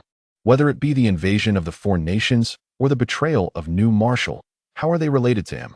At present, if he were to concentrate solely on hunting down inhurried and abandon the Starry Sky Sword, it is unlikely that anyone would trouble him. You aspire to emulate Zhang Zhizuan of New Marshal, wanting to nurture a king among men, but have you provided him with the shelter that a king deserves? Have you accomplished what Zhang Zhizuan has achieved? Director Zhao continued to frown. Thus, you are not Zhang Zhizuan, and he is not the king among men. Why then? Must we impose all of this upon him? Director Zhao replied solemnly. I have not imposed anything upon him. This is the responsibility of us all. No, you are mistaken. Director Zhou retorted. It is not the responsibility of everyone. You must understand clearly. He never aspired to be a king, nor did he desire to become an emperor. Thus, none of this falls upon his shoulders. His survival was not significantly aided by you. It was Yuan Shuo, Hong Yitong, and others who have assisted him to reach this point. Therefore, old Zhao, your assumptions are misguided. Director Zhao fell silent. Director Zhou calmly remarked. If you do not reveal all your cards and make one last effort, who would be willing to fight on your behalf? Should you fail this time, there will be no second chance, even if you survive. Your patience and concealment will yield no opportunities. He was convinced that old Zhao still had hidden resources. After all, Silver Moon had awaited its second revival for far too long. It was inconceivable that there had been no preparations whatsoever. Long ago, Director Zhao mentioned that once the second revival occurred, Silver Moon would be able to contend with the world and confront the old-timers. Why, then, was it so arduous now? He gazed intently at Director Zhao, who remained silent for a moment before speaking. Do you remember the first revival? I was present at the scene. Director Zhou's eyes flickered. And he nodded. During the first revival, the leaders of the three major organizations, the Lord of Haoyan Mountain, and several others, were indeed present. This matter had been mentioned before, yet subsequently, Director Zhao refrained from discussing it, leading others to refrain from inquiring. For a time, Li Hao even worried about Director Zhao's integrity, deliberately obscuring many details. Particularly upon learning of Director Zhao's connection to the ancient city, Li Hao distanced himself from him, even failing to notify him in advance about the revival of General Huai. Director Zhao took a deep breath. The site of the first revival was called the ruins of Yushan Town. There lies a vein of ore, home to a formidable entity named Di Yao. Di Yao is akin to the one residing in the depths of the ore vein in Tianxing Town, the one you mentioned to me. His mission was to facilitate the first revival. He succeeded, while the one in Tianxing Town failed. Director Zhou furrowed his brow slightly, nodding in acknowledgement. Director Zhao continued. In those days, at the onset of the first revival, we had some interactions with Di Yao. Director Zhou felt a stir within him. After a moment's contemplation, he inquired, was Di Yao aligned with the traitors or the other side? The other side, hailing from the Red Moon Great World. Hence, at that time, the Red Moon organization emerged. Director Zhou's expression shifted. You managed to keep that concealed all along. Director Zhao replied slowly. Back then, I, along with several from the Red Moon organization and Di Yao, forged an agreement that before the second revival, we would not turn against one another, but rather collaborate to initiate it. Otherwise, we would remain ensnared. Were there any restrictions?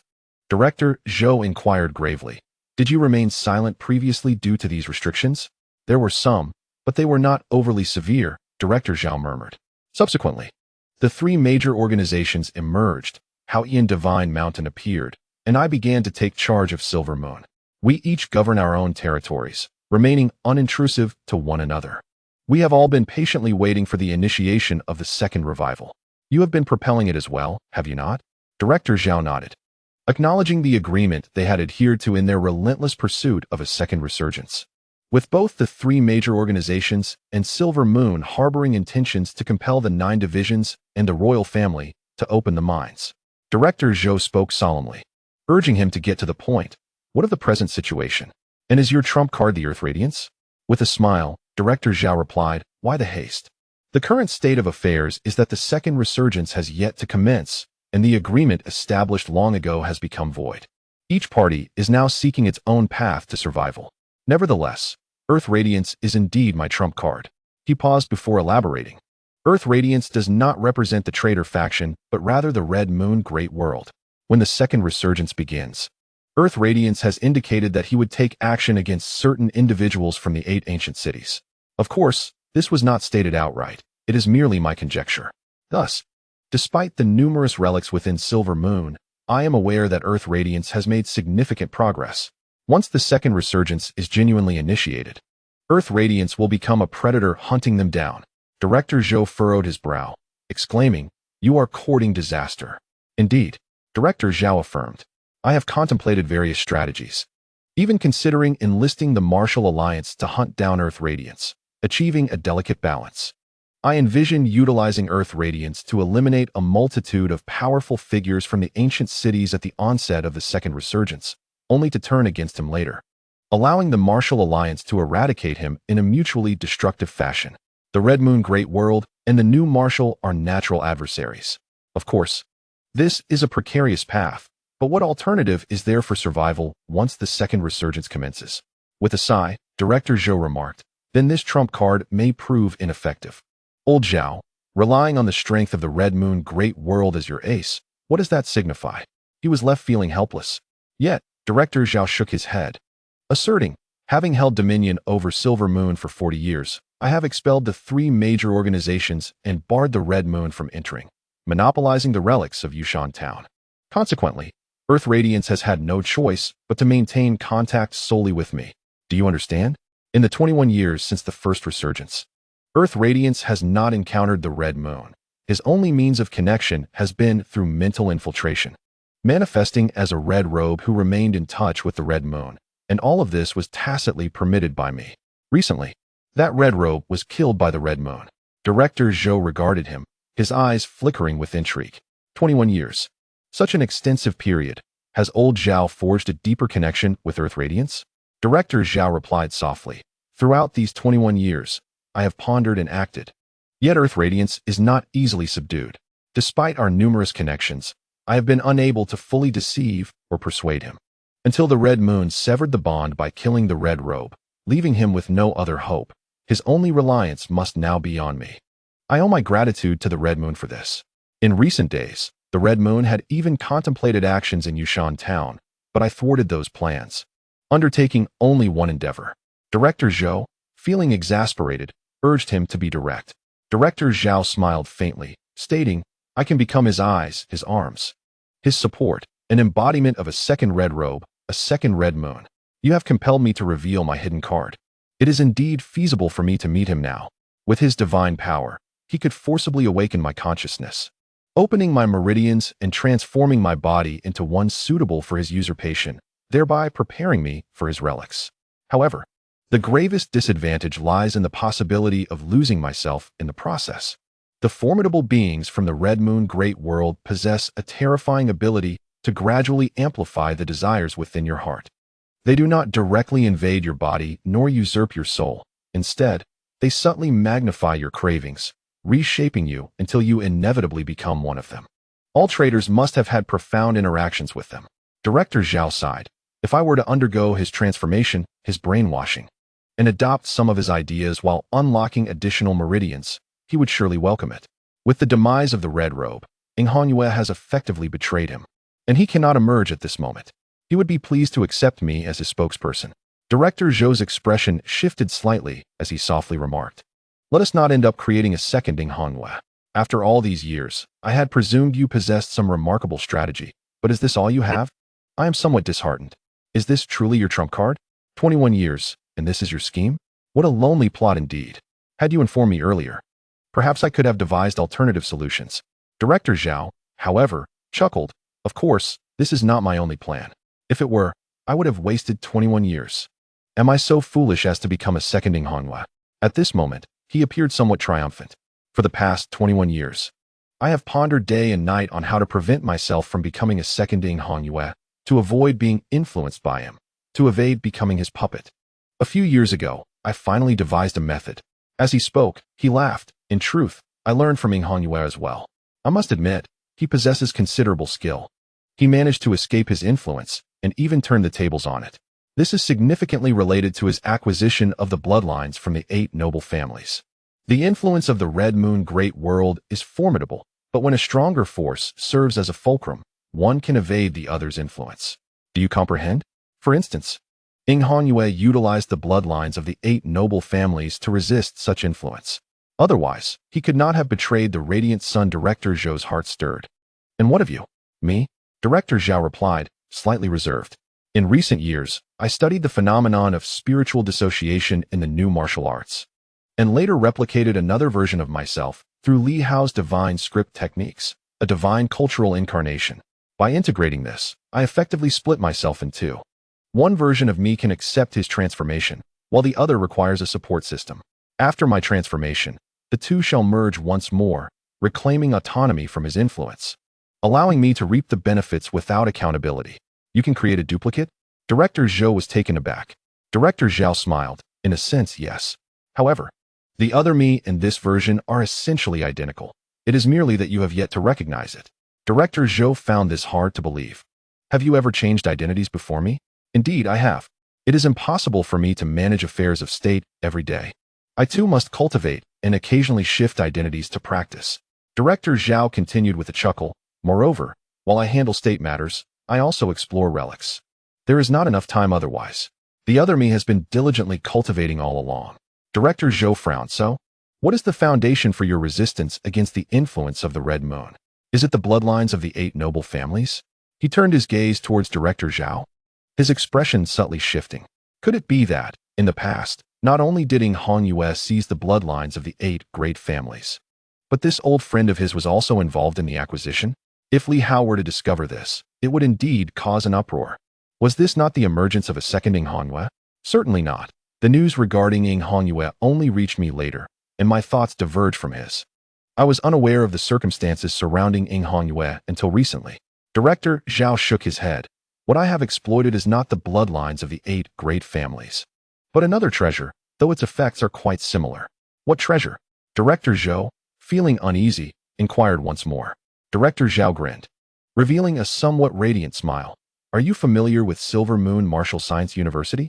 Yes, it is said to be a martial university established by the 8 great families. Li Hao previously sought to investigate it, but he found no clues and could not locate the university. Do you know where Silver Moon Martial Science University is situated? Needless to say, Director Zhou retorted, exasperated. If I knew, would I not have gone there already? Director Zhao chuckled again. It is located beneath the Administrative General Office. Director Zhou was taken aback. Director Zhao continued. As a martial university jointly established by the 8 great families, countless descendants of these families came to study there. In the past, to manage these young prodigies and prevent them from being unruly, Silver Moon Martial Science University was bestowed with a seal known as the 8 Directions Seal. Coincidentally, after decades of effort, I finally obtained it. My avatar was crafted using this artifact, although it does not merge the bloodlines of the 8 families. Its capabilities are not inferior to the unification of bloodlines that Inhongyue possesses. Director Zhou's eyes flickered. Are you implying that you can now utilize your physical form to unlock more pathways, and, through merging your avatars, counteract the effects of the Earth's erosion? Indeed. Director Zhao nodded. That has been my intention all along. However, the resurgence has been delayed, and I feared losing control, which is why I refrained from pursuing it. The only issue now is that, upon my transformation, I cannot immediately merge. Once merged, it is highly likely that I would surpass the limits of heaven and earth. Li Hao, Director Zhou exclaimed urgently. He can circumvent the issue of the limits of heaven and earth. Director Zhao cleared his throat. He cannot. If I undergo transformation and become tainted by the essence of the Red Moon Great World, his reaction upon seeing me would be akin to encountering Inhongyue. Director Zhou hastily countered. That cannot be true. Director Zhao shook his head once more, and seeing old Zhou frown, he reluctantly added, well, it is not solely this. Once I undergo transformation, I am likely to regard the annihilation of the 8 great families as my primary objective, which would inevitably lead to a conflict with Li Hao. Director Zhou frowned again. Then what shall we do? There is but one solution. Director Zhao declared. I must first merge my avatars to eliminate the influence before I can accept Li Hao's divine intent. However, my transformed body will undoubtedly resist merging. Hence I require your assistance. How can we help? Simply force my 2 avatars to merge together. Director Zhou pondered for a moment. What kind of strength can we expect from your 2 avatars at that time? I am nearing the 3rd level of the Sun and Moon realm. After the transformation, I will be at least at the 4th level. The 2nd avatar might also go berserk, likely around the 3rd level of the Sun and Moon realm. Director Zhou was at a loss for words. In that case, I am powerless to assist. At that time, Li Hao could not approach me, so now the only solution is to have Director Wang suppress me. However, the aura of the Red Moon emanating from me cannot be concealed from him. He might choose to annihilate me. Of course, he may not have been my adversary back then. As Zhao, the director, expressed his helplessness, he acknowledged that since Li Hao cannot come near, he must seek assistance from a few individuals, the Empress Shuiyun, the King of Dali, and the Moon Goddess, to restrain me. If Li Hao were to confront me directly, his excessive hostility toward the 8 great families might force me into a self-destructing situation, which would be a grave loss. Finally, Director Zhou grasped the situation. Albeit with a hint of resignation, I will inquire with Li Hao later. Furthermore, you, my friend, speak so casually. I hope there are no hidden traps in your plan, for that would be troublesome. Indeed, I share your concern, Zhao replied, but he showed no intention of stopping. With a touch of helplessness, he remarked, this is but a last resort. Once I achieve fusion, I may possess combat strength equivalent to the 5th or even 6th layer of the Sun and Moon. That was my initial thought. With such power, I would not have been overly worried even during the 2nd revival. He sighed. However, back then, I believed that once we reached this juncture, no one would care about the consequences. One would fight with all their might. Now, that is no longer feasible. I must exercise self-restraint. Old Zhao, you haven't concealed anything from me, have you? Director Zhou couldn't help but ask again. You, my friend, are hiding something profound, and I worry you might be scheming against me. If you successfully merge, do not unleash that so-called Di Yao. How could that be? Anything is possible. Director Zhou chuckled suddenly. I have already devised a plan. In fact, I am executing it. I have relayed everything to Li Hao. Did you not say that Li Hao cannot approach you? I informed him that when you emerge, he need not concern himself with you. He should take a group to eliminate Di Yao. This includes Zhang Yan, who can also join because the new martial artists harbor no burdens regarding killing those from the Red Moon world. His gaze was intense as he looked at Zhao. Thus, even if you intend to trap me, it will bear no fruit. Zhao furrowed his brow. To kill Di Yao? Yes, consider it a practice session. A saint, is it? One last time, truly witness the power of a saint. As for Li Hao's choices, that is his affair. Zhao fell silent. You have betrayed me. I warned you. And yet you turned around and sold me out. Director Zhou shook his head. I am not betraying you. Rather, your situation seems somewhat peculiar. Perhaps you have already been influenced by Di Yao. You believe you control him, but that is a misconception. He may have subtly begun to control you. Otherwise, you would have confided in me long ago, rather than waiting until I pressed you repeatedly for the truth. Over the years, you have even concealed your clone from me, along with 2 major events at the Martial Science University. Director Zhou spoke calmly. Your state has encountered issues. Otherwise, the moment the King of Dali invaded, you might have taken the initiative, rather than waiting until now, still shrouded in secrecy. Zhao momentarily lost his focus. Old Zhao, you would do well to restrain your desires. Director Zhou said softly, perhaps I should have Qian Wuliang keep an eye on you. Zhao frowned immediately, and before he could respond, Qian Wuliang appeared in an instant.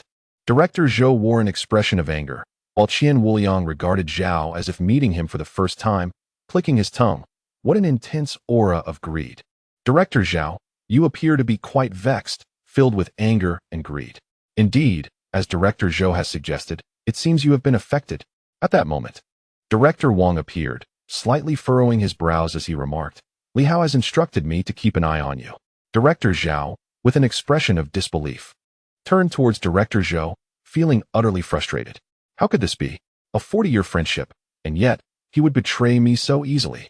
Director Zhou sighed, for your own good. Do not be angry. The old Zhao would never have reacted this way.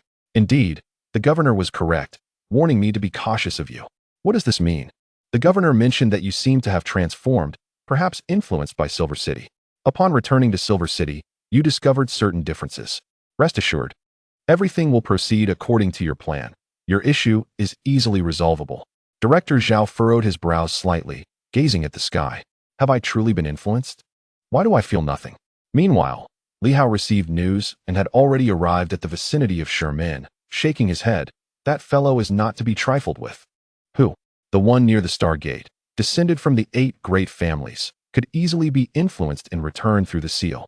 I intended for Director Zhou to test the waters. It seems Director Zhao is experiencing some minor issues. Perhaps, before attacking the Zheng family, I could practice on another individual. With a smile, Li Hao continued, very well, I shall investigate the extent of this influence. Master, should I find myself affected, proceed with caution. I shall lend you 5 divine talismans. As he spoke, 5 talismans materialized. If I encounter any problems, I trust you will intervene in time. Rest assured. Yuan Shuo merely nodded. Li Hao took a deep breath, and in the next moment, the blood within him surged. A divine light emanating from his eyes as he beheld the Bagua diagram. A force surged upward, tracing the crimson threads directly towards the Bagua diagram. Simultaneously, within the Bagua diagram, amidst the cosmic starlight, a red portal stood suspended in the void, with a figure nearby. Surrounding it was a smaller Bagua diagram, seemingly suppressing all directions. Shadows emerged from all quarters, among them an elderly figure wielding a long sword, continuously brandishing it, while the other figures appeared exceedingly dim. At that moment, the phantasm seemed to sense something, abruptly opening its eyes to gaze towards the direction of the Sword Master's phantasm. In an instant, the Sword Master's phantasm came to life, its eyes snapping open, their gazes locked. The next moment, near the Star Gate, the phantasm suddenly spoke. The descendant of the Li family has broken the seal. The heavens and earth shall return to you. The Red Moon world requires not merely a small realm. This entity, according to the doctrine of the new martial, requires not just a small world. At this moment, as Li Hao manifested, a grand voice resonated within his mind, echoing mightily. In that instant, a singular thought consumed him. Break the seal and free this emperor. The heavens and earth shall be mine. The other party does not concern themselves with a mere small realm. In that moment, he felt that this person would not deceive him, for as an emperor, they would not likely care for a small world. What they sought was to utilize this small world to counterattack the new martial master world. Thoughts surged forth, enveloped in a cascade of crimson light. At this very moment, a flash of sword light flickered, and with a thunderous roar, the void was torn apart, engulfing all that encompassed Li Hao in a grand resonance, which was instantaneously obliterated. A muffled groan resounded through the heavens and the earth. It was then that Li Hao regained his senses. Upon opening his eyes, he perceived an unsettling difference, one that diverged from his past experiences. This time, it felt as though he had directly immersed himself in the ethereal shadow of his ancestor. Just moments ago, it was indeed the ancestral specter that had drawn its sword, severing all that stood before it in one decisive stroke. In the distance, the majestic apparition let out a soft sigh. The sword of the sword sovereign is unparalleled in its assault. The eternal swordsman lives up to his illustrious reputation. Even if it were merely a remnant shadow, harnessing the power of the great formation, it could still shatter his enchantment. Li Hao grasped this, and an icy chill swept through his heart. The might of the Emperor's sovereign surpassed all imagination. Just moments ago, he had nearly succumbed to its influence. Had it not been for the ancestral sword, he might have found the opponent's words overwhelmingly persuasive. Such terrifying prowess. In the next instant, the world spun violently, and Li Hao was suddenly ejected from the shadow, as though the ancestral figure had forcefully cast him aside. The very next moment, he beheld the ancestral specter wielding its sword with lethal intent. The strike was executed silently, and from afar, near the Star Gate, another specter sighed. This formation had assailed him for many years without yielding, and indeed, the new martial arts proved formidable. Boom! The battle erupted. This time, Li Hao witnessed the clash of Emperor sovereigns firsthand, perhaps not in their prime, yet it was the first occasion he observed two Emperor sovereigns engage so closely. The ancestral sword was astonishingly powerful. At that moment, Li Hao's gaze was solely fixated on this sword, each stroke seemingly a desperate gamble for survival, devoid of any superfluous movements. In the void, the conflict between the Emperor sovereigns unfolded. The 8 great families possessed their own ethereal shadows, yet the others appeared exceedingly frail. Only the sword sovereign's shadow retained considerable strength, delivering blow after blow, each stroke a testament to its relentless spirit. There were no elaborate tricks, no so-called divine abilities, just the sword. Meanwhile, the Emperor sovereign sealed in this realm, despite being beneath the moon and supported by the Star Gate, with a Bawa diagram above, was still constrained and suppressed, yet unleashed in overwhelmingly formidable power. However, it seemed that the Emperor sovereign of the Scarlet Moon Great World was particularly adept in the arts of the mind, skilled in beguiling the hearts of men. Yet, his opponent was merely a shadow left by a powerful figure of yore, manifested through the formation, its energy drawn from the cosmos. At this moment, Li Hao vaguely comprehended why the energies of the world had been instantaneously siphoned away in the past. It was not solely due to the mining veins, but rather because of this very seal. An Emperor sovereign had intruded, prompting someone to activate this formation, sealing the Emperor sovereign. And the formation required the maintenance of the shadows of 8 formidable beings, especially the sword sovereign shadow, which consumed an immense amount of energy. Hence, the energies of the cosmos were depleted. Now, compared to that time, the formation was not as potent as before, and the heavens were beginning to generate energy anew. The energy expended by the sword sovereign's shadow was not as great as it once was, thus facilitating the resurgence of the world. Only at this moment did Li Hao come to understand everything. For 100,000 years, the world has remained in silence, intertwined with the shadow of the Emperor and the sword sovereign. Over the years, one has sought to break free from confinement, while the other has consistently thwarted such efforts, resulting in a protracted stalemate. The emergence of a revived world suggests that the sword sovereign's essence has significantly diminished, while simultaneously indicating that the sealed emperor's power is no longer what it once was, continuously eroded over time. Both sides are weakened, maintaining a precarious balance that prevents the emperor from breaking free. At this moment, the Crimson Moon Emperor continues to speak. Descendant of the Li family, I assure you, my words are not empty. Should you manage to shatter the seal, the Silver Moon realm shall be yours. As an emperor, I would never deceive you. In this instant, Li Hao finds himself momentarily disoriented, as if under some form of influence, perceiving the validity of the emperor's words. He had anticipated such a scenario and prepared for it. Yet encountering a sealed emperor proves to be a profound challenge against the intruding rhetoric.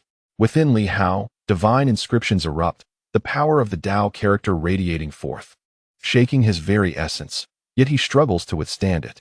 Just then, amidst the darkness, a flicker of sword light pierces through, illuminating the cosmos. Li Hao regains his clarity. The sword's sovereign's blade. In this moment, realization dawns upon him. The disturbances from the emperor are indeed a form of opportunity. Each incursion serves as a chance for growth. Initially overwhelmed by fear, he hesitates to speak, but suddenly, in a surge of spirit, he declares, "Your claims hold no weight. The Silver Moon realm does not belong to you." Oh, the Crimson Moon Emperor raises his hand once more, causing the heavens to tremble, stars to fall, and the cosmos to rend asunder, resembling a divine being.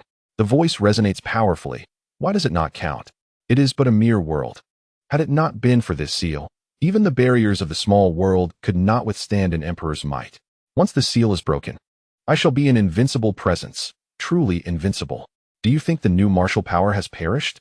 Li Hao feels a surge of mental turbulence, waves of disruption crashing over him. At this moment, a strand of sword intent envelopes him, and he softly asserts, "The new martial realm and your universe may still be engaged in battle. Or perhaps you have already faced defeat. Otherwise, how could an emperor, vanished for countless epochs, remain without rescue or pursuit? What remains of the Silver Moon is merely a collection of the frail and the aged. The true power has long departed. And you, as an emperor in any cosmic realm, are no longer a weakling. Why is it that no one has come to your aid?" The shadow chuckles softly. "You do not comprehend the vastness of the myriad worlds, each resplendent, and time flows differently. The new martial primary world should have perished, perhaps colliding with the Crimson Moon realm. It might be that battles have raged there for years, even decades, while the Silver Moon has endured for 100,000 years. You are too feeble to grasp the underlying truths. Thus, whether the Crimson Moon or the new martial realm prevails remains uncertain, even to me. However, the new martial realm has forsaken the Silver Moon, and I sense it may be at a disadvantage." He does not assert that the Crimson Moon will inevitably triumph. As the emperor, he held no disdain for deceiving such a weakling. His voice reverberated, shaking the very heavens and earth. "The new martial arts are undeniably formidable. However, the kings of the new martial arts, dividing the world into 2, 3, or even 4 parts, result in their strongest not being on par with the descendants of the Red Moon's lord, confined to a small world. Perhaps this lifetime will be spent in that small realm, a mere blink of an eye in my existence. To you, it may seem like an eternity, but once the seal is broken and I am freed from this place, whatever you desire will be granted." Li Hao appeared dazed, a flicker of sword light grazing his vision once more. He stared blankly at the brilliance for a long while before regaining a semblance of composure. His voice dry and hesitant. "How can I break the seal? Extract the power of the Li family bloodline from within you and sever a corner of the Bagua with the Starry Sky Sword. As long as you exert a modicum of effort, this emperor can certainly break the seal." Li Hao felt increasingly lost, his spirit waning. The voice echoed in his mind again. "Even if you do not assist me, this seal cannot endure for much longer. The heavens have gained self-awareness and do not wish for their energy to be continuously siphoned. Thus, the seal will inevitably break of its own accord." A faint red power began to seep into Li Hao's ethereal form. Simultaneously, in proximity to the stone door, his corporeal body seemed enveloped by a dense red energy. Yuan Shuo furrowed his brow. Although he did not approach Li Hao, the dispersing red energy caused him discomfort. Moreover, the energy from the 8 great families surrounding the stone door suddenly erupted. Just as before, the energies of the 8 great families clashed violently with the red energy. The sound of the explosion jolted Yuan Shuo into clarity. He took a deep breath, feeling grave apprehension. This is truly terrifying. Although he had grown significantly stronger than before, the mere dispersal of energy left him disoriented. What kind of formidable being is sealed here? Yuan Shuo glanced at Li Hao and suddenly bellowed, his voice resonating like a tiger's roar through the mountains. "Li Hao!" The furious shout reverberated through the world, charging towards Li Hao with unstoppable momentum. Boom! In the void, a fierce tiger lunged forward. Within the cosmic expanse, Li Hao heard a furious cry. "Li Hao!" Instantly, Li Hao regained his senses, feeling a weight upon him. The voice still echoed in his ears, terrifyingly potent, even as the phantom of the sword's sovereign relentlessly struck against the adversary. The opponent may have only uttered a few simple words, yet they had an undeniable impact on him, rendering him nearly defenseless. Such a dreadful presence. Is this the essence of the Emperor? Within him, the divine script of the Tao surged forth once more, powerful waves emanating. Li Hao closed his eyes, then opened them again, as if the light of the sword had ignited within. At this moment, he ceased to listen and focused solely on observing the phantom wielding the sword. Each strike was as natural as the dawn of creation itself. As he watched, he lost all sense of time and space. He disregarded the influence of the Red Moon Emperor and fixated on the scene before him. As if the sword of the sword sovereign's phantom had manifested in his vision, each stroke was incomparably fierce and awe-inspiring. A surge of sword intent blossomed in Li Hao's mind. He pondered deeply, and suddenly, the starry sky tore apart, revealing what seemed to be an alternate realm, the great Tao universe. At that very moment, the Crimson Moon Emperor appeared to sense it. A formidable force surged towards the rift in the heavens. Boom! A deafening roar echoed throughout the cosmos. Humph! A muffled grunt followed. As the Emperor expressed surprise, the source great Tao universe? It seems not to be the new Tao universe. How could such a trivial world give rise to a new Tao? It dawned on him that this world had indeed birthed a new Tao. He found it utterly astonishing. This world was exceedingly weak. While the emergence of a great Tao universe was not impossible, it typically arose only from supreme realms, and divine will must be potent. With the heavens and earth reaching maturity, how could a mere small world possibly give rise to a new Tao? He yearned to penetrate its depths. A newly discovered great Tao universe was akin to a treasure in the eyes of all supreme beings. For the Emperor, if he could not ascend to the status of world sovereign, further advancement would be exceedingly challenging. Yet, if he could master a new Tao, the possibilities would be limitless. At that moment, Li Hao's ethereal form materialized. Gazing skyward, he perceived a surge of crimson energy attempting to invade the Haoxing realm, only to be instantly vanquished by the great Tao universe. Even the newest great Tao universe was far from ordinary. The incursion of powers not belonging to the Haoxing Tao would not be taken lightly. Previously, when Li Hao had entered with Director Zhou, it had also been through the divine script of the Tao. Observing this, Li Hao let out a subtle sigh of relief, choosing not to intervene further. At this juncture, his divine script flowed into the Haoxing realm. Within the realm, what was once an area devoid of attributes suddenly manifested a sword, delineating the cosmos and separating the heavens and earth, thereby singularly revealing the sword Tao domain. The essence of swordsmanship, the sword master's intent was astonishing. Even the mere emanation of sword energy was enough to evoke profound trepidation. Gradually, the sword Tao domain within the Haoxing realm began to take shape. Meanwhile, on Li Hao's corporeal form, 360 Tao veins faintly emerged. However, they were not all fully revealed at this moment, as the manifestation of Tao veins required an immense amount of energy. Yet, some of the appearing Tao veins swiftly opened up. Each Tao vein could only awaken one at a time. Observing the battle of the Emperor and comprehending the true essence of the sword Tao was an opportunity not afforded to everyone. Li Hao immersed himself in this experience, acutely aware that his mental prowess and his very essence felt as though they were on the verge of being torn asunder. But what did it matter?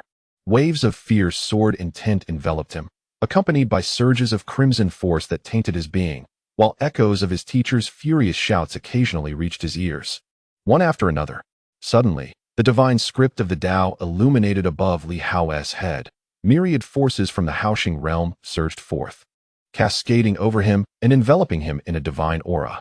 At that moment, Li Hao resembled a deity, basking in the starlight. He reopened his eyes, no longer merely a spectator. His gaze now blazed with divine light as he surveyed his surroundings. The vast expanse of the starry sky. In this instant, he perceived even more. He beheld the moon hovering above the Crimson Moon Emperor. This moon, which should have been silver, hence the origin of the silver moon, was now tinged with red, tainted by the power of the adversary. As he gazed once more, he discerned a portal standing amidst the moonlight, radiant like the stars. It was the Star Gate. This was the threshold to realms beyond the known world. For the first time, Li Hao beheld the visage of the Star Gate with such clarity. It appeared as if something profound was imprinted upon it. The essence of the cosmos in flux. After observing for a moment, he shifted his gaze. The Sword City was likely situated within this very expanse, ensconced within the barriers of the world. But where was the Sword City? His eyes ignited with brilliance as he peered into the distant, deeper shadows. Time elapsed, and he spotted a diminutive city suspended in the profound depths of the starry void, resembling a sword adrift in the celestial realm, yet devoid of any breath or vitality. As if it were a city enshrouded in eternal silence. Was that the Sword City? A flicker of realization stirred within Li Hao. It was said that the Sword City had once actively unsealed its own confinement to suppress this emperor. Had the Sword City been utterly annihilated? Before he could discern further, an excruciating pain pierced his brow. Li Hao understood that the clash between the two forces was overwhelming, severing his spirit and rendering it increasingly difficult to sustain himself. His ethereal form manifested, brow slightly furrowed. He glanced into the distance, observing the two combatants still embroiled in battle, and then the other figures standing nearby, who seemed indifferent. Logically, the formations of the 8 major cities ought to have prompted the involvement of all 8 formidable beings. Yet thus far, only the Sword Master had taken action. The others appeared to have fallen into a profound silence. The Crimson Moon. It must be connected to the Crimson Moon. He had seized the bloodlines of 7 families, perhaps curtailing the bloodline formations of these 7 clans. With these thoughts coursing through his mind, Li Hao vanished in an instant. Just as he disappeared, the voice of the Crimson Moon Emperor resonated within his mind. Break the seal, and you shall become my equal. Li Hao re-emerged, his form aglow with crimson light. Opposite him, Yuan Shuo unleashed a surge of energy, roaring, Li Hao. His voice strained to the point of hoarseness. Li Hao opened his eyes, meeting the gaze of his teacher, Yuan Shuo, whose expression was grave as he regarded the enveloping crimson light surrounding Li Hao, uncertain of its effects. With a serious demeanor, he bellowed once more, awaken. The roar of a mighty tiger reverberated, as if to rouse Li Hao. The power of the 5 elements erupted, striving to awaken him. However, Li Hao merely smiled, suddenly struck by an idea. The celestial sword materialized in an instant, slicing through the void. The realm of the celestial star emerged. In the next moment, Li Hao prepared to plunge into it. A thunderous sound erupted. Within the celestial star realm, a potent force seemed intent on tearing Li Hao apart. Or rather, rupturing the crimson energy within him, an external power incompatible with the celestial star's essence. It resonated like the rumble of thunder. Within Li Hao, it reverberated as he entered the celestial star realm. At that moment, countless diverse energies surged towards him, penetrating his being, and a wave of crimson energy was explosively expelled. In an instant, a phantom seemed to materialize, only to be obliterated by the convergence of myriad energies within the celestial star realm. A muffled groan echoed in the desolate expanse of the celestial star realm, not Li Hao's. Li Hao's expression subtly shifted, a flicker of trepidation and astonishment crossing his features. I have indeed been infected. He felt that he had not been significantly affected, maintaining a state of clarity. The sword intent of the sword sovereign, his own sword intent, the resonant voice of his master, and the very essence of power had enabled him to evade the encroachment of his adversary. Yet, in truth, remnants lingered, with dormant forces tainting both his spirit and body. It was only upon his entrance into the Haoxing realm and the Haoxing Dao that he repelled foreign forces, shattering them with unrelenting might. Even the Emperor Sovereign could not withstand such a force. A mere fragment of the Emperor Sovereign's power struggled against the collective might of the great Dao universe's opposition. Terrifying. Li Hao felt a tremor of unease, but the next moment, a smile unexpectedly graced his lips as he instantaneously absorbed the converging energies. Torrents of diverse Dao forces surging into his being. Veins of Dao began to manifest, proving far more effective than any spring of life. This was the true power of the great Dao, momentarily coalescing to annihilate the force of the Red Moon, only to be seized advantageously by Li Hao, whose eyes sparkled with newfound clarity. The powers targeting his adversary within the great Dao universe ignited a fierce brilliance in Li Hao's gaze. If I were to be continuously infected by this foe and subsequently enter the Haoxing realm, would the Haoxing universe's obliteration of my adversary's strength allow me to amass an abundance of Dao powers for my own consumption? Yet, each encounter risks triggering the seal. Would this not lead to its loosening? Moreover, would the Red Moon Emperor sense something amiss? Surely, he would desire to leave a mark within me. And now that it is absent, Perhaps he could perceive this loss. Di Yao. Suddenly, Li Hao recalled the information imparted to him by Director Zhou. The mention of Di Yao and Director Zhou. Director Zhou, too, might have succumbed to infection. His gaze sharpened, realizing that Di Yao should be a being of saintly stature. Potentially a new martial artist, yet infected by the Red Moon Emperor, or perhaps outright a formidable figure from the Red Moon Great World. This detail is inconsequential. What truly matters is that this force could invoke the scrutiny of the Haoxing universe. Furthermore, the essence of the original Tao appears to be under threat. But Li Hao quickly dismissed this notion. The formidable powers of the current era possess scant original essence, and the original Tao has largely dissipated from existence. It is arduous for new martial artists to gather even a modicum of original power, and thus they shall not serve as subjects for experimentation. Various thoughts crossed his mind. Additionally, it seemed that Director Zhou had also been infected, devoid of any awareness, just as he himself had been. Oblivious to the fact that the Emperor's sovereign had directly tainted him, leading him to believe he remained untainted. Given that Director Zhou was weaker than himself, it was likely that he too, having been infected by a saintly figure, felt similarly incredulous due to the absence of any sensations. If Director Zhou were to be brought here, it should resolve more than just his predicament. At this moment, Li Hao felt a stirring within. Perhaps others had also been infected, including traitors among the new martial artists, while the Haoxing Dao targeted this very force. A multitude of thoughts emerged. Who else had been infected? Perhaps a glimpse into the Haoxing realm would unveil the truth. This might indeed be the most effective method of discernment. Furthermore, some of the infected may remain entirely unaware of their condition. Li Hao felt a sense of trepidation within. The power he encountered was truly formidable. Should a large number of individuals become infected, there existed the potential for betrayal at a critical juncture, falling under the sway of the adversary. At that moment, the veins within him began to manifest. Having absorbed a considerable amount of the grand forces, Li Hao activated several of his acupoints, and at this instant, 360 pathways emerged prominently. After a brief pause, Li Hao vanished from the Haoxing realm. Yuan Shuo waited anxiously. Suddenly, a shimmer appeared, and Li Hao materialized. Just as he was about to speak, Li Hao interjected, "Follow me." With that, he seized Yuan Shuo's hand, and in an instant, they disappeared. In the blink of an eye, they traversed the cosmos, and Yuan Shuo felt a jolt as he found himself amidst the vast expanse of the universe. In the next moment, a surge of thunderous energy swept towards him with a resounding crash. Yuan Shuo shouted in alarm, suspecting that Li Hao had been infected. With a roar, he hurled a punch at Li Hao. The impact reverberated as Li Hao grasped Yuan Shuo's fist, chuckling, "Teacher, I'm unharmed. It was you and I who were just grazed by the power of a formidable being. Some of its essence might have leaked, and you could have absorbed some of that grand force." Yuan Shuo's heart stirred. In the next instant, a powerful force descended with a thunderous boom, enveloping him. A faint red mist emerged, only to be eradicated in the blink of an eye by countless forces. Yuan Shuo was taken aback. How could this happen?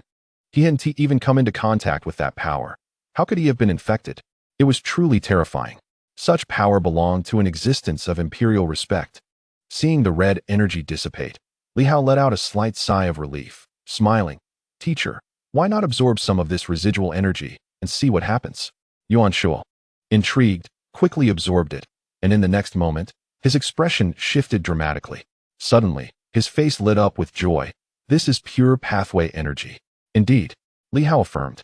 At this moment, the master and disciple exchanged a knowing glance, as if they understood each other's thoughts. Yuan Shuo urged, "If you go in several more times, wouldn't it allow you to continually attract their infection?" Li Hao chuckled, nodding. "That is a possibility, but the opposition is not foolish. A few times may suffice. But excessive attempts could lead to unforeseen consequences, as they might become aware." With a laugh, he added, "There's no rush. There's another individual, a being of saintly caliber. They surely cannot be as terrifying as an emperor." Li Hao's thoughts raced, and he suddenly laughed. "They are a ripe target. I intend to exploit them thoroughly. Teacher, you may have a chance against the saint of the ancient city." With that, he instantly appeared, pulling Yuan Shuo along. Yuan Shuo was equally exhilarated. In that fleeting moment, he had managed to open at least 3 or 4 acupoints. Such speed was astonishing. This time, Li Hao did not take his time, but instead swiftly pulled Yuan Shuo. Traversing the void, vanishing from their previous location. Meanwhile, Director Zhao was still feeling disheartened. Suddenly, Li Hao appeared, and as Zhao prepared to explain that he had not been affected, that it was all a misunderstanding, that if he had been, he would not have disclosed any information to old Zhou, Li Hao interrupted, Director Zhao, go find Di Yao and have him enhance your physique, strengthen your body. Go now. As the conversation unfolded, it was remarked that not only was it about oneself, if possible, one might inquire whether he could assist in transforming many individuals. There were numerous Silver Moon warriors, many powerful figures. What a jest! Director Zhao solemnly interjected, expressing the inherent danger of the situation. He asserted that his formidable strength and unwavering resolve had shielded him from significant repercussions. However, for those with less steadfast hearts, even someone like Hou Xiaoqing, or his own master, could potentially fall under such influence and become subservient to another. He believed that Li Hao had lost his mind, resorting to any means to attain strength. His own actions were the result of years of meticulous planning, with all preparations in place. Yet, for others to engage in such a venture would be tantamount to courting death.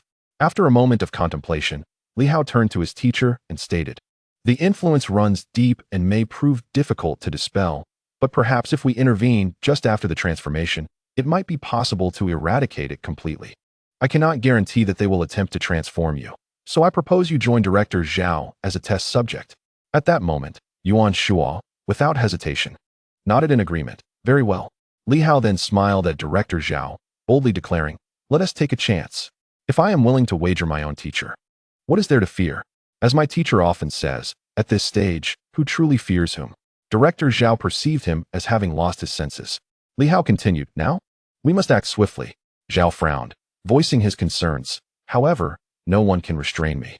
If my transformation concludes and I emerge from the ruins, even if you can suppress me, it may lead to significant complications.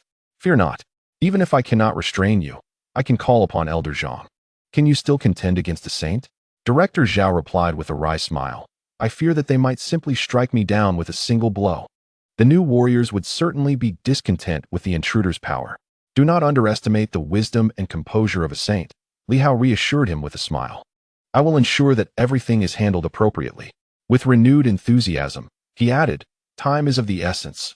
We must proceed now. You all go ahead with Director Zhao. Director Wang, keep a close watch. Director Zhao may not be in the most rational state at present." Director Zhao was left speechless, questioning the necessity of such caution. He truly did not feel himself to be under any influence. He was still Zhao Shuguang. He thought that Li Hao was overly vigilant toward him, a sentiment that stirred some discontent and anger within. He had exhausted himself for Silver Moon and Tianxing, yet here he was, being doubted by Li Hao. It was quite vexing. When he safeguarded Silver Moon, Li Hao had not even been born. He furrowed his brow slightly, but chose to keep his thoughts to himself, feeling somewhat uncomfortable. Meanwhile, Li Hao heard Qian Wuliang's voice whispering in his ear, "It seems Director Zhao harbors some discontent towards the governor." Li Hao's heart stirred at this revelation. He cast a glance at Director Zhao. He did not doubt his sense of responsibility or his alliances, but it was apparent that he might have inadvertently been tainted by the influence. Li Hao merely wished to take precautions. Given Director Zhao's character, he should not be dissatisfied. In fact, he ought to cooperate willingly. Indeed, such influence was insidious and profoundly alarming, amplifying the desires within one's heart. The question lingered, was this influence confined solely to Director Zhao? It is no wonder that many are aware of the formidable prowess of the new marshal and the terrifying nature of the King of Men, yet still choose to betray. Among these traitors is Sun Xian, the vice commander of the Celestial Star Army, whose desires continue to swell uncontrollably. Otherwise, as members of the new marshal, would they dare to turn against their own? It appears that Yue, through the bloodline powers of the 8 great families, may have indeed mitigated some of the effects. Otherwise, with their desires magnified, Yue might not exhibit the same level of rationality as she does now. Thoughts flitted through his mind as Li Hao communicated with Director Wang. "Keep a close watch on Director Zhao." With that, he vanished into thin air, seeking Zhang and S assistance. This time, his intention was not to confront the new martial practitioners, but rather to deal with Di Yao, a matter he believed Zhang and would not oppose. Di Yao was of paramount importance. In the Celestial Star Town ruins, Zhang remained bound to the remnants unless Li Hao provided him with the Dao character divine script. However, Li Hao could not do so indefinitely, as he too required its use. When Li Hao suddenly materialized, Zhang An was taken aback. You have returned? During this outing, Li Hao had taken many with him. Yet hardly any new martial practitioners were among them. Apart from those whose bodies had been revived, he had nearly brought none. Zhang An was aware of his intentions. Yet he refrained from mentioning any requests for aid, understanding that Li Hao likely perceived his thoughts as well. Li Hao smiled. Elder Zhang, fear not. This is not about confronting the new martial main city. Even I will take action against the traitorous city. I am confident that between you and me, and between the new martial and Silver Moon, a balance will inevitably be achieved. Zhang An hesitated, but Li Hao continued swiftly. I intend to confront a sage from the Crimson Moon Great World, the very realm that battled against the new martial in the past. Are you aware of it? Crimson Moon? Zhang An pondered momentarily before responding. I am familiar with this matter. However, we do not refer to each other in such terms. In the past, the main world transmitted news stating that the title bestowed by Elder Yang Shun was the Realm of Desire. The Realm of Desire. Li Hao nodded, acknowledging the aptness of the title. He was aware of Yang Shun, the most powerful being of the initial martial era, rivaling even the King of Men. Previously, he had witnessed a conversation among several emperors in Battle Heaven City, where the King of Men mentioned that Yang Shun had been injured by a strong entity from this universe. Li Hao remarked with a smile, irrespective of the nomenclature. The first place of revival, the Yushan town ruins, possesses a being akin to the one we once vanquished from the Crimson Moon. Elder, would you be interested in intervening? Zhang An nodded solemnly. This is inevitable. The main world is at war with them. They are a target that the new marshal must eliminate. If their whereabouts are known, they must certainly face annihilation. There was no need for Li Hao to state this. Were Zhang An to discover and deduce their location, he would undoubtedly seek to eliminate them. Then it is settled. Li Hao grinned. The appetizer should be quite delightful. Zhang An was left speechless. An appetizer indeed? Their opponent was likely formidable, capable of initiating a revival, which indicated they lacked energy, perhaps even maintaining peak sage-level combat prowess. Elder, will you be able to overcome them? Naturally, Zhang An replied. Very well. Li Hao concluded. No further words are necessary. Li Hao once again bestowed the divine script of the Tao upon him, and swiftly, the two vanished from Tianxing town. Possessing the combat prowess of the sun and moon, tearing through the void was no longer a formidable task.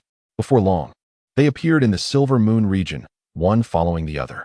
Meanwhile, Li Hao, through communication, discerned the locations of several individuals, shortly disappearing and reappearing in a place not far from the Hungduan Gorge. At that moment, Director Zhao was being escorted by a few individuals, somewhat displeased. Arriving at the foot of a small hill, old Zhou was taken aback that even he had lost trust in him. Director Zhou chuckled. Trust me, old Zhao. Do not misunderstand. It is all for your own good. To hell with it. Director Zhao lamented, and upon seeing Li Hao and the others, along with Zhang An, he felt even more helpless. Li Hao arrived swiftly, foregoing pleasantries. Director Zhao, please enter and inquire whether more individuals can be transformed. There is no need for deceit. Simply speak the truth. We wish to assault the main city, yet our strength is insufficient and requires enhancement. I can provide numerous Silver Moon martial artists for a collaborative effort. A sage, possibly at the pinnacle of their power, could potentially bolster everyone significantly. Upon hearing this, Zhang An suddenly frowned. This is ill-advised. First, forcibly enhancing one's abilities may not yield beneficial results. Secondly, if they are indeed from the realm of desire, unforeseen complications may arise. Thirdly, even a sage, each time they empower another, incurs a personal toll. Of course, if they harbor ulterior motives, that is another matter altogether. However, the true danger lies in their compliance. Depleting oneself to elevate your representative reveals their grander intentions. Li Hao nodded. I understand. But isn't the elder right here? Zhang An was left speechless. I am here, yet if your spirits are assailed, it will be exceedingly difficult to expel them. This poses a considerable predicament. What is Li Hao truly contemplating? Director Zhao refrained from further comment. Since Li Hao was insistent, they might as well give it a try. He waved his hand, and soon a dark passage materialized before them. He addressed the others. You may now project yourselves outward. Ensure you maintain a distance, especially you, Elder Zhang. Zhang An furrowed his brow slightly, but said nothing further, vanishing in an instant. In the ruins of Yushan town, as Director Zhao stepped through, A distant, ethereal voice resonated. You have arrived. Indeed, Director Zhao replied. Elder, have you ventured outside recently? Not at all. In the next moment, a figure appeared, not clad in a red robe but in a scholarly blue garment, exuding an air of refinement and presenting a smile. You seek me. Is there a matter at hand? Your insight is commendable. Director Zhao promptly explained. Our silver moon is currently facing some troubles. He succinctly outlined the situation, adding, thus, the descendant of the Li family, Li Hao, intends to besiege a main city, seize it, and suppress the onset of the second resurrection. Di Yao pondered for a moment, smiled, and nodded. That is reasonable, yet perilous. Indeed, it is perilous, Director Zhao confessed, contemplating for a while before stating, I hope the elder can assist us. I wish to forcibly enhance my physical form and open my acupoints, though I recognize the significant toll it may impose on you. Di Yao chuckled lightly. It is not a considerable matter. Your strength is lacking, and opening the acupoints should pose no great challenge. It is merely the dawn. And you are well aware of its implications, are you not? Director Zhao spoke in a deep voice. We can no longer afford to hesitate. A soft sigh escaped, as a hint of red light emerged from the radiant ground. Casting another glance at Director Zhao, he appeared somewhat disoriented. After observing him for a moment, Di Yao's mental energy surged, and the red power began to invade. Moments later, a light chuckle escaped him. Humans invariably tend to overestimate themselves. Zhao Shuguang's thoughts are indeed commendable, yet can the 8 directions seal, forged by the 8 great families, truly restrain one's own power? I have known this for a long time. But what of it? It is rather amusing. As long as you harbor desires, you cannot escape the onslaught of the power of the red moon. Your aspirations to grow stronger, to protect, to suppress the 4 corners, all stem from desire. Before a sage, none of this can evade scrutiny. Contemplating this, Director Zhao struggled briefly before retracting his power. It seemed he was oblivious to the shift, and he continued, moreover. This time we hope to gain more assistance from our esteemed senior to strengthen more formidable warriors. In return, we shall offer a substantial amount of divine energy stones and life springs to ensure your efforts are rewarded. Di Yao smiled and nodded. That is acceptable. But the number cannot exceed 10. Director Zhao fell silent for a moment before affirmatively nodding, agreed. Observing this, Di Yao added, Now, does Li Hao require my assistance? That will not be necessary, came the response. You still harbor suspicions towards me. Why is that? Di Yao's smile remained gentle. We have collaborated for many years. And I assure you, I am not aligned with those individuals. I have my own motives. I understand. Director Zhao chose not to elaborate further. I shall seek out the others, and once they have arrived, esteemed senior, I hope you can assist us in our transformation. Certainly, the opportunity presents itself. Di Yao mused internally, as he noted Zhao Shuguang's unusual urgency, perhaps believing he could restrain the situation and thus felt emboldened. Your confidence is rather laughable. As long as desire persists, the power of the red moon shall endure. Hence, once entangled, there is no escape, including that which is tainted by the red moon. Do not expect to evade through the bloodlines of the 8 great families. It is impossible. Soon, Li Hao received word. 10 individuals. The opposing party had even imposed a limit on the number. Wouldn't more be better? Or perhaps they were aware of the strong adversaries lurking outside, deeming it too risky due to excessive consumption? Yet, it appeared they too could not suppress their desires. Li Hao chuckled softly. Di Yao, perhaps aware of his intentions, was still willing to take the risk. Indeed, those who manipulate desire also possess desires of their own. Director Zhao, teacher, Qian Wuliang. Li Hao named the 3 present. Then continued, Minister Ho, Director Kong, and Commander you should also be summoned, along with Master Hong, Lin Hongyu, and Chen Zhongtian. He had named 9 individuals. And after a moment of contemplation, he added, let us also include Senior Tianxing. With Nanquan yet to return, these 10 would enter for transformation, even if it meant forcibly opening several meridians. Forcibly opening meridians, however, is no simple feat. To maintain the integrity of the physical body and ensure the Tao veins remain undisturbed requires immense energy and power to sustain and reinforce. In any case, Li Hao found himself incapable of such a task. He forced himself to break through, risking the shattering of his physical form. As for Zhongyan, he was uncertain whether he could succeed. The opponent lacked a physical body and their energy was not sufficiently dense, and Li Hao had never inquired further. Since a sage was willing to assist, he had no objections. Upon their exit, they would head directly to the Haoxing realm. Perhaps there were opportunities to be seized. Li Hao chuckled softly and spoke. You all go in first. If everything is in order, I'll let them enter once they arrive. The others said little and swiftly entered the ruins.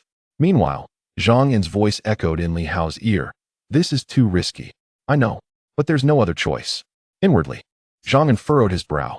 At this moment, there was little else to be said. What could he say? In his mind, the best course of action would have been to directly confront and eliminate the opponent, but Li Hao seemed to have different intentions. Indeed, Li Hao thought differently. He had another plan.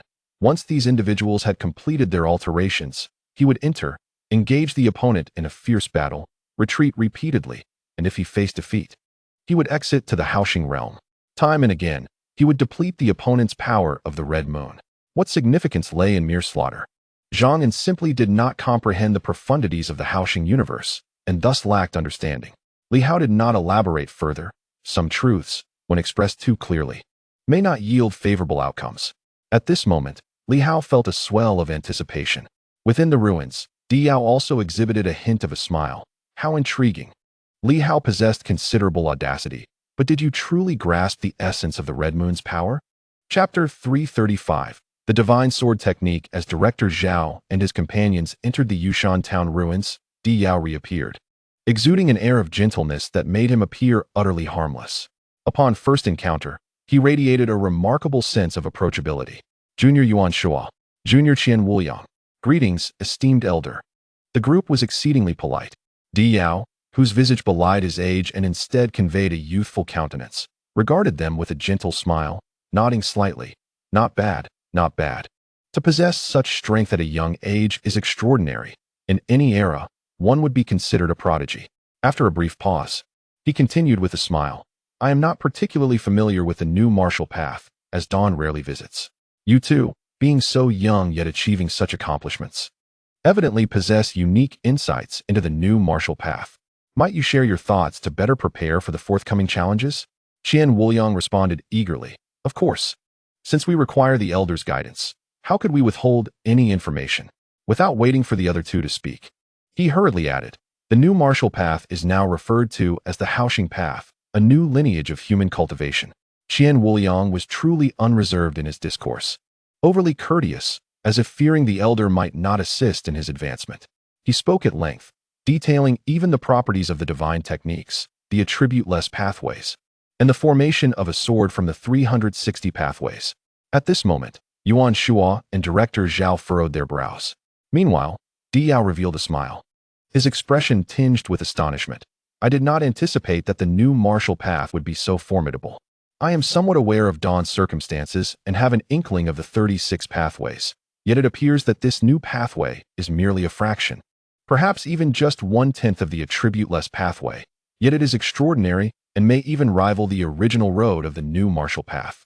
Qian Wuliang wore a broad smile, exclaiming, Senior, you possess the strength of a sage.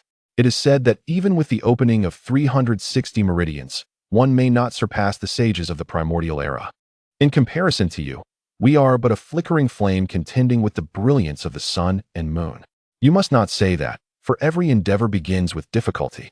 Di Yao interjected with a laugh, casting a sidelong glance at the other two, who appeared somewhat grave, clearly feeling that Qian Wuliang had spoken too freely.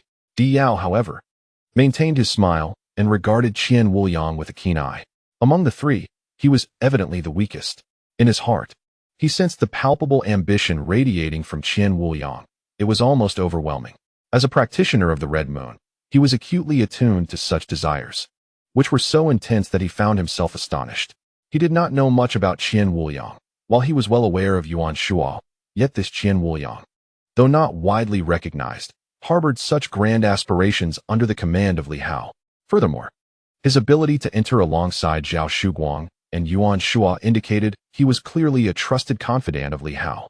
Did Li Hao truly grasp the extent of this man's ambition? At that moment, Yuan Shua spoke up. Senior, it is an honor to receive your assistance. The governor has stipulated that should you be willing to open a single meridian for us, we shall compensate you with 10 million divine energy stones. If you open 3 meridians, the compensation shall rise to 50 million. Yuan Shua stated solemnly, should you agree to help, The Tianxing governor's office and the Silver Moon martial arts will ensure you do not suffer excessive loss. Furthermore, the governor has also mentioned that if you can open more than 5 meridians, an additional 5,000 drops of the Fountain of Life shall be your reward. Thus, if you open 5 meridians, you would receive 50 million divine energy stones in addition to 5,000 drops of the Fountain of Life. Upon hearing this, Li Hao couldn't help but raise an eyebrow in astonishment. What a grand proposition. He was acutely aware of the current state of affairs, and with this statement, it was evident that the red robe had been eliminated. A sense of gravity settled in his heart. Caution was paramount. The ability to vanquish the red robe, despite his previous physical impairments, was no small feat, especially given the uncertainties surrounding the red robe's situation, compounded by rumors of betrayal. However, Li Hao's faction had managed to eliminate the red robe, which was indeed a troublesome matter. If it were merely a matter of defeating the red robe, he would not be particularly concerned, as he still possessed his physical form, unlike the red robe. Yet, he feared the complications that could arise. Thoughts flickered through his mind. But the desire of these individuals was a force that he found increasingly difficult to restrain. Each one of them was a prodigy of this era. 10 slots. The limitation on numbers served both to mitigate his own depletion of resources and to allow Li Hao to meticulously select some of the finest talents to enter this realm. With countless thoughts racing through his mind, Li Hao chuckled lightly. Governor Li is far too gracious. There is no need for such extravagance. Yuan Shuo insisted. A favor is a favor. How can we, after benefiting from your assistance, feel at ease without acknowledging the cost you have borne? If this endeavor allows us to advance into the mid-stage of the sun and moon, it shall be well worth it. In the mid-stage of the sun and moon realm, even at the 4th level, one would require at least 19 meridians to be opened. Attaining the mid-stage would enable one to rival some of the fully restored beings of the initial stage of immortality. Without the power of the great Tao, that was the extent of their strength. Perhaps they might be slightly stronger, yet the limitations remained. Li Hao slightly raised his brow, acknowledging the high demands of the task at hand. Even someone as formidable as Yuan Shuo had only just opened 13 meridians, barely stepping into the realm of the dual sun and moon. He smiled softly and remarked, I shall do my utmost. Opening the pathways is trivial. According to your assertions, the true challenge lies not in the initiation itself, but in the aftermath. Once the meridians are opened, there is a risk of the power rebounding upon you, shattering your corporeal forms. Thus, it is imperative to simultaneously stabilize and strengthen the body, a feat of considerable complexity. At present, you have indeed reached the pinnacle of this era, and while advancement within the same tier may not pose significant difficulty, transitioning into the mid-stage or achieving immortality demands a high standard from the physical vessel. With a hint of melancholy, he continued, I shall strive to elevate you to the 3rd level of the sun and moon, perhaps even to the apex of the 3rd level. Yet, advancing to the 4th is truly arduous. It hinges upon fortune. This was both a candid truth and a veiled deception. The truth being that the endeavor was exceptionally daunting, akin to transcending from the pinnacle to immortality, with the costs being disproportionately high. The deception lay in his contemplation of potentially elevating them to the 4th level, perhaps yielding unforeseen benefits. Naturally, such thoughts did not need to be articulated in their entirety. He was acutely aware of Li Hao's ulterior motives, even suspecting that Li Hao might be cognizant of the existence of the power of the Crimson Moon. It was possible that Li Hao's intention in urging his elevation was to confront and undermine him. Yet, he found himself with no alternative but to acquiesce. Otherwise, Li Hao would inevitably come, and escape was not an option. Accepting this task presented an opportunity. He was in a position of passivity. Since he could not depart from this place, having been discovered by Li Hao, he could only await developments while seeking to create opportunities for himself. Regardless of Li Hao's confidence, making additional preparations could only serve him well. Out of the corner of his eye, he glanced at the others, a smile once again gracing his features. Let us commence. Before we begin, I require some life essence, primarily to safeguard your corporeal forms. Yuan Shuo remained silent, producing a storage ring. Within, there are 8,000 drops of life essence. I am uncertain if this will suffice. If not, I can retrieve more. That should be ample for now. Li Hao noted Yuan Shuo's unwavering gaze as he extracted several thousand drops of life essence, comprehending that this individual, Li Hao's mentor, was indeed extraordinary, holding a position of considerable esteem within Li Hao's circle. Even a powerhouse like Zhao Shuguang could hardly present such a bounty. 800 drops would be a stretch for him. All the better. Meanwhile, Qian Wuliang exhibited a glint of envy, a mixture of admiration and jealousy. As his desires began to resurface, Di Yao's smile grew more radiant. How intriguing. This individual is even more fascinating than Zhao Shuguang. His unadulterated ambition is a stark contrast to Zhao's caution and Yuan Shua's vigilance. It is refreshing to perceive such clarity in his motives. Thus, Di Yao's delight in observing Qian Wuliang intensified. Qian Wuliang, too, wore a brilliant smile, his countenance radiant. He was also scrutinizing Di Yao, feeling a thrill at the sight of such greed and yearning, though he quickly masked it. This senior truly holds a great affection for me. My covetousness is nearly spilling over. What a fortuitous circumstance. Due to his lack of strength, when Li Hao captured him, he was merely at the level of the morning light, significantly weaker than others. Even now, he remains a tier below others. Should he seize this opportunity to ascend to the third, or even the fourth tier, it would herald significant changes within the Celestial Star Governor's mansion.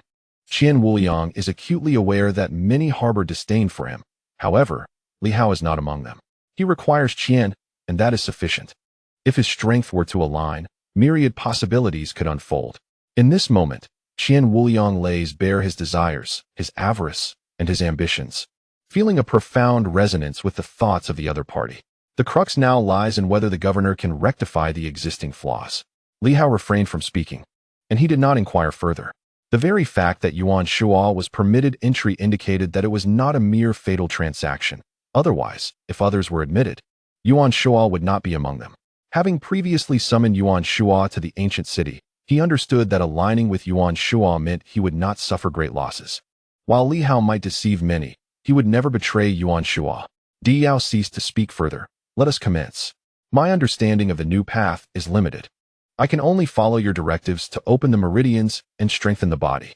Should energy become uncontrollable, there is little I can do. If the new path demands a high level of realms, I am powerless. Yuan Shua replied solemnly. Senior, proceed without reservation. The realm poses no issues, at least for us.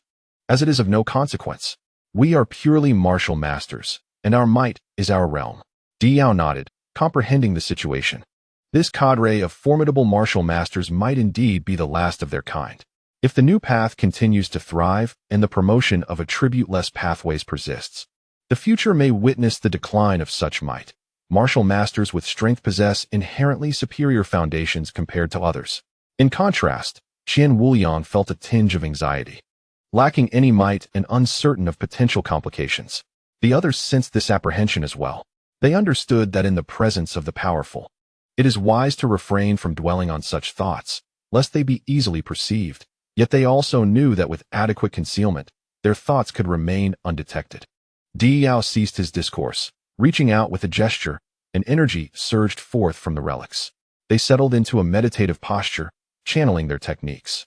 The three swiftly adopted the same practice, breaking the aperture technique. Each individual's degree of aperture opening varied. Director Zhao had reached the second tier of the sun and moon, aspiring to ascend to the fourth. Yuan Shua had barely crossed into the second tier, having benefited from expelling the power of the crimson shadow and absorbing some energy to open several apertures, previously standing at the pinnacle of the first tier. Qian Wuliang, however, was in a dire predicament, having managed to open just 10 meridians, seemingly only a few paths behind the others, yet the difficulty of advancement was immense. Currently, the heavens and earth exhibit greater leniency towards local cultivators. Li Hao had opened over 20 meridians. For local practitioners, the innate path body possesses an even higher potential. Elevating to the fourth tier of the sun and moon is feasible for these individuals, yet the challenge remains exceedingly arduous. For the novice martial practitioners, the standards must be more stringent, resulting in their limitations being lesser than those of their predecessors, albeit no one has been able to reach such heights. Di Yao chose not to elaborate further, instead gathering a substantial amount of energy to permeate their bodies. This enhancement typically necessitates an immense level of trust. Otherwise, the internal conditions would be transparently discernible. At this juncture, Di Yao simultaneously assisted them in unlocking their potential while conducting research. The more he studied, the more astonished he became. although he was aware of the super energy locks within their innate Dao veins. No one had anticipated that these locks would manifest as Dao veins. The transformation of super energy locks into Dao veins was indeed remarkable, leaving him in awe of such ingenuity. As he pondered this, a rich energy fused into Qian Wuliang's body, and he swiftly activated an acupoint with astonishing speed. In the blink of an eye, Qian Wuliang ignited one acupoint, followed by the other two individuals who gradually began to unlock their own acupoints. Di Yao continuously compressed energy into their bodies, employing his formidable mental strength to stabilize their physical forms, even allowing some of his life force to permeate within them. This infusion of life force, derived from a saint-level existence, fortified their bodies remarkably. Acupoints were unlocked one after another, with Qian Wuliang, despite being the weakest, experiencing the swiftest enhancement. Before long, he had activated a Dao vein, reaching the threshold of 11 veins. In contrast, Yuan Shuo and his companion had yet to reach the point of unlocking even a single vein. Di Yao persistently infused the waters of life force, and a peculiar energy, tinged with a faint red hue, extremely subtle. However, as this red energy assimilated, the three did not experience any particular sensations. Rather, their thoughts began to expand slightly. At that moment, Yuan Shuo contemplated the importance of absorbing more energy, unlocking more acupoints, and ultimately enhancing himself infinitely. Meanwhile, Director Zhao mused about the potential of merging his avatars, which might allow him to ascend to the 5th level of the Sun and Moon realm, a stage requiring the unlocking of at least 22 veins. As for Li Hao, how many veins had he unlocked? Previously, Li Hao had mentioned that he had unlocked 24 veins, placing him at the pinnacle of the 5th level of the Sun and Moon realm. These thoughts surfaced genuinely within their minds, not imposed by others, yet during cultivation, such reflections involuntarily emerged, appearing somewhat unusual. Di Yao's gaze, however, reflected an increasing mirth. Simultaneously, outside, the remaining 7 individuals arrived one after another. Tianxing, Di Fujian, Hou Xiaoqing, Kong Jia, Huang Yu, Chen Zhongtian, and Lin Hongyu. Among them, the weakest was likely Kong Jia, one of the Silver Moon's 4 guardians, who was inherently the least powerful among the group. Moreover, as he was not among the first to venture to Tianxing City, and unlike Huang Yu, who could lead troops, he had fallen behind the others after several encounters. Most of the other individuals boasted around 12 veins, representing peak combat strength at the 1st level of the Sun and Moon realm, while he barely reached 10 veins. At this moment, he felt somewhat anxious and excited. Hearing Li Hao's assertion of enhancing their abilities, he couldn't help but exclaim, "Then perhaps I should relinquish my opportunity to someone else?" Ba Dao and Bei Quan expressed similar sentiments, yet inwardly hoped for a different outcome. He yearned for such an opportunity. Should he miss this chance, it would be exceedingly difficult to encounter a similar one again. Li Hao chuckled, remarking that Director Kong had presided over Silver Moon for many years, and the Silver Moon Inspection Division had consistently fulfilled its role. The stability of Silver Moon could be attributed significantly to Director Kong's contributions. Moreover, not long ago, he too had been a member of the Inspection Division. Kong Jia smiled broadly, her heart swelling with joy. This was indeed a benefit. It could also be seen as Li Hao's acknowledgement of past merits. The accomplishments of maintaining order in Silver Moon had prevented chaos, and although the Inspection Division had failed to solve numerous cases in the past, it had managed to uphold peace for many years, keeping the 3 major organizations in check. This time, with all 4 guards of Silver Moon present, it certainly represented a reward for Li Hao. Otherwise, among 10 positions, Kong Jia would hardly have been selected, as many others were more capable or had better connections. As for Chen Zhongtian, Qian Wuliang, and Lin Hongyu, they too were recognized for their contributions. A reciprocal gesture. Please wait a moment. Once they emerge, we shall assess the situation. If all is well, you may enter, he instructed. The group fell silent, biding their time. Moments ticked by, and darkness enveloped the sky. The first day had passed, and at this moment, it had been a full day since Li Hao's disintegration. Although he was unaware of the 3-day agreement, he recognized that time was not on his side. With a day gone by, he felt a twinge of impatience, yet he concealed it well. After 2 or 3 more hours, the trio emerged, appearing somewhat dazed. Compared to before, their strength had undergone a significant transformation. In the distance, Zhang furrowed his brow slightly. The 3 bore no extraordinary aura, yet an inexplicable sense of aversion lingered. Meanwhile, Tianxing and his companions sensed nothing amiss. Li Hao, possessing a faint perception, noted that the power of the red moon had seeped into the bodies of the trio, yet they exhibited no considerable change. Even Director Zhao, with his usual radiant smile, remarked, "Governor, your progress this time is commendable." It exceeded his expectations, and contrary to his fears, the complete infiltration of the red moon's power had not transpired. He began to suspect that perhaps Di Yao had not penetrated him at all. Yuan Shua, too, communicated with Li Hao, saying, "It seems there are no effects, nor do I sense any disturbances. Is it possible that the red moon's power was not employed against us?" Li Hao sighed internally, reflecting on the subtlety of such power. Wasn't this the same sensation he had experienced previously? When assaulted by the Emperor's might, he felt no impact on himself. The true extent of the influence could only be discerned within the House Star realm. All three had made significant advancements in strength. At this moment, Director Zhao had officially crossed into the fourth realm of Sun and Moon, having opened 19 meridians, the most among them. He had previously opened only 14, thus achieving a remarkable increase of 5. Truly astonishing. The power of a sage surpassed all imagination. Next in line was not Yuan Shua, but rather Qian Wuliang, who had barely stepped into the third realm of Sun and Moon, having opened 16 meridians, indicating that he had opened 6 more than Zhao.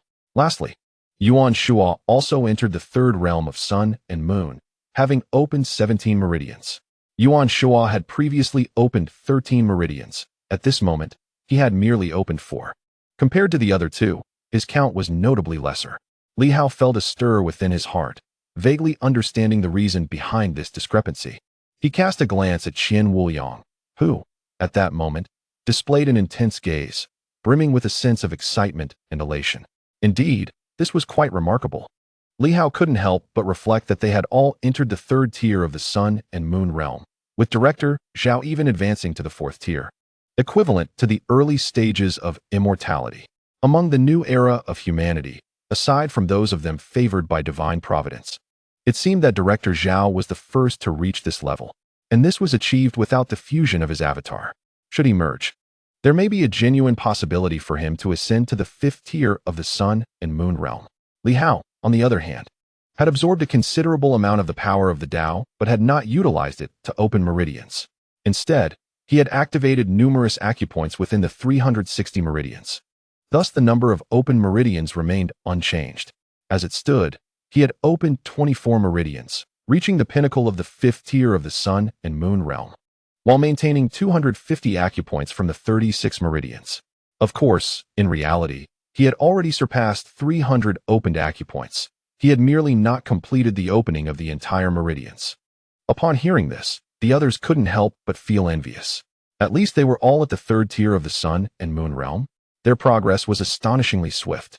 Li Hao assessed the situation and speculated that perhaps Di Yao had a limit in mind. These individuals might only be able to open to the third tier of the Sun and Moon realm, with the exception of Director Zhao, who would not allow others to reach the fourth tier. Even so, that was still sufficient. Li Hao chuckled, encouraging the others to enter. He then handed a storage ring to Hong Yitong, saying, "This contains 20,000 drops of the Spring of Life, as promised to Elder Di Yao.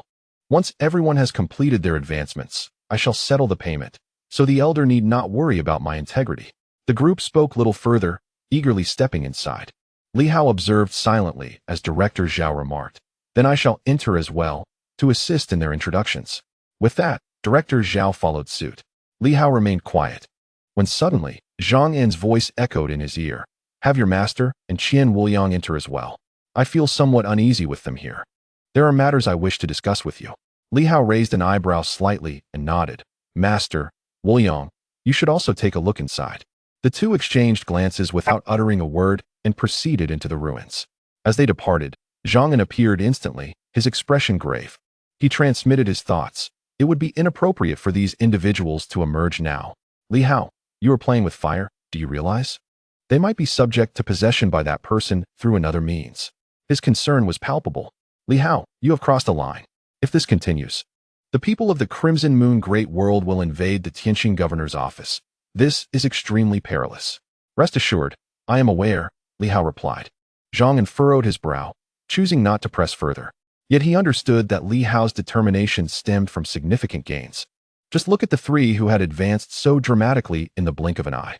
Relying solely on themselves, it would take them at least several months, if not years.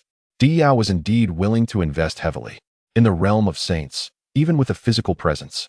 Zhang understood that elevating several individuals would demand a considerable price, perhaps even depleting some essence of the sacred path. This time, with the larger number of participants, the duration of the process extended significantly. Outside, Li Hao, Director Zhou, Director Wang, and Zhang awaited in silence. Director Wang remained indifferent, having opened many meridians.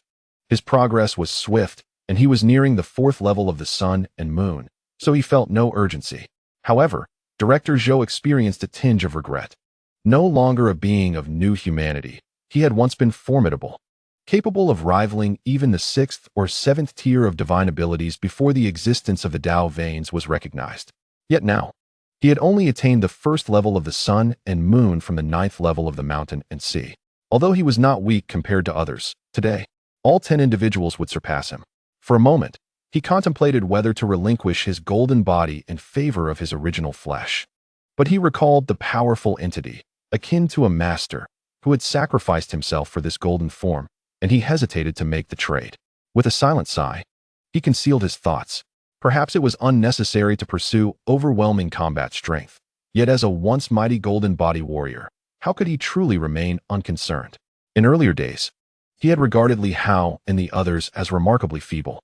Among the Silver Moon's 4 guardians, aside from old Zhao, none could compare to him. While he pondered these reflections, Li Hao suddenly conveyed through thought, Director Zhou, if we can seize the ancient city this time, you will prosper. Director Zhou's heart stirred. Li Hao beamed, continuing, the ancient city is rife with powerful beings, abundant with demonic flora, and brimming with indestructible materials. Once we conquer it, Director Zhou, you might swiftly ascend to the immortal realm, becoming a being of the 4th level of the sun and moon, or even higher. Director Zhou felt a shift within. Glancing at Li Hao, who, at times, possessed a remarkable ability to read others' thoughts. Just a fleeting notion from him had been deciphered. They awaited the auspicious news from the governor. Li Hao chuckled, nodded, and refrained from further elaboration. Hours passed, and as dawn began to break on the horizon, the group emerged, filled with exhilaration and enthusiasm. At that moment, Kong Jie was the most animated, struggling to contain his fervor. I cannot believe it. I have opened 6 Dao veins at once, totaling 16. I am now at the 3rd level of the sun and moon. Incredible. Out of the 10, aside from Zhao, who had reached the 4th level, the other 9, as Li Hao had predicted, remained at the 3rd level of the sun and moon, with their meridians ranging from 16 to 18. Suddenly, 1 4th level and 9 3rd level individuals emerged. The transformation in Kong Jie was strikingly apparent. He was exuberant, even euphoric. Having endured considerable pressure lately, he now felt an exhilarating release, even jesting with Li Hao. If that fellow Nanquan dares to provoke me again, I shall strike him down with a single blow. He laughed with a hint of bravado. 3rd level of the sun and moon. Li Hao smiled lightly, casting a glance at the crowd. These individuals did not exhibit the dazed demeanor of those entranced or under control. Rather, they displayed diverse reactions, appearing not much different from their usual selves, albeit a touch more animated. He was mindful of the situation, smiling cautiously, aware that there might be some after effects. Speaking of this, he turned to Director Wang. Director Wang, please wait here for me. After a moment's hesitation, he communicated telepathically with Director Wang. No matter what changes occur, do not intervene. If any unforeseen circumstances arise, simply escort Director Zhou away. With that, he looked towards Zhang. Senior, let us proceed to meet this individual. Zhang nodded, yet before he could speak, Li Hao continued. Senior, you need only provide support. There's no need for you to engage directly. What? Zhang was taken aback. Support? That is a saint, a complete saint. Without the strength of the 7th or even 9th layer of the sun and moon, facing him would be tantamount to certain death. This assumption holds only if the opponent is merely at the initial stage of a saint. You are truly audacious and exceedingly arrogant. Li Hao chuckled. It is merely a sparring session. Rest assured, I am well aware of my capabilities. Senior Li Hao, shall we go together? Zhang furrowed his brow, choosing to remain silent. Within the ruins of Yushan town, as Li Hao stepped in, Di Yao's aura was slightly chaotic. He smiled. Governor Li has arrived. He then glanced at Zhang, a flicker of apprehension crossing his features, quickly replaced by a smile. Di Yao pays his respects to Director Zhang. Zhang regarded him with a slight frown. You are not from the 8 great main cities? Di Yao chuckled softly. No, I am merely a wandering cultivator. He continued. Director, being in such a high position, you likely do not recognize me. In the past, I was just a minor figure. A minor figure at the saint level? Zhang retorted coldly. Even in the main world, a saint is not a trivial character. You are indeed being overly modest. At that moment, Li Hao spoke up, his smile radiant. Thank you, Senior, for your assistance in opening multiple pathways for everyone. According to our previous agreement, I owe you several 100 million divine energy stones and thousands of drops of the spring of life. There's no hurry. If the governor is pressed for resources, a slight delay is inconsequential. Di Yao appeared exceedingly accommodating. Li Hao, however, replied with a smile, that simply won't do. Since I owe a debt, I must repay it. I, Li Hao, have never defaulted on my debts, but I do have a small request. I wonder if Senior would be willing to oblige. Please, go ahead. A sword materialized in Li Hao's hand as he smiled. I have a penchant for challenging formidable opponents. If Senior Di Yao is willing to spar with me, I will naturally deliver the owed divine energy stones and the spring of life after our battle. Di Yao looked at him, somewhat taken aback. He glanced at Zhang, seeing his tacit approval, and for a moment, he seemed lost in thought, even wanting to laugh. Did Li Hao believe he was invincible in this world? Who was he? He was a saint. Moreover, he was a fully restored saint, not some diminished version. Even if he had previously expended considerable energy, he was still a saint. According to the earlier classifications, he wouldn't even bother with anyone lacking the strength of the 9th layer of the sun and moon.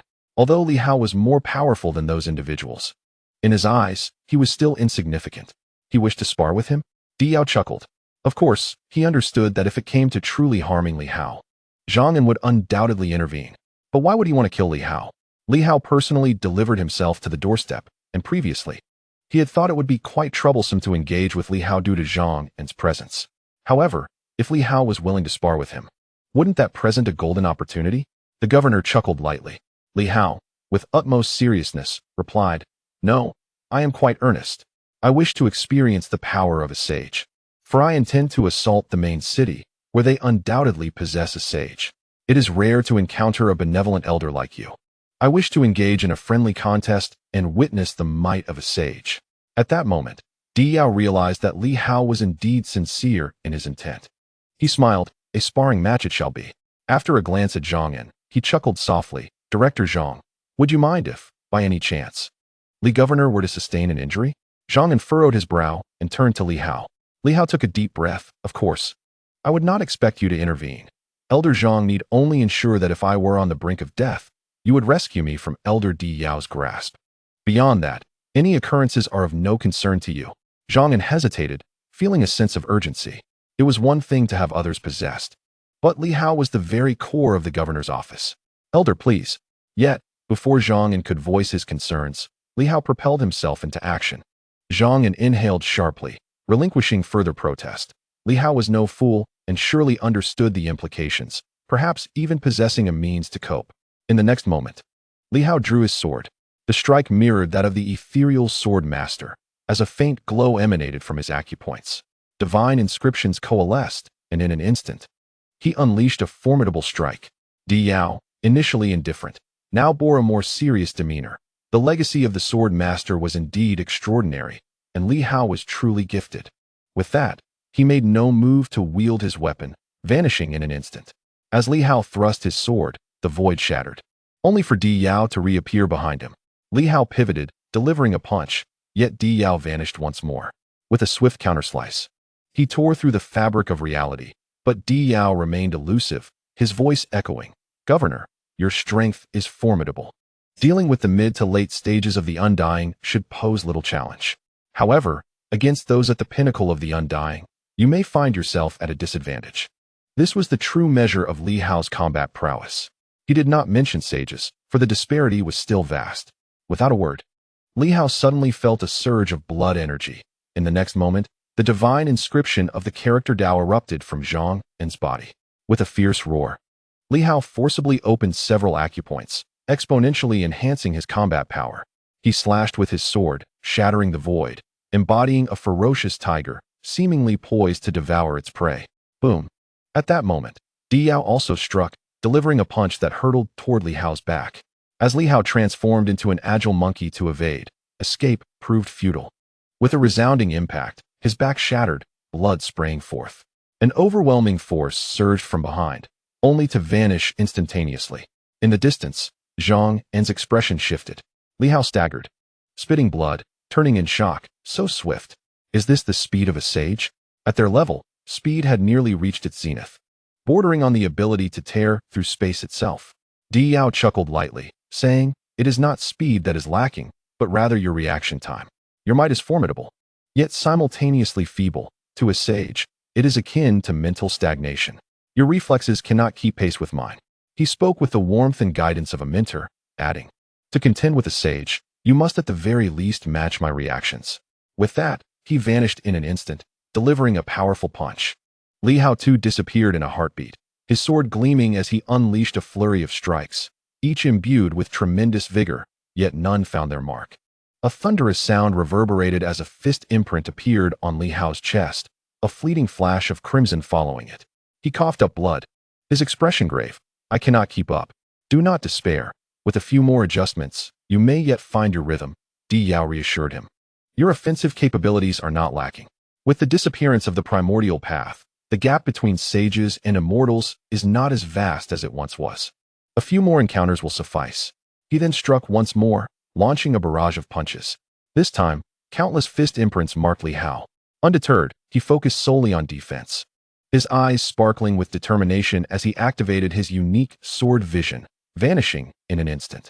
A resounding impact followed as a fist grazed his face, leaving a gash on his cheek. "Ah, the sword vision." Li Hao's voice echoed. "Well done, you managed to narrowly evade that strike. You should engage more frequently with sages to hone your skills. As a prodigy, you must battle beyond your means." With this, he continued his relentless assault. Li Hao could only evade, his few counterattacks proving futile and exhausting. Boom. A series of punches landed upon him, each leaving a mark. With a thunderous crash, Li Hao's chest was torn open. He fell heavily to the ground, blood spilling forth as he gasped for breath, his demeanor somber.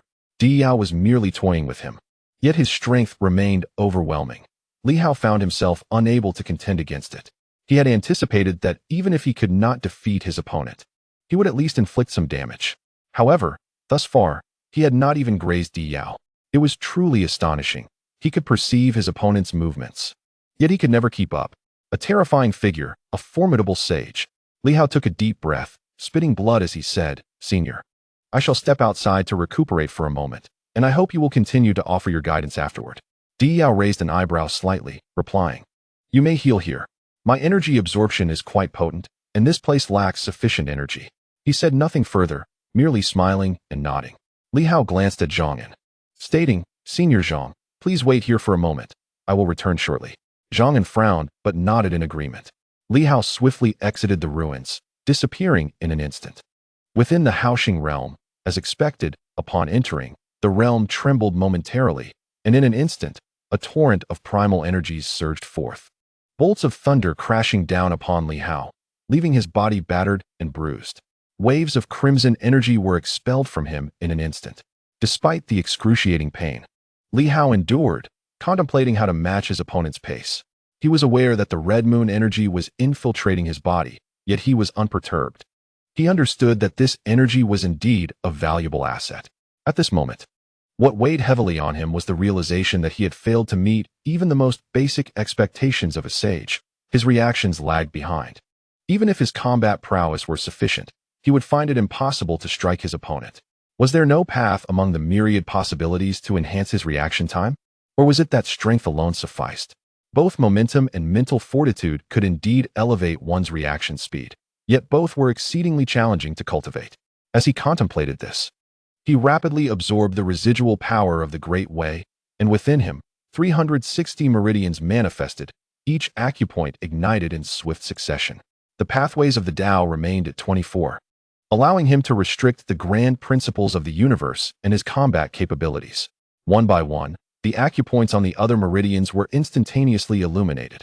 According to Li Hao's calculations, he needed to activate at least 324 acupoints on the remaining meridians, in addition to his original 250, totaling 574 to meet the fundamental requirements and complete a basic great cycle, thus forming the divine art of swordsmanship.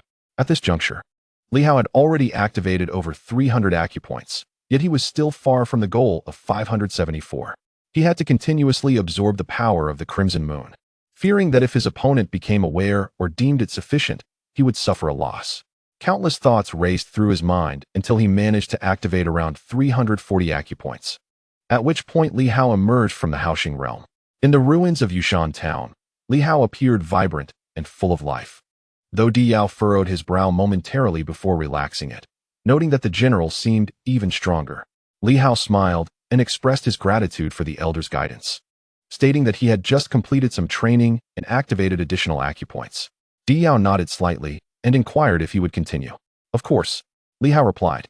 With that, he unleashed his full strength, delivering a sword strike that was even more dazzling than before. The sword's brilliance flickered, no longer focused solely on offense, but primarily on defense. Di Yao, somewhat taken aback, revealed a smile, becoming more serious. In the next moment, Li Hao was struck again, the impact resonating with a sound as his flesh tore. Yet Di Yao appeared more solemn, realizing that this individual's physical resilience had significantly improved. Perhaps more of the Crimson Moon's power was required to permeate him. He pondered why he felt a disconnect with some of the Crimson Moon's energy. Suddenly, Li Hao ignited the power of his bloodline, unleashing a resplendent sword intent that shattered some of the Crimson Moon's energy, leading Di Yao to an instant realization: the bloodline of the 8 great families, specifically the Li family's lineage. Indeed, the power of the Sword Master's bloodline, or the essence of swordsmanship, had the capacity to obliterate some of the Crimson Moon's energy. It was no wonder he felt some of it was beyond perception. This time, he recalled Ying Hongyue, who also utilized the bloodlines of the 8 families to eradicate much of the Crimson Moon's force. For Li Hao, this necessitated a more aggressive approach, to infuse even greater strength to suppress his bloodline power. With this thought, Di Yao accelerated his movements. Bang, bang, bang. In that moment, 2 figures collided continuously in the void. Li Hao sustained injuries yet grew increasingly emboldened, even exhibiting a frenzied disregard for life and death. He ceased to contemplate anything else. His sole objective was to inflict damage upon his opponent. Yes, simply to wound the adversary. If once was insufficient, then 10 times, 100 times, 1,000 times. He scarcely acknowledged the passage of time. Boom. Accompanied by a resounding crash, Li Hao felt his head being crushed, blood gushing forth as he coughed violently. Senior, please wait for a moment. I need to tend to my injuries. Di Yao raised an eyebrow slightly. Does the commander wish to continue? Indeed. Di Yao furrowed his brow, contemplating for a long while before finally nodding. Very well. Li Hao displayed a stubbornness reminiscent of an unyielding candy, convinced that the power of the Red Moon he had infiltrated was sufficient. Thus, he deemed it of little significance to continue sparring at this juncture. Yet, Li Hao remained resolute, and with Zhang and lurking menacingly nearby, he refrained from voicing any objections. Once more, Li Hao vanished. Within the Hao Star realm, thunder struck again, causing Li Hao to tremble violently as strands of crimson energy were forced out, swept away by myriad forces, shattering with a thunderous roar, which Li Hao seized the opportunity to devour. The acupoints continued to open, reaching 360, then 370, and finally 390. The number of meridians remained at 24, yet the quantity of acupoints was ever increasing. Only upon reaching 400 acupoints did Li Hao emerge from the Hao Star realm, re-entering the ruins. In the following instances, such scenes repeated multiple times. Outside, the others were left dumbfounded, while only Yuan Shua understood the situation, aware of Li Hao's intentions, and felt a twinge of anxiety for him. After so many attempts, had the opponent not yet realized that the Red Moon power he had infiltrated was vanishing? Di Yao, in fact, had begun to sense something amiss. He frowned, noticing that Li Hao's body contained little Red Moon power, a peculiar observation. Despite having infiltrated extensively, such power in the past could have caused even a sage to falter. Yet, Li Hao remained unfazed. Why? Furrowing his brow, he struck Li Hao once more with a powerful punch, allowing another surge of energy to seep in. Li Hao, realizing he might have aroused suspicion, felt the stellar sword suddenly erupt with resplendent power, shattering a vein of red moon energy. A sense of reluctance filled Li Hao, while Di Yao was momentarily taken aback. Is it the stellar sword's influence? He pondered. Has the stellar sword completely obliterated my red moon power? If so, this could prove troublesome. He felt a headache coming on. Influencing Li Hao had already drained him of considerable strength. The red moon power was akin to his primordial energy, and now, with the primordial energy unable to infiltrate, the same applied to the red moon power. Once depleted, it was challenging to recover. While he could regenerate some, given that an emperor still resided in this world, expending so much energy merely to impact one individual seemed unwise. Oddly enough, Li Hao's strength was growing increasingly formidable, his physical defenses becoming alarmingly robust. At that moment, with a tearing sound, his sleeve was ripped apart. Di Yao furrowed his brow. From initially being unable to touch him, the opponent had now progressed to the point of tearing through his sleeve, an alarming advancement indeed. Taking the matter more seriously, he let out a low growl, transforming his fist into a palm, and this time, with a single strike, he cleaved through the stellar sword and reached for Li Hao's head. A surge of red moon power penetrating directly towards him. Li Hao, Zhang shouted, to which Li Hao gritted his teeth in response. I'm fine. Having spoken, a formidable strength erupted from his body as he swung his sword towards his palm. Di Yao retreated once more, gazing upon the 5 bloody orifices adorning Li Hao's head. He raised an eyebrow slightly and chuckled. You are growing increasingly powerful. I find it somewhat challenging to hold back. Do you require further healing? No need. Continue. Li Hao shook his head. This time, he aimed to absorb more. Otherwise, who could ascertain whether this fellow would still wish to persist? He dared not delay. Fully controlling himself, aware that Zhang was present and would surely exercise restraint. The battle raged on. Li Hao even refrained from seeking healing outside the fray, choosing instead to remain in place, voraciously consuming the life spring and opening his acupoints. At this moment, Di Yao vaguely understood what Li Hao was doing, opening other acupoints without unblocking his meridians. What a peculiar individual, making such an odd choice. Opening such acupoints, even 100 of them, might not be as effective as unblocking a few meridians. Was this not a futile endeavor? Nonetheless, he felt a tinge of relief upon noticing that the power of the red moon had accumulated significantly within Li Hao. Otherwise, he would have doubted whether Li Hao could fully expel it. Li Hao had consumed countless life springs, primarily provided by those monstrous plants, depleting them substantially while continuously increasing his acupoints. However, the power of the great Tao did not unlock as swiftly.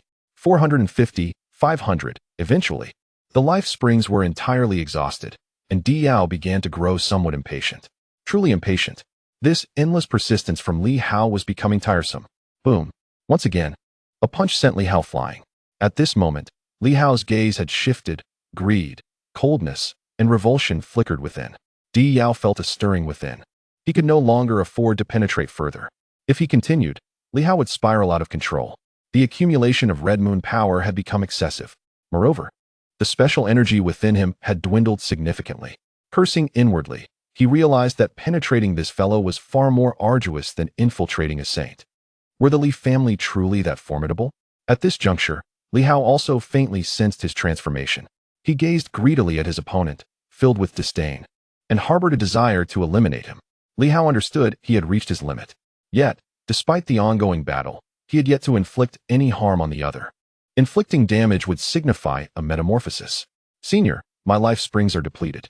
How about we step outside for one final spar? Di Yao let out a sigh of relief. Finally, he mentioned the last match. He nodded. Very well. At last, it would come to an end. He would rather engage with Zhang and then continue this tiresome endeavor with Li Hao. Li Hao vanished, this time directly entering the Haostar realm.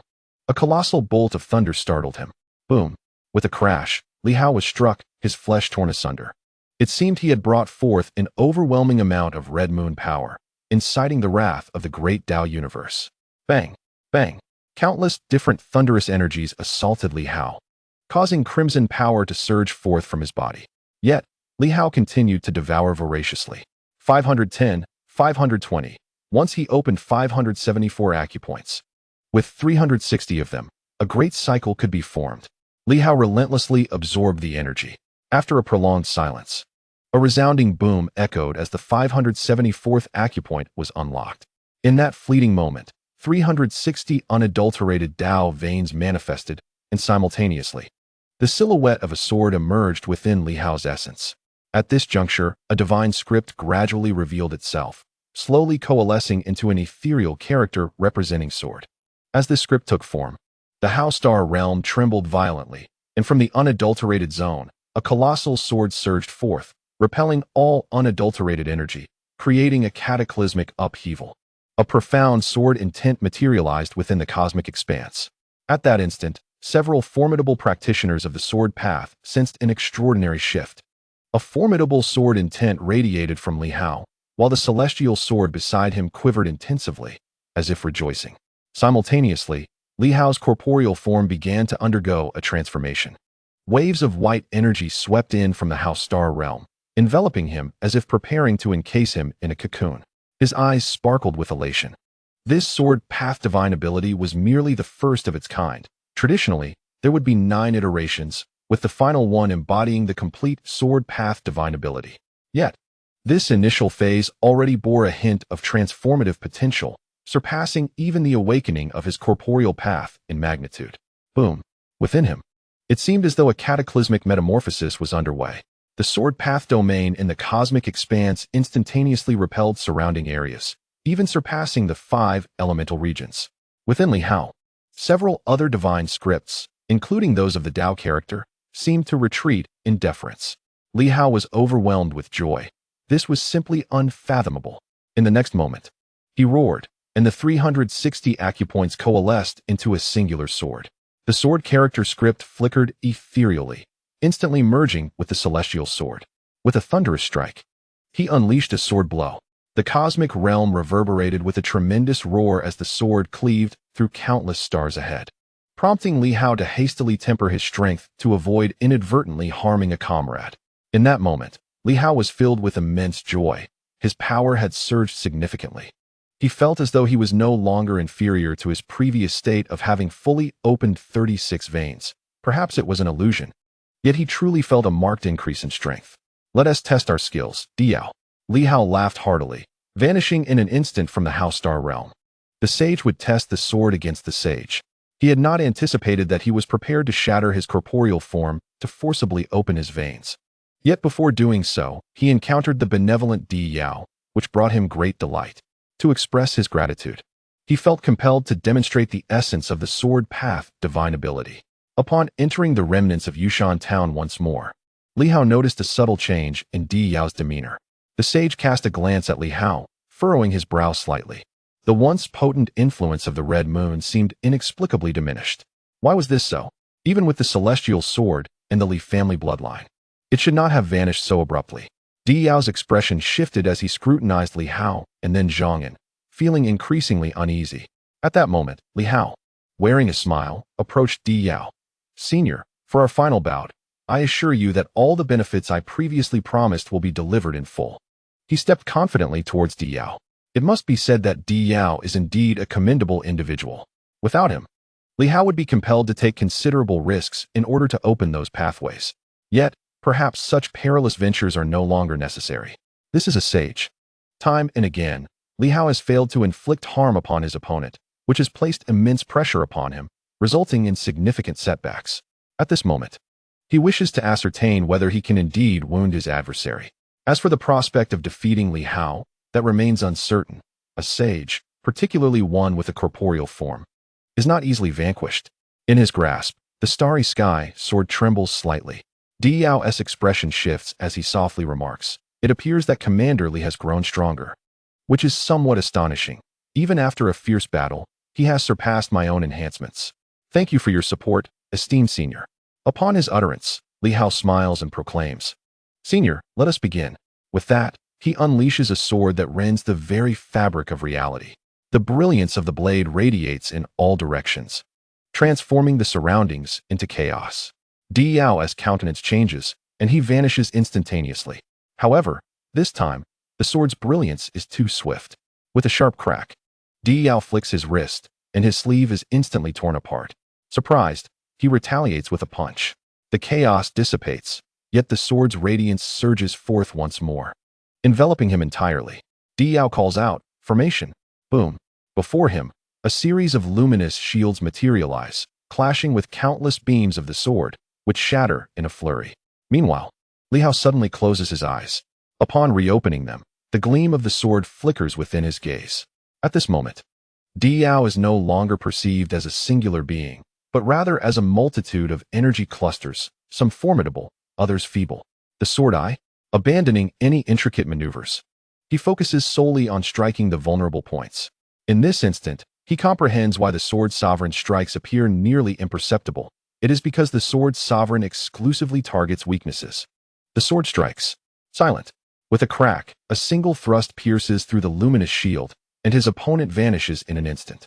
Li Hao perceives this. Yet his reaction is still a fraction delayed. He swiftly turns his head, and with a resounding boom, the sound of an explosion reverberates in his ears. The void shatters. Spatial rifts tear through the air, causing Li Hao's ears to bleed. Yet, at this moment, he smiles. He has sensed it. Indeed, his reaction speed may have lagged slightly, but now he can perceive the trajectory of his opponent's movements. Boom. Another immense sound erupts as Li Hao once more tilts his head, narrowly evading a punch from his adversary. Oh, Li Hao is taken aback. He has been evaded. Although Li Hao's reaction speed is still somewhat sluggish, there seems to be an indication of foresight. In an instant, he unleashes a flurry of punches, transforming the void into chaos. Li Hao does not merely retreat. The Starry Sky Sword encircles him, continuously defending against the barrage.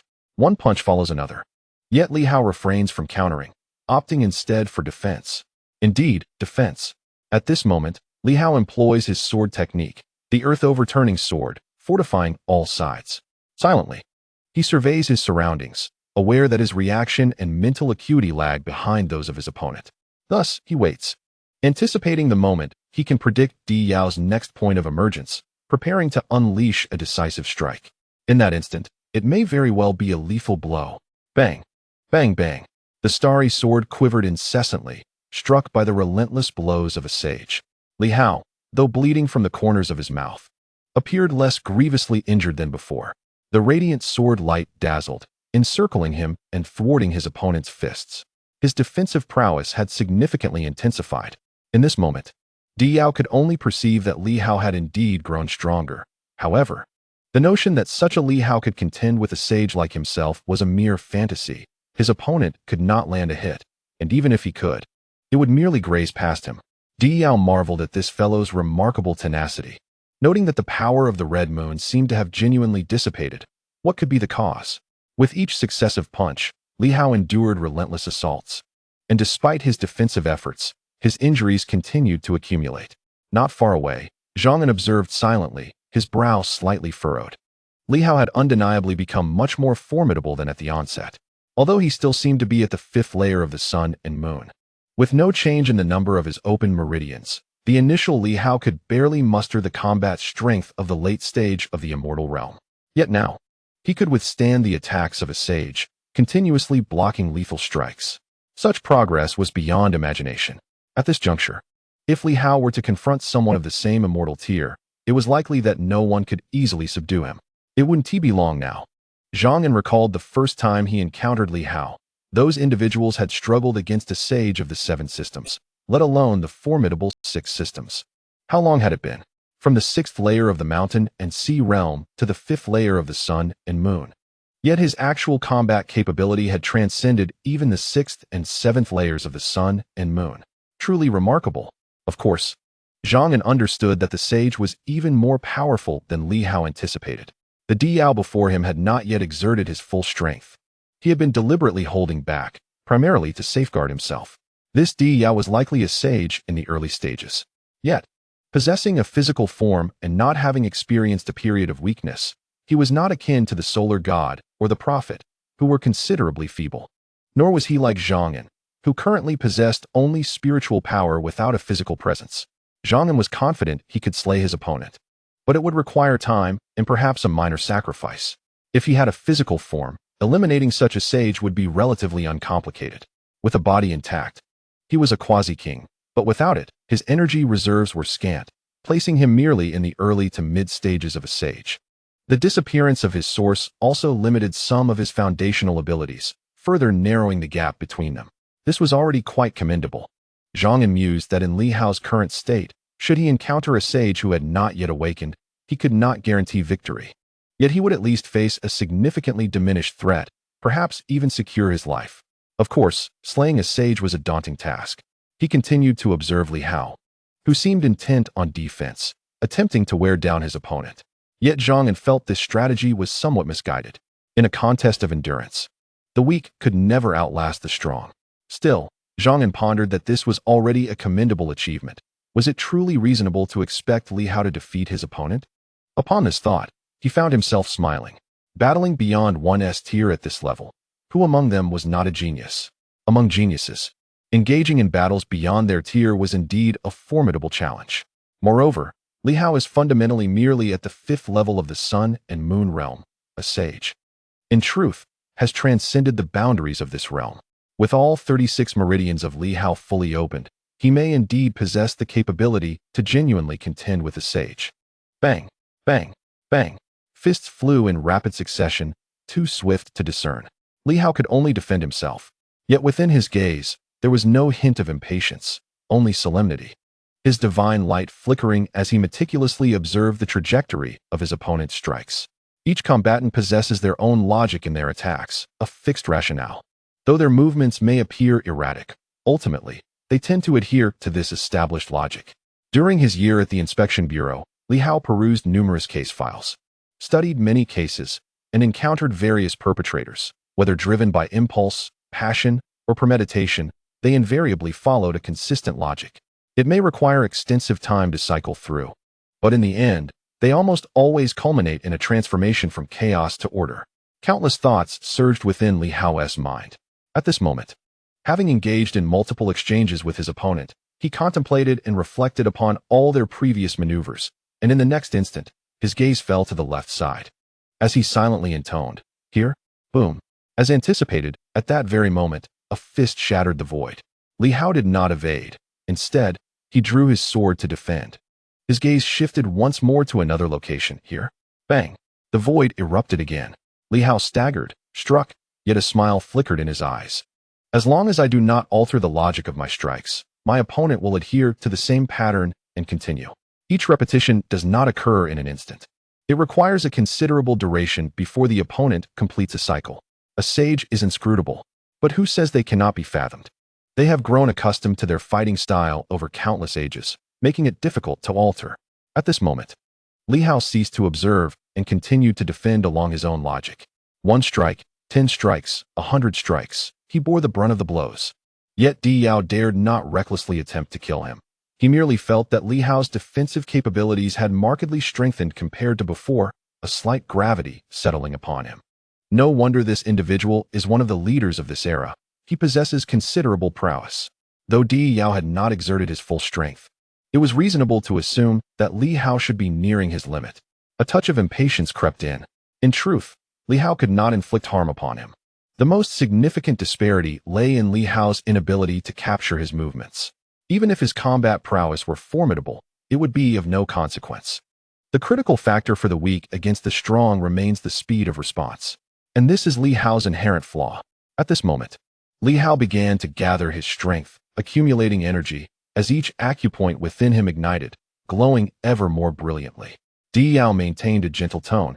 Indeed, the governor is a contemporary prodigy, an extraordinary talent. However, having sparred to this point, the governor has expended considerable energy. Might we consider ending this here? He continued to project the image of an otherworldly sage, appearing unfazed and tranquil. You cannot defeat me, nor can you land a blow. What purpose does it serve for you to gather strength against the air? Explosive power is not everything. At this level, great explosive force is of little consequence. Unless one can truly achieve it, the mere aftershocks could spell my demise. Thus, no matter how formidable the explosive power may be, if it fails to strike the enemy, it is rendered utterly meaningless. Li Hao remained silent as he swiftly ignited each of his acupoints. His aura grew increasingly formidable. Even Di Yao felt a sense of gravity in the situation, contemplating whether he should devise a means to eliminate Li Hao instantaneously. This individual posed a significant threat. Judging by his poised demeanor, His explosive potential was undoubtedly substantial. In that fleeting moment, Li Hao illuminated all his acupoints, and within him, a cyclical pathway resembling a sword was formed. Instantly, an overwhelming force emanated from the stellar sword. Nearby, Zhang An's expression shifted as he quickly turned his gaze towards this direction, readying himself for action. Li Hao was about to unleash his power. Although it was highly likely he would miss his target, he would inevitably be weakened, leaving himself vulnerable to a potential counterattack from Di Yao. This thought crossed Zhang An's mind, and Di Yao felt a subtle shift within himself. Abiding by his ingrained instincts, he took a cautious step back, vanishing from sight. Was Li Hao about to explode with power? Avoidance was key. At that very instant, Li Hao let out a fierce roar, his momentum surging as his sword intent escalated to its zenith, slicing through the void. Having waited long for this very strike, if Di Yao managed to evade or failed to conform to predictable patterns, Li Hao would exhaust his strength, resulting in an unequivocal defeat. With a piercing gaze, Li Hao was resolute. This moment was crucial, and Di Yao would certainly manifest here. In that instant, it felt as though the heavens and earth had been cleaved apart. At that moment, Li Hao resembled a sword master. His strike was silent yet profoundly fierce, descending from the heavens. Zhang An was momentarily taken aback. Realizing he had miscalculated, he had aimed in the wrong direction. However, the next second, shock washed over his face. Not only him, at that moment. As Di Yao materialized from the void, his expression shifted dramatically, disbelief etched across his features. He was oblivious to where he would appear next. Nor would he deliberately adhere to fixed tactics. How could Li Hao possess this foresight? Was it a glimpse into the future? Impossible. A prophet among the deities? This thought flickered in his mind, and at that instant, all he could perceive was a singular, formidable sword slicing towards him. There was no time to alter his course. Li Hao, in a sudden motion, struck where Di Yao had manifested, leaving him astonished. The next moment, Di Yao roared fiercely, delivering a punch. Boom. The sword fell. Everything transpired in an instant. The sword's radiance erupted, obliterating all before it. Li Hao, having exhausted his inner strength, began to plummet, while the long sword shattered Di Yao's fist with a resounding crack. Di Yao's expression changed drastically as an even more potent force erupted from within him. Yet, he unwittingly fell prey to Li Hao's full-powered strike. Even as a sage with a robust physique and immense strength, he struggled to react in time. Boom, boom, boom. The sounds of explosions echoed as his fists were pulverized, energy erupting forth. In that moment, it felt as if an immense universe bore down upon them. The energy cascaded, and the sword light shattered everything in its path. Di Yao bellowed in fury, break. Boom. A formidable surge of crimson blood moon power erupted from his being, resonating with a thunderous clash against the sword radiance, akin to the fabric of the void fracturing. In this moment, Di Yao stood in sheer astonishment. It was not merely the prowess of Li Hao that bewildered him. Even at his zenith, Li Hao had barely attained the level of a saint. What astonished him was whether Li Hao had inadvertently struck him or had employed some other skill. Why had it not been manifested earlier? With a resounding roar, the very essence of his corporeal form shattered, leaving him bloodied and pale. Yet, driven by fury, he unleashed a torrent of power, obliterating all sword light in his path. In that instant, he appeared incredibly weakened, his eyes reflecting a mix of terror and cold disdain. In the next heartbeat, the remnants of his shattered form vanished. Hurtling towards Li Hao, he had always known, deep down, that Li Hao had brought Zhang An under the pretense of sparring. It was an elaborate ruse to mask his intent to kill. What he had not anticipated was being struck by Li Hao's sword at the last moment. A far cry from his expectations. Yet, it was inconceivable that Li Hao could slay a fully realized saint with a single sword strike. At that moment, Zhang An materialized, his eyes mirroring a semblance of shock. While Li Hao had failed to vanquish Di Yao, the mere act of shattering a saint's corporeal form with a single sword stroke was nothing short of astonishing. If Li Hao could unleash another strike, perhaps he could indeed slay a saint. This was utterly remarkable. Suppression, Zhang An bellowed, and the previously shattered tome of the great Tao re-emerged, seemingly intent on subduing the heavens and earth, freezing the void to pin Di Yao in place. Not far off, Li Hao landed heavily, causing the ground to tremble beneath him. At this moment, he felt no trepidation, merely fixating his gaze upon Di Yao. With a singular, all-out sword strike, he had intentionally aimed his full might at what seemed to be an unintentional target. However, he had failed to deliver a fatal blow to the saint. He had merely inflicted severe injury. This could only signify a disparity in strength and vitality. It was not a matter of Li Hao's other capabilities or reflexes, but rather a deficiency in true offensive power. His utmost effort, the nascent mastery of his sword path, had merely succeeded in shattering half of Di Yao's form. While Li Hao had anticipated this outcome, a tinge of disappointment lingered within him. Saints were indeed extraordinarily powerful.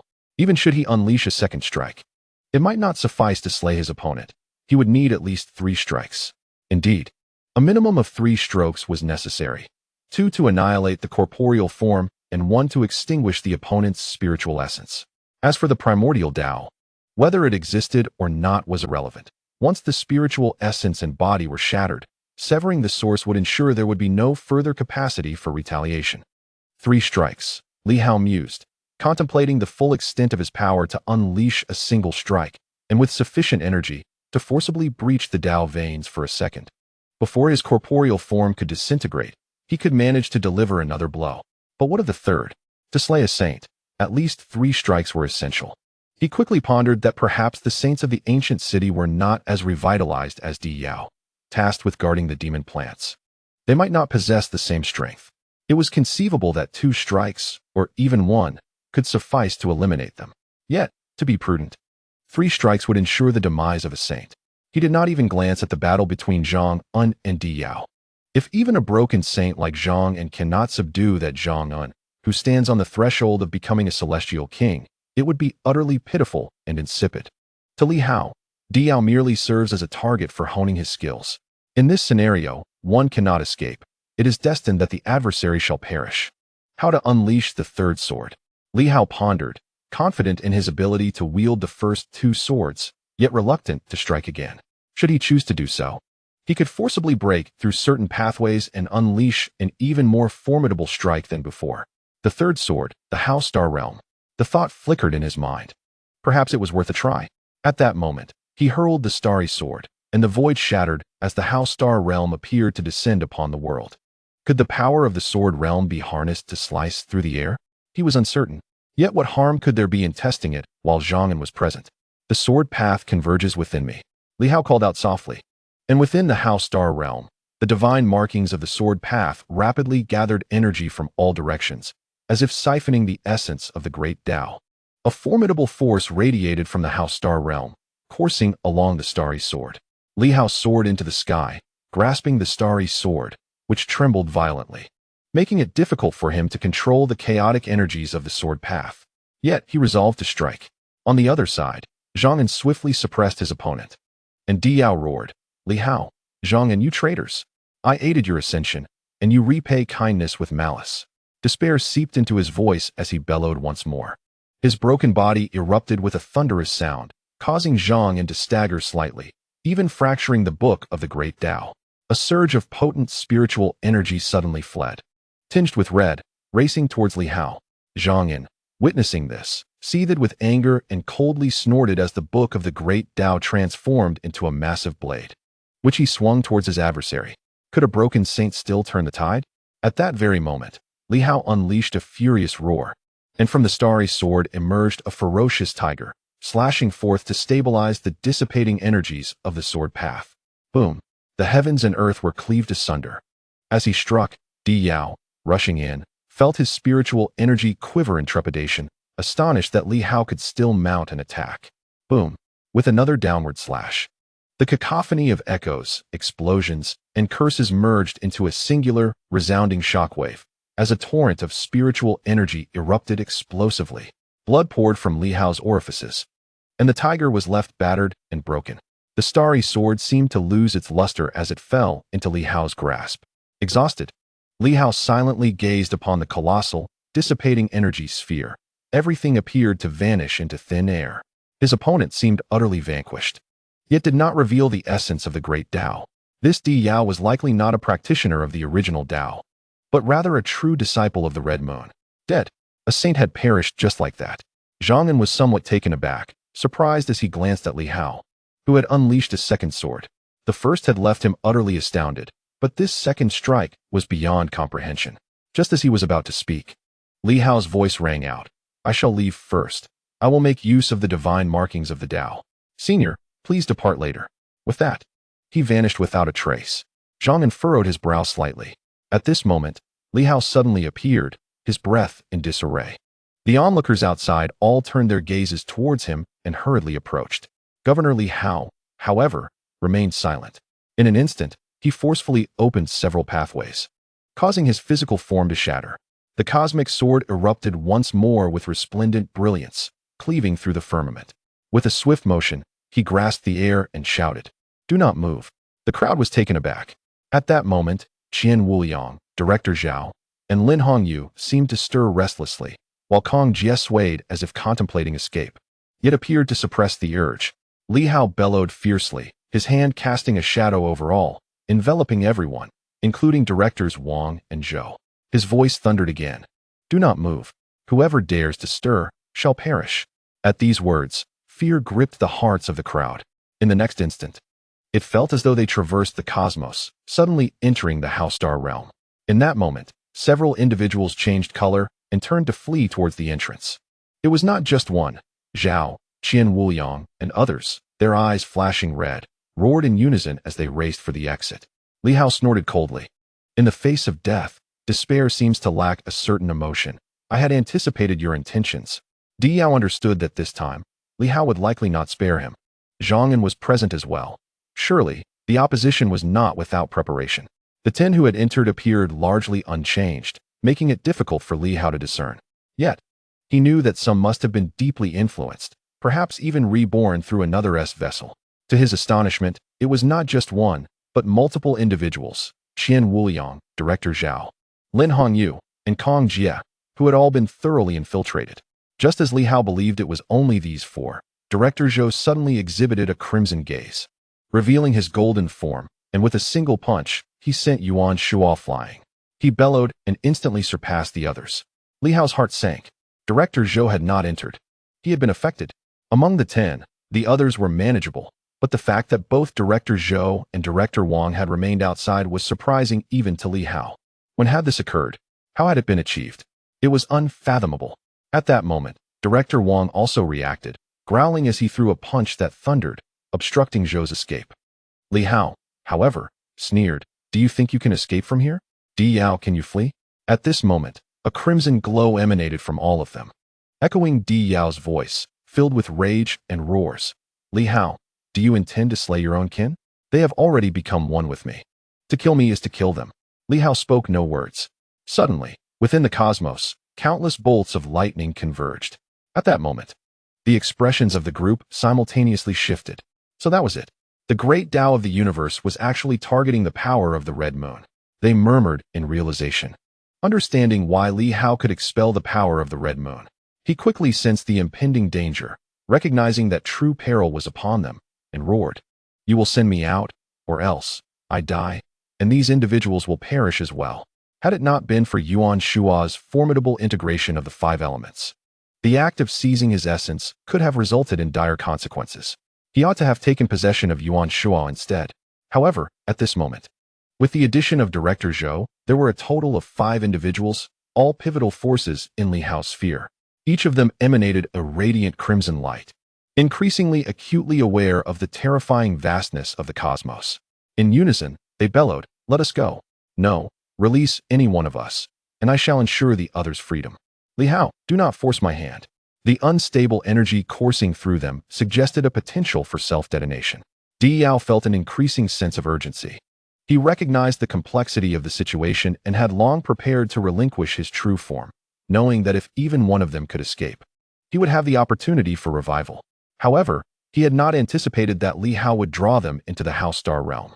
At that moment, from all directions, a multitude of cosmic energies converged, encircling the 5 individuals. Thunderous forces coalesced in the void, yet they refrained from immediate attack. For a divine character seal was obstructing their path. Li Hao maintained a calm demeanor. "Di Yao, do you truly believe you can evade capture?"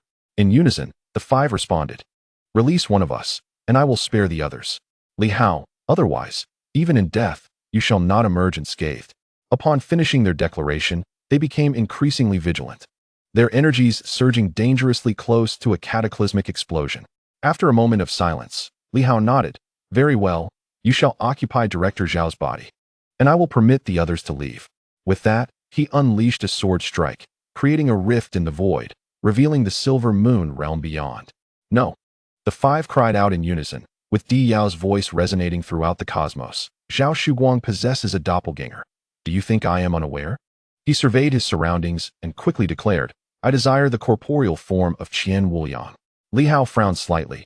Qian Wuliang is the weakest, while Director Zhao is the strongest. I am granting you an opportunity. Do not squander it. Di Yao's voice echoed. No, I require him. The Dao vein of Qian Wuliang was uniquely compatible with Di Yao, making him the obvious choice.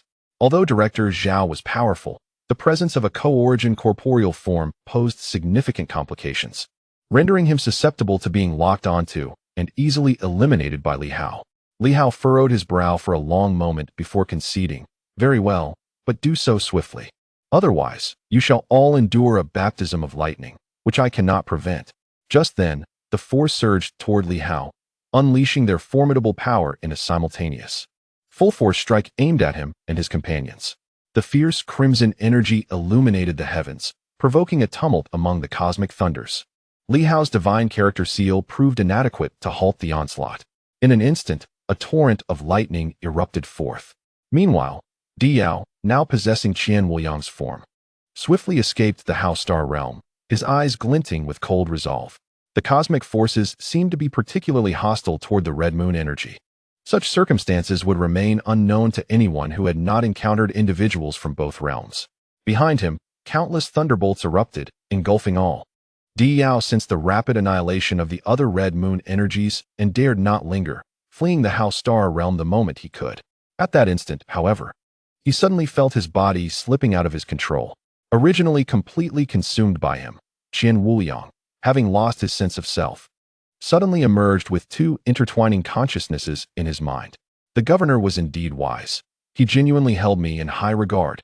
With a sigh of resignation, he mused, each perilous venture has chosen me. The governor truly values Qian. Di Yao was taken aback, having been invaded by the power of the red moon. How could there be a possibility of reversal when even my primary consciousness is affected? The power of the red moon stirs desire. That was inherent in me. The laughter of Qian Wuliang echoed, and abruptly, he seized control of his corporeal form, turning to soar into the void of the universe. Di Yao, astonished, found it inconceivable and roared in fury, swiftly reclaiming dominion over his physical body. At that moment, their consciousnesses wrestled.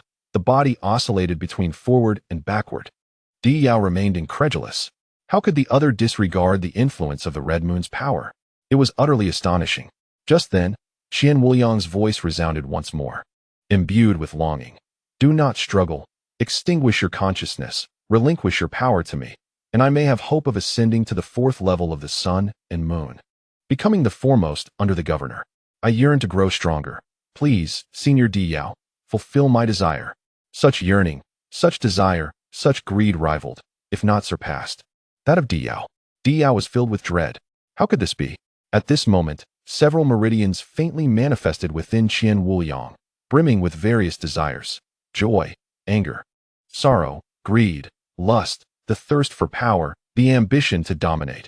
All emotions encircled Di Yao. Please, Senior, fulfill my wish. Qian Wuliang implored with a tinge of desperation. Do not resist. Grant me this once, and once I grow stronger, I will properly honor your memory with a grand tomb. No. Di Yao felt a profound terror. Could there be someone more avaricious than those of the red moon's vast world? How could it be? Yet that insatiable greed rendered him utterly powerless. In the next moment, Qian Wuliang's relentless desire overcame him, dragging his body back into the cosmic expanse. Boom! Countless bolts of thunder rained down upon him, and Di Yao's voice was laced with despair and indignation. Li Hao, you are ensnaring yourself. This individual is more greedy than the strengths of the red moon. You will inevitably fall by his hand. Thunderous roars erupted as the power of the great Tao surged forth, obliterating the influence of the red moon. Di Yao's consciousness was expelled, transforming into a red shadow. At that moment, Qian Wuliang too was undergoing the baptism of the great Tao's thunder, cleansing his entire being. Di Yao wailed in agony, repeatedly howling, Li Hao, you shall perish. Li Hao remained composed, merely observing the great Tao's thunder as it assailed one powerful figure after another. He intoned solemnly, "Absorb the power of the great Tao. This is your opportunity. Only through peril can fortune be found. Those at the third level of the sun and moon should strive to open their meridians and ascend to the fourth level." Thunderous roars erupted as torrents of thunder converged. The crowd eagerly began to absorb the energy. Those previously under control awakened, gripped by an overwhelming sense of dread. Director Zhao, filled with lament, cast a glance at Li Hao and promptly began to absorb as well. He had regained his senses. He had not forgotten the recent events. Li Hao had instructed Di Yao to take him away, although it seemed likely that it was deliberate. What if they had truly taken control of his physical form? How could one not feel like a mere pawn? Li Hao, understanding his thoughts, chuckled. Director Zhao possesses a second self. Should a calamity befall him, if the primary consciousness is extinguished, the secondary self will essentially become the primary. As long as life remains, it is worth the risk to utterly eradicate a saint. Should he succeed, the rewards would be substantial. I am convinced that he will most likely opt for Qian Wuliang. Director Zhao found himself at a loss for words, remaining silent. Meanwhile, Qian Wuliang wailed in agony, having been besieged by the power of the red moon excessively. At this moment, the force of the great Tao enveloped him, seemingly intent on shattering him completely, revealing numerous pathways within him, pathways previously undiscovered. A stirring within Li Hao prompted him to gaze upon Qian Wuliang, and his voice rang out, "Absorb the power of the great Tao. Awaken those special pathways, for they are the very essence of your divine abilities." With that, Li Hao unleashed the characters of the Tao, summoning a vast array of great Tao energy toward him. Qian Wuliang, in immense pain and with a contorted visage, still maintained his decorum. "Thank you, Governor, for your assistance. No, you have earned this for yourself," Li Hao replied, choosing silence thereafter. Qian Wuliang faced the greatest peril, even regaining control of his body. Though Li Hao assessed the possibility of success, the situation remained extraordinary. In another realm, Di Yao was bombarded by countless bolts of thunder. The consciousness of the saint had yet to be entirely obliterated. With a hint of despair, he suddenly sneered. "Li Hao, before he could finish, in an instant, a sword cleaved the heavens asunder. Boom. The crimson shadow was shattered instantaneously, torn to fragments. Li Hao reached out, grasping the remnants. As innumerable bolts of lightning crashed down upon him, he allowed the thunder to wash over him, sealing off the newly opened meridians once more. With a wry smile, he declared, "No need to say, 'Wait for me,' nor utter anything else. If you perish, so be it. The death of a saint means nothing to a vast world. Do not overestimate your significance." Boom. The final vestige of red power was entirely vanquished, and Di Yao's voice dissipated completely. At that moment, including Director Zhou, a surge of great Tao energy flowed into the bodies of those present. Li Hao glanced at Director Zhou, feeling a stir within, not possessing the source power. Director Zhou was unable to connect with the primal Tao, yet interestingly remained unscathed by the great Tao universe's wrath. This indicated that, unless one possessed source power or the red moon's strength, entering the great Tao universe would not result in deliberate targeting. At this juncture, others were drawing upon the great Tao energy. Even Director Wang was somewhat shaken. When did I become affected as well? This is truly terrifying. Just moments ago, a hint of red power had emerged from him, albeit briefly, only to be extinguished instantaneously. Yet the fact that he had been silently infected was indeed alarming. Director Zhou opened his eyes, sighing, "I must have been tainted by old Zhao. He spoke a few words to me earlier, and I never anticipated that such influence could be transmitted from person to person." Director Zhao, while absorbing energy, expressed his resignation. "I too did not foresee that I would be affected before he gained control. Speaking of which, do you think those he has tainted are truly just us? In those bygone days, how many were truly tainted by the crimson moon? If so, perhaps that individual has not entirely perished, but may yet find resurgence through those few souls. The first revival may not involve him alone. Certainly, back then, they were all too feeble, and none ventured into the fray again, allowing the adversary to reshape them as they pleased. But has the Earth's radiance truly met its demise? Perhaps hope still lingers in others for a revival." Li Hao chuckled, assuring, "Rest easy, he is undoubtedly doomed. Let us not forget, there remains the crimson moon. It will compel those around him to potentially become Earth's radiance, seeking his life. If all goes as anticipated, He has long since eradicated the power of the Crimson Moon from several individuals. The convergence of the 8 noble bloodlines should render the annihilation of a fragment of the Crimson Moon's essence a trivial matter. He believed there was no need for concern. Even if calamity were to strike, it would be a matter pertaining to the Crimson Moon. Given the treacherous nature of the Crimson Moon, it is quite plausible that it has already stripped others of their Crimson Moon power. Upon hearing this, the assembly nodded in agreement. The Crimson Moon should not be underestimated. This was an entity that had engaged with the power of the Crimson Moon early on, yet had not succumbed to its control, a cunning figure. One of the 36 heroes of the Silver Moon from Ur, who established the Crimson Moon organization and turned the tables on the red-robed watchers. As Li Hao spoke, the likelihood seemed substantial. Meanwhile, the atmosphere among the crowd intensified, marked by a palpable excitement. Each individual had reached the 3rd tier of the sun and moon, typically harnessing around 16 veins of power, while 18 veins represented the pinnacle.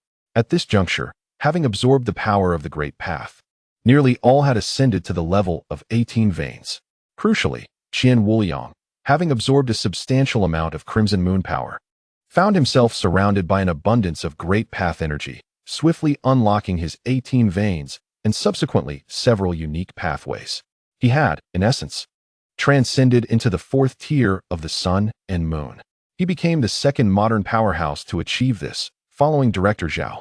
As for Director Wang, who had earlier unlocked 18 veins, he too made minor gains, opening an additional vein and stepping into the 19th vein of the 4th tier, equating his strength to that of the nascent phase of the new martial era, sans the essence, thereby matching combat prowess.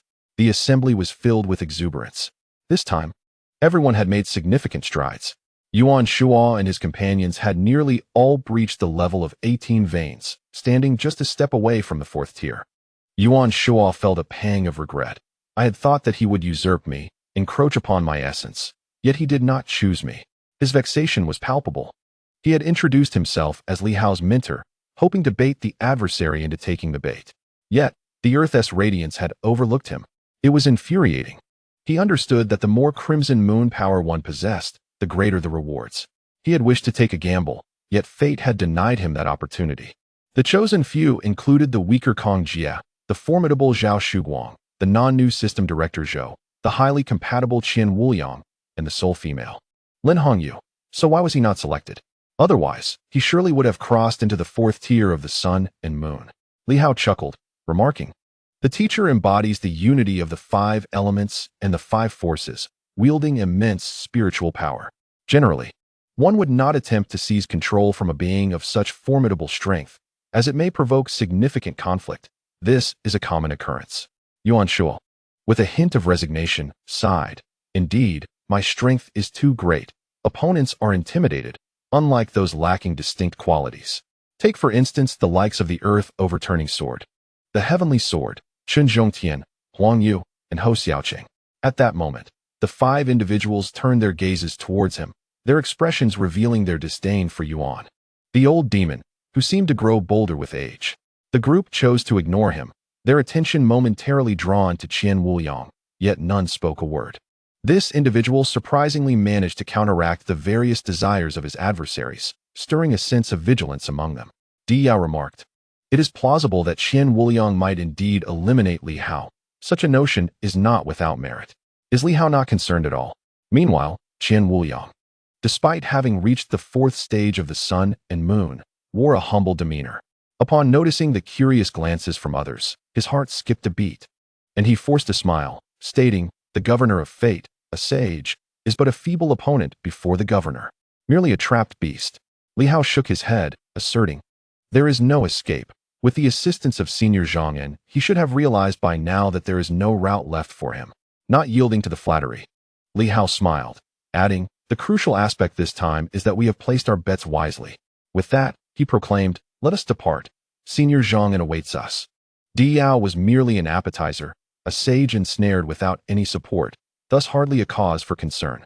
The sages he had slain were not limited to Di Yao. Previously, he had also dispatched the Red Shadow from Tianxing town, with numerous unforeseen factors at play. At this moment, Li Hao felt a surge of elation, believing he might be able to unleash his 3rd sword.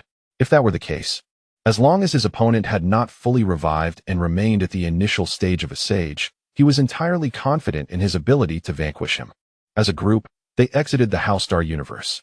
At this juncture, Li Hao, as long as he did not stray too far, could traverse the boundaries of the Hao Star universe at will, wielding the Starry Sky Sword as his boundary-breaking weapon. Soon, Li Hao summoned Zhang and presently. Zhang Yin's emotions were a tangled web as he glanced at the others, 3 individuals at the 4th stage of the Sun and Moon, Director Zhao, Director Wang, and Qian Wuliang. He understood that something significant had transpired. Not only they but others as well had experienced growth, all reaching the pinnacle of the 3rd stage of the Sun and Moon. Ultimately, Li Hao refrained from divulging the entirety of the plan to him. Diao had likely not perished completely, and perhaps Li Hao himself could indeed slay a sage. In that moment, Zhang Yin's emotions reached a complex peak. He realized that the day Li Hao could slay a sage might signify the day they would part ways. Caught in this complexity, he remained silent. He had made certain choices, yet he was still a teacher, responsible for hundreds of students, and could not abandon them. Thus, he could only watch as Li Hao ventured further away. Conversely, Li Hao was in high spirits, exclaiming, before the great battle, "It is splendid that all of you have ascended to this level. Director Zhao, summon your avatar sooner. I shall assist in your integration. Perhaps you may become the 2nd practitioner at the 5th stage of the Sun and Moon after me." Truly, Director Zhao is impressive. Director Zhao was at a loss for words, and after a prolonged silence, he finally remarked, "I have indeed underestimated the ancients. The power of the Earth Radiance is rather formidable." Li Hao nodded in agreement, noting that Director Zhao had been unknowingly influenced by the other party. One could only say that this power of the Crimson Moon was truly daunting. However, an idea struck Li Hao, and he spoke up, "Let us wait a moment. In the future, if we open more pathways, the impact will be minimal. Qian Wuliang has made significant contributions. Will he be willing to share the locations of those pathways?" "Of course," Qian Wuliang replied earnestly. "The governor has shown me immense favor. From a mere dawnlight to my current level of the 4-fold Sun and Moon. The governor and everyone have not concealed anything from me. How could I possibly withhold the locations of a few pathways?" The crowd rolled their eyes at him, finding his incessant flattery rather distasteful. Yet, when they thought of those special pathways, they felt a sense of awe and chose to remain silent. Li Hao smiled and nodded, saying, "Thank you for your cooperation. Together we shall refine the great path. Sooner or later, we will create magnificent glory. A small world should not be our lifelong ambition." Everyone nodded in agreement, their emotions stirred. The 3rd level of Sun and Moon, one step further, leads to the 4th level, an immortal tier. Currently, the only strong individuals remaining in the ancient city were at this level, while the sages were few and far between. At this moment, they felt as though they had truly reached an equal standing with the ancient warriors of the new martial era, a complete revival of the immortal kind. Unlike the fragmented immortality of the past, all of this transpired in a remarkably short time. At this moment, everyone turned their gaze towards Li Hao, who, although appearing as unassuming as ever, seemed to exude an aura that was not to be underestimated. A glance at Zhang Yin by his side, and then back at Li Hao made everyone suddenly realize that Li Hao might not be inferior to the current Zhang Yin after all. Even Director Wang cast a few silent glances at Li Hao, then at Zhang Yin, feeling a sense of nostalgia. Zhang Yin, the grandson of a supreme being, had experienced the early battles of the new martial era, yet he was gradually losing his former luster. Was it due to those students? He began to grasp something vaguely in his heart, tinged with a sense of regret. Did Zhang Yin need to hold on until all the students made their choices? If that were the case, it might be too late. Chapter 337, Letting Go for a Battle. When everyone returned to Silver City, it was already the afternoon of the 2nd day. 3 days later, the 5 Directions Conference would convene in the Great Wilderness, according to the opposing party's timeline, which was the day after tomorrow. At this moment, Li Hao, though unaware of the specifics of the situation on the other side, did not waste any time and instead accelerated his progress. The Earth Radiance was an unexpected boon. Initially, Li Hao had intended to learn the sword intent, forcibly break through the pathways, and take a risk. However, the emergence of the Earth Radiance provided him with substantial assistance. In Silver City, personnel from various regions continued to arrive. Meanwhile, the pressure on the opposing side, Dali, began to mount. Zhang Li, stationed in Dali, felt a wave of anxiety wash over him as he realized that reinforcements were once again gathering on Li Hao's side. He understood the strength of Li Hao's faction. Dali was not like the Western Divine Kingdom, which boasted numerous deities. Currently, the only ones capable of matching the Silver Moon warriors and resisting Li Hao were himself and the King of Dali. Others, even a few commanders of the Divine Guards, lacked such prowess. Just as Jiang Li was engulfed in anxiety, a sigh of relief escaped him. Someone had returned, the King of Dali. Indeed, the King of Dali had come back. Outside the military camp, the King of Dali floated in the air. Casting a fleeting glance at Silver City, his brow slightly furrowed. Communication had been severed. Although Dali had previously been unable to establish contact with Silver Moon, crossing the Tsangshan Mountains should have allowed for communication. Yet now, he found himself unable to reach anyone, including the intelligence networks he had privately established, all of which were now cut off. On the other side, a powerful aura surged, clearly indicating that Li Hao was present. The crux of the matter was that Li Hao's foolish physical form had been slain by the avatar of the being who referred to itself as Hong Chun. Should Li Hao seek confrontation, it would pose a significant problem. Your Majesty, many had spotted him and bowed in reverence to this formidable King of Dali, respected and feared by the various tribes. However, Dali's entry into Silver Moon had seen them stationed for several days, engaged in skirmishes with Silver Moon, despite the absence of a large-scale, full-blown war. Yet, it seemed that the powerful beings on both sides were indifferent to the ongoing conflict. Li Hao had fled. The King of Dali had retreated, and now both had returned, as if an unspoken understanding had been reached between them, causing considerable unease among many. Within the military tent, upon the King of Dali's return, several commanders of the Divine Guards swiftly arrived. Jiang Li soon followed suit. The King of Dali regarded him with a nod and spoke. During my absence, you accompanied Li Hao and his faction to the west. Please recount the details. Jiang Li refrained from elaborating, promptly summarizing the circumstances he had witnessed alongside Li Hao. The King of Dali's brow furrowed slightly. Saints had emerged. Saints represented a limit beyond the current stage. Fortunately, there were still some constraints in place. Even if they were capable of striking, they could not act with impunity, perhaps with the right precautions. They could withstand a blow without severe consequences. The Western Divine Kingdom was formidable, or rather, exceptionally strong. The Great Wasteland was home to wild beasts, and surprisingly, the Empress Shuiyun was a master in her own right. The entire Shuiyun Kingdom's strength seemed to hinge upon her, which was somewhat unexpected. Li Hao's side had also garnered support from new martial artists, though it appeared there was not complete consensus among them. He suddenly chuckled. How intriguing. Thankfully, we have not become targets for all. Currently, Li Hao's faction possesses considerable combat strength. However, he shook his head, a hint of regret in his demeanor. Li Hao's faction had already become the focus of many adversaries. Even he and Li Hao had only enjoyed a fleeting peace. Dali could never ally itself with Li Hao, for the latter faced too many challenges. It was quite troublesome. Moreover, at present, Li Hao's side held little prospect of victory, and Dali, as an independent dynasty, would not easily align itself with Li Hao, for that would indeed be a path to ruin. As for Li Hao's previous assertion that he would count the attack on the ancient city as his own, the King of Dali paid it no mind. At this stage, small relics were manageable, but the 8 major cities? They were not to be underestimated, each guarded by saints. Li Hao's faction also possesses a formidable individual. However, from Jiang Li's words, it seems that this individual predominantly aligns with the new martial faction rather than with Li Hao. Consequently, they do not pose a significant threat to the main city. Contemplating this, Li Hao's thoughts wandered further, and he spoke. In 2 days, all factions will converge in the Great Wilderness. This location is not too distant from the Great Wilderness, yet it will still require half a day's journey. Tomorrow, we shall set forth for the Great Wilderness. Jiang Li was taken aback. The king is heading to the Great Wilderness? Indeed.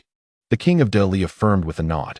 The ally we are collaborating with has manifested a doppelganger, who calls himself Hong Chun, a truly terrifying entity. I suspect that, even if he is not an emperor, he is certainly a being of the heavenly king caliber. Merely a doppelganger has already exerted considerable pressure upon me. I have even lost my own doppelganger to him. What? Jiang Li was somewhat shaken and hastily replied. No wonder the atmosphere has felt unusual these past couple of days. Li Hao's side seems to be on edge. Could something be amiss? The King of Dali sighed softly. He is doomed.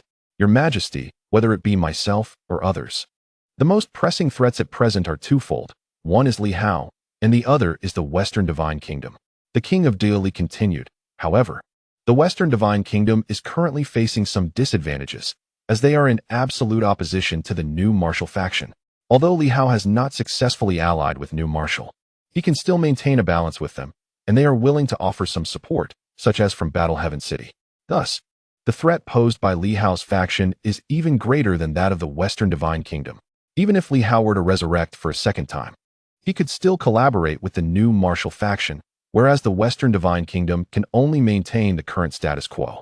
The King of Dali lamented, therefore, Li Hao, who occupies the central position, must perish.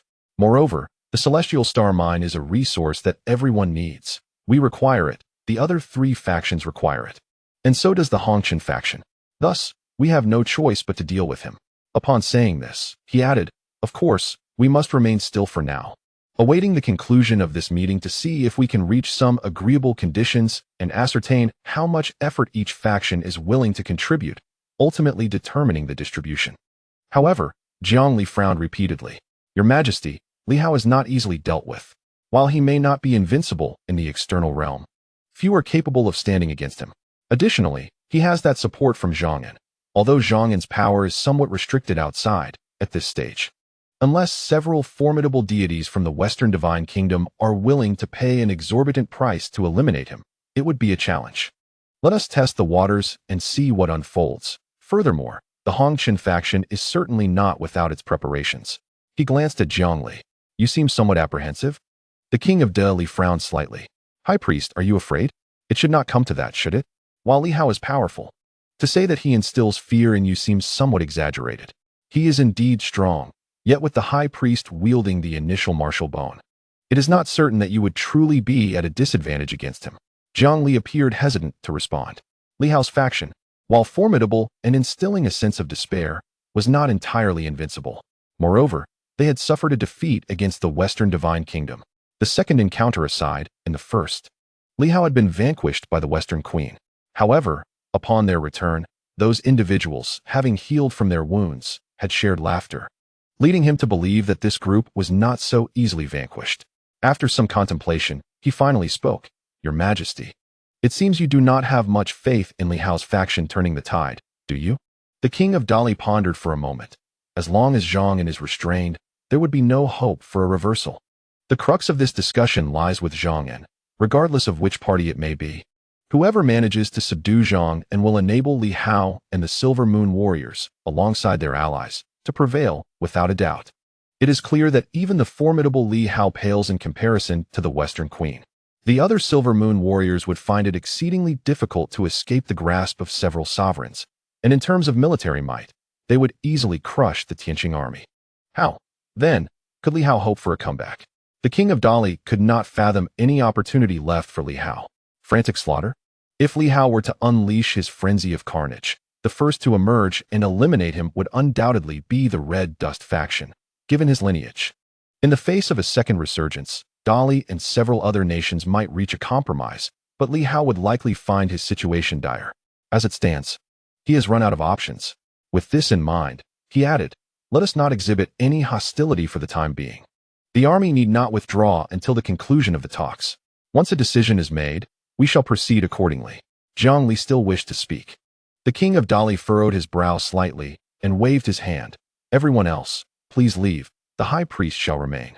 The others quickly departed. Once they were gone, the King of Dali frowned. Does the High Priest have something to discuss? Jiang Li fell silent for a moment before slowly speaking. Your Majesty, you previously sought to suppress the ancient city and engage in a contest among the world's strongest. Why have you now changed your mind to ally with various factions against Li Hao? The King of Dali sighed. We must act in accordance with the prevailing circumstances. If Dali were to choose to negotiate with Li Hao, our foundation is not as profound as his. We would likely become the first nation to perish. No matter how powerful the god of initial martial arts may be, there are limits now, and though the Red Dust faction appears gentle at present, should I refuse Dali, I might find myself amidst a sea of corpses and rivers of blood. The absence of slaughter from the opposition is merely due to their collaboration with the Four Corners. In the central region, it is because Li Hao's side is present. However, If Dali were to refuse, the King of Dali could not bear such a toll. Who could rescue us when red dust descends upon Dali in massacre? No one. The other factions would not recklessly engage in indiscriminate killings. Only the red dust faction would. To contend with this group, for now, cooperation is the only viable option. Yet, should they annihilate Li Hao's faction, the opposition would surely revive. Zhang Li furrowed his brow. The aim of the opposition in killing Li Hao and collaborating with the four nations is ultimately to resurrect the heavens and earth, allowing them to emerge prematurely. Even if we truly eliminate Li Hao, these individuals will still emerge, and at present, neither the other unresurrected main cities nor anyone else can rival this group. When that time comes, will it not still be troublesome? Zhang Li sighed softly. Thus, the best outcome is that all parties restrain their slaughter, preventing the second resurgence from commencing prematurely, conserving strength, and locating the traitorous ancient city to suppress them. At the very least, we must not allow their avatars to emerge. This is the most prudent course of action at this stage. This time, Zhang Li was considerably more rational than before, and he added, Your Majesty's prior intentions were also to restrain the opposition, but is the enemy truly so formidable? The King of Dali remained silent for a moment before nodding. Indeed, they are quite terrifying. Not solely him, but also the radiant Hongyue. At this moment, perhaps Hongyue has yet to depart from Dali. I must not act recklessly. Collaborating with Li Hao would equate to wagering the fate of the kingdom. As for the onset of the second resurrection, if those individuals emerge, we, Dali, can merely withdraw our troops. After all, we are merely a peripheral nation, and their targets will not lie with us. Is the King of Dali frightened? The king chuckled softly. Frightened? Not at all, yet he shook his head. It is not about my fear. Rather, Dali cannot bear such a cost. The high priest's role should be reversed with mine. If I were to advocate for cooperation with Li Hao, you would propose a conference of the five nations. How amusing today is. He broke into laughter. Today. Their perspectives were in stark contrast to their usual stances, undoubtedly influenced by their encounters. He had met with Hongshun and Hongyue, while Zhang Li had joined Li Hao and his companions. Both parties found the other difficult to provoke, thus their viewpoints diverged markedly from the norm. The King of Dali laughed for a while, when suddenly a low voice called from outside, Your Majesty, a visitor from the Tianxing governor's office has arrived. The King of Dali's expression shifted slightly. Let him enter. As commanded. Soon, the tent flaps parted, and a figure stepped inside. Upon entering, the visitor beamed, Your Majesty. The return of the King of Dali is indeed a cause for celebration. Who are you? I am Qian Wuliang, envoy from the governor's office, wishing the king prosperity. Qian Wuliang wore a broad smile, yet the King of Dali furrowed his brow slightly. Qian Wuliang was not particularly renowned, merely an unknown figure. Yet, this person was formidable. It was somewhat astonishing. He sensed that this individual might have reached the mid-stage of the sun and moon realm. Was this a misperception? How could it be? At this stage, Zhang Li did not require the divine bone of the initial martial arts, and among all of Dali, he alone had attained such a level. How could an unknown figure stand on par with him? Li Hao. Qian Wuliang paused briefly, then quickly responded with a smile. Your Majesty has misunderstood. The governor is currently convening a meeting at Silver City and has no time to come. I was sent to pay my respects and inquire about the governor's avatar. Why has it not returned? Is there an unforeseen circumstance? Qian Wuliang inquired softly. The governor wishes to know whether the avatar perished at the hands of Hongyue or due to betrayal by the ancient city as powerful. Might your Majesty enlighten us? The King of Dali frowned slightly. Was it not Li Hao's avatar? He even began to suspect that the other party was Li Hao's avatar. After pondering for a moment, he slowly replied, It perished at the hands of the lord of the betraying ancient city, who calls himself Hongshun. Qian Wuliang remained composed. Casting a glance at the King of Dali, having not spoken falsehoods, he continued, The governor has instructed me to inquire. Should the lord of the betraying ancient city appear alongside the four nations, when might a conference be held? The King of Dali's heart stirred. He looked at Qian Wuliang. A conference? Qian Wuliang chuckled lightly. Currently, our Tianxing governor's office possesses formidable strength, with numerous martial masters united as one. Any faction wishing to confront us would find it as challenging as ascending to the heavens. Only through unity can the four nations, long disconnected, convene through the ancient city's mediation. It is a simple matter, is it not? Surely, it will happen. Qian Wuliang smiled. If it is inconvenient for your Majesty to respond, it matters not. The governor merely wished to inquire. He was already certain that a conference would indeed take place. When, and at what location? He did not inquire further, but stated, "The governor has a message for me to convey. He wishes to ask, what direction shall the King of Dali take?" The King of Dali, with an air of authority, questioned, "What do you mean by this?" Qian Wuliang, shedding his previous obsequiousness, replied earnestly, "Does the King of Dali intend to tread the path of enmity with them, or will he choose to continue collaborating with the governor? Should he opt for the former, the governor would have no objections." The governor stated that each person has their aspirations. However, since I represent the governor in this mission, I sincerely hope the King of Dali will deliberate carefully, Qian Wuliang asserted. If the King of Dali believes that the Tianxing governor's mansion is easily vanquished, and that the Wufang alliance can dismantle it, then he underestimates the governor's might. The governor, in his quest for peace, for the sake of the realm and its populace, is reluctant to engage in further bloodshed. Otherwise, the million-strong Dali army would have been obliterated long ago. Ridiculous. The King of Dali retorted coldly, "Are you threatening me? Li Hao, do you dare to kill?" Qian Wuliang chuckled. "Why would I not dare? If I were to kill, would the heavens and earth revive anew? Must they all be eradicated? The death of the King of Dali might lead to the immediate surrender of his army. Even if they do not surrender, there are still alternative methods, such as leading them into the ancient city for slaughter, reviving the ancient city without awakening the heavens and earth. Solutions do exist. However, such actions would result in untold suffering. The governor does not wish for the common people to endure hardship, nor does he desire to be anyone's pawn. Should the governor wish for it, he could negotiate with the new Wu. If nothing else, the Battle Heaven City, the Martial Alliance, and many ancient cities would gladly support him. The governor merely aspires to establish an era belonging to the Silver Moon people. He gazed at the King of Dali, sensing his hesitance. This monarch, perhaps, shares the same weighty concerns as Li Hao. At this moment, his emotions were indeed complex.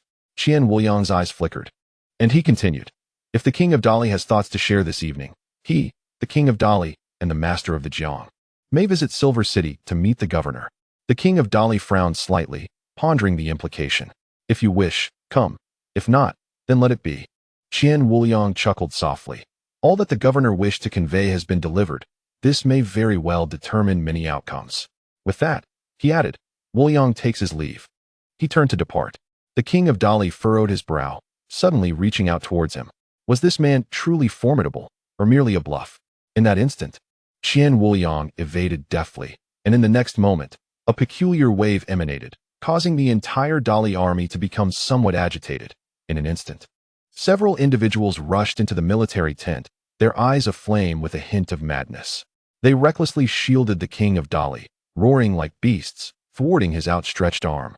Meanwhile, Qian Wuliang, not glancing back, continued to chuckle. "To me, the million-strong Dali army is but a marionette. Should they wish, I could easily incite a rebellion within their ranks." Humph! A cold snort reverberated through the air, shaking the earth. Boom! A surge of aura dissipated instantly, gathering the will of heaven, exerting an overwhelming pressure. The previously tumultuous military camp fell silent in an instant. Qian Wuliang had vanished, leaving several divine guards within the tent feeling a mix of fear and astonishment. In their rage, they had foolishly obstructed the King of Dali. They deserved punishment. Several divine guards appeared pallid, while the King of Dali furrowed his brow slightly. "Focus on your training. Your wills are far too fragile." Among the multitude of divine guards, it was these few who were easily manipulated, indicating their lack of resolve. His gaze shifted to the distant figure of Qian Wuliang, and his expression subtly altered. A seemingly inconspicuous individual under Li Hao's command was unexpectedly formidable, effortlessly controlling his divine guards and inciting turmoil within the army. What kind of power is this? At that moment, Jiang Li suddenly spoke. "This man is named Qian Wuliang, a subordinate Li Hao gathered in the city of superpowers. In a single day, he amassed thousands of superpowered beings, but was subsequently captured by Li Hao. Just days ago, he represented Li Hao in diplomatic missions to various ancient cities. However, he was merely at the mountain sea level back then." He furrowed his brow again. How could he have advanced so significantly in such a short time? He continued, "It is said that this individual excels in reading human hearts and discerning intentions, which makes him unpopular among the Silver Moon warriors. He is indeed a cunning character." It had only been a few days since he last saw Qian Wuliang. How could he have suddenly grown so powerful? With just a gesture, he could command the divine guards to rebel against the King of Dali, simply astonishing. If he could incite a rebellion among tens of thousands, the million-strong army would undoubtedly face annihilation. How terrifying! This is far more dreadful than slaying thousands with a single blow. The King of Dali's expression fluctuated. This individual possesses a unique ability to instigate immediate chaos regarding his strength. It seems he has indeed transcended into the fourth realm of the sun and moon, yet has not drawn the attention of heaven and earth. He furrowed his brow slightly. It seems the limits of heaven and earth have been raised somewhat. Has there been a resurgence? Lately, the stability of heaven and earth appears to have improved a bit. The speed of advancement is accelerating.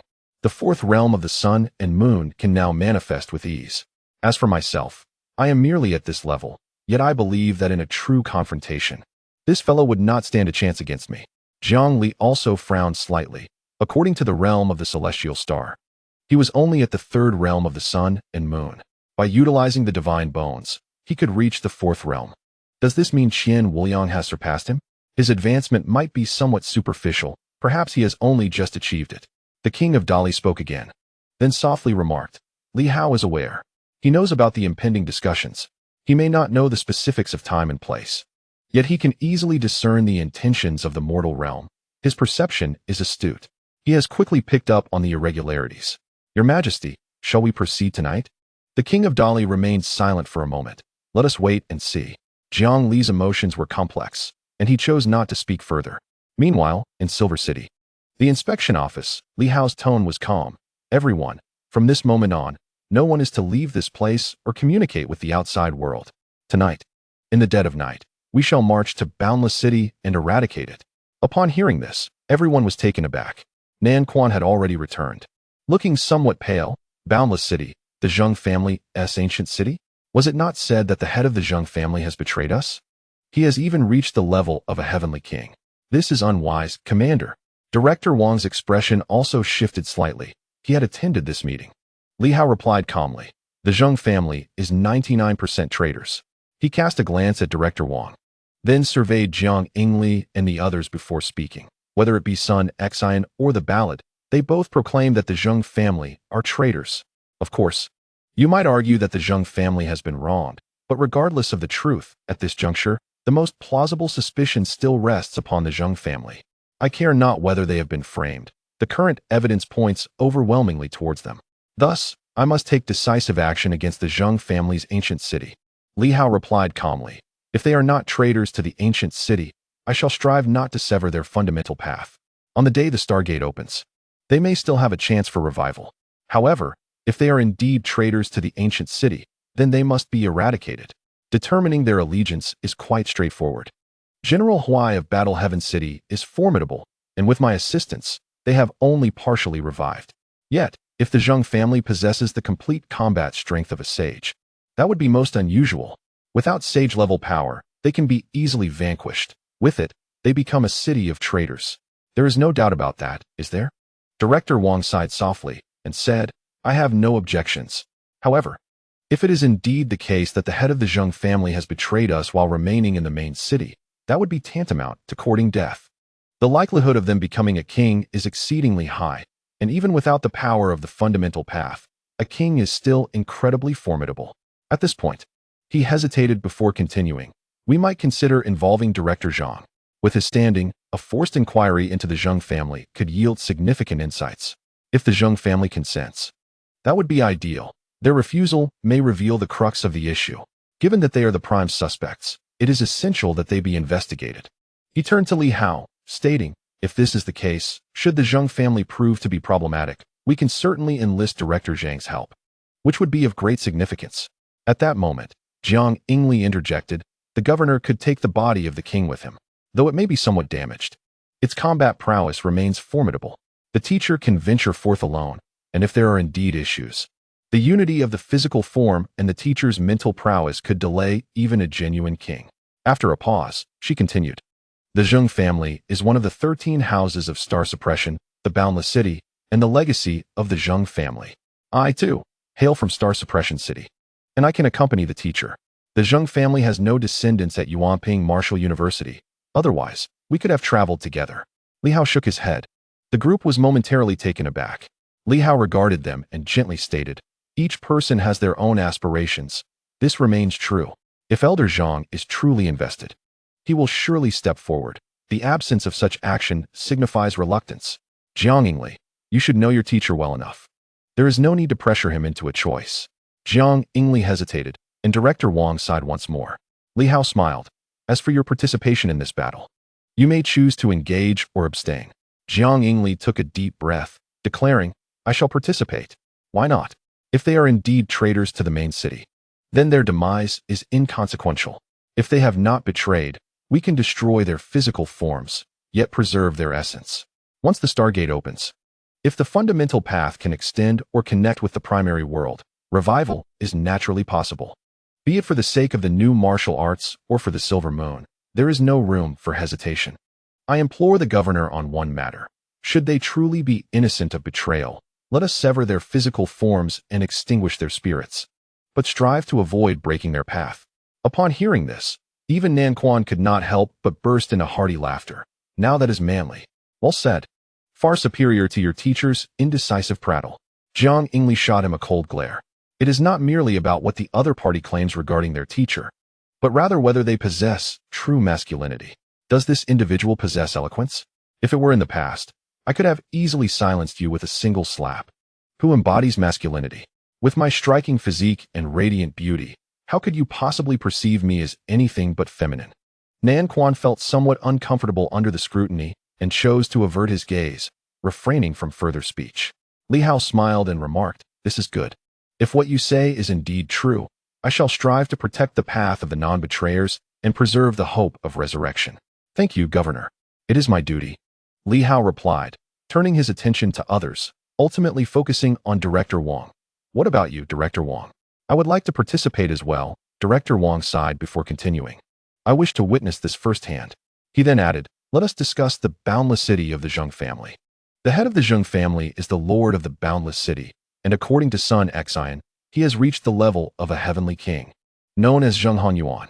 Zheng Hanyuan has 3 sons. The eldest, Zheng Ku, commands the boundless army, leading 1,000,000-strong forces and holding the rank of general. His power is at the level of a saint, at the pinnacle of the sacred path. However, it is likely that he has accompanied the sword's sovereign into battle, as a commander would not remain behind. The second son, Zheng Gong, serves as the vice lord of the boundless city, possessing peak immortal strength, though I am uncertain whether he has accompanied the sword sovereign. The youngest son, Zheng Yu, was relatively young at the time and did not hold an official position. It is said he has also entered the realm of immortality. He briefly outlined, moreover, the Zheng family's boundless city is comparable to the Battle Heaven City. The boundless army has a commander, 3 vice commanders, 10 army leaders, and 100 division leaders. However, most will depart, leaving behind a garrison similar to that of Battle Heaven City, which may include a vice commander and an army leader. The vice commanders are likely to ascend to the saint level, though some may only reach peak immortality. Army leaders typically exist between peak immortality and the saint level, possessing strength comparable to that of the vice commanders. Below the army leaders are the division leaders. Li Daozong is an exception at peak immortality. Usually, division leaders possess only early-stage immortal strength. Li Daozong is expected to be promoted to army leader, which is not the norm. Furthermore, in the past, there would also be a security office, an education office, an agricultural office, and various other governmental entities, with directors generally ranging from peak to early-stage immortality. Most military personnel accompanied the expedition, while non-military personnel typically remained behind. He provided Li Hao with an overview of the circumstances, leading Li Hao to ponder. Then why does Battle Heaven City have only the security director still alive? Director Wang responded solemnly, "The energy is insufficient. Nearly all below immortality have decayed. Typically, non-essential offices have directors of peak strength, and the security office is a significant institution. Hence my assumption of the role with my immortal body. Of course, I am not the only director from Battle Heaven City who has survived. Others remain in slumber. The education office director is still alive, along with a few others who simply lack the energy to awaken. You have just not encountered them." Li Hao understood. According to Director Wang, The opposing side likely possesses several immortal directors still alive, along with at least 10 immortal commanders. One who has reached the saintly level of peak immortality, and a vice commander of the same caliber. Additionally, there is the head of the Zheng family, along with his second and third sons. Director Wang shook his head, asserting that it is not certain that the Zheng family has betrayed them. He believes not everyone would turn against them. Some may have been eliminated. He turned to Li Hao, stating that if the governor confirms the Zheng family's treachery, the number of individuals would be reduced, as some would be killed. A complete betrayal of the entire city is utterly implausible. He emphasized that no one in the new martial era would incite millions to betray. Thus, while many of those individuals might have perished, if the opposing side did betray them, those who remain alive and well-nourished may indeed grow stronger, potentially achieving the pinnacle of immortality or even sainthood. Everything is possible, albeit with fewer numbers. He continued, mentioning that the opposing side's guardian plants are not as numerous as those in Zhantian City, which has a unique situation with 37 guardian plants. In contrast, Wubian City had 25 at one time, 24 auxiliary plants, and one main guardian plant, all belonging to the Peachwood family. The locust tree lineage is powerful, while the peach tree lineage is considerably weaker. Most of the 24 guardian plants were at the pinnacle level, with very few being immortal, at most 3 to 5. Their main guardian plant, named Tao Xiao, is at the initial stage of sainthood. These represent the peak combat capabilities. He further elaborated on the numerous formations within the city, emphasizing that the most critical is the guardian plant defensive array, which you witnessed in Tianxing town, designed to seal everything off primarily for defense. Additionally, regarding the formations constructed by the Zheng family, I cannot ascertain all of them. Moreover, the city itself serves as an incredibly formidable weapon, requiring the City Lord's seal to activate. He looked at Li Hao, explaining that the City Lord's seal can also eliminate external foes. You did not see it last time, but I used this item to slay a fragmented saint, and its power is indeed formidable.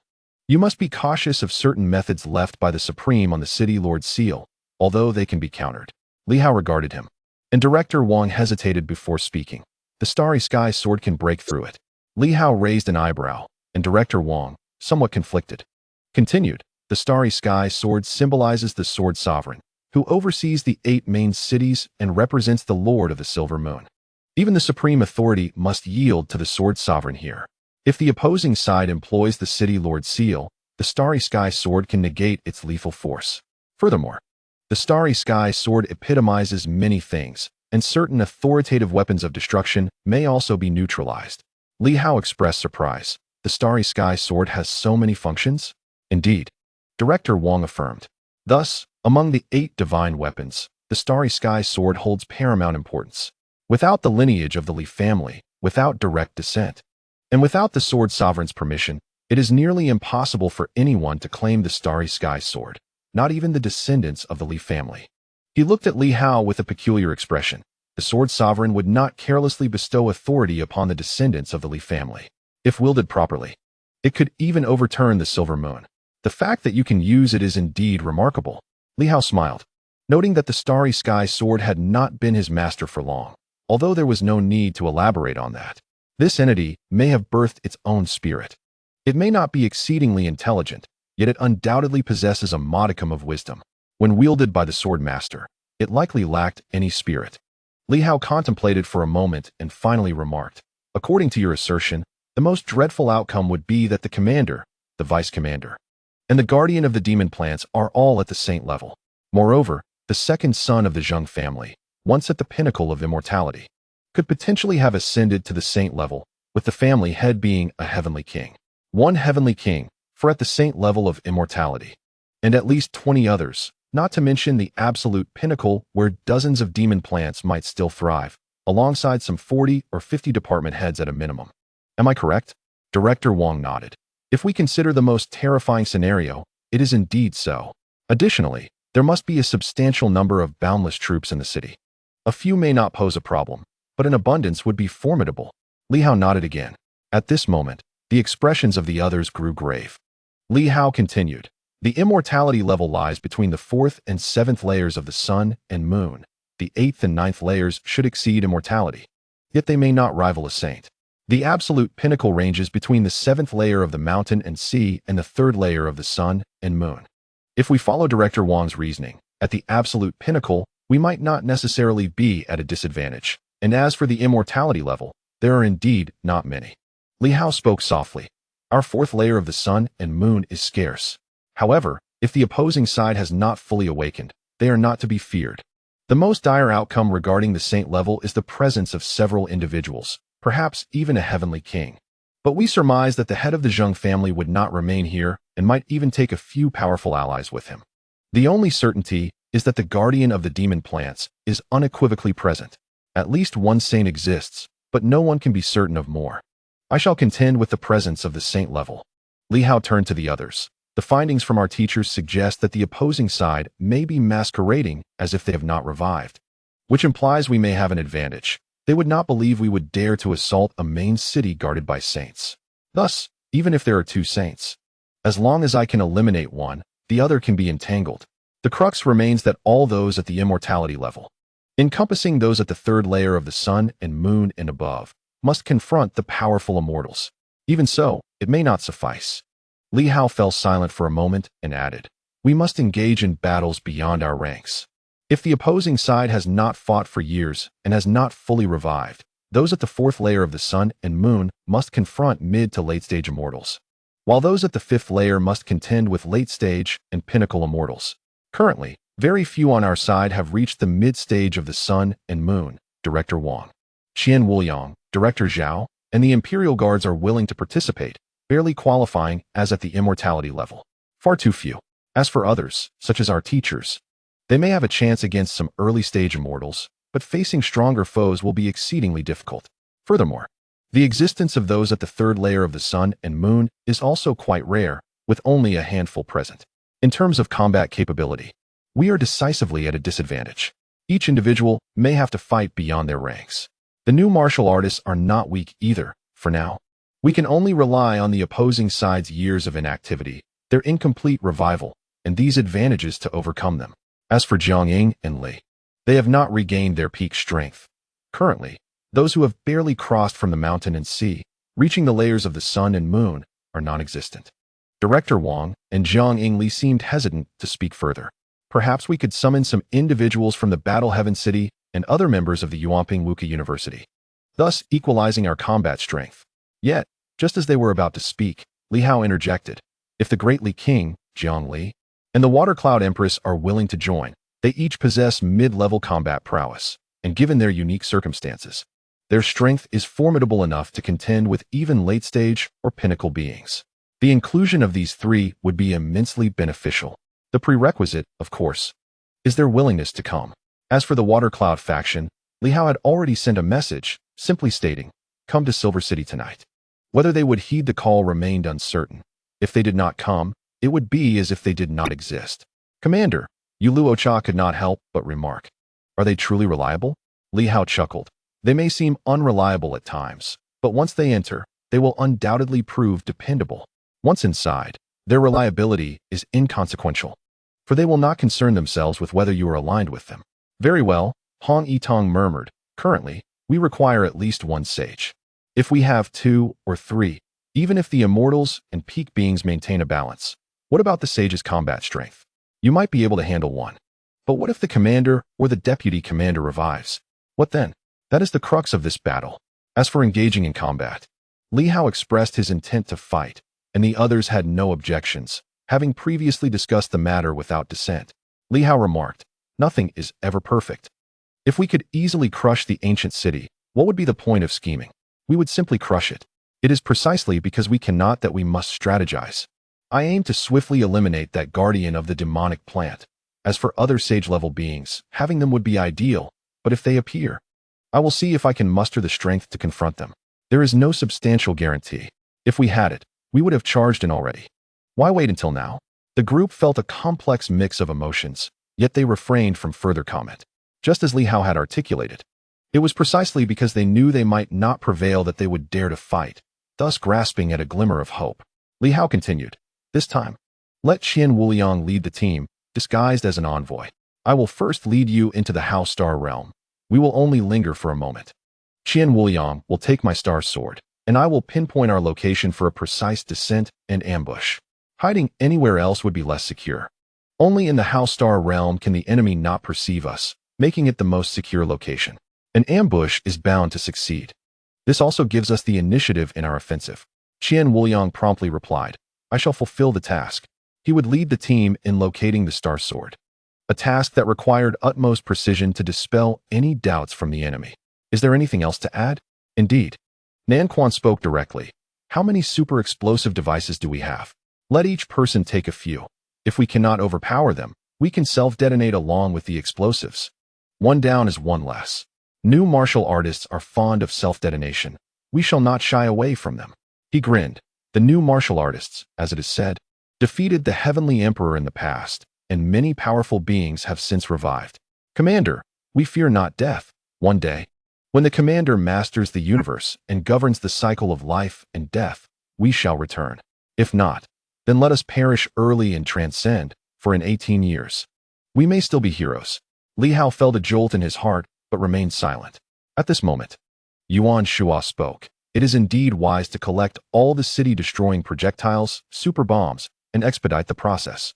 Each person should divide them into batches. The new warriors can explode, and so can we.